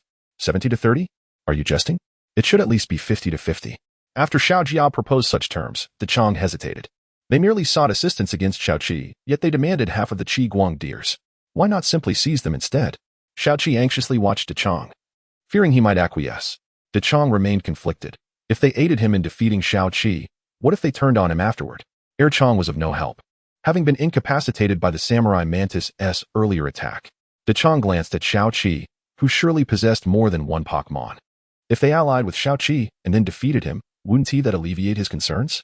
I apologize, but I prefer to trust this young child over you. Xiaoqi exhaled in relief. With those words, his worries dissipated. Chong, observing Xiaoqi's expression, mistakenly assumed that Xiaoqi regarded him as an ally, and coldly retorted, "You little brat, once we deal with them, I'll settle the score with you. This is merely a temporary alliance, so do not get ahead of yourself." Xiaoqi said nothing, offering a knowing smile. At the very least, the current situation was an improvement over the previous dire straits. Xiao Jia and Xiao Yi were momentarily taken aback. They hadn't anticipated that Chong would rather collaborate with an adversary than join forces with them, despite their own status as his rivals. Oh, someone dares to reject our Phantom team? Such audacity, as if you disregard my authority as vice captain. Chong and Xiaoqi broke into a cold sweat. Not only had the vice captain arrived, but the captain must also be with Gao Zhe. Jason casually tossed his Pokeballs, his commanding gaze fixed upon Xiaoqi and Chong, a stark contrast to the judgment they faced from Anna and Ling Shi. Chong was not easily intimidated. Instead, he jested at Jason. "Oh, the esteemed vice captain of the Phantom team, helpless against women, yet you have methods to confront us." Clearly, Jason was stung by the remark. "Xiao Jia, Xiao Yi, you two handle Xiaoqi while I take on this Chong." Xiaoqi, unwilling to face two opponents, stepped in front of Chong. If you cannot even handle my friend, what makes you think you can challenge me, vice captain of the Phantom team? Come, let us spar." Jason's attention shifted entirely to Xiaoqi. "I recognize you. You are allied with that unexpected female. Very well, I shall deal with you first." Chong was taken aback by Xiaoqi's audacity. Was he truly challenging Jason? Noticing Chong's bewilderment, Xiaoqi quickly clarified, "Do not misunderstand. I simply wish to avoid a 2-on-1 situation." Chong regarded the youthful Xiaoqi standing before him and, inexplicably, felt a sense of inexplicable charm. Jason, clutching half of his face in amusement, laughed heartily. Who would have thought a mere child would seek to challenge me? Truly, you are overestimating yourself. Allow me to show you your place. Go, Moonlit EV. The black-patterned Moonlit EV burst forth from its Pokeball, emanating a formidable aura upon its entrance. Xiaoqi glanced at his two steadfast guardians, the Samurai Mantis and Qilin, who stepped forward to confront the Moonlit EV. Meanwhile, Chong commanded the voracious dragon to engage with Xiao Jia and Xiao Yi of the Phantom team. The battle between the two factions was poised to ignite. Chapter 62, The Power of Xianji Ruiz, the killing move of the Kirin He. Do you really think you can oppose me with just two Pokémon? Since you've chosen these two, they shall not escape. Jason sneered ominously. Xiaoqi sensed impending doom. The name of the move alone did not bode well. Humph. Once the skill is unleashed, your Pokémon will be forced to fight to the death. Haha. Surprisingly, beneath Jason's gentlemanly facade lay a penchant for vice. Immediately, a pair of colossal black eyes materialized behind the Moonlight EV, their gaze bearing down on the Samurai Mantis and the Kirin as though it were tangible. In an instant, both the Samurai Mantis and the Kirin trembled as if possessed. Now you understand the gravity of the situation. Dark Pulse. The Moonlight EV unleashed two waves of malevolence, hurtling towards the Kirin and Samurai Mantis. Samurai Mantis. Use Slash. Kirin, employ Light Shield. The Samurai Mantis countered the Dark Pulse with its massive blade, managing to hold its ground. However, the Kirin struggled against the relentless force, its Light Shield gradually yielding. It seems your little Light-type Pokémon lacks strength, Jason mocked. Observing the beleaguered Kirin and the steadfast Samurai Mantis, Xiaoqi retorted, strength is not everything. Even if my Kirin is temporarily weaker, given time, we will surely surpass you. Humph, stubbornness in the face of demise. The Moonlight EV concentrated once more, this time targeting the Kirin directly. Xiaoqi felt a wave of dread before he could react. The Samurai Mantis leapt forward, shielding the Kirin. The Kirin was taken aback as the Samurai Mantis was struck in the chest, pain etched across its face. Well, you're quite the loyal Green Mantis. In that case, I shall deal with you first. Moonlight EV. Shadow Ball. Kirin, protect the Samurai Mantis. The Kirin raised its Light Shield once again to fend off the incoming Shadow Ball. Yet, given its current state, it was ill-equipped to counter the Moonlight EV's assault. Samurai Mantis, use Aerial Ace. The Samurai Mantis nodded, dragging its injured form to initiate the first phase of Aerial Ace. It's vanished. I may not have seen that Green Mantis before, but it feels extraordinary. Moonlight EV, be cautious and use Swift. Xiaoqi was astonished. Swift could be utilized in such a manner. As expected, the Samurai Mantis was struck by the barrage, unable to execute the second phase of Aerial Ace. Excellent. That Mantis shall meet its end right here. Moonlight EV, finish it. Dark Pulse. This attack surged forth with overwhelming ferocity, and Xiaoqi sensed that the Samurai Mantis might not withstand it. The Samurai Mantis looked to the Kirin, who had just absorbed the impact of the Shadow Ball and was gathering a new Light Shield, intent on absorbing the blow meant for it. The Samurai Mantis glanced at the Kirin and shook its head, opting instead to unleash Slash in a desperate attempt to clash with the powerful Dark Pulse. Ultimately, the Samurai Mantis could not endure the Moonlight EV's onslaught and fell unconscious. The Kirin's gaze sharpened, an expression of fury igniting within. It raised its newly formed Light Shield and unleashed a flurry of strikes upon the Moonlight EV, each blow echoing with resounding force, instilling fear in Jason at the audacity of this young challenger. Moonlight EV, do not be led astray. Counter with Shadow Ball. Seizing the opportunity, the Moonlight EV retaliated with a Shadow Ball. In a state of absolute rage, the Kirin momentarily forgot about the impending attack. Kirin, watch out. Xiaoqi's call snapped the Kirin back to reality, and it swiftly unleashed its Light Break punch, shattering the Shadow Ball and sending forth a cascade of darkness. Do not let it near you. This opponent excels in close combat. Strike with your shield. Do you think you were Captain America? Moonlight EV. Swift. A torrent of Swift cascaded towards the Kirin, which, lacking strength, began to evade. Xiaoqi felt an overwhelming sense of helplessness. He could no longer summon other Pokémon. Initially, the Samurai Mantis and Kirin had coordinated their efforts, but now, only the Kirin remained at his disposal. At that moment, Xianji Ruiz took notice, holding a Radiant Deer in his hands. The Radiant Deer whispered a few words to Xianji Ruiz, who bestowed a glowing orb upon it. The Radiant Deer hopped joyfully towards Xiaoqi. Just as Xianji Ruiz intended to signal him, he was pounced upon by the malevolent Ji Ruiz. Xiaoqi gazed at the adorable Radiant Deer, atop which rested a luminous orb. Is this for me? Xiaoqi marveled, perplexed by the intentions of Xianji Ruiz. The Radiant Deer's gaze returned to the Kirin, which was now nearly depleted of strength. As the orb atop the Radiant Deer shifted, the Kirin found itself enveloped in its energy. Amidst the brilliance, the Kirin's wounds began to mend. Xiaoqi checked his Pokédex, which now recorded new information, signifying that the Kirin had learned a new move, one bestowed by Xianji Ruiz in gratitude for Xiaoqi's protection of the Radiant Deer. The Radiant Deer gently licked Xiaoqi's hand before dissipating in delight. Jason was incredulous. It was not only the Radiant Deer that vanished, but all of them transformed into a grand circle of luminosity surrounding Xianji Ruiz. So, the Radiant Deer can provide energy to Xianji Ruiz. Thank you, Xianji Ruiz. I will wield your power wisely. Jason's expression turned to one of fear as he sensed an inexplicable pressure emanating from the Kirin, a manifestation of Xianji Ruiz's might. Go, Kirin. Use Radiant Beam Rain. The Kirin raised its hands towards the heavens, and a circular formation appeared in the sky, from which numerous light-like projectiles erupted. Before Jason could issue a command, the Moonlight EV was ensnared by the sudden downpour of light, which pierced through it, rendering it unable to continue battling. Meanwhile, a decisive confrontation unfolded between Shinji Ruiz and Ji Ruiz, marking a turning point after Shinji Ruiz had harnessed the power of the Radiant Deer.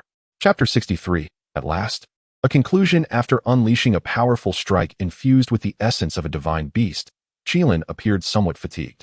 In this moment, the once formidable Jason surrendered, recognizing that his sole Pokémon had been defeated. Continuing the struggle would only serve to display his lack of awareness. The mighty punch from Xiangeries had rendered the malevolent Raisai unconscious. Xiangeries, in turn, roared defiantly towards the heavens, exuding the majesty of a true sovereign. The Chongguang team was elated, for the victor in this divine beast contest was the Pokémon they revered. The Phantom team, however, was unwilling to concede defeat and resorted to feeble arguments, claiming that Xiangeries had triumphed only through the power of Kigwanglu, thus rendering the victory less than honorable. With the clash between the two divine beasts concluded, the confrontation between Xiaoqi and Gaoza, alongside the Chongguang and Phantom organizations, also reached its end. Zhu Feng and Han Jing sensed the unfavorable turn of events. Remaining here would surely bode ill for them. Gaoza smiled at the two who had just assaulted him. At this point, do you still wish to flee? As if to confirm his words, reinforcements arrived. Members from the Lazika Special Operations Center, including Gaoza's father, Gaobo, joined the fray. Realizing the precarious situation, Zhu Feng quickly gathered his team members and vanished with a smoke bomb. Han Jing, unlike the Phantom team, activated the jet propulsion devices on their backs. Dechang exchanged a glance with Xiaoqi, seemingly dissatisfied with the outcome, but under the captain's orders, reluctantly took to the skies. Now, the most challenging matter for Gaoza and his companions was the still active Xiangeries, although it was not currently wreaking havoc upon the Shadow Mountain range. As a legendary Pokémon, its wrath could result in unimaginable destruction. Galbo, gazing at Xiangeries, tightened his grip on the Pokeball in his hand. If necessary, he would deploy it. Xiaoqi observed the Pokeball his father held, the very one his father had given him out of concern for his safety. However, as Xiaoqi's strength grew, he had returned the Pokemon to Galbo father. Does this Pokemon possess any unique abilities? You seem to imply it can suppress Xiangeries. Galbo patiently explained. This is the Crimson Lotus Demon Dragon, like your brother saw Galio, a fusion Pokemon. It holds a formidable skill known as Ultimate Incineration. Once used, it renders the user unable to battle, and the opponent faces the same fate. Xiaoqi was taken aback by the revelation. If such a Pokemon existed, utilizing it in a competition could result in an exchange of equal loss. Fortunately, Galbo did not participate in the tournament. Otherwise, the presence of a single Crimson Lotus Demon Dragon would have been utterly overpowered. Galbo, will this tactic be effective against Xiangeries? Chixik expressed his trust in Galbo, yet recognized that the opponent was a deity of light, and thus, the ordinary Pokemon's skills might prove ineffective. As the group pondered their next steps regarding Xiangeries, the recently incapacitated Raisai suddenly regained consciousness and soared into the sky. The onlookers were momentarily stunned. How could the malevolent Raisai simply depart? What transpired next left everyone astounded. Xiangeries let out a low roar towards the heavens, its form becoming ethereal before dissipating into light. Just as mysteriously as the two divine beasts had appeared, they vanished. Gaoza and Galbo quickly approached Xiaoqi, who had just shared his achievements against Jason. Everyone present expressed admiration for Xiaoqi, a novice trainer who had managed to hold his own against the vice-captain of a well-known organization in the Lazika region, successfully escaping as well. Xiaoqi refrained from disclosing that he had triumphed through the power of Xiangeries. Witnessing Qilin's struggle to execute that move was evident. Indeed, when he glanced at his Pokédex, the move appeared somewhat elusive, indicative that Qilin was unable to utilize it properly. After all, it was the power of Xiangeries, without Kigwangla delivering the light sphere to Qilin. Such a formidable maneuver would have been impossible. Gaoza felt a twinge of hesitation. He knew that revealing his thoughts might displease Xiaoqi. Xiaoqi, you understand that given these circumstances, I cannot continue to travel peacefully. I must depart for a while. As for the future, after much contemplation, Gaoza resolved to be candid with Xiaoqi. Xiaoqi regarded the formidable individuals before him. He was certain that the traitor lay among them. Brother, it's all right. You should go. You have many matters to attend to. Galbo, touched by Xiaoqi's maturity, affectionately ruffled his hair. Although Xiaoqi resisted, the longing to see his father after such a long time led him to acquiesce. Lingxi, still oblivious to the unfolding events, stood by in a daze. It was then that Galbo noticed her presence and eagerly inquired about Xiaoqi. Hey, you there? Who is she? Let me meet her. Xiaoqi, sensing the misunderstanding, quickly clarified. Oh, she's just a friend. Why does everyone feel the need to ask? It's truly annoying. Galbo could not help but laugh heartily, his expression conveying understanding. Xiaoqi attempted to explain further, but Galbo had already taken Gaozo away, both chuckling. It seemed he had been misunderstood yet again. As they departed, Lingxi finally found her voice. Xiaoqi, who are they? They seem incredibly impressive. They are members of the Lazika Special Operations Center, as my brother mentioned. He is going to investigate the traitor, so he cannot accompany us. Lingxi pouted, all right, but he won't be gone as long as Martin, will he? Upon hearing her words, Xiaoqi felt a wave of nostalgia for Martin. I wonder what Martin is up to now. Thus, Xiaoqi and his companion's journey in the Shadow Mountain range drew to a temporary close. Where would Xiaoqi venture next? Why did Xiangris and Raisai appear and vanish so suddenly? What caused Gaoza to lose the Alliance Championship and settle for third place? Who among the Lazika Special Operations Center was the traitor? All these questions await Xiaoqi's revelations. Chapter 64. The Contest for Fossil Pokémon, Dr. J's Challenge. As I traversed the Shadowlight Mountains, I found myself nearing the city of Ganglai. The very name suggests a connection to strength. Indeed, it is a city primarily dedicated to steel production, populated predominantly by steel-type Pokémon. I had already engaged in a battle with the gym leader, Gaoza, who is the brother of Xiaoqi. The gym leader, referred to as Dr. J, is well known for his scientific pursuits. Upon arriving in Ganglai City, Xiaoqi was quickly informed of the rumors surrounding Dr. J. Hey, have you heard? Dr. J has unearthed several fossils, and it is said that these fossils can hatch into Pokémon. Upon hearing about the Pokémon, Xiaoqi's eyes sparkled with excitement. He promptly seized the arm of the individual discussing the matter. Brother, do you know where Dr. J is right now? Startled, the person shrugged Xiaoqi's hand away. What are you doing? Can't you see for yourself? It's all over that screen up there. Releasing his grip, Xiaoqi glanced upwards and indeed saw a report on the large screen in the city center about Dr. J's fossil experiments. In the footage, Dr. J appeared clad in a lab coat, cradling a fossil in his arms. For some inexplicable reason, Xiaoqi felt a strange familiarity with the Pokémon encased within. Little brother, judging by your expression, you must be a trainer, a man in work attire called out to Xiaoqi. Noticing Xiaoqi's rapt attention on the screen, he surmised that he was intrigued by the fossil. Xiaoqi regarded the man, who exuded an air of reliability. Hello there. I'm Xiaoqi, a Pokémon trainer. I've come to Ganglai City to challenge the gym. So, you intend to challenge Gym Leader J? The man inquired. Yes, but I currently have no knowledge of Dr. J's whereabouts. Is he in the gym? He is not at the gym. Would you like to know where he is? You can accompany me. Xiaoqi, who had initially found the man trustworthy, immediately became wary upon hearing this. Lingxi, standing nearby, subtly tugged at Xiaoqi's sleeve, seemingly urging him not to follow. Xiaoqi scrutinized the man. That doesn't seem appropriate, considering we are not well acquainted. Sensing the unease his suggestion had caused, the man hastily produced a work identification badge from Dr. J's laboratory. Upon seeing the badge, Xiaoqi's apprehension dissipated. At this moment, the man introduced himself. I am Dr. J's assistant. Although I may appear to be a minor, I do have a name. I am Izui. That said, I still find it hard to trust you. Xiaoqi thought to himself, feeling as though he were an adult contemplating the safety of himself and Lingxi. Oh, come on. I am tasked by Dr. J to find trainers. As you know, the doctor has recently discovered several fossils, which have now hatched into Pokémon. You all are quite fortunate, as Dr. J is gathering trainers to test the strength of these Pokémon. Initially suspicious of Izui, Xiaoqi's wariness vanished at the mention of Pokémon. All right, let us go, Lingxi. Lingxi, observing Xiaoqi's exhilaration, felt an urge to exclaim something inappropriate but restrained herself. Following Izui, Xiaoqi navigated through the corridors, eventually arriving at a research lab. After Izui presented his identification, the personnel at the entrance permitted them entry. Xiaoqi gazed around in awe, akin to a country bumpkin, exclaiming, "This is incredible!"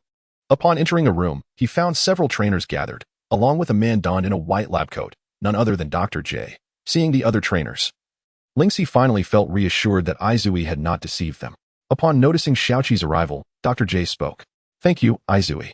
Greetings, trainers. I have discovered 4 fossils. And you are a total of 4 trainers. After mentioning the 4 trainers, he cast a glance at Lingxi and paused briefly. Oh, I apologize. It should be 5 trainers. One of the trainers, excited by the sight of Pokeballs on the table, eagerly asked, Doctor, are these Pokeballs intended for us? What Pokemon are inside? Dr. J smiled slightly. Indeed, they are for you. And I can assure you with confidence that they contain Pokémon hatched from these discovered fossils, imbued with remarkable power. This revelation sent waves of excitement among the trainers, yet they glanced at the quantity of Pokeballs, then at Xiaoqi and Lingxi. With only 4 Pokémon available, it would be challenging to distribute them among 5 individuals. Clearly, they were reluctant to address this matter, and a heavy silence enveloped the room. Dr. J broke the silence, stating, "It would be absurd to simply hand these over to you without conditions. You must complete a task first to earn my Pokémon." His words piqued the curiosity of the trainers, eager to learn what task could possibly warrant such valuable fossil Pokémon. Dr. J wore a subtle smile, indicating that the situation was more complex than it appeared. Wait a moment, I must emphasize that while there are 4 Pokeballs displayed, only 2 contain Pokémon. Indeed, not all 4 fossils have successfully transformed into Pokémon. One of the male trainers, wearing a headscarf, glanced at Lingxi and suggested, "Doctor, if that is the case, perhaps this young lady should withdraw from the challenge. That way, it leaves us with 4 participants, all male, facilitating a better competition." This headscarf-wearing trainer, named David, appeared to be a formidable competitor, evident from his choice of a Blastoise by his side. Upon hearing this, Xiaoqi felt incensed and stepped forward to place a firm hand on David's shoulder. Despite David's greater height, Xiaoqi pressed on, or rather, he asserted himself. "Hey, what do you mean by that?" Chapter 65, The Rock Monkey and the Empty Boy. Clearly, Little Seven was upset. Observing the tense atmosphere, Dr. J hastily intervened, gently addressing David. "That simply won't do, Mr. David. The number of participants must match the number of individuals present. Furthermore, this challenge is not solely about battling. Although you are trainers, one should not be consumed by the notion of combat. Otherwise, wouldn't that render you brawny yet simple-minded? Wouldn't you agree, Mr. David?" Despite Dr. J's gentle tone, his expression betrayed his displeasure. Recognizing the situation, David conceded, and since Little Seven had initially stood up for Lingxi, he chose not to pursue the matter further. With the two reconciled, Dr. J began to outline the rules. "My test requires you to journey to the fossil mining site once more, to see if you can uncover anything of value." At that moment, a bespectacled trainer with a mushroom-shaped hairstyle squinted. "But, Doctor, how shall we determine who is entitled to these 2 fossil Pokémon?" Dr. J replied with a mysterious smile. That will depend on what you discover. But do bear in mind, the mining area is quite perilous." Upon hearing of the danger, Lingxi immediately lost her enthusiasm. Little Seven, however, would not allow such a thing to deter them. Lingxi was certainly going with him. After all, 2 heads were better than 1. He placed his hands on Lingxi's shoulders in a serious manner, making it appear as though he were proposing to her. Lingxi, taken aback by his unexpected gesture, felt her cheeks flush with embarrassment. Little Seven mused to himself, "What a silly thing to blush about. Lingxi, they don't want you to participate. But we cannot let them have their way. There's a saying, when they throw mud at me, I will use that mud to grow flowers. What's wrong with being a girl? Does that mean girls are weaker than boys?" Upon hearing this, Lingxi's apprehension dissipated, replaced by excitement. "You're right. I cannot let them win. I must prove to them that I, too, am formidable. Why should I be any less?" Clenching her fists, she firmly grasped Little Seven's hand and marched forward. The nearby boys were left dumbfounded, realizing that beneath Lingxi's gentle demeanor lay a wild spirit. Dr. J called out to Lingxi, "Hey, wait. Why the rush? I haven't even told you where the location is. Also this time, each of you must select 1 Pokémon at random from your collection." Little Seven was taken aback. If he inadvertently drew one of his weaker Pokémon, it would spell trouble. Yet, since Dr. J had spoken, the trainers complied. Each trainer placed their Pokeballs into a bag and shook it, mixing their Pokémon. With a heart full of trepidation, Little Seven reached into the bag and pulled out a Pokeball. "Wait a moment, the texture of this ball feels familiar." Dr. J observed as each trainer summoned their chosen partner, smiling as he encouraged, "Now, please call forth your companions. After all, you will need to see who you've drawn." Lingxi was unfazed. Every one of her Pokémon was capable, devoid of any disparity in strength. Conversely, Little Seven harbored a hope of drawing the Scyther, for that would alleviate his concerns regarding the upcoming competition, providing a sense of security. As he released the Pokeball, he did not anticipate the tall figure that emerged. Instead, he merely noticed a pile of things on the ground. Indeed, fortune did not favor Little Seven, for he had drawn the very Pokémon he had wished to avoid, the ant from Dr. J's laboratory. The ant, oblivious to Little Seven's sentiments, simply understood that it had not been summoned in a while, and its master calling it forth must indicate something important. Little Seven gazed at the spirited ant, reassuring himself that this was his Pokémon, and he could not harbor disdain for it. Dr. J provided each trainer with a map, and upon opening it, Little Seven discovered that the so-called mining site was located near the city of Ganglai. Since Dr. J had not mandated teams, Little Seven decided to accompany Lingxi to the mine. On their way, Lingxi remained huffy, striding ahead with determination. Beside her was the previously utilized flying Pokémon, the Zyking bird. Little Seven felt an inexplicable sense of safety while observing the Zyking bird. Upon reaching the mining site, Little Seven briefly assessed the situation. He recognized that among the participating trainers, the one with the headscarf was named David, and the mushroom-headed fellow was called Jiaz. David had previously mentioned that he possessed a Blastoise, and as luck would have it, he had drawn that very Pokémon. As for Jiaz, his demeanor suggested a rather simple-minded individual, which was mirrored by the Pokémon he had drawn, a Lickitung. For Little Seven and Lingxi, the only unknown was a mysterious man donning a scarf, whose aura appeared even more formidable than David's. Uncertain of the man's capabilities, they deemed David their greatest rival. The mining area, known as X-Mine, was divided into 3 sections. The upper layer, where many had already mined, was unlikely to yield anything satisfactory for Dr. J. Below it lay the underground mining area, further divided into a regular section and a more treacherous core zone, allegedly guarded by powerful Pokémon. The fossils discovered by Dr.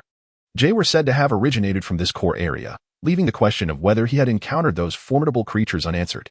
Hey, Little Seven, what kind of Pokémon do you think Dr. J has hatched? I must obtain them to show them they cannot underestimate me. Humph.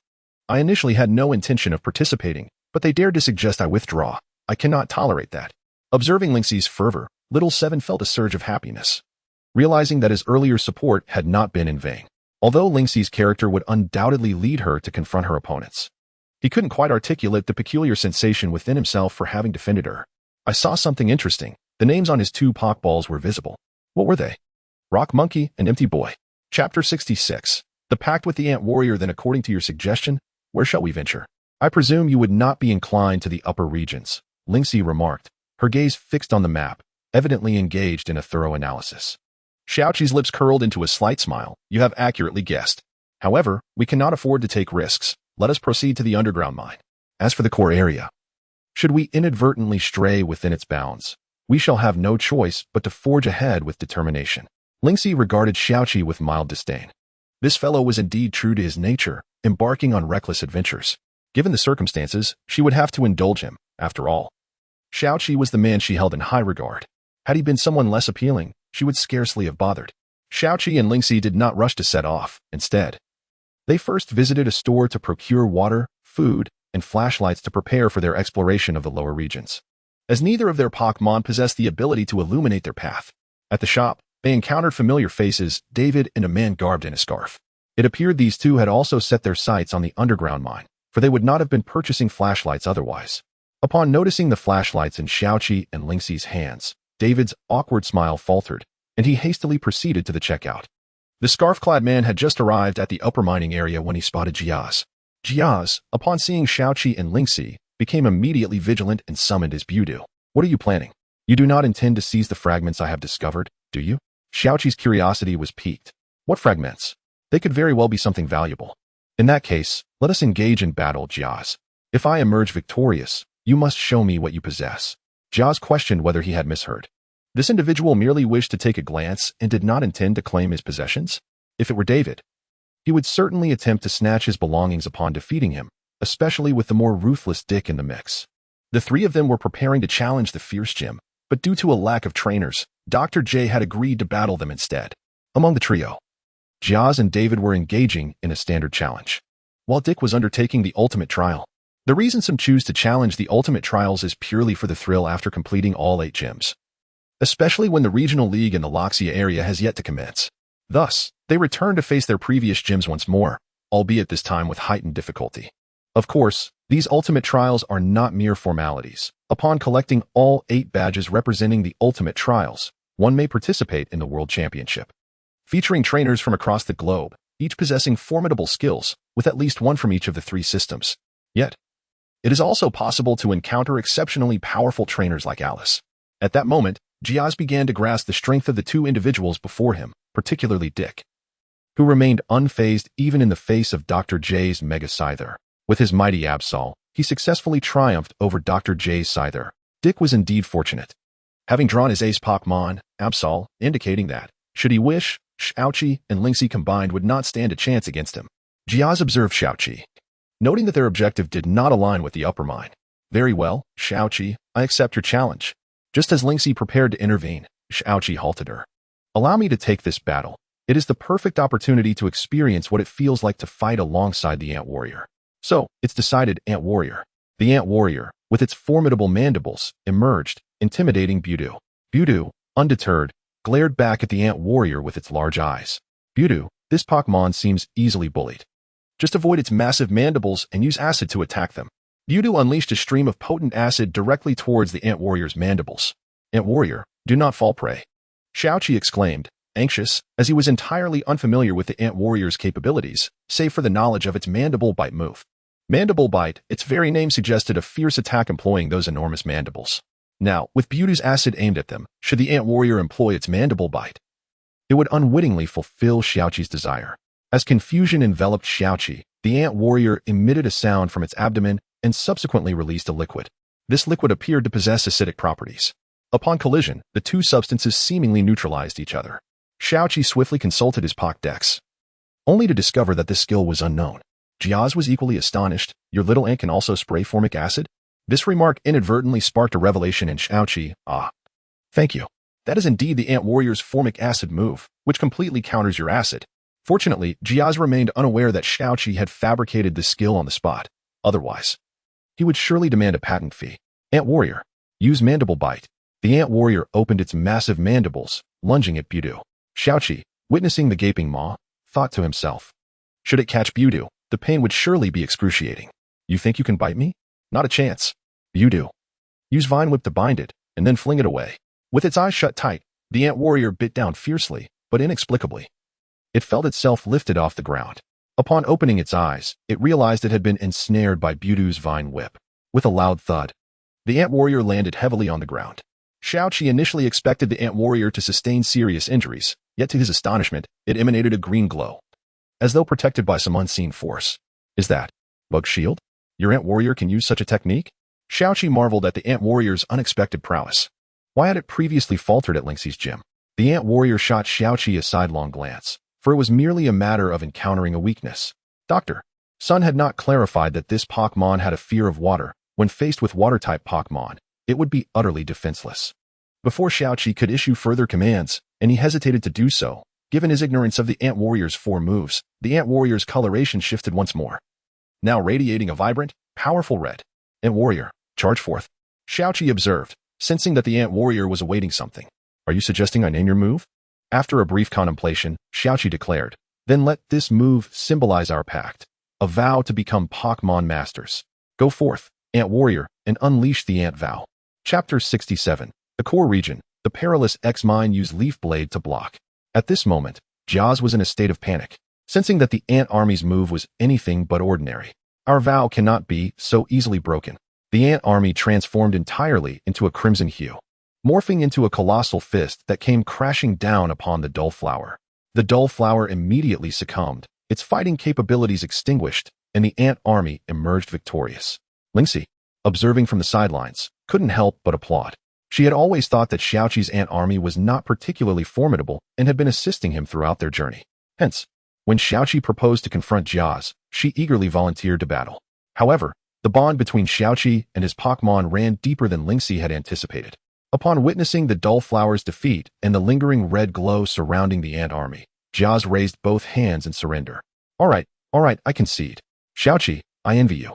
You have not only triumphed over my Pokémon, but also over my life. Xiaoqi was bewildered, oblivious to the fact that Jiaz was referring to Lingxi. Mistakenly believing that Jiaz had discovered his father was the strongest gym leader in the Loxica region. Oh, no, this is all thanks to my hard work. I have no background at all. Jiaz, upon hearing this, felt even more exasperated. This boy seemed to possess a certain pedigree, a situation to be avoided. In truth, Jiaz harbored a deep envy for Xiaoqi. During their battle, he had inadvertently caught a glimpse of Lingxi, and that fleeting glance unveiled a secret. Lingxi watched Xiaoqi's fight with starry-eyed admiration.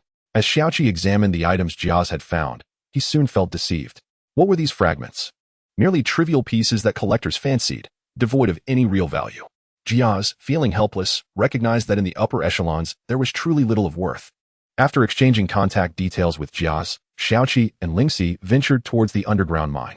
The subterranean area was directly connected to the surface through a vertical shaft. To descend, one had to navigate this opening, but fortunately, a ladder was fixed along the walls for their descent.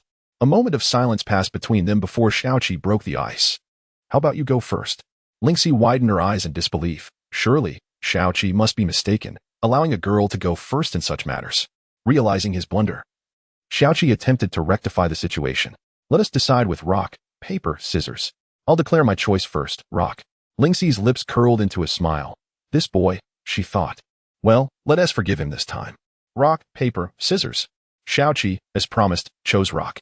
He beamed with confidence, only to be left dumbfounded when Lingxi revealed scissors. Speechless. Xiaoqi was at a loss. Lingxi looked at him with a beaming smile, and Xiaoqi quickly understood her intent. Well, I never specified whether the winner or the loser goes first. Before Lingxi could react, Xiaoqi had already begun to descend the ladder. What are you standing there for? Shine the light for me. His voice echoed from below, shattering Lingxi's momentary fantasy. Flustered, she hurriedly illuminated the way for him. Once they both reached the bottom, they discovered that the underground mine was indeed somewhat terrifying, engulfed in utter darkness. Thankfully, Xiaoqi and Lingxi had brought flashlights. Otherwise, they would have been utterly lost. With their visibility severely limited, they relied on each other for support as they navigated the gloom. Suddenly, a few Zubat swooped down from the shadows, startling Lingxi. In her panic, she instinctively clung to Xiaoqi, who felt his cheeks flush, unsure how to respond. Perhaps the best way to comfort Lingxi at that moment was to simply hold her close. Although only 14, Xiaoqi had already reached a height of 1.7 meters, slightly taller than Lingxi, and he gently wrapped her in his embrace. Once Lingxi regained her composure, she realized she was being held by Xiaoqi. Noticing her fear had subsided, Xiaoqi cleared his throat and released her, and they continued onward. Uncertain if it was merely a figment of his imagination, Xiaoqi sensed something ahead. Just as he was about to investigate, a few gophers blocked their path, popping their heads out with an air of arrogance. As Xiaoqi prepared to summon the ant army, Lingxi swiftly called forth her Qixi bird, Dragon Breath. The powerful breath surged towards the gophers, sending them burrowing back into the earth. Xiaoqi stood in awe. This was his first time witnessing the Qixi bird utilize the Dragon Breath skill. Previously, during the battle with Muxheng, the Qixi bird had merely performed an aesthetically pleasing yet ineffective mist attack before being effortlessly defeated by the Sylveon.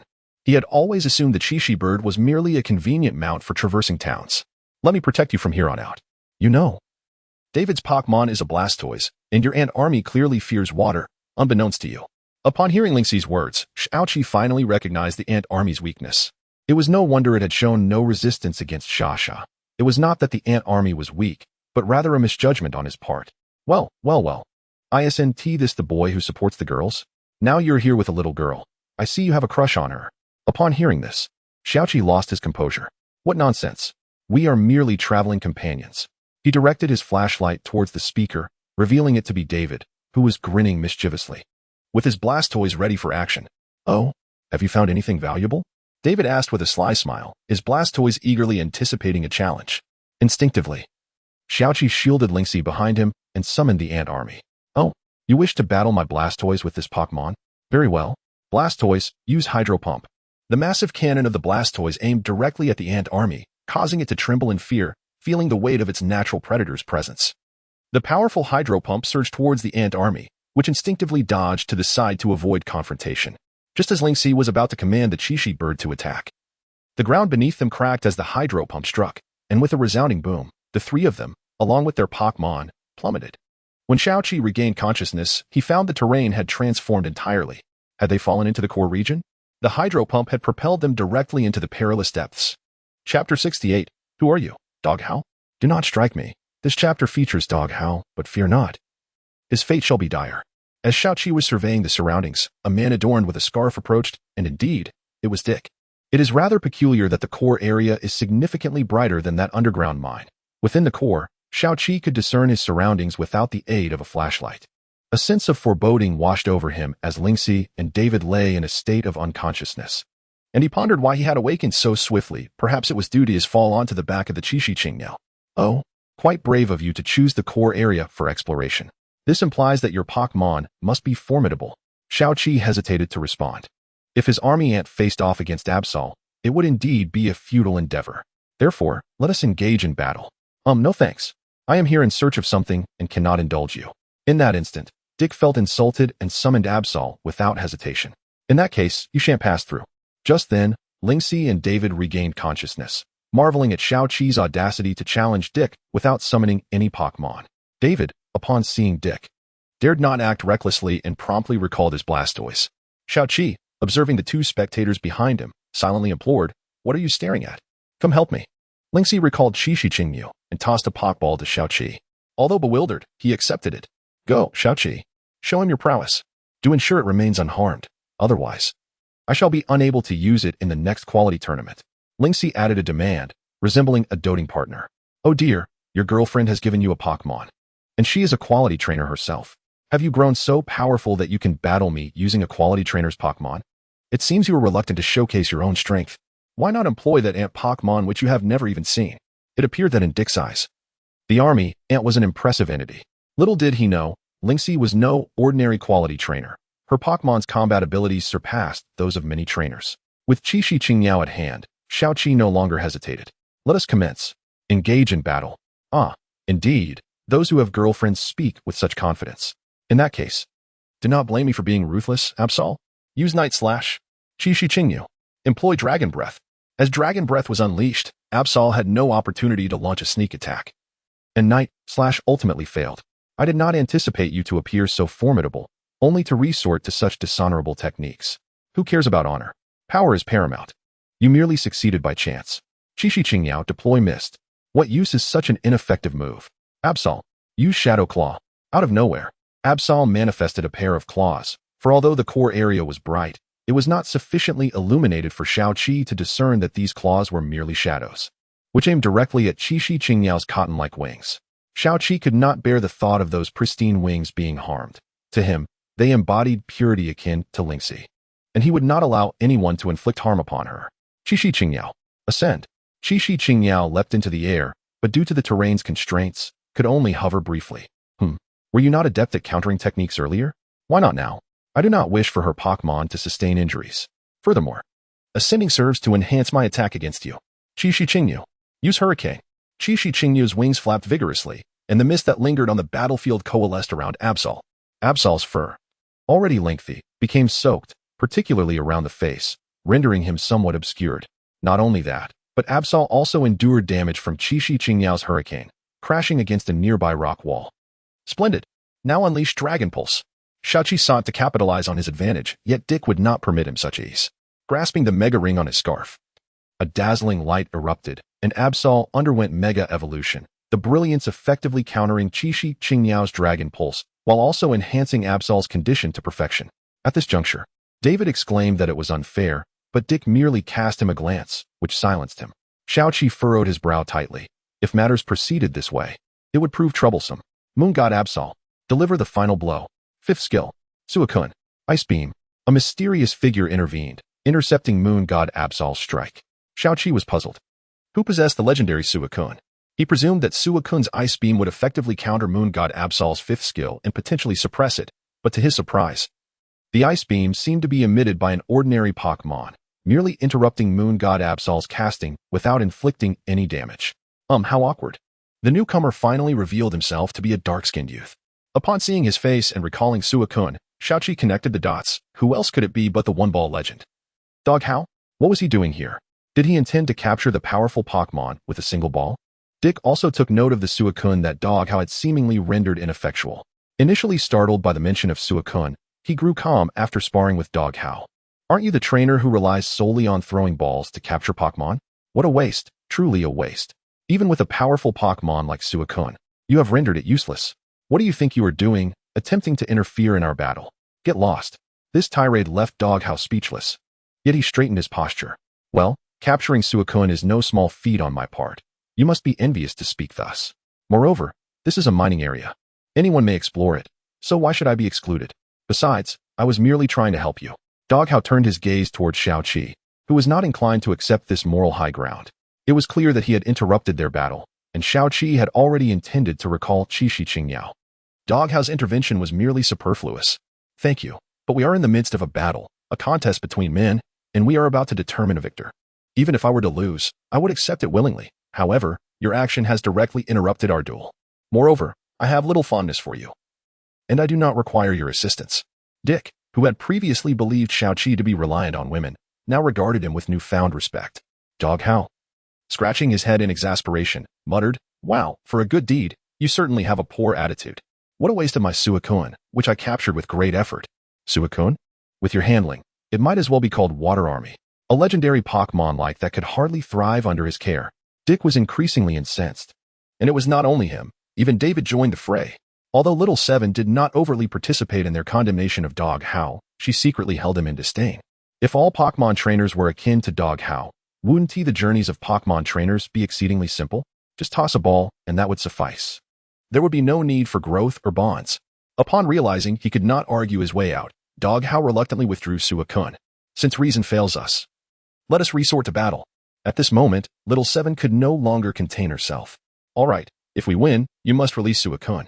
I hope there are no fans of Xiao Hao among you. If there are, I sincerely apologize and shall alter his character. If not, I shall continue writing. Chapter 69. The final boss of the core area. Why should I? Suicune has at least acknowledged me. He is my Pokémon. Xiaoqi expressed his thoughts. I believe that legendary Pokémon should not be confined within Pokeballs. They ought to return to the wild. They can be your companions and assist you in battle, but they should not be regarded as possessions. Legendary Pokémon belong to everyone. In that case, do not blame me. Go-Hao declared. Go, Flareon. Just as Go-Hao was about to engage in battle with Xiaoqi, his communicator rang. It was Professor Oak. Xiao Hao, are you in the X-Mine of the Fierce City? With no choice, Go-Hao answered the call, leaving Flareon standing in place, bewildered. After a brief response, he hung up. Thus, Flareon was inexplicably released, and then recalled. Go-Hao glanced at Xiaoqi, silently noting his appearance. Humph. Had it not been for Professor Oak's summons, I would have surely faced you in battle. Since parting ways with Ash, Go-Hao had been conducting various Pokémon research, and his visit to the X-Mine was likely an investigation into the guardian Pokémon of the core area. Xiaoqi had hoped to defeat Go-Hao and liberate Suicune. He had learned from the television that Suicune had been captured by Go-Hao, which left him seething with frustration to the point of losing his appetite.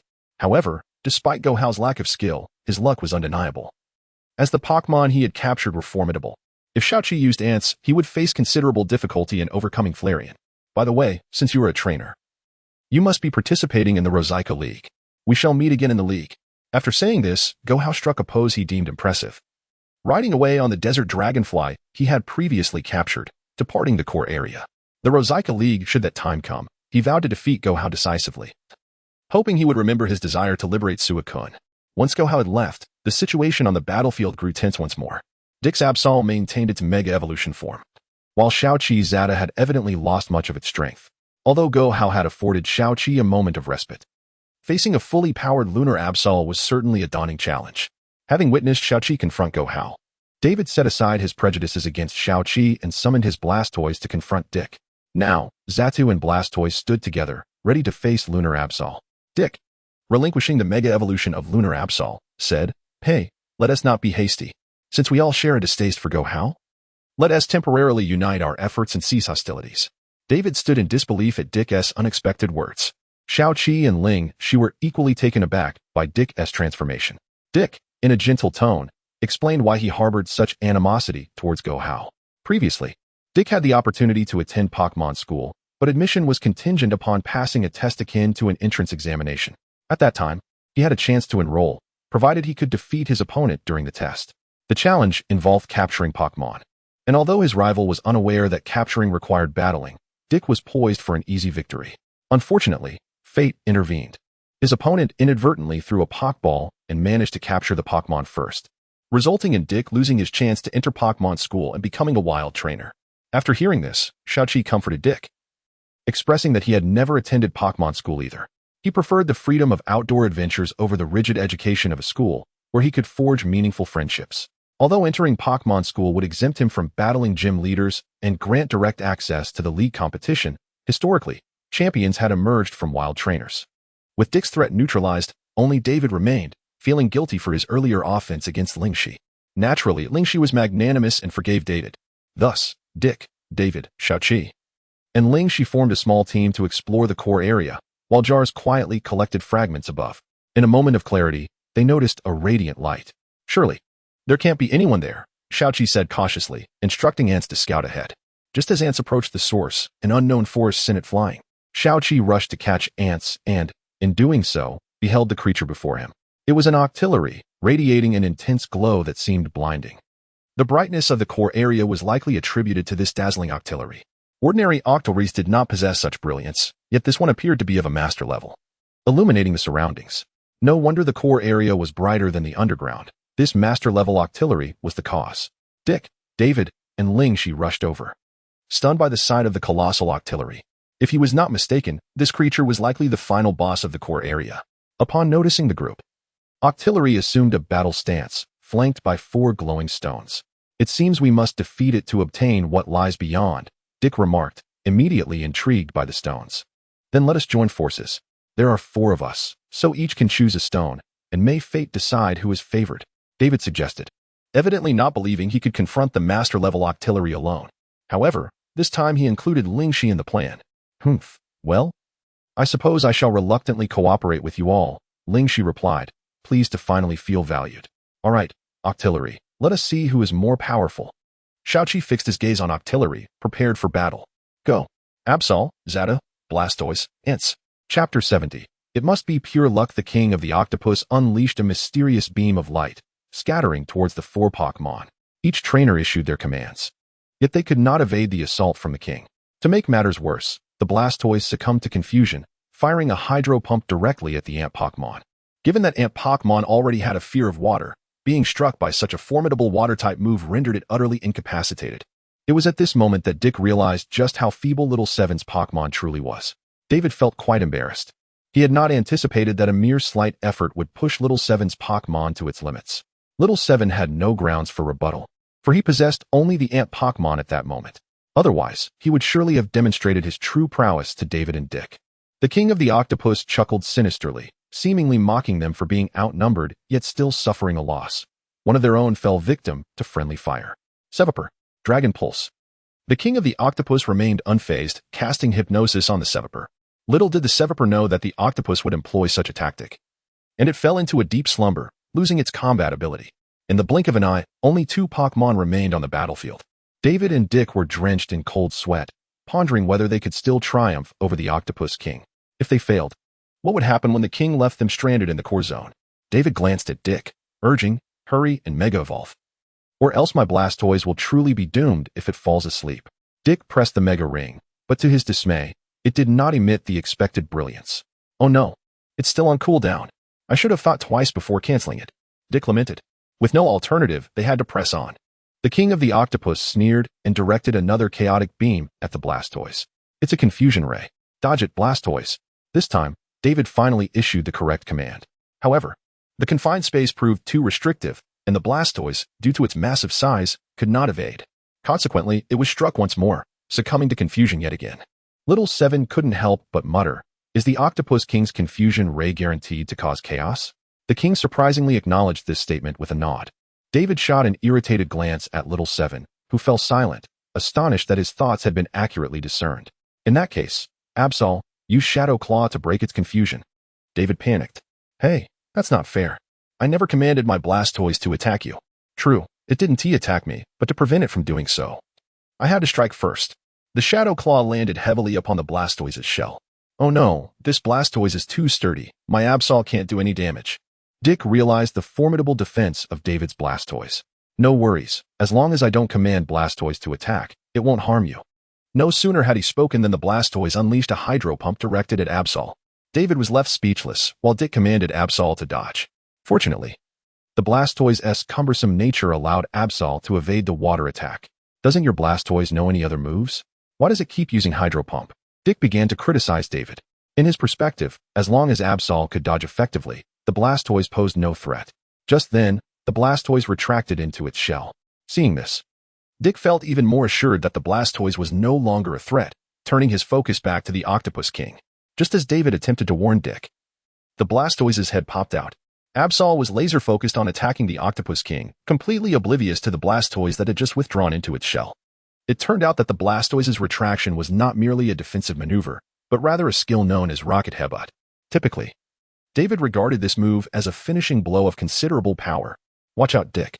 David shouted just as he witnessed his Blastoise charging towards Absol like a rocket. At that moment, Absol had no means of dodging this heavy strike. Dick glared at David. Why don't you just recall the Blastoise? David recognized that leaving his Blastoise on the field would only endanger Absol. Having just endured the Blastoise's powerful move, Absol appeared somewhat fatigued. Little Seven looked at the Pokeball, asking, "Can you still battle, Ant Pokemon? If so, give a little shake." Initially, Little Seven held little hope. But just as he was about to withdraw the Pokeball, it began to tremble. "So, you wish to fight? Very well, Ant Pokemon, emerge." Dick was incredulous. How could the Ant Pokemon, which had just fallen, be ready to battle again so soon?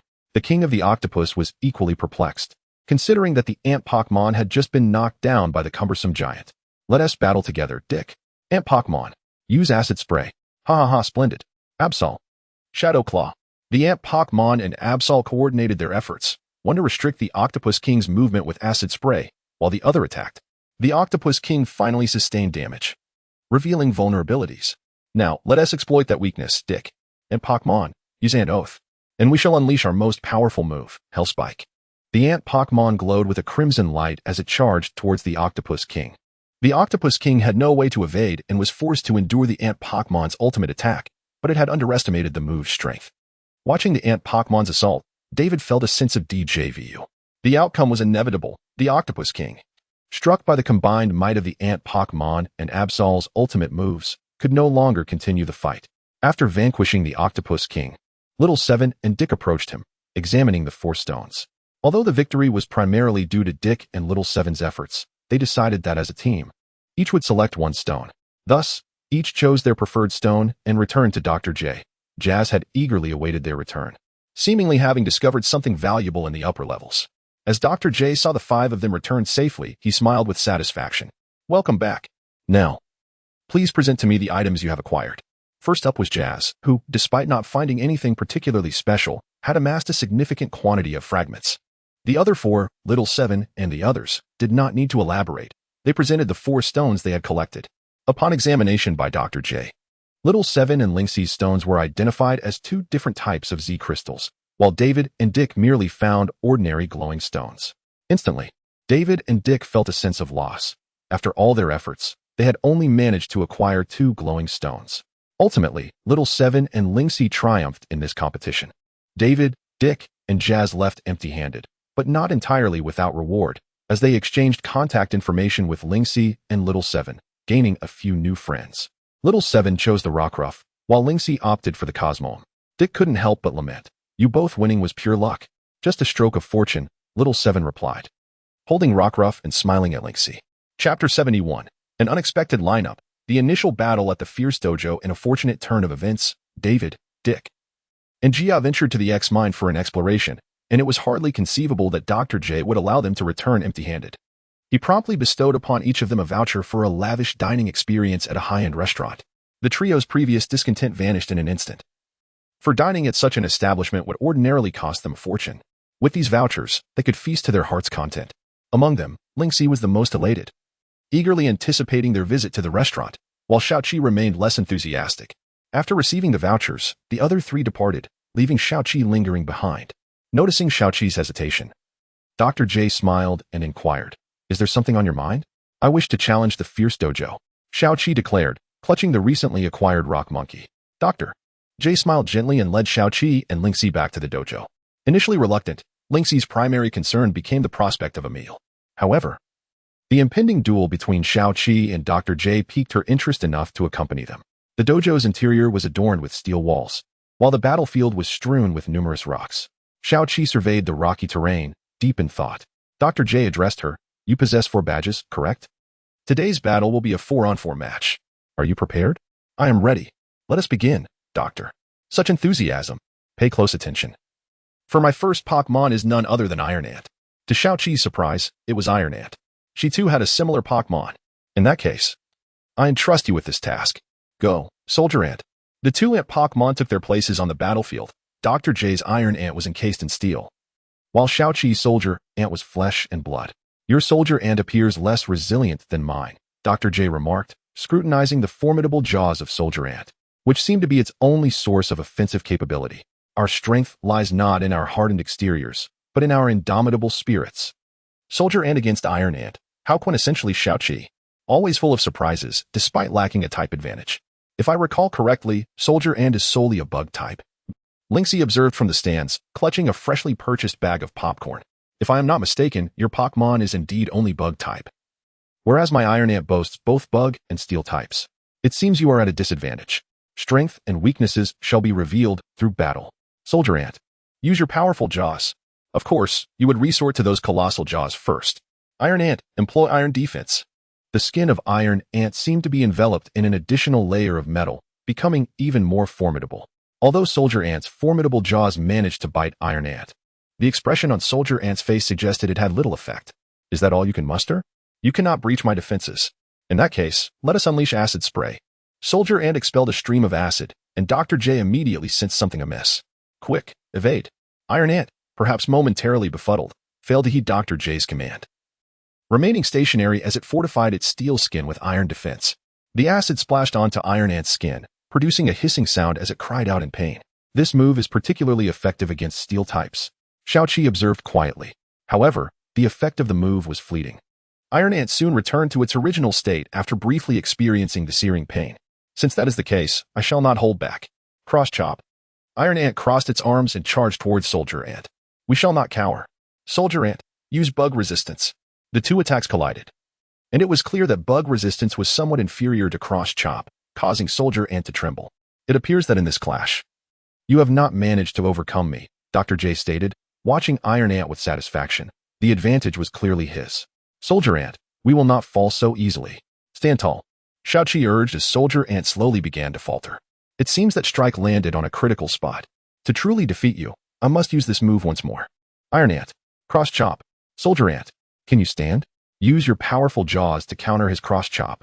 Soldier Ant struggled to rise. The previous blow had struck a vital point. Standing was immensely challenging, but in a bid to prove itself to its master, it braced itself against Iron Ant's incoming Cross Chop with its mighty jaws. Dr. J was taken aback.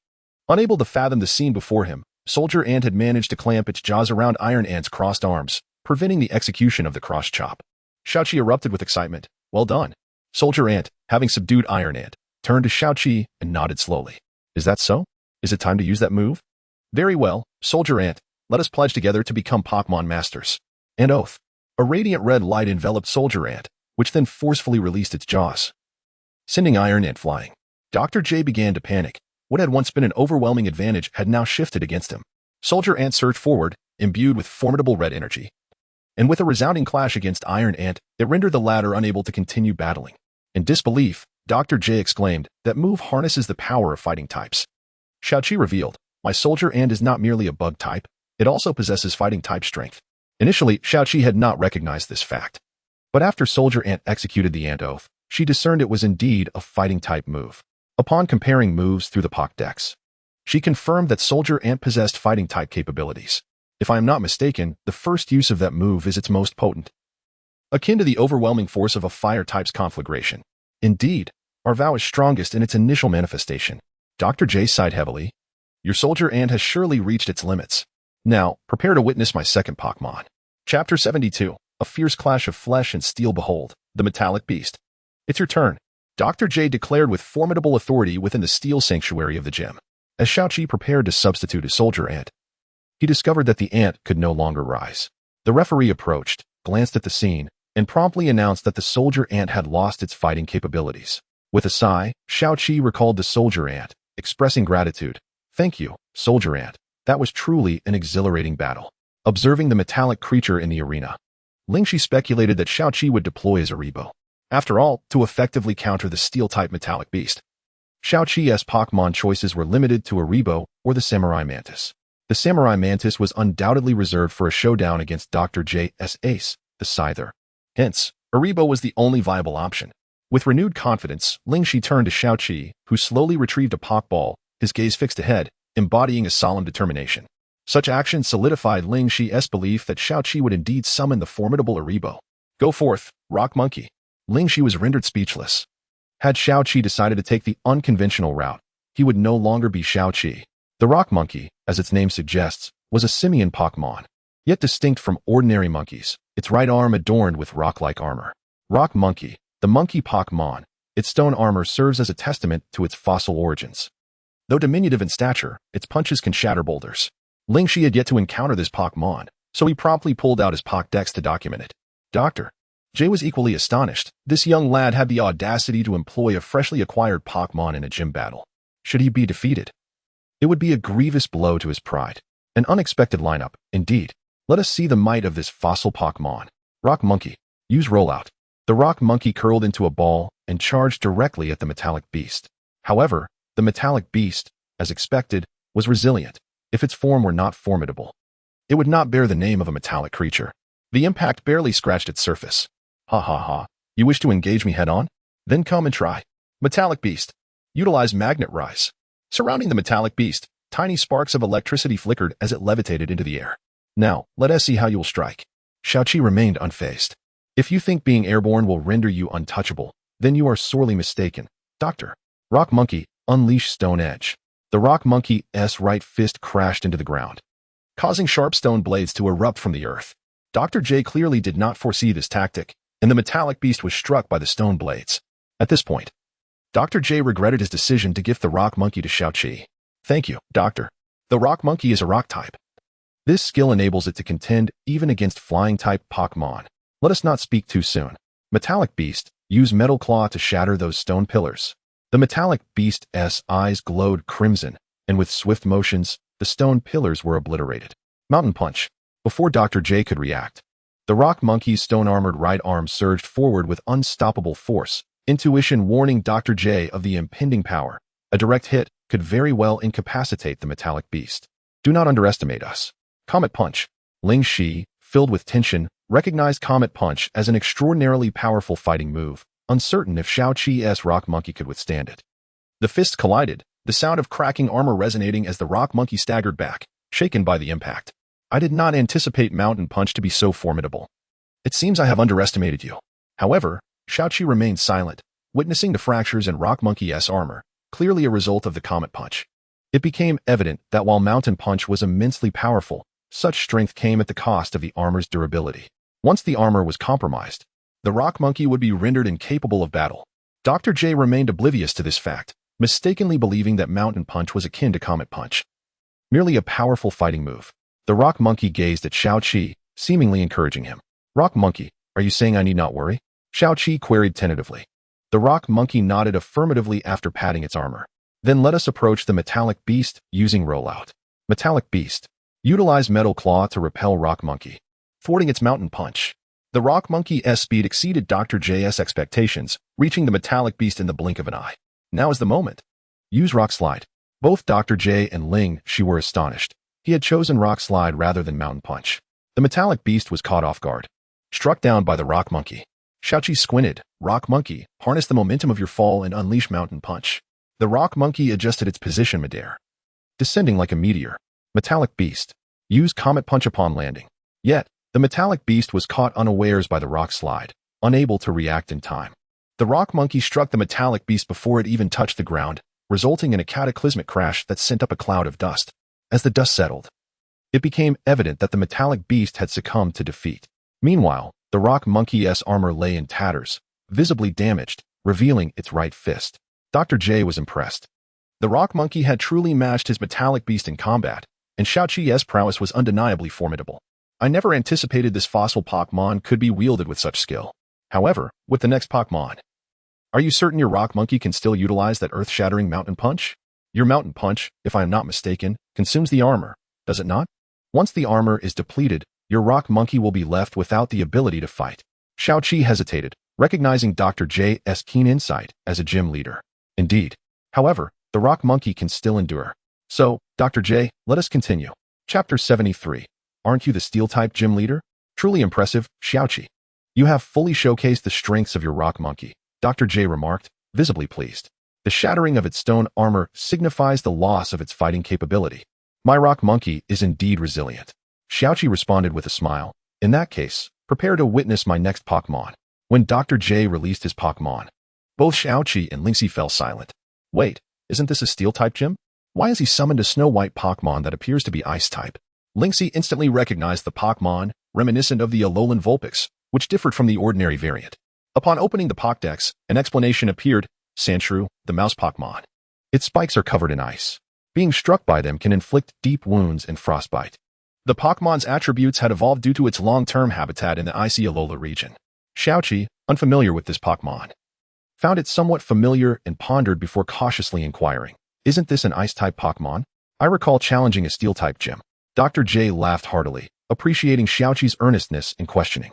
If it had been someone else doubting his choice of Pokémon, he would have dismissed them without a second thought. However, Xiaoqi's demeanor made him feel at ease. With a smile, Dr. J explained, "Xiaoqi, are you aware of regional differences? The Pokémon before you is Sandshrew. Unlike its counterparts from other regions, the Sandshrew from Alola has adapted to its environment, gaining Ice and Steel typings. It is precisely due to its Steel attribute that I chose it for this gym challenge." Upon hearing this, Xiaoqi experienced an epiphany, silently calculating, if it is an Ice and Steel type, then my Arcanine should prevail effortlessly. During battle, do not lose focus, Dr. J kindly reminded Xiaoqi as he noticed him dazed. Xiaoqi, momentarily taken aback, saw that Rock Monkey was also standing still, awaiting commands. In that case, do not blame me for lacking sportsmanship. Sandshrew, use Ice Spike. The pristine figure of Sandshrew began to radiate, conjuring several icy spikes before it.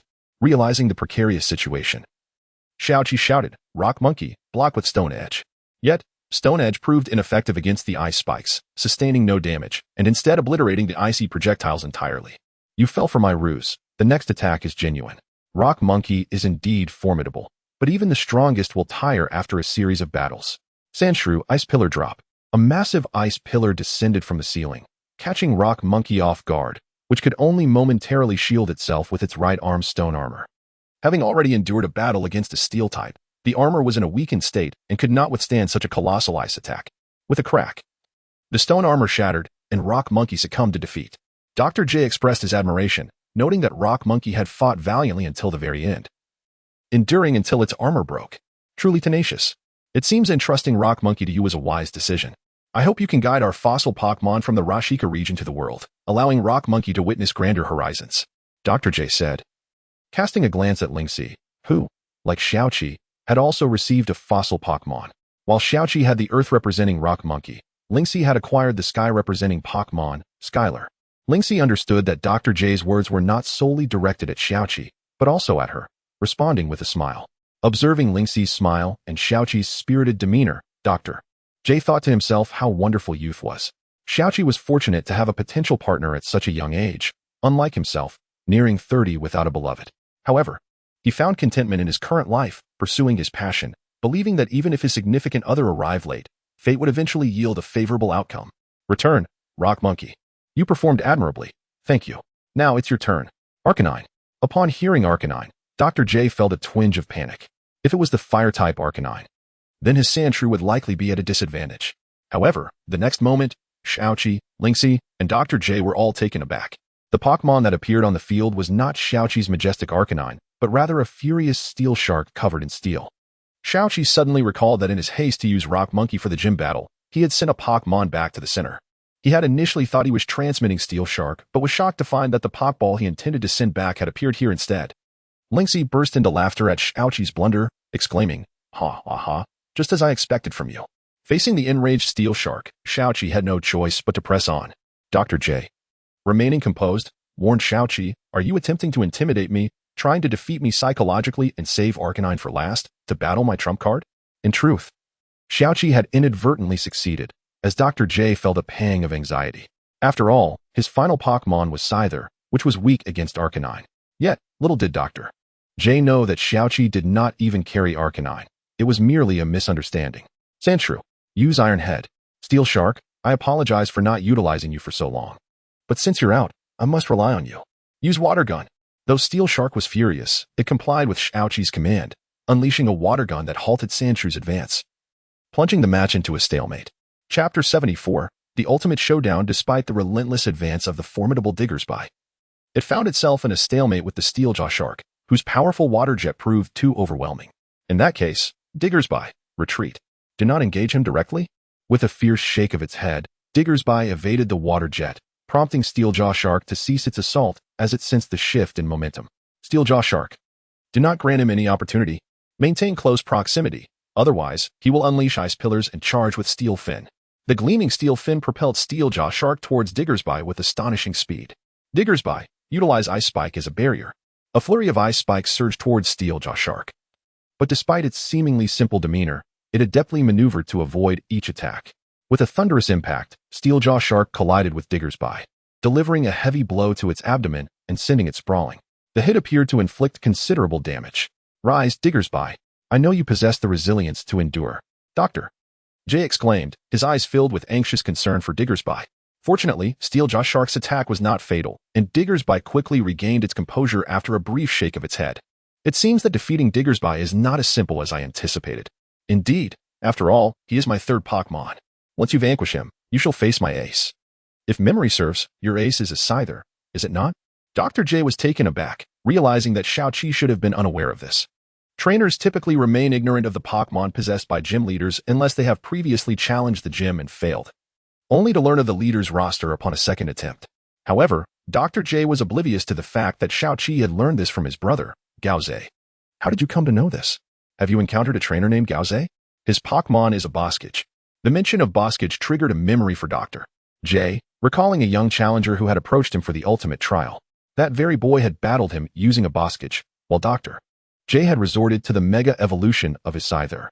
Remarkably, they had emerged victorious, leaving a lasting impression on Dr. J. "Ah, so you are his brother. No wonder you share such a similar aura.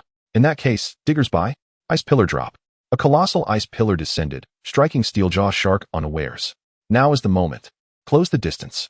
Diggersby transformed rapidly, its head taking on a metallic hue. "Iron Head. I have been anticipating this. Use Crunch." The clash of Iron Head against Steeljaw resulted in neither side yielding ground, but it was clear that such a stalemate could not continue, as they could not break through each other's defenses. "Then let us engage in a showdown. Diggersby, use Ice Punch." "That suits me perfectly." Steelfin Charge. Thus, Diggersby and Steeljaw Shark engaged in close combat, exchanging blows until, with Diggersby's final punch, both combatants succumbed to exhaustion. Dr. J seemed to predict this outcome. Smiling as he recalled Diggersby, Xiaoqi, brimming with confidence, returned Steeljaw Shark to its Pokeball. "In that case, let us proceed to the final battle. Scyther, I have awaited this moment for a long time. To confront Scyther, I must employ him. Go forth, Samurai Scyther." The Samurai Scyther brandished its dual blades, eyes ablaze with determination. An unfamiliar Pokémon, yet it appears quite suited to challenge Scyther. Scyther employ Air Slash. Samurai Scyther, unleash Vacuum Cut. Dr. J.'s Scyther exhibited an overwhelming strength that seemed to dominate Samurai Scyther. The clash of Scyther's pincers against Samurai Scyther's blades revealed the latter struggling to maintain its ground. "It seems your Pokémon is merely a facade of strength." Scyther continued to overpower him. Samurai Scyther gradually retreated, finding itself at the mercy of Dr. J's Scyther. Samurai Scyther, use Quick Attack. In a flash, Samurai Scyther vanished, causing Dr. J's Scyther to lurch forward. In that moment, Samurai Scyther reappeared behind its opponent. "I had not anticipated your Samurai Scyther possessed such a technique." Thus, Samurai Scyther relentlessly employed Quick Attack, frustrating Dr. J's Scyther, which struggled to counter. "Oh, so you seek to exhaust my Scyther? I shall not allow it." Scyther, Shadow Clone.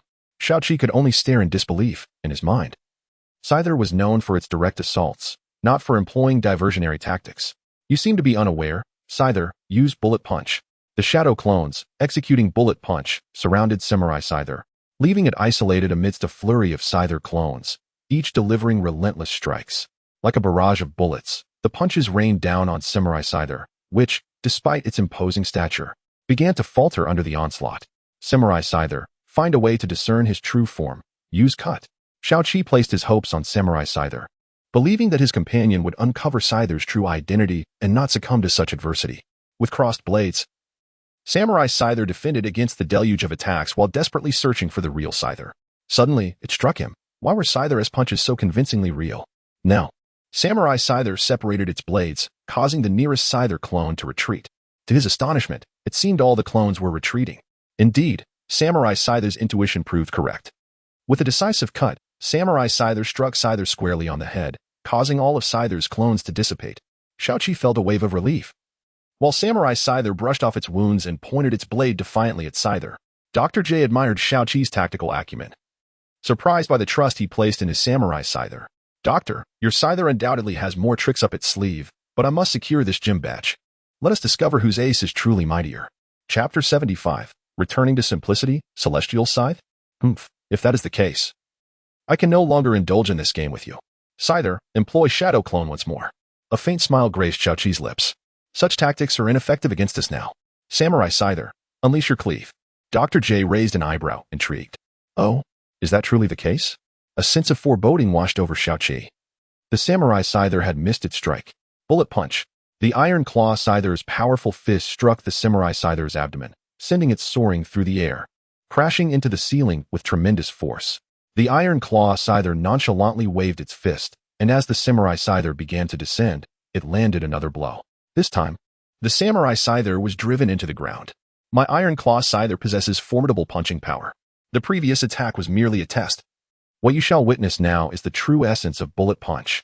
Realizing the urgency of the situation, Xiaoqi commanded, Samurai Scyther, execute Mantis Swarm.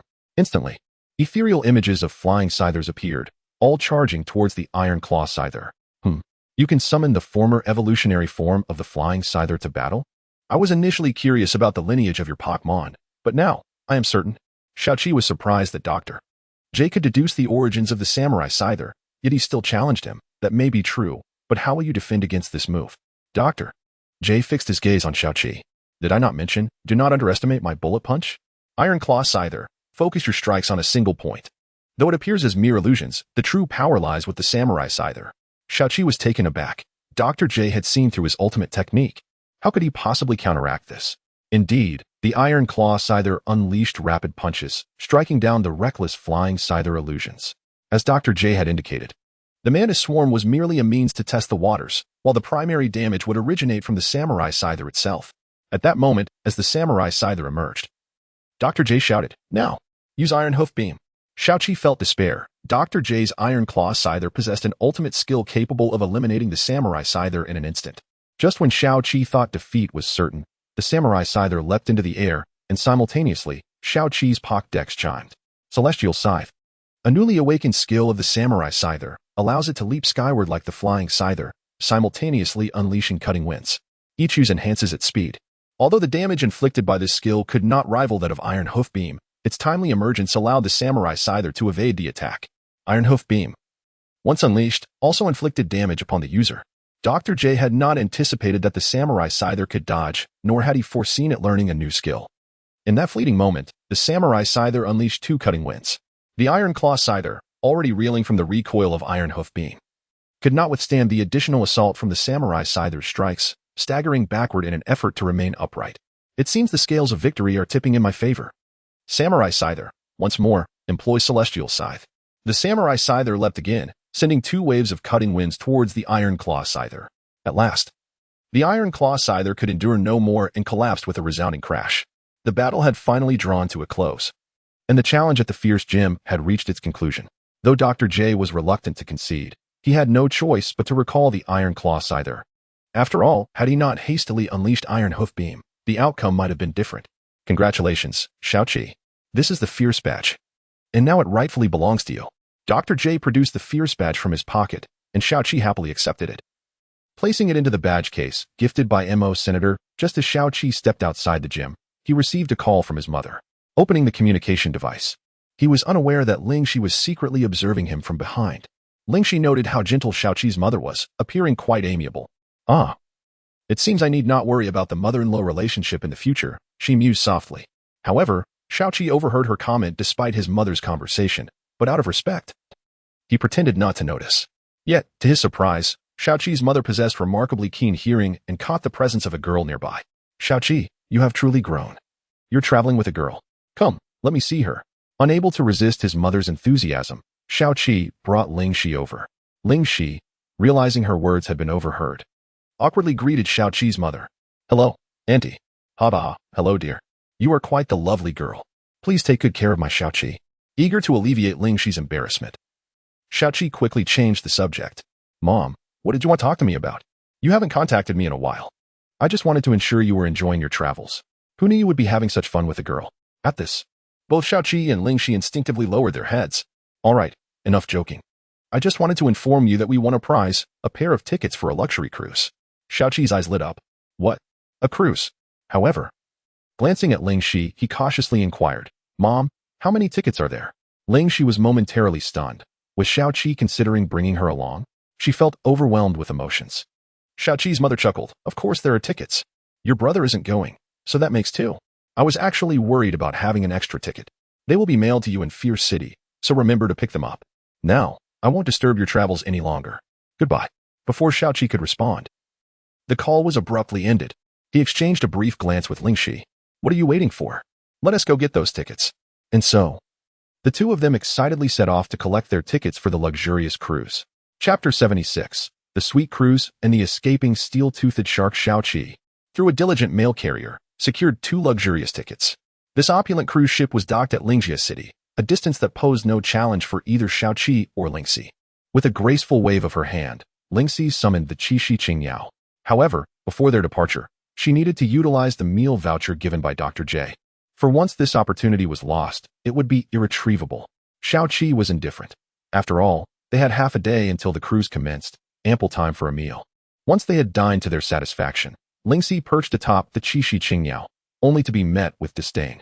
Reluctantly, Xiaoqi took the helm, expecting the Qishi Qingyao to exhibit a protective instinct and resist being piloted by another. To his surprise, the Qishi Qingyao behaved as if it were a cherished Pokémon, which was hardly unexpected, considering it had fought alongside him, naturally regarding him as its master. Lingxi, content, reclined on the Qishi Qingyao. To prevent her from falling, Xiaoqi ensured the flight was leisurely. After a while, they finally arrived over Lingjia City. As they approached, a magnificent cruise ship came into view. Upon entering Lingjia City, Xiaoqi's mind drifted to Xia, who had once instilled in him a fearsome admiration. It was then he recalled almost succumbing to desire over reason while competing against her. The mere thought of Lingxi witnessing his lackluster performance during that competition sent shivers down his spine. Yet, little did Xiaoqi know, Lingxi had long since dismissed the incident from her mind. The cruise ship docked at Lingjia City was named the St. Dis, bound for the core city of Loshika. Lakshur City. This very Lakshur City was Xiaoqi's intended destination, as it housed the next gym he aspired to challenge. Being a core city, it was only fitting that the Loshika League would be held there, prompting Xiaoqi to familiarize himself with the locale before tackling the remaining 2 gyms in the surrounding areas, thus facilitating his return to Lakshur City. Having exchanged their tickets, Xiaoqi and Lingxi boarded the cruise ship. Almost immediately, they encountered familiar faces, Mosin and Lian, who appeared to be a couple. Lian spotted Xiaoqi and Lingxi, pulling Mosin over to greet them. Mosin, seeing Lingxi still in Xiaoqi's company, felt no embarrassment, instead confidently taking Lian's hand. So, are you two together now? He inquired. Indeed, it was Lian who made the first move. I never anticipated that the object of my affections would be right beside me, he replied. Lingxi was not particularly surprised. After all, she had gleaned from Xiaoqi's earlier battle with Lian that something was brewing between them. Conversely, Xiaoqi found it astonishing. Had they not been mere friends? One could easily discern from Lian's character that if they were to become a couple, it would undoubtedly be initiated by her. Lian looked at Xiaoqi and Lingxi, reflecting that her relationship with Mosin was, in part, thanks to the fiery battle she had with Xiaoqi, which had emboldened her. After that match, Lian had called Mosin, inviting him out. Initially bewildered, Mosin found himself moved by Lian's unexpected display of tenderness. However, this fleeting emotion quickly escalated when Lian playfully pinned him against a tree. Flustered, Mosin wondered what she was up to. Did she intend to sever ties irreparably? The next moment, his heart raced as Lian kissed him. His immediate reaction was to push her away, but gazing at her closed eyes, he inexplicably embraced her. Thus began their sweet romance. Only a few days into their relationship, Mosin received an invitation to perform on the cruise ship, not for any trivial reason, but because the ship's owner was none other than Dak-E, the mayor of Lakshur City. Mosin and Dak-E were good friends, and to enliven the cruise, Dak-E planned to host a Pokémon battle aboard. Aware of Mosin's skills and his status as a gym leader, Dak-E anticipated that Mosin's presence would elevate the excitement of the event. Little did he know, Mosin brought Lian along, thus introducing 2 gym leaders to the event. Dak-E, having learned of their relationship, decided to convert the competition into a sweet competition, wherein couples would team up to compete. Xiaoqi, noticing the Pokémon tournament unfolding on the cruise, momentarily disregarded Lingxi and ventured to investigate. However, upon inquiring about the participation requirements, he regretfully returned. Meanwhile, Lian discreetly pulled Lingxi aside. When he returns, he will surely be disappointed. The tournament is sponsored by my friend Mosin, who arranged for it to be a couple's event. Since you and Xiaoqi have been traveling together for so long, you must seize this opportunity. As Lian predicted, Xiaoqi returned, filled with disappointment. Lian then pushed Lingxi towards him, and upon seeing her, his eyes sparkled. Would you like to participate in the Pokémon battle with me? Lingxi was taken aback, but feigned reluctance for the sake of appearances. Fine.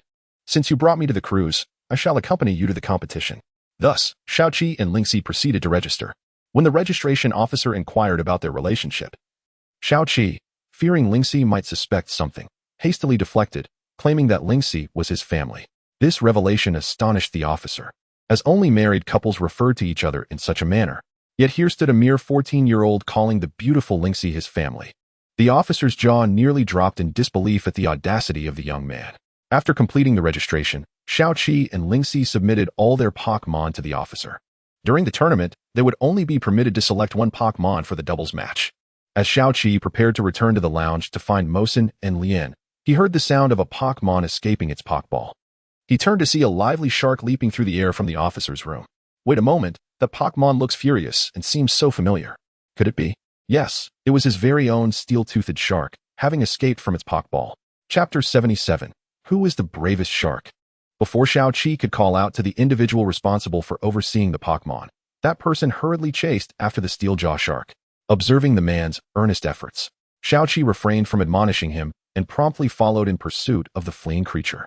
The steel-jaw shark bounced energetically, seemingly eager to leap into the boundless ocean.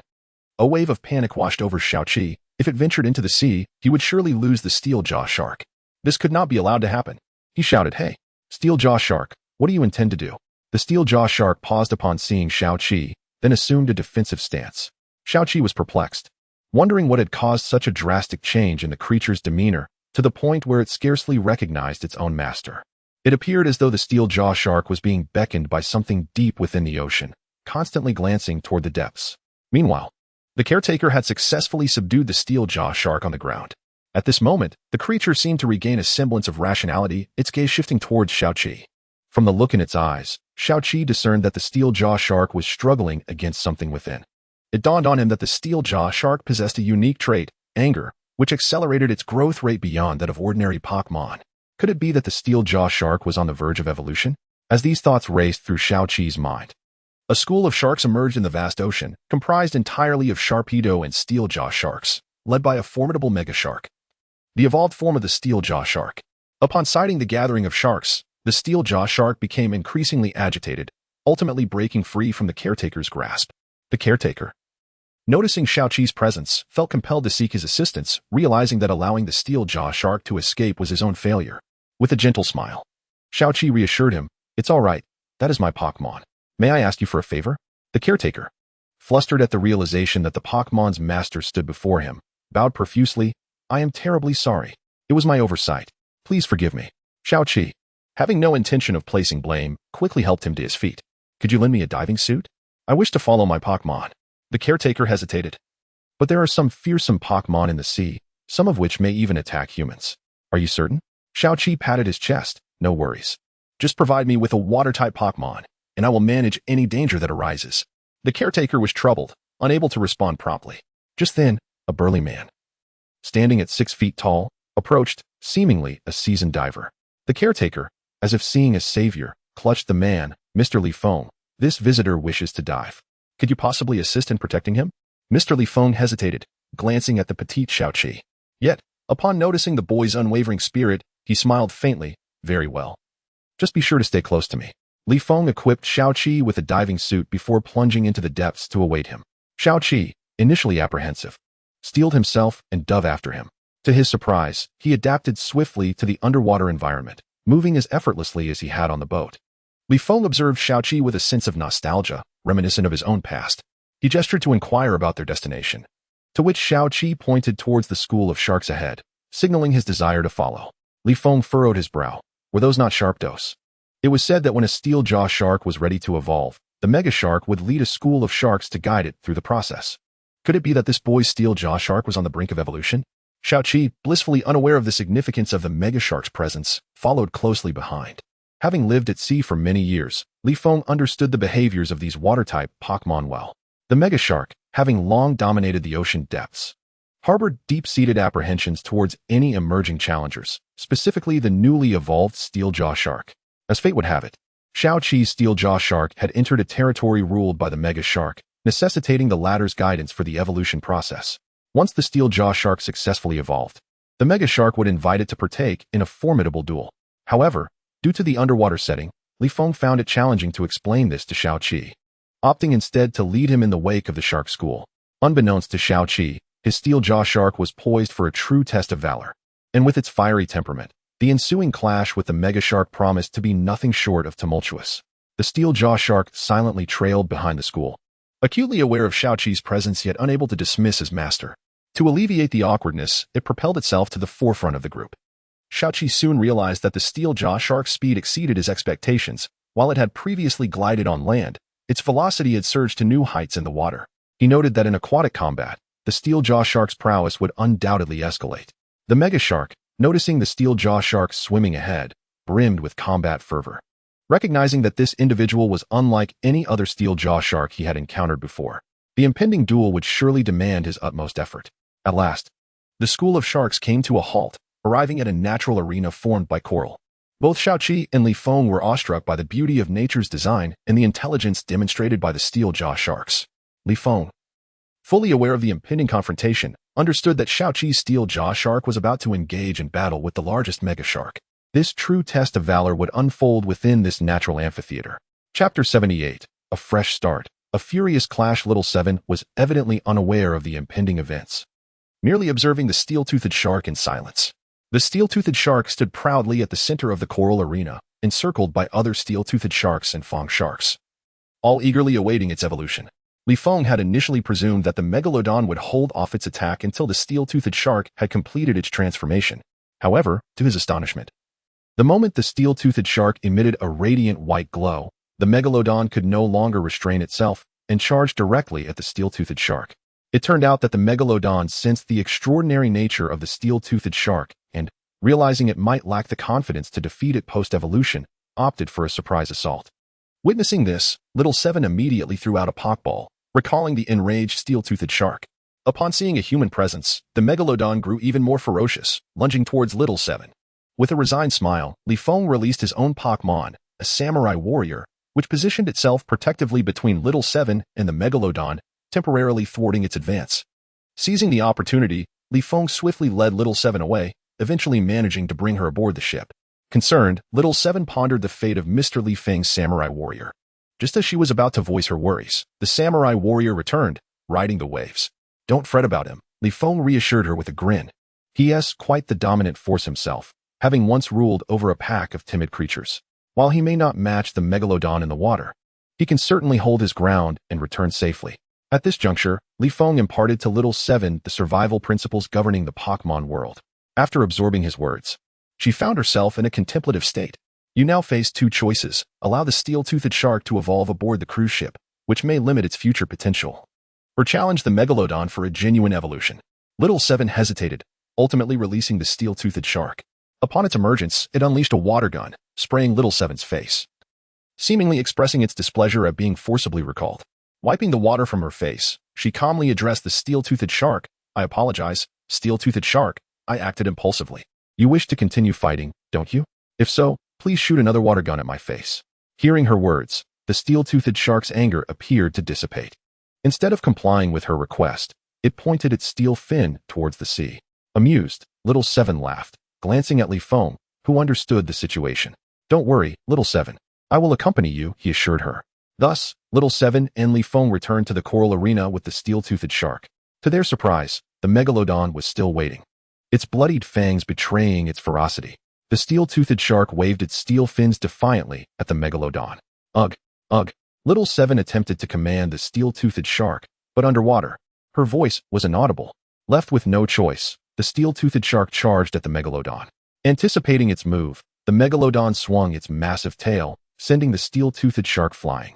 Furious yet aware of the size disparity, the steel-toothed shark sought another opportunity. Realizing her commands were futile, Little Seven watched quietly as the steel-toothed shark fought on its own. Recognizing that it could no longer rely on her, the steel-toothed shark swam in search of a chance. The megalodon, seemingly unperturbed, regarded the steel-toothed shark with arrogance. The latter's speed increased to an astonishing level, rendering it nearly invisible. In an instant, the steel-toothed shark veered off its original path and launched another steel fin attack. This time, the megalodon was caught off guard, taking the hit squarely. However, due to the significant size difference, the impact was negligible. Unwilling to concede defeat, the steel-toothed shark was determined not to be subdued. After all, It had once reigned as the king of the lake. Had it not been for the impulsive decision to challenge Little Seven, it would have still been dominating that territory. Yet, thanks to Little Seven, the steel-toothed shark had successfully evolved from a fang shark into its current form. Little Seven proved to be a wonderful companion, accepting the steel-toothed shark's fiery temperament without complaint, and even increasing its food supply whenever it consumed excessively. Now, despite the prospect of losing this battle and potentially being claimed by the Megalodon, Little Seven chose to stand by the steel-toothed shark. Why? Because of her unwavering trust in it. Once again, Little Seven emitted a series of encouraging sounds, though indistinct. The steel-toothed shark interpreted them as motivation. It was as if they were on land, united against a formidable foe. My steel-toothed shark is powerful. Though it may be somewhat irritable, it is no less formidable than others of its kind.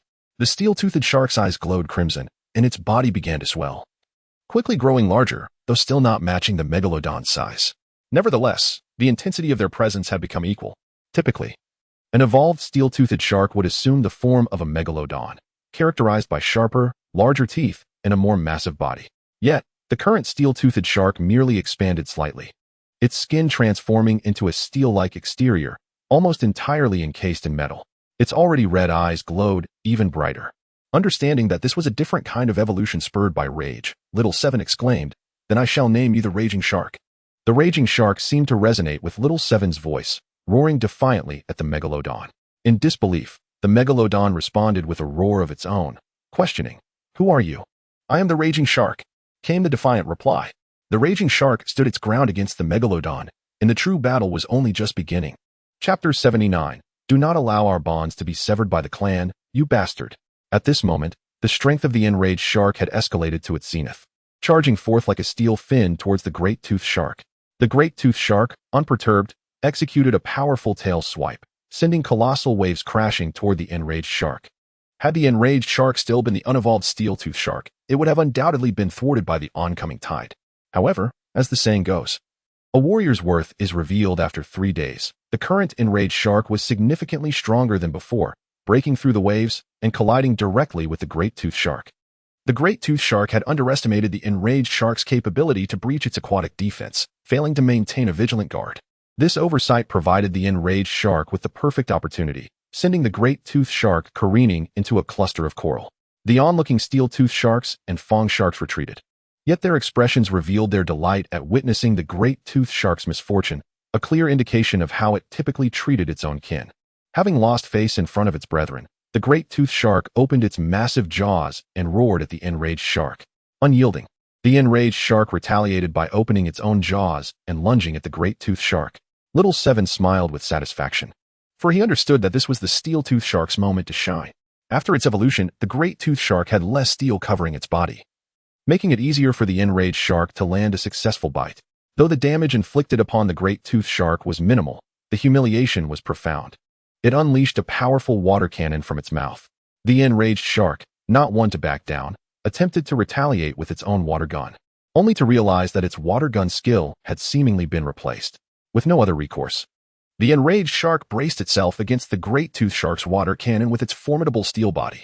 Being submerged in water amplified the water cannon's power, creating a force that reverberated through the ocean floor. Had Little Seven been on the shore, his Pokédex would have notified him that the enraged shark could no longer use water gun.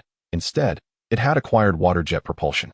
At this moment, the great toothed shark recognized that it had the upper hand over the enraged shark, and hastily swung its massive tail while opening its gaping maw to bite down on the enraged shark. However, the enraged shark, agile in its movements, evaded the attack.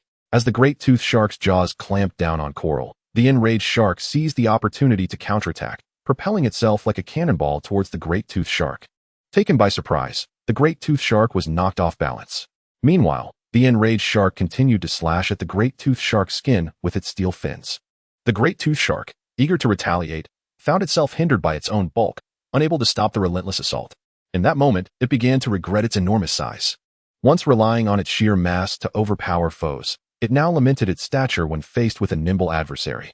How pitiable was this once mighty ruler, who had not recognized its own weaknesses until encountering a challenger capable of imposing discipline. Eventually, as the enraged shark's speed diminished, the great toothed shark gradually lost its fighting capability. Still unconvinced, the enraged shark unleashed a freezing hail to keep the great toothed shark subdued, effectively rendering it incapable of further combat. Having triumphed over the great tooth shark, the enraged shark swelled with pride, roaring triumphantly.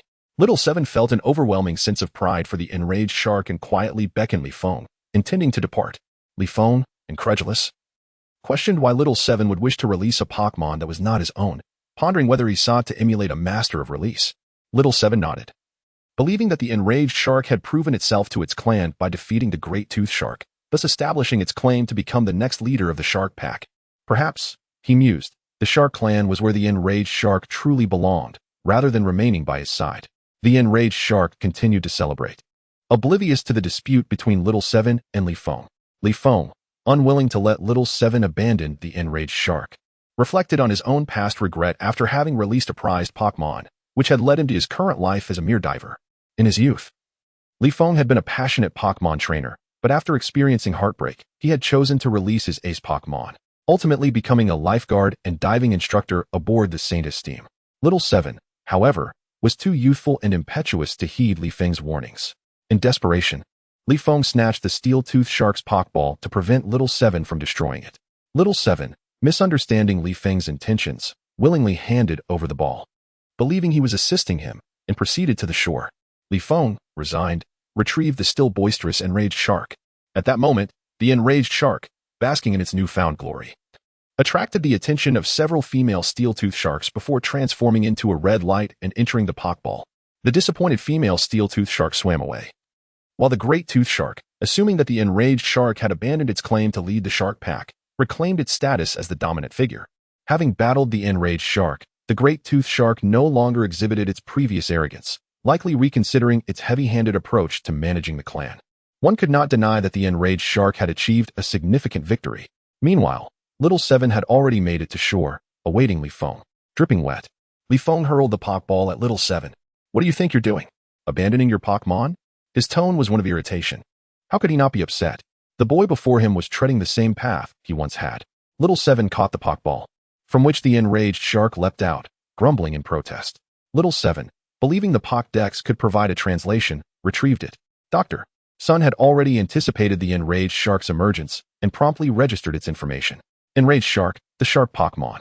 Unlike the great tooth shark, the enraged shark is a unique evolution of the steel-toothed shark, possessing the trait of anger. Due to its propensity for rage, it frequently engages in collisions with foes, resulting in a broader coverage of steel armor. One cannot help but speculate whether Dr. Sun monitors every Pokédex holder. For how else would he acquire such timely information about the enraged shark? Enraged Shark, I believe you are better suited to live in the place we just left. Do not let the clan sever our bonds, you bastard. The Pokédex translated the enraged shark's words, accompanied by its furious expression, creating an impression that Little Seven was indeed a transgressor. Rest assured, it will not be released. Chapter 80, Lingxi's Rival. The charismatic 12 Xiaoqi was deeply moved by the words of the furious shark and hesitated over whether to allow it into the Pokeball. At that very moment, the Megalodon, leading its pack, arrived. All of them fixed their gaze on the furious shark, their eyes reflecting a reverence for strength. Not only that, but they also called out to the furious shark, wishing to coax it back to lead them once more. Even the Megalodon, who had intended to take charge of the shark group alone, found himself unable to defy the collective desire of the others. Thus, the scene unfolded where they all gathered to urge the furious shark to stay. The furious shark's mind was a tempest of frustration. Why did they have to arrive at this moment? Just moments ago, its master had contemplated releasing it. How could it now refuse? Xiaoqi, having raised his hand, lowered it once more, yet still clutched the Pokeball belonging to the furious shark tightly. It seemed that the decision of whether to stay or go rested upon its forthcoming performance. If it excelled, it could remain. If not, it would inevitably take on the role of leader. The furious shark was not about to let Xiaoqi's scheme succeed so easily. It emanated an aura of authority and roared at the fish swarm. Furious shark, what are you doing? Xiaoqi was taken aback. He had initially thought the fish group would successfully take the furious shark away. However, the furious shark's actions clearly indicated its stance. It wished to accompany Xiaoqi. Li Feng could no longer contain himself. It wants to travel with you. Can't you see that? Xiaoqi gazed at the furious shark, which was now so different from before, and then at the departing fish group. He opened his arms and embraced the furious shark tightly. The furious shark, shedding its previous frenzy, quietly accepted Xiaoqi's embrace. At that moment, the evolution journey of the furious shark reached its conclusion. Due to the upcoming couple's double battle, the furious shark was once again placed into the Pokeball for safekeeping. Li Feng independently exchanged contact information with Xiaoqi. I'm starting to look forward to it. I hope to encounter you in the league competition and face off against your Furious Shark. Indeed, as a witness to the Furious Shark's evolution, Li Feng had rekindled his interest in Pokémon battles and desired to train once more. Xiaoqi responded with a smile, sure. I too look forward to a duel with your armored warrior. After finalizing plans with Li Feng, Xiaoqi returned to the lounge. He had anticipated finding Mo Xin and Lian there, but upon opening the door, he instead encountered a pair of unfamiliar individuals alongside Lingxi. This was to be expected. As the double battle was imminent, and Mo Sun and Lian were likely busy preparing, essentially holding things together, Xiaoqi observed the pair with a composed demeanor. They appeared less familiar with each other than Mo Sun and Lian, which seemed somewhat awkward. Were they, like him and Lingxi, not a couple? Upon noticing Xiaoqi's arrival, Lingxi finally ceased her awkward page flipping. Xiaoqi then noticed that Lingxi held a Pokémon novel written by an author named I Just Love Drinking Water. However, unbeknownst to Lingxi, she was holding the book upside down. You finally returned. Mo Sun and Lian have gone to prepare for the match, she remarked. Xiaoqi nodded and took a seat beside her. And you two are? He inquired politely. The man squinted and held back the girl who was about to speak. Hello. I'm sure, and this is my partner, 12. Xiaoqi found the names rather unsettling. They sounded strikingly similar to those of siblings. However, before he could voice his concern, the girl named 12 chimed in. No wonder that little sister was reluctant to speak with us. It turns out she has a handsome boyfriend. Indeed, with such a dashing boyfriend, who would want to converse with us common folk? We understand, she added. Lingxi's face flushed upon hearing 12's sarcastic remarks directed at her. Xiaoqi was taken aback as well. He realized that 12 possessed a beauty that rivaled Lingxi's. If Lingxi was the demure and sweet type, then 12 was the fiercely passionate and elegant counterpart. Sure noticed Xiaoqi's gaze lingering on 12 and grew somewhat displeased, his expression turning fierce. Little boy, see you in the arena. With that, Sure pulled 12 out of the lounge. Xiaoqi was left bewildered, but he understood everything when he noticed the flirtatious glance 12 cast at him as she exited. Of course, it wasn't only Xiaoqi who comprehended the situation. Lingxi did as well. Instant jealousy surged within her at the thought of Xiaoqi being targeted by a married woman. Meanwhile, Xiaoqi chose to be selectively blind. He could perceive 12's interest in him, but remained oblivious to Lingxi's feelings of envy, as the two sat in an uncomfortable silence. Unsure of what to say, the announcement suddenly blared over the intercom. It was the notification for the Pokémon battle, and this announcement was a timely rescue for Xiaoqi. He immediately took Lingxi's hand and rushed towards the venue. In the grand hall of the cruise ship, a battle area had been constructed, capable of altering the terrain. As the match commenced, Mo Sun and Lian stood at the forefront, hands tightly clasped. Simultaneously, Captain Dake emerged to conduct the opening ceremony. Welcome everyone aboard the St. D's cruise ship. This journey begins from Lingjia City, heading towards the bustling city of Lucy in the Caloxica region. To make your journey even more exciting, I, Captain Dake, have specially invited gym leaders Mo Sun from Sunran City and Lian from Honghua City as our final headlining duo. Next, 2 pairs of couples will take to this stage for a double battle. We have gathered a total of 8 couples, which will compete in a knockout format until the final duo remains. The victorious team will have the chance to challenge the ace duo of Lian and Mo Sin. The winners will receive a prize of 1 million. Now, I declare the double battle officially underway. The combinations on the big screen continued to rotate until Xiaoqi and Lingxi's opponents were revealed. Lingxi's eyes widened in disbelief. The 2 individuals were none other than Sure and 12, the very same pair they had just encountered. Chapter 81. You actually have a light-type Pokémon. Xiaoqi hurriedly scanned the surroundings and soon spotted Sure-Air's flirtatious gaze. Sensing something amiss, he turned his attention to Sure-Air's side, where he encountered the grimacing Sure. Xiaoqi could only feign ignorance and avert his gaze. With the conclusion of the draw, each couple had their designated opponent, although Xiaoqi and Lingxi were merely pretend lovers. They had no choice but to engage in the battle as if it were genuine, as Xiaoqi held Lingxi's hand and ascended the battle platform. Preparing to face off against the duo of Sure-Air and Sure, Dake called a halt to the match. To heighten the thrill of the competition, we will draw a group for a series of 3 matches. In the first 2 rounds, each male and female contestant will compete individually, followed by a formal doubles match in the final round. Xiaoqi felt a wave of exasperation wash over him. If he were to be unfortunate enough to be selected, and if he were to perform poorly compared to Lingxi, it would be a tremendous embarrassment. Sure appeared formidable, and that thought lingered in his mind. Just as the notion took root, it was manifested. The large screen spun once more, revealing that the chosen pair was none other than Xiaoqi and Sure-Air.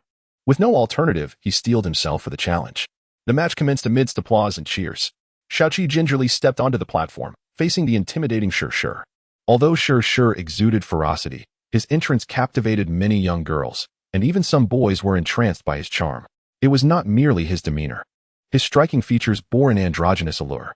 Xiaoqi felt a sense of foreboding as the arena seemed to shift into Shur's domain. While Shur initially wore a smile, the moment his gaze fell upon Xiaoqi, his expression morphed back into one of menace. Humph. Truly, heaven has eyes. Allowing me to face you one-on-one. Come on, Xiaoqi, show me what makes you worthy of Shur's attention. I wish to see how you can hold your head high before her after I defeat you.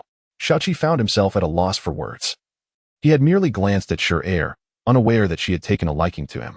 He sensed another gaze upon him, and upon turning, he indeed caught the sight of Shur's smiling eyes from the audience. Flustered, Xiaoqi quickly searched for Lingxi's figure. For she was his sole support in this moment. Emosin and Lian were now fixated solely on each other. Lingxi's lips parted, as if she were conveying something to Xiaoqi. After spending considerable time together, he inferred her message, do your best. This encouragement felt like a soothing balm to Xiaoqi, instilling him with resolve as he fixed his gaze upon Shur. Shur noticed the shift in Xiaoqi's expression, a wicked smile spreading across his face, revealing his sharp canines.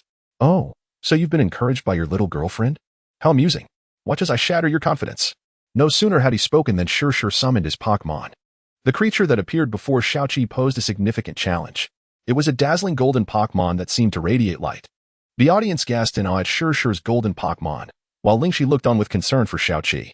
Xiaoqi, unfamiliar with the Pokémon before him, had no choice but to consult his Pokédex. Mingyu Yan, the goose Pokémon, evolved from Gene Quebec as a rare light and flying type. Its aerial combat abilities far surpass those of ordinary flying Pokémon. Its evolved form, Hui Guang Yin, is the nemesis of Steel Crow. Xiaoqi's eyes widened. This was the first time since his travels that he had encountered a light-type Pokémon beyond Qi Guanglu and Qi Lin.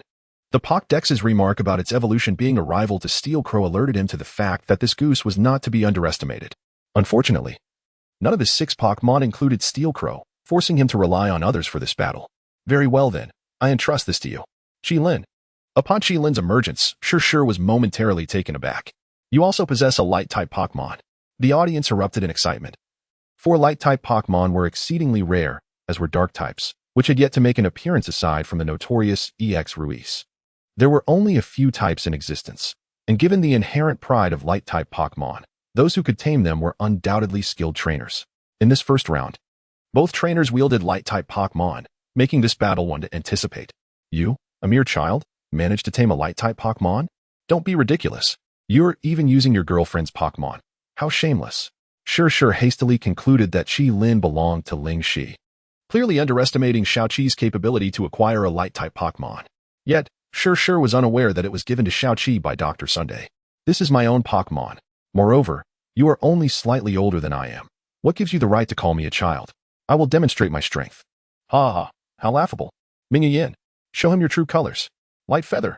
Mingyu Yin unfurled its wings, the golden feathers glinting brilliantly against the sky, momentarily stunning Xiaoqi, causing him to forget to command Qi Lin to shield itself. As Mingyu Yan's wings fully extended, feathers began to shed, transforming into razor-sharp projectiles. With a swift motion, Mingyu Yan sent the feathers hurtling toward Qi Lin, finally realizing the danger. Xiaoqi comprehended that the earlier display was not merely a show of elegance. Light Shield Strike, Xiaoqi shouted, but by the time he issued the command, the radiant feathers had already struck Qi Lin, pinning it to the ground. Observing this, Mingyu Yan ceased its assault and began to circle in the air. Shur, not wishing to see Xiaoqi humiliated, suggested he concede. Unfamiliar with Mingyu Yan's prowess, Xiaoqi believed it merely had the advantage of an initial strike and ignored Shur's offer. Shur smirked, saying nothing. Sensing an opportunity, Xiaoqi quickly directed Qi Lin. Don't think you're the only one capable of ranged attacks. My Qi Lin can do that too. Qi Lin. Radiant Light Rain.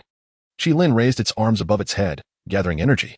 However, just as the formation was nearly complete, Qi Lin suddenly collapsed, suffering the backlash of its own move. Xiaoqi's worst fears had come to fruition. Before sending Qi Lin into battle, he had worried it would be unable to execute Radiant Light Rain smoothly. Despite his trust, it seemed that his concerns were valid. Chapter 82. If you lose, you must state me the reason Shurji called for Xiaoqi's surrender was due to another factor. Mingyu Yan's Light Feather skill was a resource-intensive ability. Each use would cause wear to her wings. Although the skill dealt significant damage, once her wings could no longer be utilized, Minji Yuyan's combat effectiveness would diminish considerably. If this continued, she might very well be defeated by Xiaoqi, the boy who could potentially snatch Shi away from her. However, upon witnessing Qilin's failed attempt to unleash his skill, Shiji felt a sense of calm wash over him. Xiaoqi, too, realized that Qilin's inability to execute the skill was a dire situation. After all, the Rain of Light Spears was a power bestowed upon Qilin by Xiangji Ruiz, and it was not something that could be mastered with ease. Shiji understood that Xiaoqi undoubtedly intended to employ a formidable move to turn the tide. Yet he would not allow that to happen. Minji Yuyan. Cyclone attack. Minji Yuyan unleashed a cyclone towards Qilin, who was still reeling from the backlash of Xiangji Ruiz's power. The merciless attack from Minji Yuyan was more than Qilin could withstand. Unable to bear the thought of further injuring Qilin, Xiaoqi had no choice but to temporarily withdraw him into his Pokeball. Observing this, Shiji chose not to pursue the matter further, offering Xiaoqi an escape route. Referee. Let us call this a draw. His Pokemon didn't get sufficient rest. Xiaoqi was taken aback that Shiji would speak up for him. After he descended the stage, Shiji pulled Xiaoqi aside and quietly warned, I simply do not wish for you to lose without a fair chance.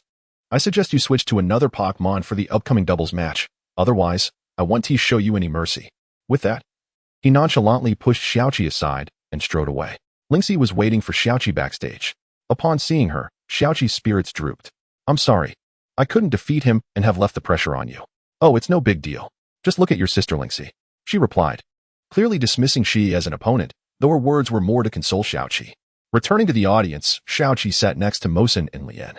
Xiaoqi, I have yet to witness the prowess of your little girlfriend. I wonder what kind of spectacular performance she will bring forth.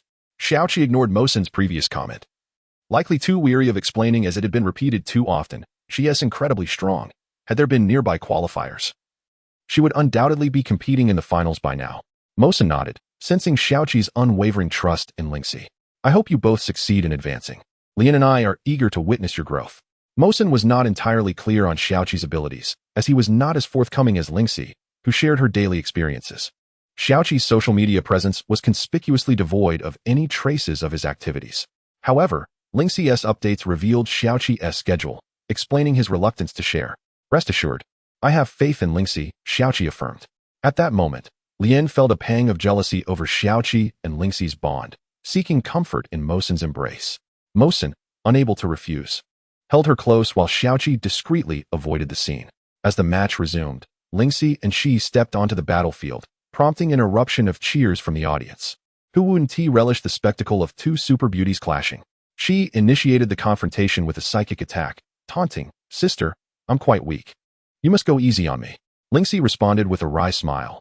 Oh, I'm eager to see who dares to woo Xiaoqi in my presence. The audience buzzed with excitement at their fiery exchanges, while Xiaoqi felt exasperated, realizing Lingxi was indeed feeling possessive. No wonder she exhibited no pressure when facing Shi. Go. Sweet Cold Beauty. Shi's Pokemon made its entrance, leaving Lingxi momentarily disadvantaged. Then I shall summon you. Airy. For the first time, Xiaoqi witnessed Lingxi calling upon Airy and promptly consulted his Pokédex. Airy, a fossil Pokemon, stands in contrast to Rock Monkey. One symbolizes the sky while the other represents the ground. Its helmet, a remnant of its evolutionary past, will shatter upon sufficient damage, marking the beginning of its evolution. Xiaoqi mused silently, impressed by the fossil Pokemon's lore. However, the stark disparity in size and level between Airy and Sweet Cold Beauty made him anxious for Lingxi. Upon seeing the diminutive Airy, resembling a juvenile wolf, she erupted into laughter, clutching her stomach. You seriously think this little one can contend with me? Aha. From the audience's perspective, Shi's towering Pokemon and Lingxi's petite Airy created a striking visual contrast, making the scene remarkably picturesque. Yet Lingxi's competitive spirit would not allow her to concede easily. She commanded Airy to attack. Airy, use Iron Head. Airy, akin to a young wolf but distinct in its pure white coat, sported a fossil-like helmet. The Iron Head technique utilized this helmet as a weapon. Xiaoqi felt a sense of foreboding as Lingxi initiated the head-on clash. If Airy and Rock Monkey shared similar traits, the Iron Head's potency would be formidable. But overuse could lead Airy to exhaustion. She sensed the latent power in Airy's Iron Head, evident from the glimmering helmet. Sweet Cold Beauty. Use Tropical Kick. The long legs of Sweet Cold Beauty met Airy's Iron Head directly. Initially, one might have assumed that with the power of fossils, Airy's Iron Head would be formidable.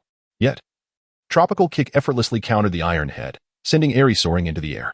She chuckled, then whispered in a tone only Lingxi could hear. It seems I have this match in the bag. Just remember, if you lose, your boyfriend Xiaoqi will have to date me. Chapter 83. The Falsehood of Falseness. Upon hearing these words, Lingxi's fighting spirit was immediately ignited. She retorted fiercely, I cannot lose. How could I allow you to take my man? Her declaration was loud enough for the audience to hear clearly. Just moments ago, Lingxi had been overwhelmed. Yet now she erupted with fervor, claiming ownership of her man. It was evident that 12 must have whispered something provocative to her. Xiaoqi, on the other hand, was utterly bewildered, pondering when he had become Lingxi's man. Nevertheless, he dismissed the thought, relieved that Lingxi had found her fighting spirit. This is better, otherwise. Defeating you so quickly would be rather dull, 12 remarked just as the sweet cold beauty appeared before Kong Kong's eye, who had only just plummeted from the sky. Raging tropical kick. With a powerful strike, sweet cold beauty unleashed a fierce kick, forcing Kong Kong's eye to defend with his helmet. This left Lingxi anxious. Should sweet cold beauty succeed in shattering Kong Kong's eye, she would inevitably lose, and Xiaoqi would have to concede. Wait a moment, wasn't this a couples competition? Lingxi's mind was in a whirl, only now recalling the premise. As she watched Kong Kong's eye withstand the tropical kick, Lingxi quietly questioned 12, Isn't sure your boyfriend? As a married woman, how can you be interested in Xiaoqi? 12, aware that Lingxi dared not speak loudly again, replied playfully. Did you think I was oblivious to the fact that you two are a fake couple? Lingxi fell silent, unable to respond. 12, seizing the opportunity, continued with a teasing tone, my relationship with Sure is far from what you imagine. Thus, our feelings are beyond your comprehension, which is why I have my sights set on Xiaoqi. What can you do about it? Lingxi felt a mix of anger and helplessness. After all, 12's prowess was undeniable, leaving her with no choice but to await sweet cold beauty's misstep. Moments before the match commenced, Lingxi had caught a glimpse of Kong Kong's eye's abilities, and, although initially confused, she now believed she had discovered a way to defeat 12. Sweet cold beauty. Power whip. Vines erupted from sweet cold beauty, surging toward Kong Kong's eye. Kong Kong's eye. Don't fall here. Quickly dodge. Fortunately, due to Kong Kong's eye's smaller stature, sweet cold beauty's overzealous attack was erratic. This was the moment Lingxi recognized sweet cold beauty's lapse. She swiftly commanded, Kong Kong's eye, use Crescent Blade. Upon witnessing Lingxi's command, Xiaoqi finally understood what kind of Pokémon Kong Kong's eye was. Indeed, true to his appearance, he was a wolf, a magical wolf empowered by the moon. Xiaoqi's speculation was correct. Kong Kong's eye's evolved form was named Wind Moon Wolf, capable of soaring through the skies. However, due to the constraints of his helmet, Kong Kong's eye could only engage in ground battles at present. Once he grew strong enough to evolve successfully, he would sprout wings, conquering the battlefield above. With a bend and a snap, Kong Kong's eye launched the Crescent Blade. Sweet cold beauty was caught off guard, veering off course, her vines ceasing their assault. Continue. Kong Kong's eye, seize the opportunity. Use Iron Head. At that moment, Lingxi and Kong Kong's eye shared a singular thought. They knew that if they did not capitalize on this chance, their chances for a counterattack would dwindle significantly. Kong Kong's eye's helmet glowed as he charged fiercely towards sweet cold beauty.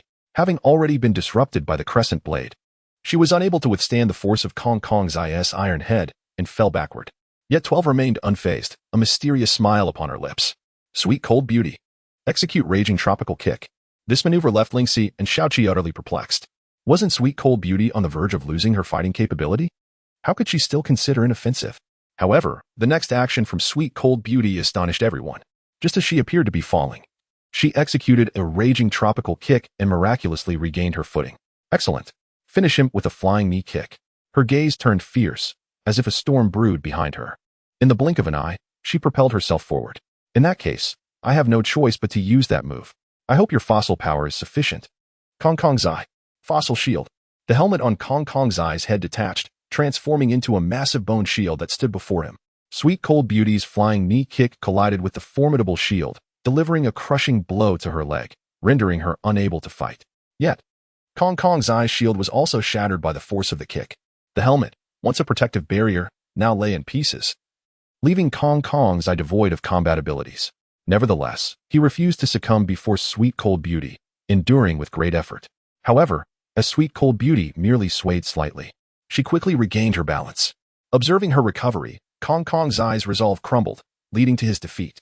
12, clearly anticipating this outcome, remarked coldly, a falsehood is a falsehood.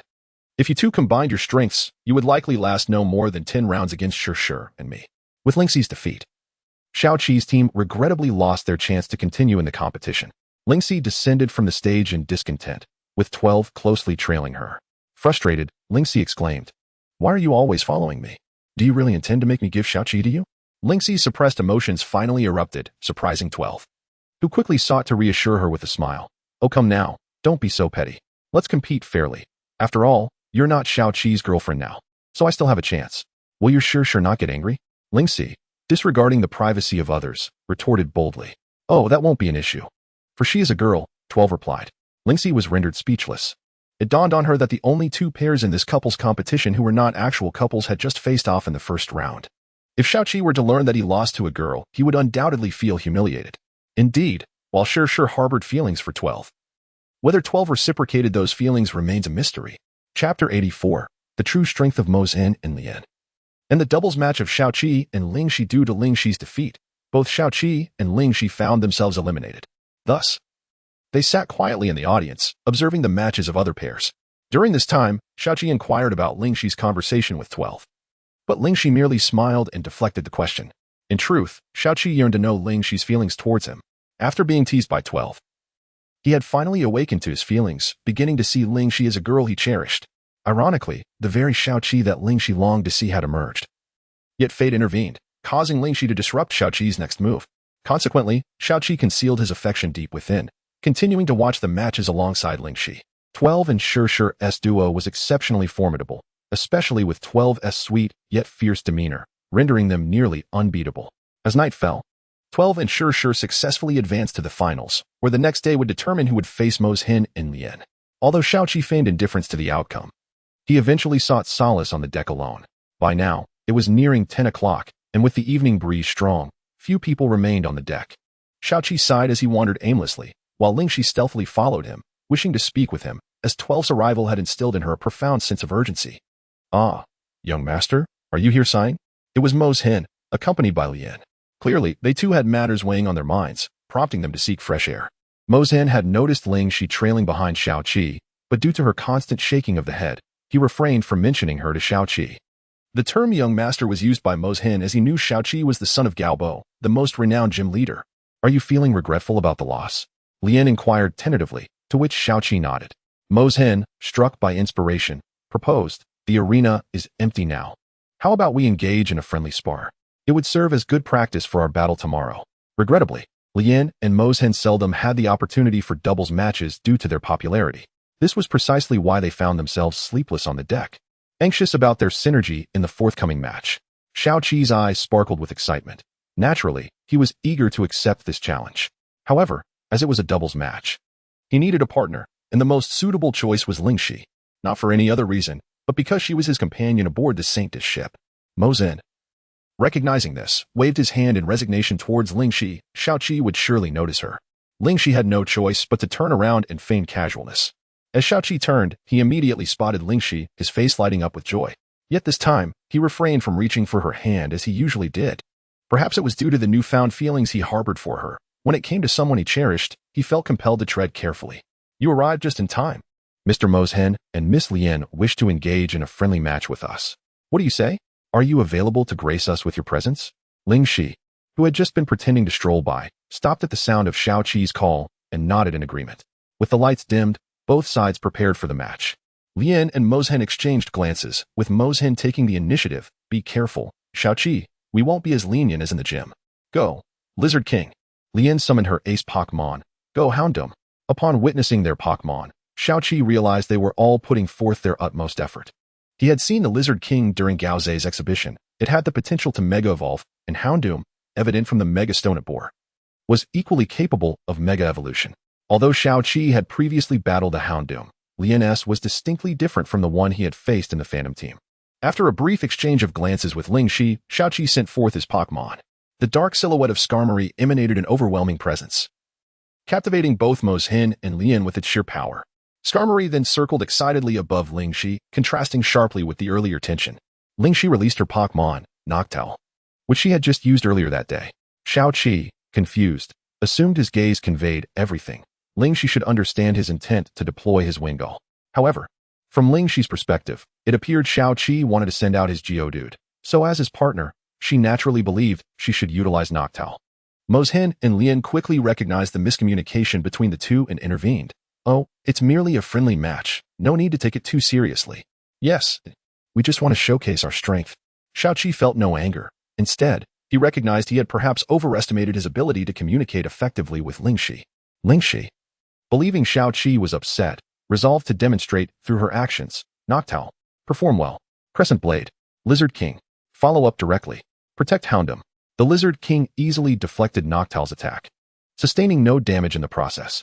This made Xiaoqi furrow his brow, realizing Mo's Hen was far more formidable than he had anticipated. This was a stark contrast to his previous encounter at the gym. Houndoom. Flamethrower. Before Xiaoqi could respond, Lien commanded Houndoom to strike. Fortunately, Skarmory, with its ample combat experience, ascended into the air without awaiting Xiaoqi's order. On the battlefield, only Noctowl and Lizard King faced off against Houndoom. Seize the opportunity. Lizard King. Solar Flare. Given the evening's onset, Lizard King struggled to gather energy effectively. Lingxi noticed this, realizing the powerful move required some charging time. Iron Head. However, this was a doubles match. Houndoom swiftly positioned itself before Noctowl, blocking the Iron Head attack. At this moment, Xiaoqi was at a loss for what to do. Hastily issuing commands, Skarmory. Steel Wing. Yet it was too late. Lizard King had fully charged its Solar Flare, unleashing a powerful beam towards Xiaoqi and Lingxi's Pokémon. Skarmory, recognizing it could not withstand the attack, swiftly banked to the side, soaring into the sky. However, contemplating that evading would leave Noctowl to bear the brunt of the damage, it reluctantly returned. Unfortunately, it was too late. Noctowl instinctively activated its Protect move. Yet how could Protect withstand the Solar Flare? As the shield shattered, Noctowl succumbed once more, losing its ability to battle. Xiaoqi stood frozen, stunned by Ma Shen's true strength. It was no wonder he had captured Lien's affection. Chapter 85. The Lament of Flames and Forests as Kong Kong Zai met with defeat. Xiaoqi found himself immediately engulfed in adversity. The Steel Crow remained unyielding. As the sovereign of the Setting Sun Forest, surrender was not an option. At this moment, Lingxi began to reproach herself, blaming her choice of Kong Kong Zai. Mo's son, noticing Lingxi's despondency, hastily intervened to shift the focus. Xiaoqi, the disparity in combat power between your team and ours has become stark. In a doubles match, the loss of any party's fighting capability is a critical blow. Xiaoqi fell silent, also steeped in self-reproach. Indeed, due to my oversight and command, Kong Kong Zai has lost its fighting ability, even though Steel Crow is formidable. Facing two ace Pokémon is undoubtedly overwhelming. To preserve Steel Crow's confidence and to comfort Lingxi swiftly, Xiaoqi chose to concede. Mo's son and Lien expressed their understanding and gratitude to him. Lingxi said nothing and retreated to her room. Xiaoqi stood at the door, refraining from knocking, repeatedly apologizing. I'm sorry.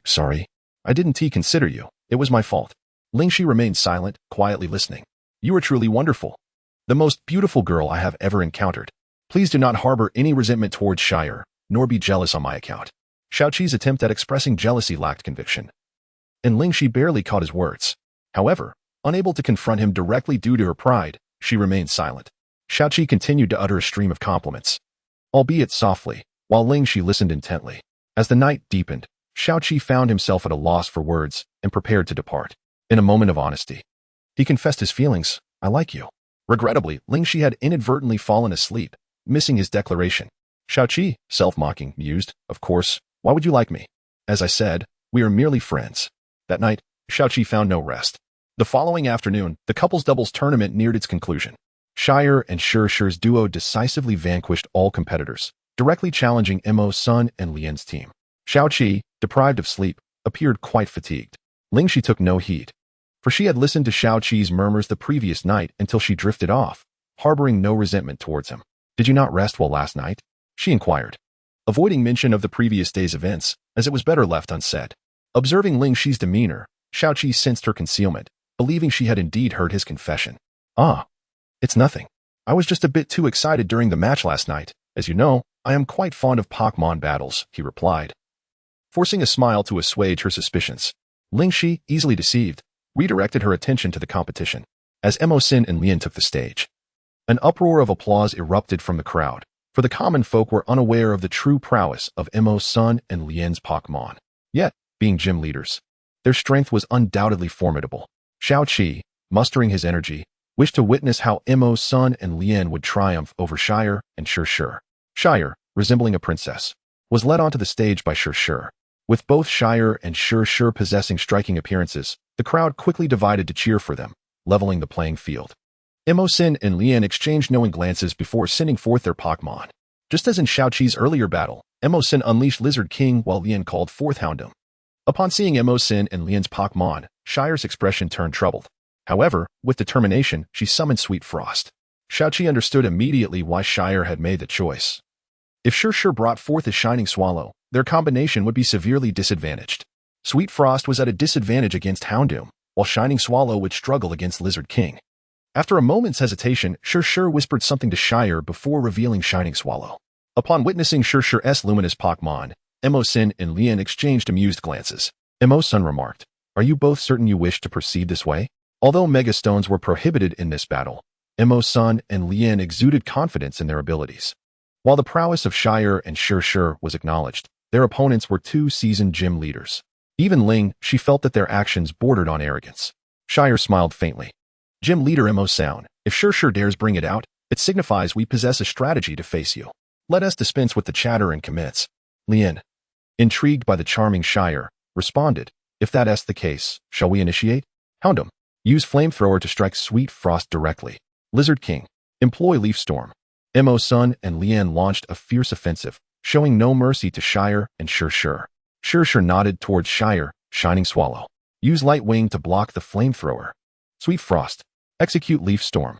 The audience gasped, realizing that by pitting Shining Swallow against Houndoom and Sweet Frost against Lizard King, Shire and Shire could potentially neutralize their disadvantage.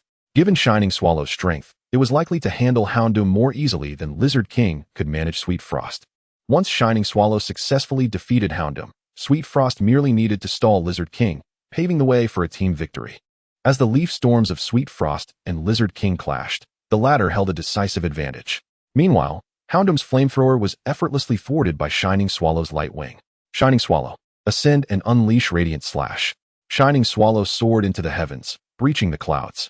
Xiaoqi marveled at Shining Swallow's prowess, feeling it nearly rivaled the might of his own Steel Crow, which had reached its final evolution. Caught off guard, Houndoom hesitated, and before Lian could issue a command, two golden energy slashes descended from the clouds, the signature move of Shining Swallow, Radiant Slash. Lizard King, initially engaged with Sweet Frost, quickly intervened to shield Houndoom from the impending attack with a Leaf Blade. Lian, it's time to swap positions. I've gauged his strength. Sweet Frost is superior to Shining Swallow, but with type advantages, you should be evenly matched. Just hold on for a while. Emosin strategized as he and Lian exchanged roles. Lizard King's earlier Leaf Blade had already captivated many onlookers with its charm. Lian, blushing, nodded in agreement, prompting Xiaoqi's astonishment. Hadn't she been a strong-willed woman? Now, she seemed transformed into a docile girl. Indeed, love has a way of altering one's demeanor. Shire remained focused on Shire, who, with a resigned gesture, replied, "Then you can face that fearsome Lizard King first. I'll assist once I've dealt with Houndoom."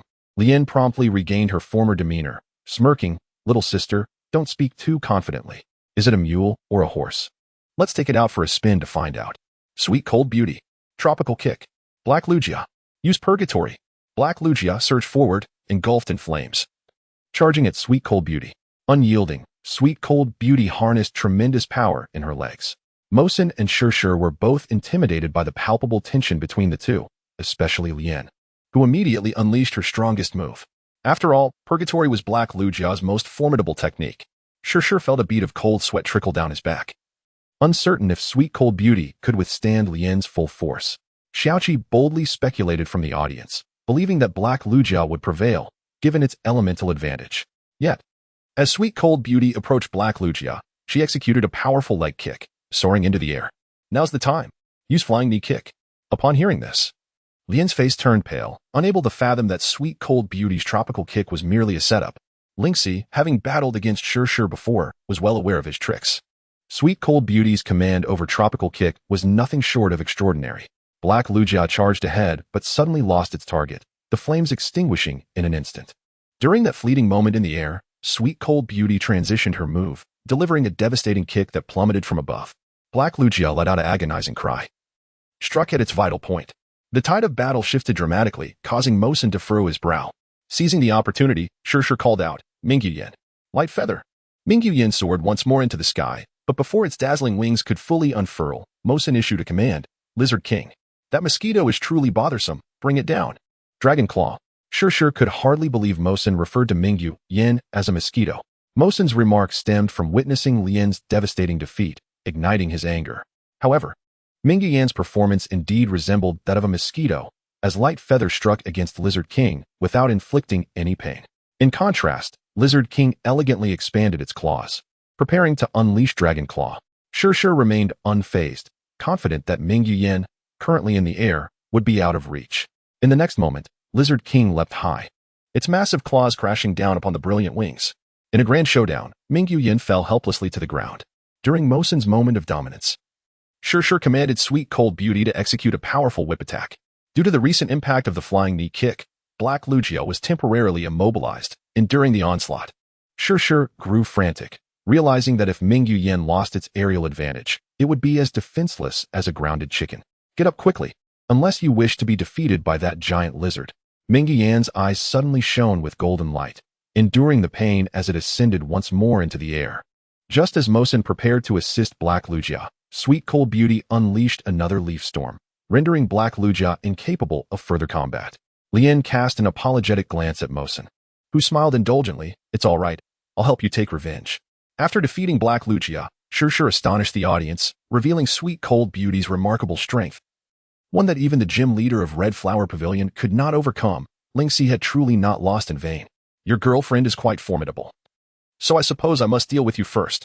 Noticing Mosin's cheerful expression, Shirshir sensed impending doom. Xiaoqi suddenly realized that today was a brilliantly sunny day. Solar Flame. With ample sunlight, the Solar Flame required no build-up. Although Mingyu Yan was a light-type Pokémon, its power would surge on such a sunny day. However, it stood no chance against the Solar Flame fueled entirely by sunlight, which swiftly engulfed it. Shirshir, looking at Mosin, fell silent, quietly recalling Mingyu Yan. So you were the one who defeated Lian, huh? Let me see your strength. Lizard King and Sweet Cold Beauty had showcased all their abilities, leaving no hidden techniques remaining. Shirshir hesitated to attack, seemingly deep in thought. Meanwhile, fueled by rage, Mosin commanded Lizard King to initiate an attack, Dragon Claw. The powerful claws nearly dominated the battlefield, exuding an overwhelming presence. Though your Lizard King is strong, I will not concede. Tropical Kick. The two sides engaged in a fierce clash, with Dragon Claw shrinking under the impact of Tropical Kick. Ultimately, it became a battle between Lizard King's own claws and Sweet Cold Beauty's kicks. Shirshir silently urged Shirshir from behind, burdened with guilt, wishing he could stall just a bit longer so they could confront Lizard King together. Leaf Storm. Then we shall also use Leaf Storm. Mosin was the first to strike, and although Shirshir knew Sweet Cold Beauty's Leaf Storm paled in comparison to Mosin's, he still opted for it. Xiaoqi was bewildered by this maneuver. Yet, in the next moment, Sweet Cold Beauty's Leaf Storm seemed to possess an inclination to surpass Lizard King. Mosin sensed something was amiss and quickly encouraged Lizard King. Lizard King, don't lose to him. Shirshir merely smiled, confident that even without you, I shall still prevail. The Leaf Storm completely overwhelmed Mosin's Lizard King, and as the clashes subsided, Sweet Cold Beauty appeared before Lizard King. Unlike Ash's Lizard King, Mosin's wore sunglasses, and as it beheld Sweet Cold Beauty's approach, its glasses fell off. Let's conclude this match. Sweet Cold Beauty. Flying Knee Kick. Chapter 86. The bustling city of Rockshire. The familiar combat trainer, Mosin, watched with a disdainful smile as the Tropical Kick approached the Lizard King. If you can defeat me so easily, then I am certainly not the master of the Sunran Dojo. Dragon Claw. Just as the Flying Knee Strike was about to strike the Lizard King, it swiftly summoned its Dragon Claw. The sudden turn of events was unacceptable to Shire, and in that moment, the Lizard King executed an uppercut with its Dragon Claw, leaving the defeated Sweet Cold Beauty incapacitated. Thus, the champions of the Couple S tournament were determined. Shire and Shirshir were filled with reluctance, but had no choice but to concede. Xiaoqi admired Mosin's prowess. What seemed to be an inevitable defeat had been turned around by Mosin, undoubtedly leaving Shire in a fit of rage. With the conclusion of the Couple S tournament, Xiaoqi and Lingxi's journey aboard the St. D's had also come to an end. Presently, Xiaoqi's Pokémon team comprised of Kirin, Alebdo, Rampaging Char, Samurai Mantis, Steel Crow, and Rock Monkey. In the post-doctoral courtyard, only Kyrulean and Soldier Ant remained, both of which were comparatively weaker. However, with a little more training, Kyrulean could evolve into El Laredo. As they disembarked from the cruise, Xiaoqi received a call from his mother. Oh dear son, how was your outing? This time, Xiaoqi deliberately distanced himself from Lingxi to take the call discreetly. After all, Xiaoqi believed that since Lingxi did not harbor feelings for him, Introducing his family would be rather presumptuous. Ah, is this Xiaoqi's mother? Hello, dear mother. A familiar voice emerged, surprisingly belonging to Shire, who was linked to Sure. Xiaoqi's mother bore a curious expression, but upon noticing that the girl addressing her as mother was holding on to a boy's arm, she couldn't help but feel perplexed. Xiaoqi, who is this boy beside the girl? Ah, he is my brother, Sure. I'm Shire. Hello, dear mother. Xiaoqi could no longer contain himself, and quickly pushed Shire away. Hey mom, let me explain. It's not what you think. Xiaoqi's mother wore a mischievous grin. I understand. The rightful partner is Linksy, and this one named Shire is your new acquisition. Our family is indeed prosperous. Hearing this, Shire eagerly interjected. Not at all. I am the true love. Linksy is merely a coincidence. At that moment, Linksy, who was shopping, suddenly felt a chill. Sensing the awkwardness, Xiaoqi hastily ended the call. What are you trying to do? I was on the phone with my mom. Xiaoqi began to scold Shire. But upon seeing Sure's cold demeanor, he chose to remain silent, leaving the three in a standoff. Just then, Linksy returned with her purchases. What is going on here? Why are you all standing together? Clearly noticing Shire and Sure beside Xiaoqi, her guard was instantly raised. Upon seeing Linksy, Shire's playful spark ignited. Nothing much. I just came to check on my dear mother.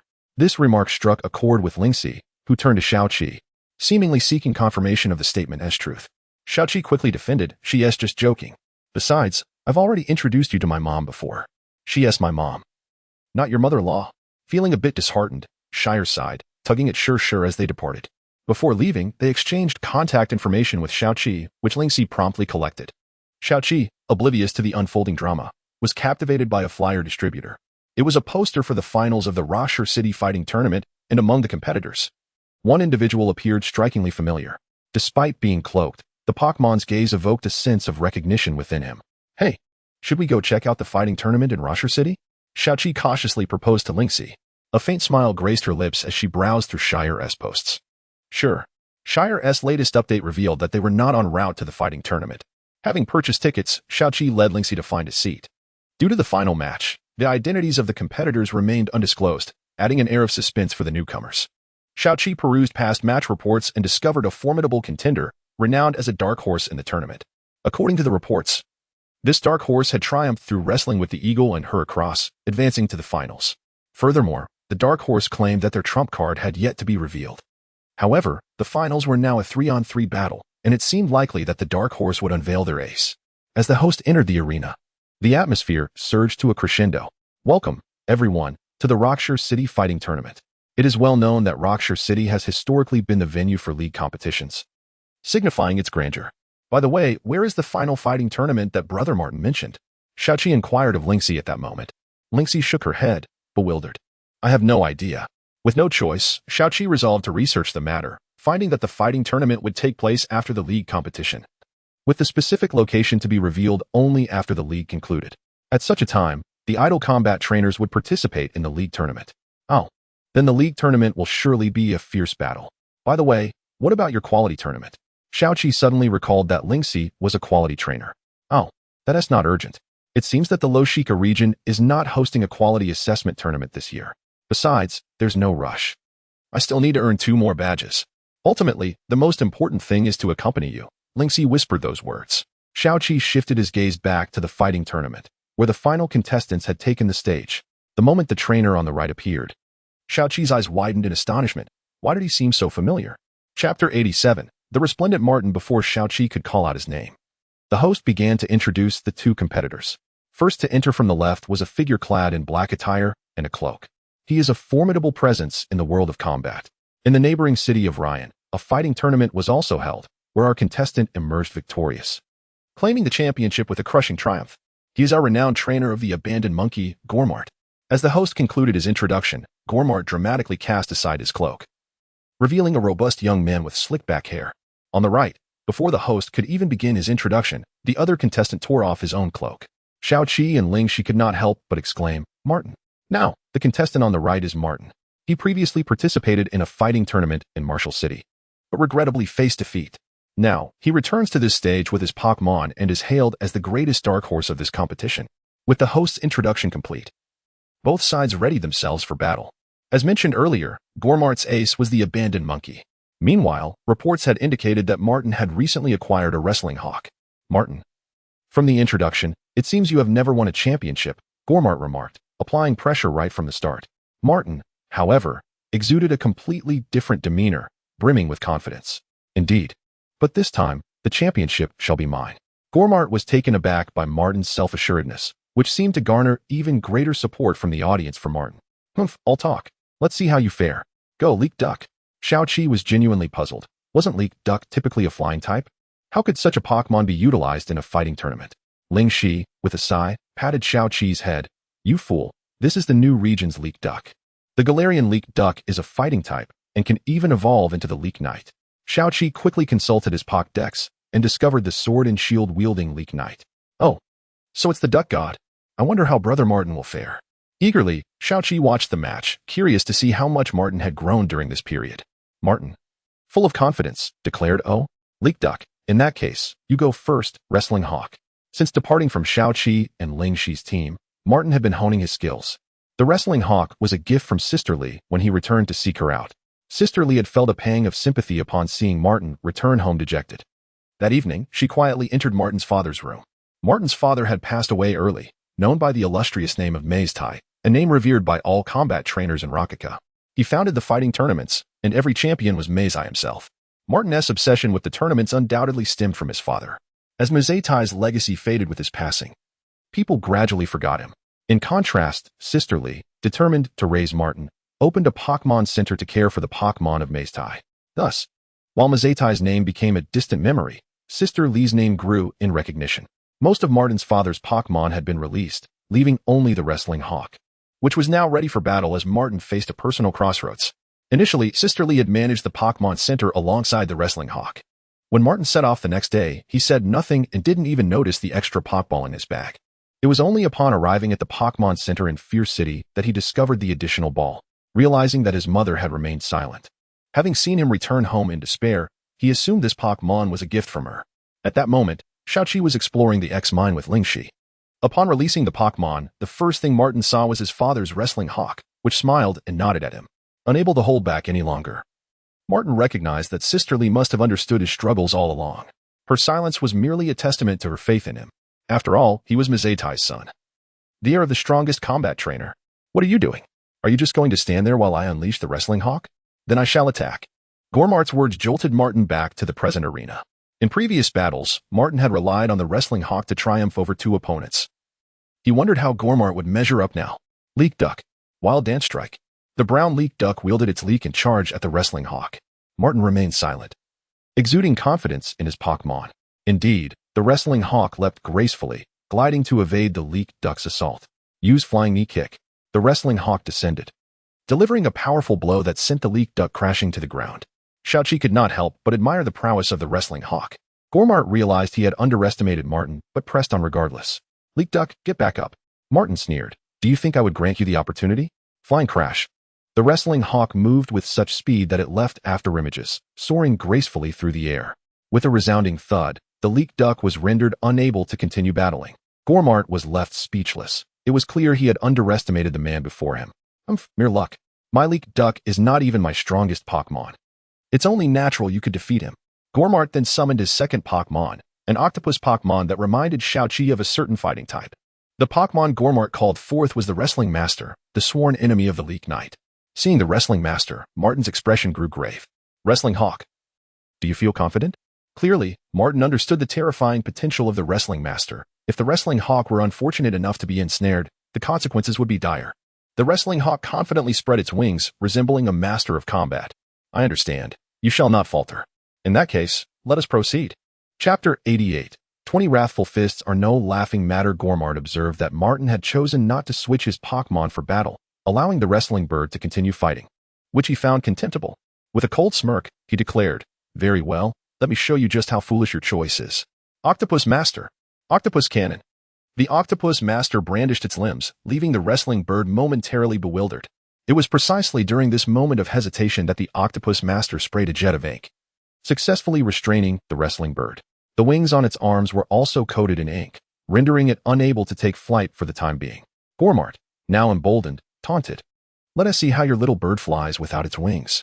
Such words only added to Martin's anxiety. After all, the wrestling bird was a flying-type Pokémon, and losing its aerial advantage posed a significant challenge. However, do not forget that the wrestling bird does not rely solely on its flying prowess.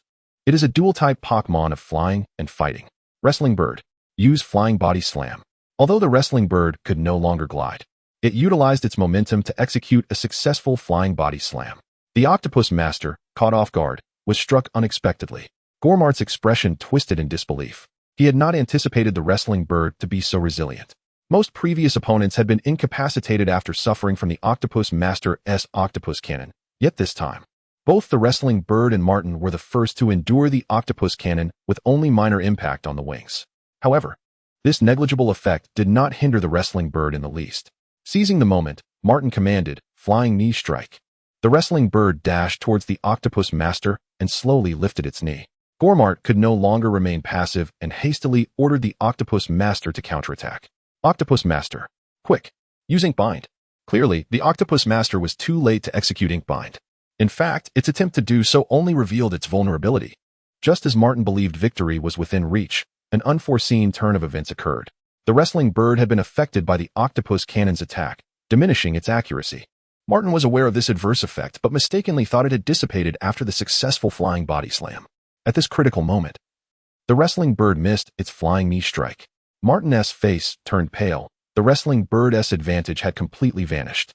The Octopus Master seized the opportunity and ensnared the wrestling bird with Ink Bind. The Octopus Master tightly coiled around the wrestling bird, which struggled valiantly but to no avail. Once my Octopus Master's Ink Bind hits, you can await your demise. Octopus Master, Hell Roll. With Gormart's command, the wrestling bird was forcefully pinned to the ground. Martin anxiously watched the Octopus Master. Although it had successfully executed Ink Bind, he could still hear the sound of thumping from within. As the final thud echoed, the Octopus Master painfully released the wrestling bird. It turned out that the wrestling bird had been persistently using Flying Knee Strike while ensnared. Once it broke free from the Octopus Master's grasp, it proudly spread its wings. Gormart was momentarily flustered, forgetting to direct the Octopus Master to attack. Martin could not help but admire the wrestling bird's combat awareness, a trait worthy of its lineage. The wrestling bird called out to Martin, snapping him from his thoughts. Oh, I see. It's time to deliver the final blow. Wrestling bird, use Divine Bird Strike. The wrestling bird nodded, enveloped in a radiant glow. A divine bird surged towards the Octopus Master, which was now filled with dread. As the wrestling bird reappeared on the stage, showcasing its wings once more, it became evident to all that the match had reached its conclusion. The Octopus Master was decisively vanquished by a single divine bird strike from the wrestling bird. Gormart could hardly believe it. Just moments ago, the wrestling bird had been ensnared by the Octopus Master, and now it was the Octopus Master that lay defeated on the ground. Martin gazed at the wrestling bird with gratitude. Thank you, wrestling bird. At that moment, Xiaoqi noticed a detail. When the wrestling bird executed the divine bird strike, its body seemed to change color, albeit for just an instant. But it was captured by Xiaoqi's keen observation. It turned out this was the wrestling bird's ultimate technique. When unleashing its most powerful skill, its coloration would shift, enhancing the attack's potency. The Octopus Master would have struggled to withstand even the original divine bird strike, let alone the now augmented version. Although Gormart could not accept this reality, with his Octopus Master incapacitated, he had no choice but to recall it. Martin, I concede that you possess some skill, but next, I will unleash my trump card. Let us see how you respond to this. Go forth, Apocalyptic Monkey. A monkey with an explosively wild hairstyle appeared, starkly contrasting Gormart's slicked-back style. Xiaoqi promptly consulted her Pokédex. Apocalyptic Monkey, the Rage Monkey Pokémon, condenses its pent-up fury into its fists, delivering blows that can crush an opponent to their very bones. Upon hearing this description, Xiaoqi felt an inexplicable chill. This Pokémon appeared to be a formidable adversary. Martin scrutinized the Apocalyptic Monkey before glancing at the wrestling bird. The wrestling bird was in decent condition. If forced to battle the Apocalyptic Monkey, it could still hold its ground. Wrestling bird, thank you, but I believe I should use it to rectify my previous regret. The wrestling bird understood and executed a final graceful glide across the arena before Martin recalled it. Gormart laughed. Seeing my Apocalyptic Monkey has frightened you into retreating, huh? Haha. No worries, I can understand. After all, it evolved from the fiery monkey after delivering 20 wrathful fists. 20 wrathful fists are no laughing matter. Chapter 89. My one-hit flow martial arts bear master is no pushover. Martin did not refute Gormart's words, simply nodding silently. Yes. I merely wish to swap in a Pokémon to conclude this match. For the first victory, I want him to achieve it. Go forth, martial arts bear master. Xiaoqi's eyes lit up. Had the previous bear apprentice evolved into a martial arts bear master? The fur on Martin's martial arts bear master stood erect, his movements firm, ready to strike at any moment. It appeared to be a one-hit flow martial arts bear master. Oh, a one-hit flow martial arts bear master? Let us see who is stronger. Abandonment Monkey. Shadow Punch. This was a signature move of the Abandonment Monkey, evolved from the Fire Monkey, belonging to the Ghost type. Martial arts bear master. Engage him head-on. Show me your prowess. Thunder Punch. Unexpectedly, Martin had not replaced the Thunder Punch, a move the bear apprentice learned, but had retained it. However, the Shadow Punch of the Abandonment Monkey was not so easily countered. If it were any other punching type move, the Thunder Punch would only need to be stronger than the opponent's. But now, facing the Ghost-type Shadow Punch, the Abandonment Monkey's technique was elusive, producing phantoms. The martial arts bear master's hands shimmered with electric light as he continuously defended against the Abandonment Monkey's assault. Meanwhile, the Abandonment Monkey's fists were shrouded in shadows. Thus commenced an intense melee. Amidst the unceasing combat, Gormart recognized the strength of the martial arts bear master.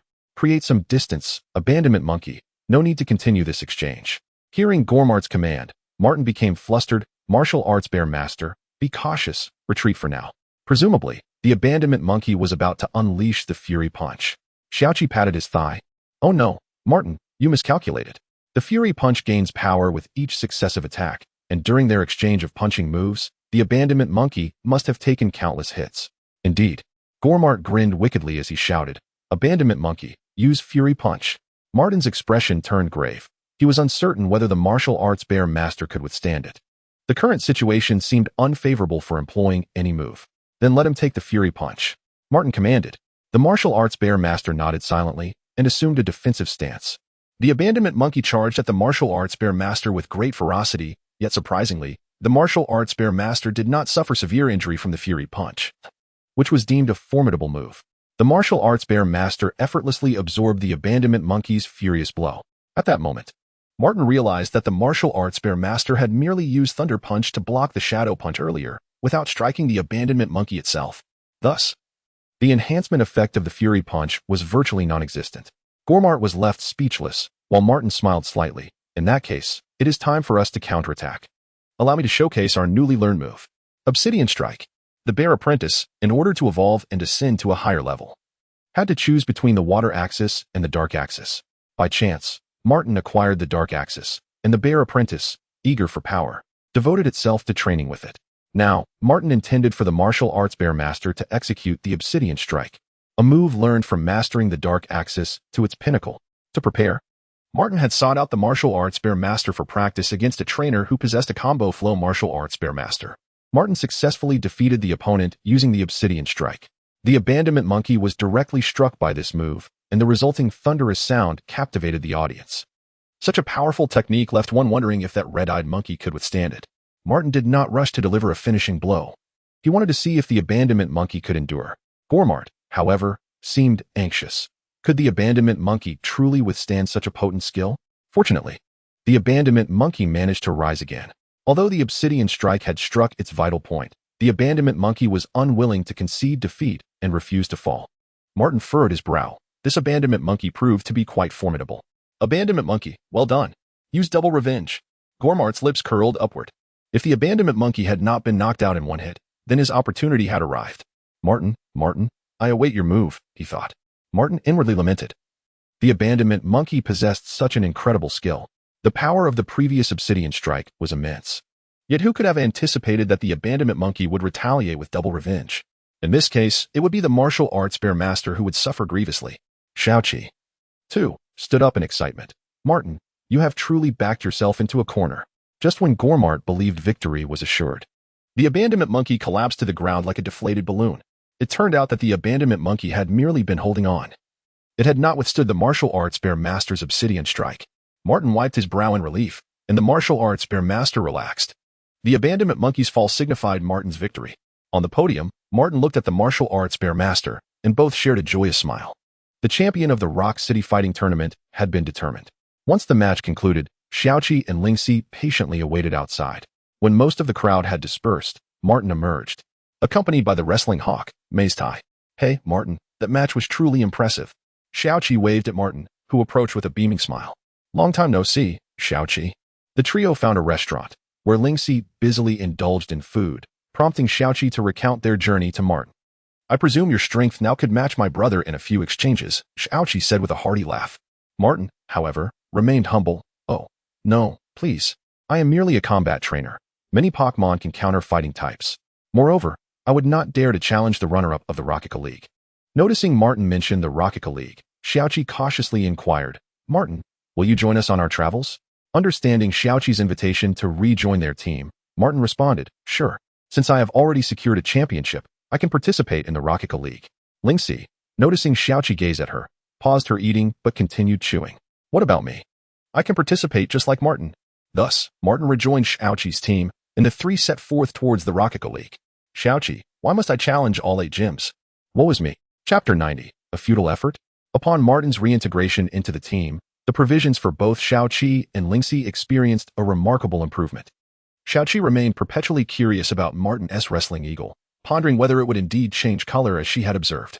With a smile, Martin elucidated. This is a characteristic of his. In order to withstand the immense damage from his skills, he alters his coloration to black, providing protection while simultaneously enhancing the potency of his moves. And what is the name of this characteristic? My Furious Shark also possesses a trait that accelerates its growth. Called Fury. I haven't thought of a name yet. Let us call it Chromatic Variation for now.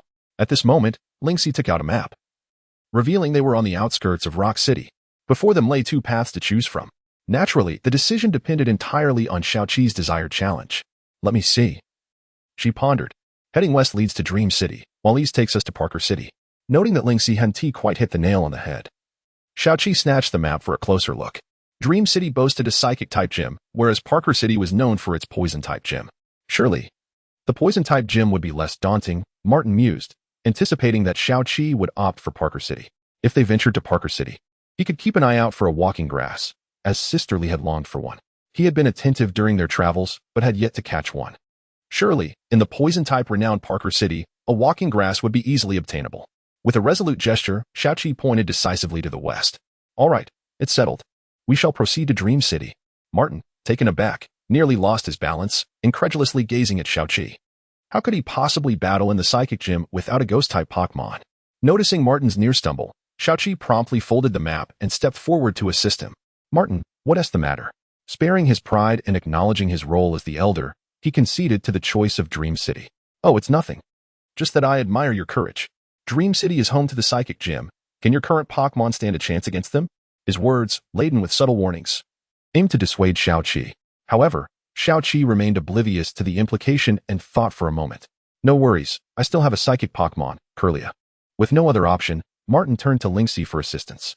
To his surprise, Lingxi was engrossed in her phone, captivated by photos shared by she and Sure, who were camping outdoors.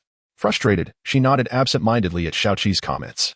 Well, perhaps after Xiaoqi's challenge at the Psychic Gym, they would head to Parker City, where he could finally help Sisterly catch the desired Pokémon. Before reaching Dream City, they encountered a mysterious old woman on their journey. Xiaoqi was intrigued. How could an elderly woman be found in such a desolate area? The old woman, hunched and cloaked, concealed her face beneath the garment. Both Martin and Lingxi sensed something amiss and attempted to urge Xiaoqi to quicken their pace. Unperturbed, Xiaoqi approached the woman. Hello, madam, what brings you here? The old woman appeared astonished that anyone would engage her in conversation. A smile crept across her face from beneath the cloak. Oh, it's nothing. I'm merely waiting to find a master for my child. Her words sent a chill through Martin and Lingxi, who instinctively stepped back, clutching their Pokeballs, ready to summon their Pokémon to safeguard Xiaoqi. Your child? Xiaoqi questioned, puzzled by the notion that a child could be hidden beneath the old woman's cloak. Feigning mystery, the woman diverted the conversation. Are you heading to Dream City? Xiaoqi nodded. Indeed, I am a Pokémon trainer and currently possess 5 badges. Upon finishing her statement, she opened her badge case to showcase her accomplishments. Before she could close it, a shadow leapt from beneath the old woman's cloak, snatching both the badges and the case. Xiaoqi's expression mirrored that of someone who had just met their demise, frozen in shock. Martin and Lingxi, though bewildered, couldn't help but feel a twinge of schadenfreude. Realizing the gravity of the situation, Xiaoqi summoned his Scyther. This indicated that he was genuinely upset, as he typically reserved Scyther for critical moments. However, what transpired next shattered Xiaoqi's understanding of reality. The shadow transformed into a streak of darkness, racing away toward the distance, where a shadowy tower loomed. Xiaoqi collapsed to the ground, exclaiming, "It's over. Everything is over." Martin and Lingxi rushed to comfort him and began questioning the old woman. The old woman, sensing her misstep, remarked, "Oh dear. I didn't keep a close watch on my child. Here, let me give you something as a small compensation." Xiaoqi, now numb to the situation, accepted the object the old woman handed him. It was a Pokeball, distinct from ordinary ones, adorned with dark patterns. "You should have gone to the Spirit Tower ahead. If you give him this Pokeball, he will likely return with you and return what he took."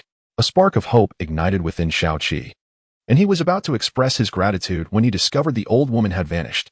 The Spirit Tower?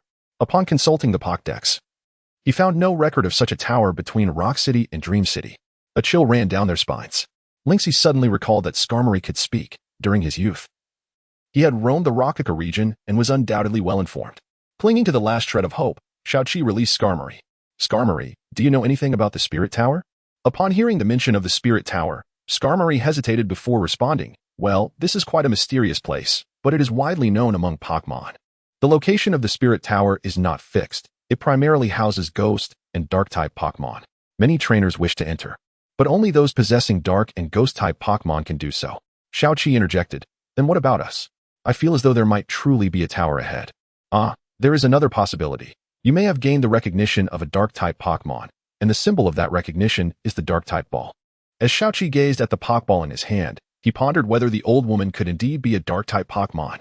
To confirm his suspicion, he raised the Pokeball to Skarmory and inquired, "Is this the Dark-type ball you mentioned?" Chapter 91, The Spirit Tower. Who is the shadowed figure? Steel Wingcrow merely glanced and confidently nodded. "Yes, that's it." Little Seven was taken aback, as were Martin and Lingxi, both equally astonished. Could that old woman have been a Pokemon? To enter the Spirit Tower, Little Seven needed to switch his Pokemon, bringing back Kyrulian. This was not for any other reason, but because Kyrulian's combative nature provided him with a sense of security. However, unbeknownst to him, his Kyrulian would soon be subjected to torment by the Pokemon within the tower. Martin called out to Little Seven, "This tower is quite eerie. Are you really going in?" Little Seven said little. For the sake of his badge, he had to venture inside.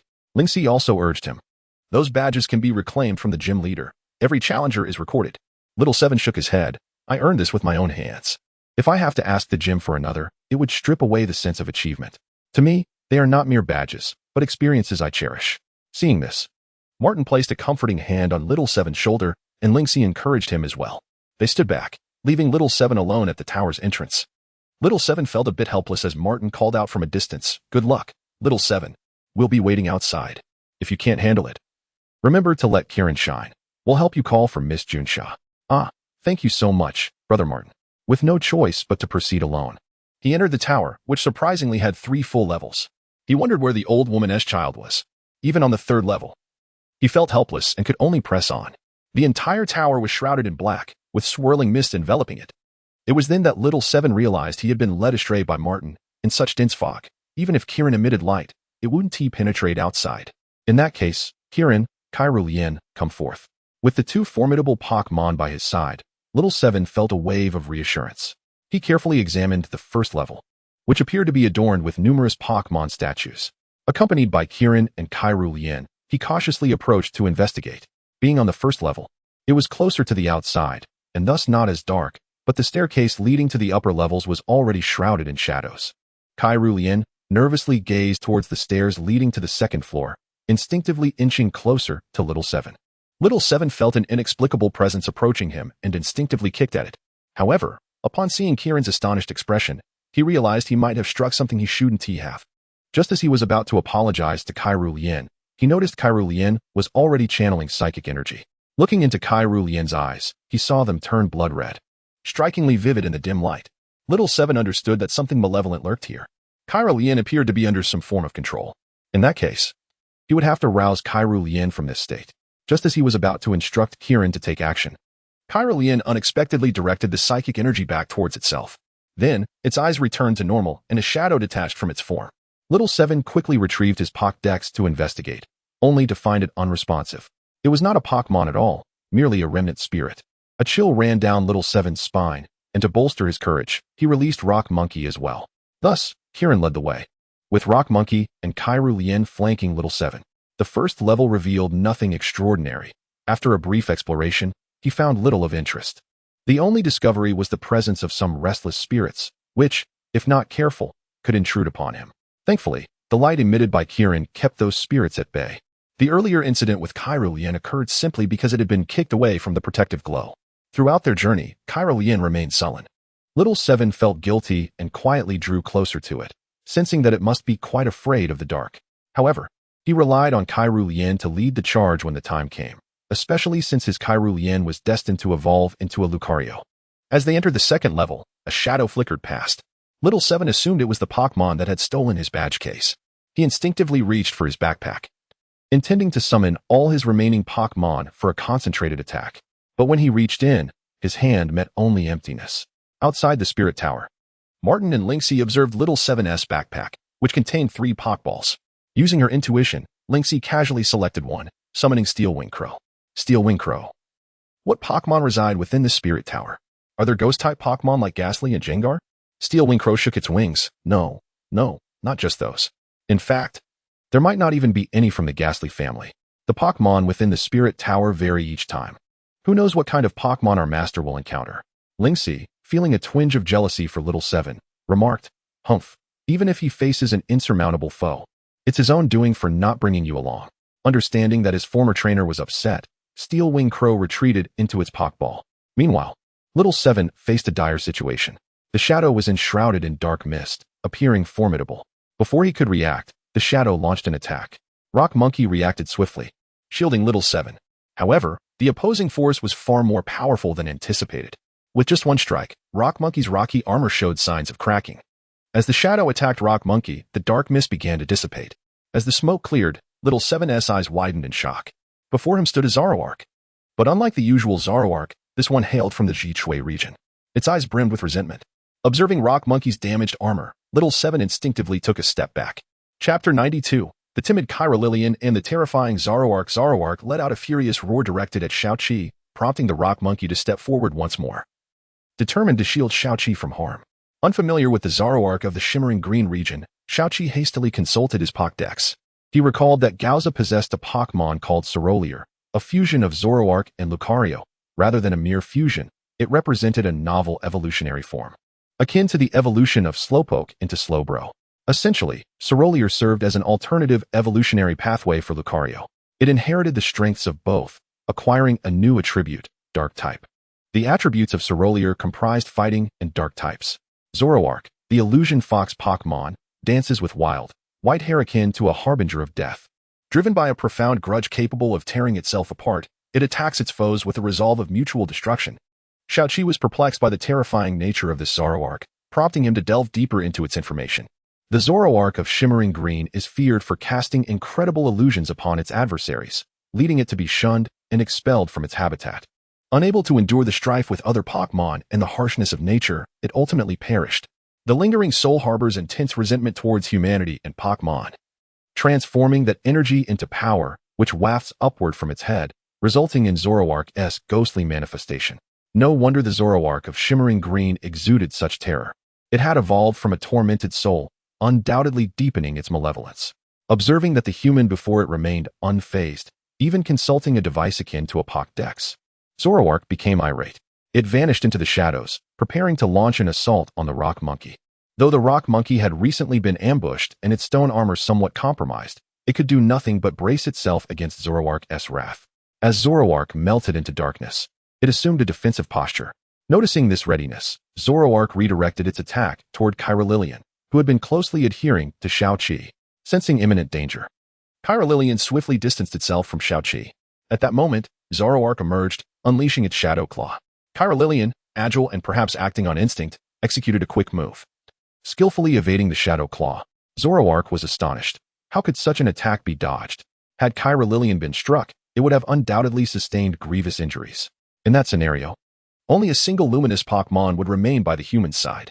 After this ordeal, Kyra grew increasingly fearful, especially given its inherent fear of darkness. The Pokeball belonging to the little black Pokémon had also fallen during Zoroark's sudden assault. Like a lifeline, Kyra dove into the Pokeball. Xiaoqi, watching helplessly, sighed. "Ah, so you fear the dark. Very well, take a moment to rest inside." Despite his words, Xiaoqi remained wary of Zoroark.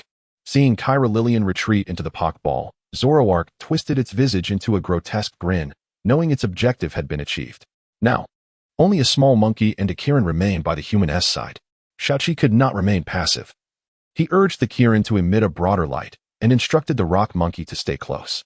Zoroark's lips curled into a sinister smile as the rock monkey sensed the impending peril. Quickly reacting, Xiaoqi commanded the Kirin to unleash a light shield, positioning it in front of the rock monkey. Fortunately, Xiaoqi acted swiftly. Had the rock monkey endured another attack, its stone armor would have shattered completely. Disappointed that its ambush had failed, Zoroark decided to abandon pretense and launched a frontal assault. Kirin, use Solar Beam. Xiaoqi thought to harness the Solar Beam to bolster the Kirin's power, enabling it to contend with Zoroark. However, he had forgotten that the Kirin within the tower lacked the energy necessary to execute such a move. Zoroark discerned that the Kirin was attempting to utilize a skill to enhance its abilities and resolved to prevent its success, pausing to contemplate its strategy. Xiaoqi mistakenly believed Zoroark was relaxing, exhaling a sigh of relief. Little did he know that this was merely another of Zoroark's tactics, known as Trick. Upon completing the maneuver, Zoroark observed the Kirin's failed attempt with a malevolent smirk. Shadows enveloped its claws once more. It was preparing to unleash its Shadow Claw.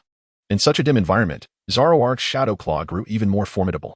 With no other recourse, Xiaoqi instructed the Kirin to employ the light shield again. Struggling, the Kirin summoned its energy to form the light shield, while the rock monkey hastened to assist, reinforcing the barrier. Zoroark forcefully slashed at the light shield, which began to crumble under the assault. Xiaoqi recognized that should the shield shatter, he, the Kirin, and the rock monkey would face dire consequences. In desperation, Xiaoqi called upon Lillian once more. The moment Lillian emerged, it clung tightly to Xiaoqi's leg. Xiaoqi felt a pang of sympathy for Lillian. How could he ask it to fight when it was so afraid of the dark? Lillian, I apologize. I am confronted with a formidable foe, and relying solely on the Kirin and rock monkey is proving to be quite taxing. Are you willing to fight alongside me? Lillian remained silent, its arms still tightly gripping Xiaoqi. Sighing, Xiaoqi realized he had perhaps asked too much. It seemed he would have to place his hopes in the Kirin and rock monkey. Zoroark's Shadow Claw broke through the Kirin's defenses. Since the Kirin also needed to provide illumination, the rock monkey stepped forward to shield the Kirin from Zoroark's attack, taking the brunt of the blow. In doing so, however, the rock monkey's stone armor shattered. Fortunately, in the final moments before its armor succumbed, the rock monkey unleashed its strongest move, Rock Smash.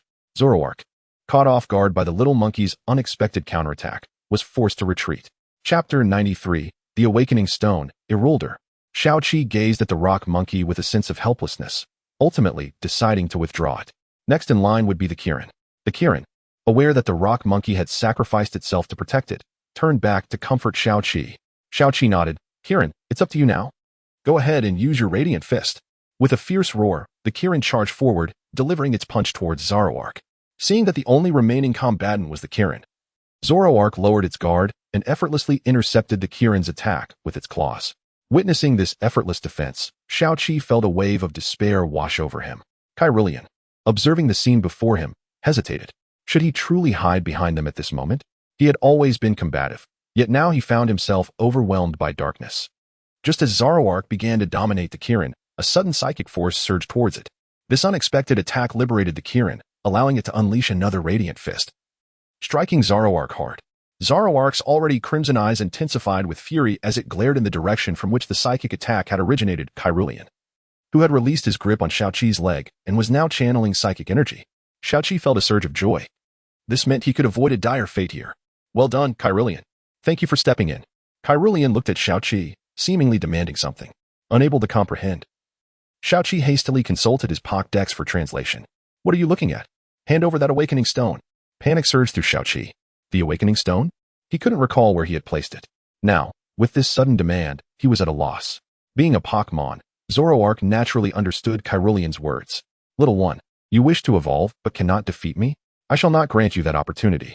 Zoroark launched a shadowy ambush, transforming into a shadow that circled behind Lillian. Fortunately, the Kirin reacted swiftly, employing a light shield to mitigate Zoroark's assault. However, due to prolonged exposure to darkness, the Kirin's strength had gradually waned.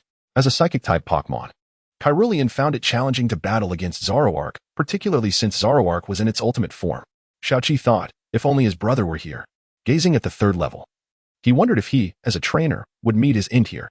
grateful for the Kieran's efforts to slow Zoroark's attack. Kyrillian seized the moment and struck Zoroark's face with a psychic force.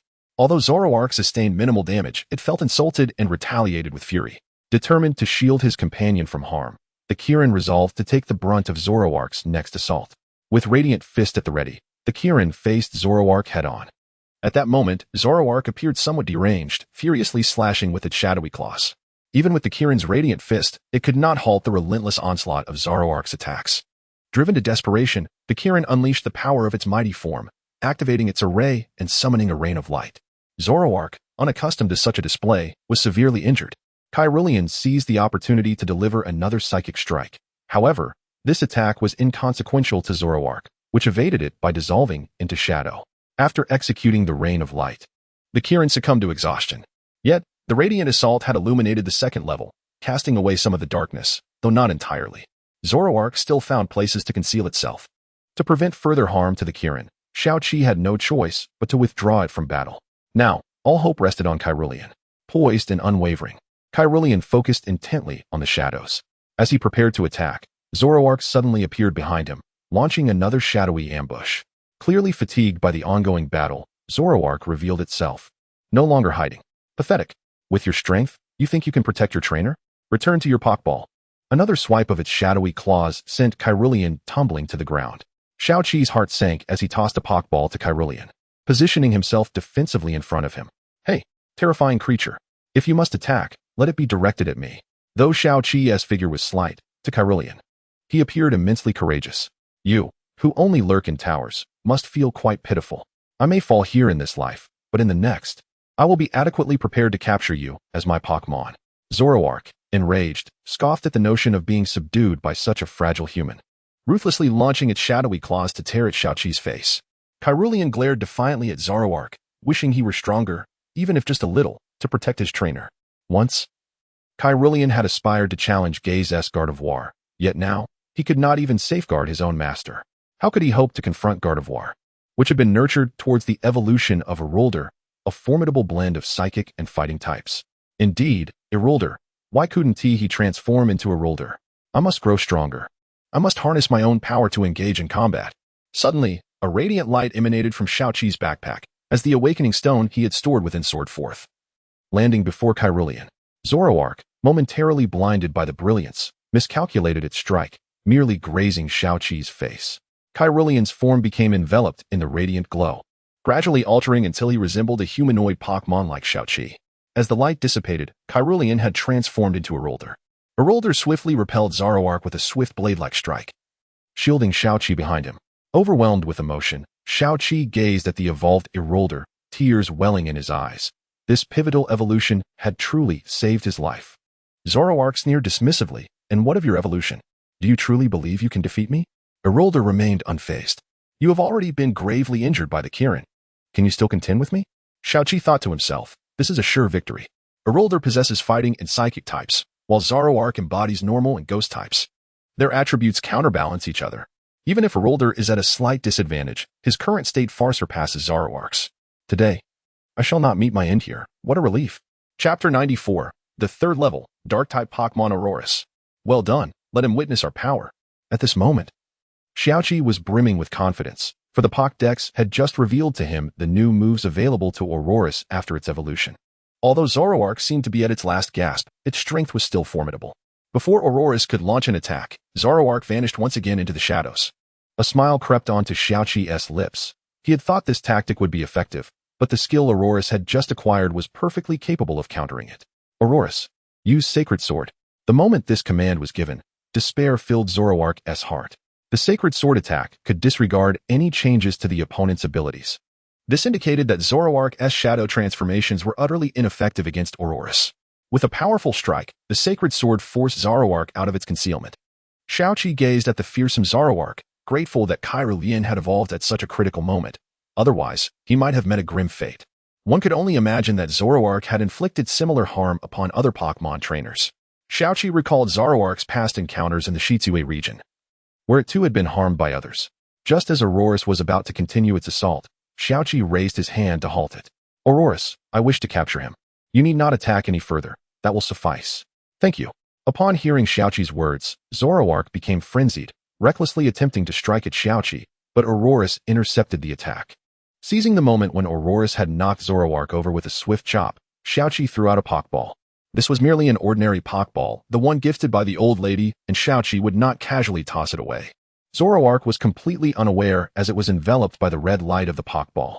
The Pokeball containing Zoroark trembled violently, and Xiaoqi anxiously watched it, praying for a successful capture.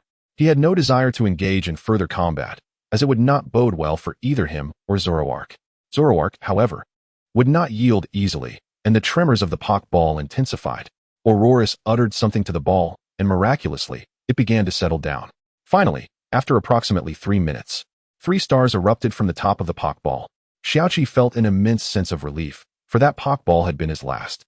He had not brought many with him, leaving most behind outside. Once the stars burst forth, Zoroark was transported back to Professor Sun's backyard. After Zoroark was captured, Aurorus relaxed its battle stance. Xiaoqi then realized that Aurorus had only forcibly evolved to prevent Zoroark from attacking him, resulting in the unfortunate side effect of losing its combat ability. Xiaoqi began to waver. If the second level had proven so perilous, what awaited him on the third? Perhaps it would be best to retreat, and a sudden thought crossed his mind. Would he truly abandon his quest? Had the bold claims he made before Linksy been mere jest? However, ascending to the 3rd floor without a Pokémon would surely lead to his demise. An internal conflict raged between his angel and devil, ultimately leading Xiaoqi to prioritize his life. Without it, how could he continue his journey? As he approached the boundary between the 2nd and 1st levels, a commotion erupted at the juncture of the 3rd and 2nd levels. This disturbance caused Xiaoqi's Dark-type ball to fall. Yes, this was the Dark-type ball given to him by the old lady. It was absurd that a trainer possessing such a ball could not catch a Dark-type Pokémon. Word of this would surely invite ridicule. Having already acquired a Light-type Pokémon, he felt confident that capturing a Dark-type would be no great feat with a great leap. He retrieved the Dark-type ball and swiftly changed direction, racing toward the 3rd level. Unlike the cold and desolate 2nd level, the 3rd level exuded a certain warmth. To Xiaoqi's astonishment, the old lady was there, cradling a human child in her arms. Xiaoqi was taken aback, unsure of what to say. The old lady spoke first. "You made it here. Congratulations." Xiaoqi was bewildered. Did the old lady know everything? She discarded her cloak, revealing her true form to Xiaoqi. Indeed, she was a Pokémon, specifically a Dark-type Pokémon. Shadow Phantom, the Phantom Pokémon. Each Shadow Phantom is immensely powerful, capable of governing the Spirit Tower. As their time draws near, they seek a worthy trainer to bestow a trial upon. Should the trainer succeed, the Shadow Phantom will entrust its offspring to them. After the Pokédex finished its explanation, the human child also shed their disguise, revealing a badge case in hand, the very item Xiaoqi had been desperately seeking. Realizing the old lady's identity made Xiaoqi wary. Just as he had barely subdued Zoroark, he now faced an even more formidable Dark-type Pokémon. He had managed to retain a Kirin, which could still fight, albeit at only a quarter of its usual strength. "Do you have a trial for me? Then let it commence. Consider me unfortunate to have been caught by you." Xiaoqi gripped the Pokeball containing Kirin, preparing for the final battle. To his surprise, the old lady merely smiled. "I am an old acquaintance of Darkrai. I would not bully a mere child. I admire your spirit, and as for the trial, Zoroark was it. I did not anticipate you would capture him." Xiaoqi was taken aback. The one who had orchestrated his misfortune all along was this old lady. "So, are you satisfied with my trial?" he asked tentatively. Initially resolved to face certain death, he now recalled that the Shadow Phantom and Darkrai were old friends. Given Darkrai's immense power, capable of defeating even Cresselia with the aid of the Light Deer's strength, the Shadow Phantom's abilities were undoubtedly unfathomable.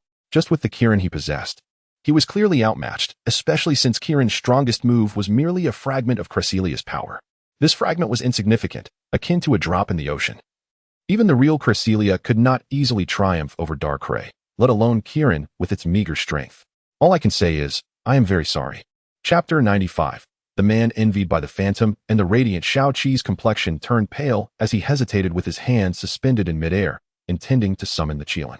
The Shadow Phantom, observing Xiaoqi's rigidity, realized she might have misspoken and quickly added, "What I meant was, you may have misunderstood. Perhaps I should say congratulations on passing my trial. I owe you an apology for previously putting you in a difficult position with the Saruya. However, since you have already subdued him, it seems we are even." The Shadow Phantom, while appreciating herself, offered Xiaoqi an escape route, clearly showing no objection to his achievement with Saruya. Feeling bashful, Xiaoqi scratched his head, astonished by the Shadow Phantom's magnanimity. Just as he was about to take the badge box from the tiny Pokémon, the Shadow Phantom called out to him. Wait, do you think the Dark-type ball I gave you is just for show? The Pokédex just informed you that I will entrust my offspring to those who pass my test. Xiaoqi glanced at the Dark-type ball in his hand, and then at the little sprite. Could it be that the Shadow Phantom meant for him to capture that sprite? Shadow Sprite, a ghostly Pokémon that can transform into different Pokémon to confound its opponents, possessing strength surpassing that of its adversary, albeit for a brief duration. Being a Dark-type Pokémon, it is exceedingly difficult to capture. The Shadow Sprite appeared harmless, resembling a small white ghost, in stark contrast to the Shadow Phantom, who had transformed into pure black. What left a lasting impression were her enormous black claws, which looked quite perilous. The Shadow Phantom's striking demeanor even momentarily made Xiaoqi forget that she had once been an old woman. With a smile, the Shadow Phantom waved her hand, and Xiaoqi's Pokémon were instantly restored to health. Furthermore, the forced evolution of the Eldorado did not result in any side effects due to the Shadow Phantom's power. Instead, it became even more stable, laying the groundwork for its future strength. You may only use one of your Pokémon. If you can defeat the Shadow Sprite, you may take it with you. Xiaoqi pondered for a moment and decided to summon the Qilin. He sensed that the Shadow Sprite might lack combat prowess. Having already received numerous favors from the Shadow Phantom, choosing the Qilin seemed to be a prudent decision. The Shadow Phantom expressed mild surprise upon seeing Xiaoqi summon the Qilin. According to her expectations, Xiaoqi would have chosen the recently evolved Eldorado. Noticing the Shadow Phantom's astonishment, Xiaoqi felt a sense of pride, thinking to himself, if I could be predicted by you, I wouldn't be Xiaoqi. Qilin, use Solar Beam. To be cautious, Xiaoqi instructed the Qilin to enhance itself first. The Shadow Sprite leaped down from the Shadow Phantom, tilting its head as it observed the Qilin gathering its meager solar energy. Xiaoqi assumed the Shadow Sprite was clueless and thought he should go easy on it. To his surprise, the Shadow Sprite merely glanced at the Qilin and began mimicking its movements. This adorably foolish imitation amused Xiaoqi, prompting him to instruct the Qilin to hold back. The Shadow Phantom noticed the smile on Xiaoqi's face and cautioned, Xiaoqi, do not underestimate our Sprite Pokémon. The Shadow Sprite placed its hands on its chest, and its body began to transform, emitting a burst of white light. Xiaoqi was bewildered. Had it just learned a skill from the Qilin and was now evolving? Unbeknownst to him, this was merely a skill of the Shadow Sprite called Shadow Shift. This technique had once allowed the Shadow Phantom to withstand attacks from the malevolent Ruiz. As the white light dissipated, the Shadow Sprite astonishingly transformed into a Pokémon resembling the Qilin. Xiaoqi's eyes widened in disbelief, overwhelmed by the revelation. This small creature possessed such a skill, and he could sense immense power radiating from the transformed Shadow Sprite, one that even overshadowed his own Qilin. Qilin, do not be deceived. Use Radiant Punch. At this moment, the Radiant Punch had been bolstered by Solar Beam, theoretically making it more potent than usual. However, the Shadow Sprite also began to charge up its own Radiant Punch, leading to a collision with the Qilin. Xiaoqi anxiously monitored the outcome, noticing that the Qilin was subtly being pushed back. Eventually, the Shadow Sprite, now embodying the Qilin, unleashed its full force, sending the Qilin reeling. At that moment, the Shadow Phantom interjected, if you think the Shadow Sprite is weak, you are gravely mistaken. Defeating the formidable Saruya is nothing. Facing the Shadow Sprite is my ultimate trial. Xiaoqi sensed the precariousness of the situation. If the Shadow Sprite possessed this skill, it would be challenging for him to secure victory with any of his Pokémon. He regretted not being tougher. Currently, the Qilin could only utilize 3 skills effectively, and the opportunities were dwindling. If he had opted for Eldorado, the outcome might have been different. Unbeknownst to Xiaoqi, the Shadow Sprite had quietly used Solar Beam when it transformed into the Qilin, meaning its Shadow Shift was only slightly stronger than the Pokémon it mimicked. After repelling the Qilin, the Shadow Sprite refrained from initiating an attack, instead appearing to await Xiaoqi's command to act. Realization dawned on Xiaoqi. The Shadow Sprite only mimicked actions and did not attack independently. With this understanding, he decided to leverage the Qilin's shield attack. Qilin, use shield attack. The Qilin clumsily raised its shield, and the Shadow Sprite mirrored the action. Oh dear, silly little one, it's not defense, it's an attack. Xiaoqi urged frantically, fearing the Shadow Sprite might learn the shield attack before the Qilin could execute it. However, the Shadow Shift was not omnipotent. When confronted with a skill like shield attack, which encompassed both offense and defense, it could only learn one of its applications. Thus, the Qilin successfully struck the Shadow Sprite. Just as the Shadow Sprite intended to counterattack, the Shadow Phantom intervened. Shadow, he does possess some skill. I see hope in him. You should accompany him. From the moment the Qilin could harness the power of the Radiant Ruiz, the Shadow Phantom glimpsed the future. The The Shadow Sprite was no match for the Qilin, who had the potential to unleash the Rain of Radiance, a feat the Shadow Sprite could never replicate. Xiao Qi threw the Dark-type ball, successfully capturing the Shadow Sprite. From that moment on, he became the man envied by both the Phantom and the Radiant teams, a man who possessed both light and dark powers.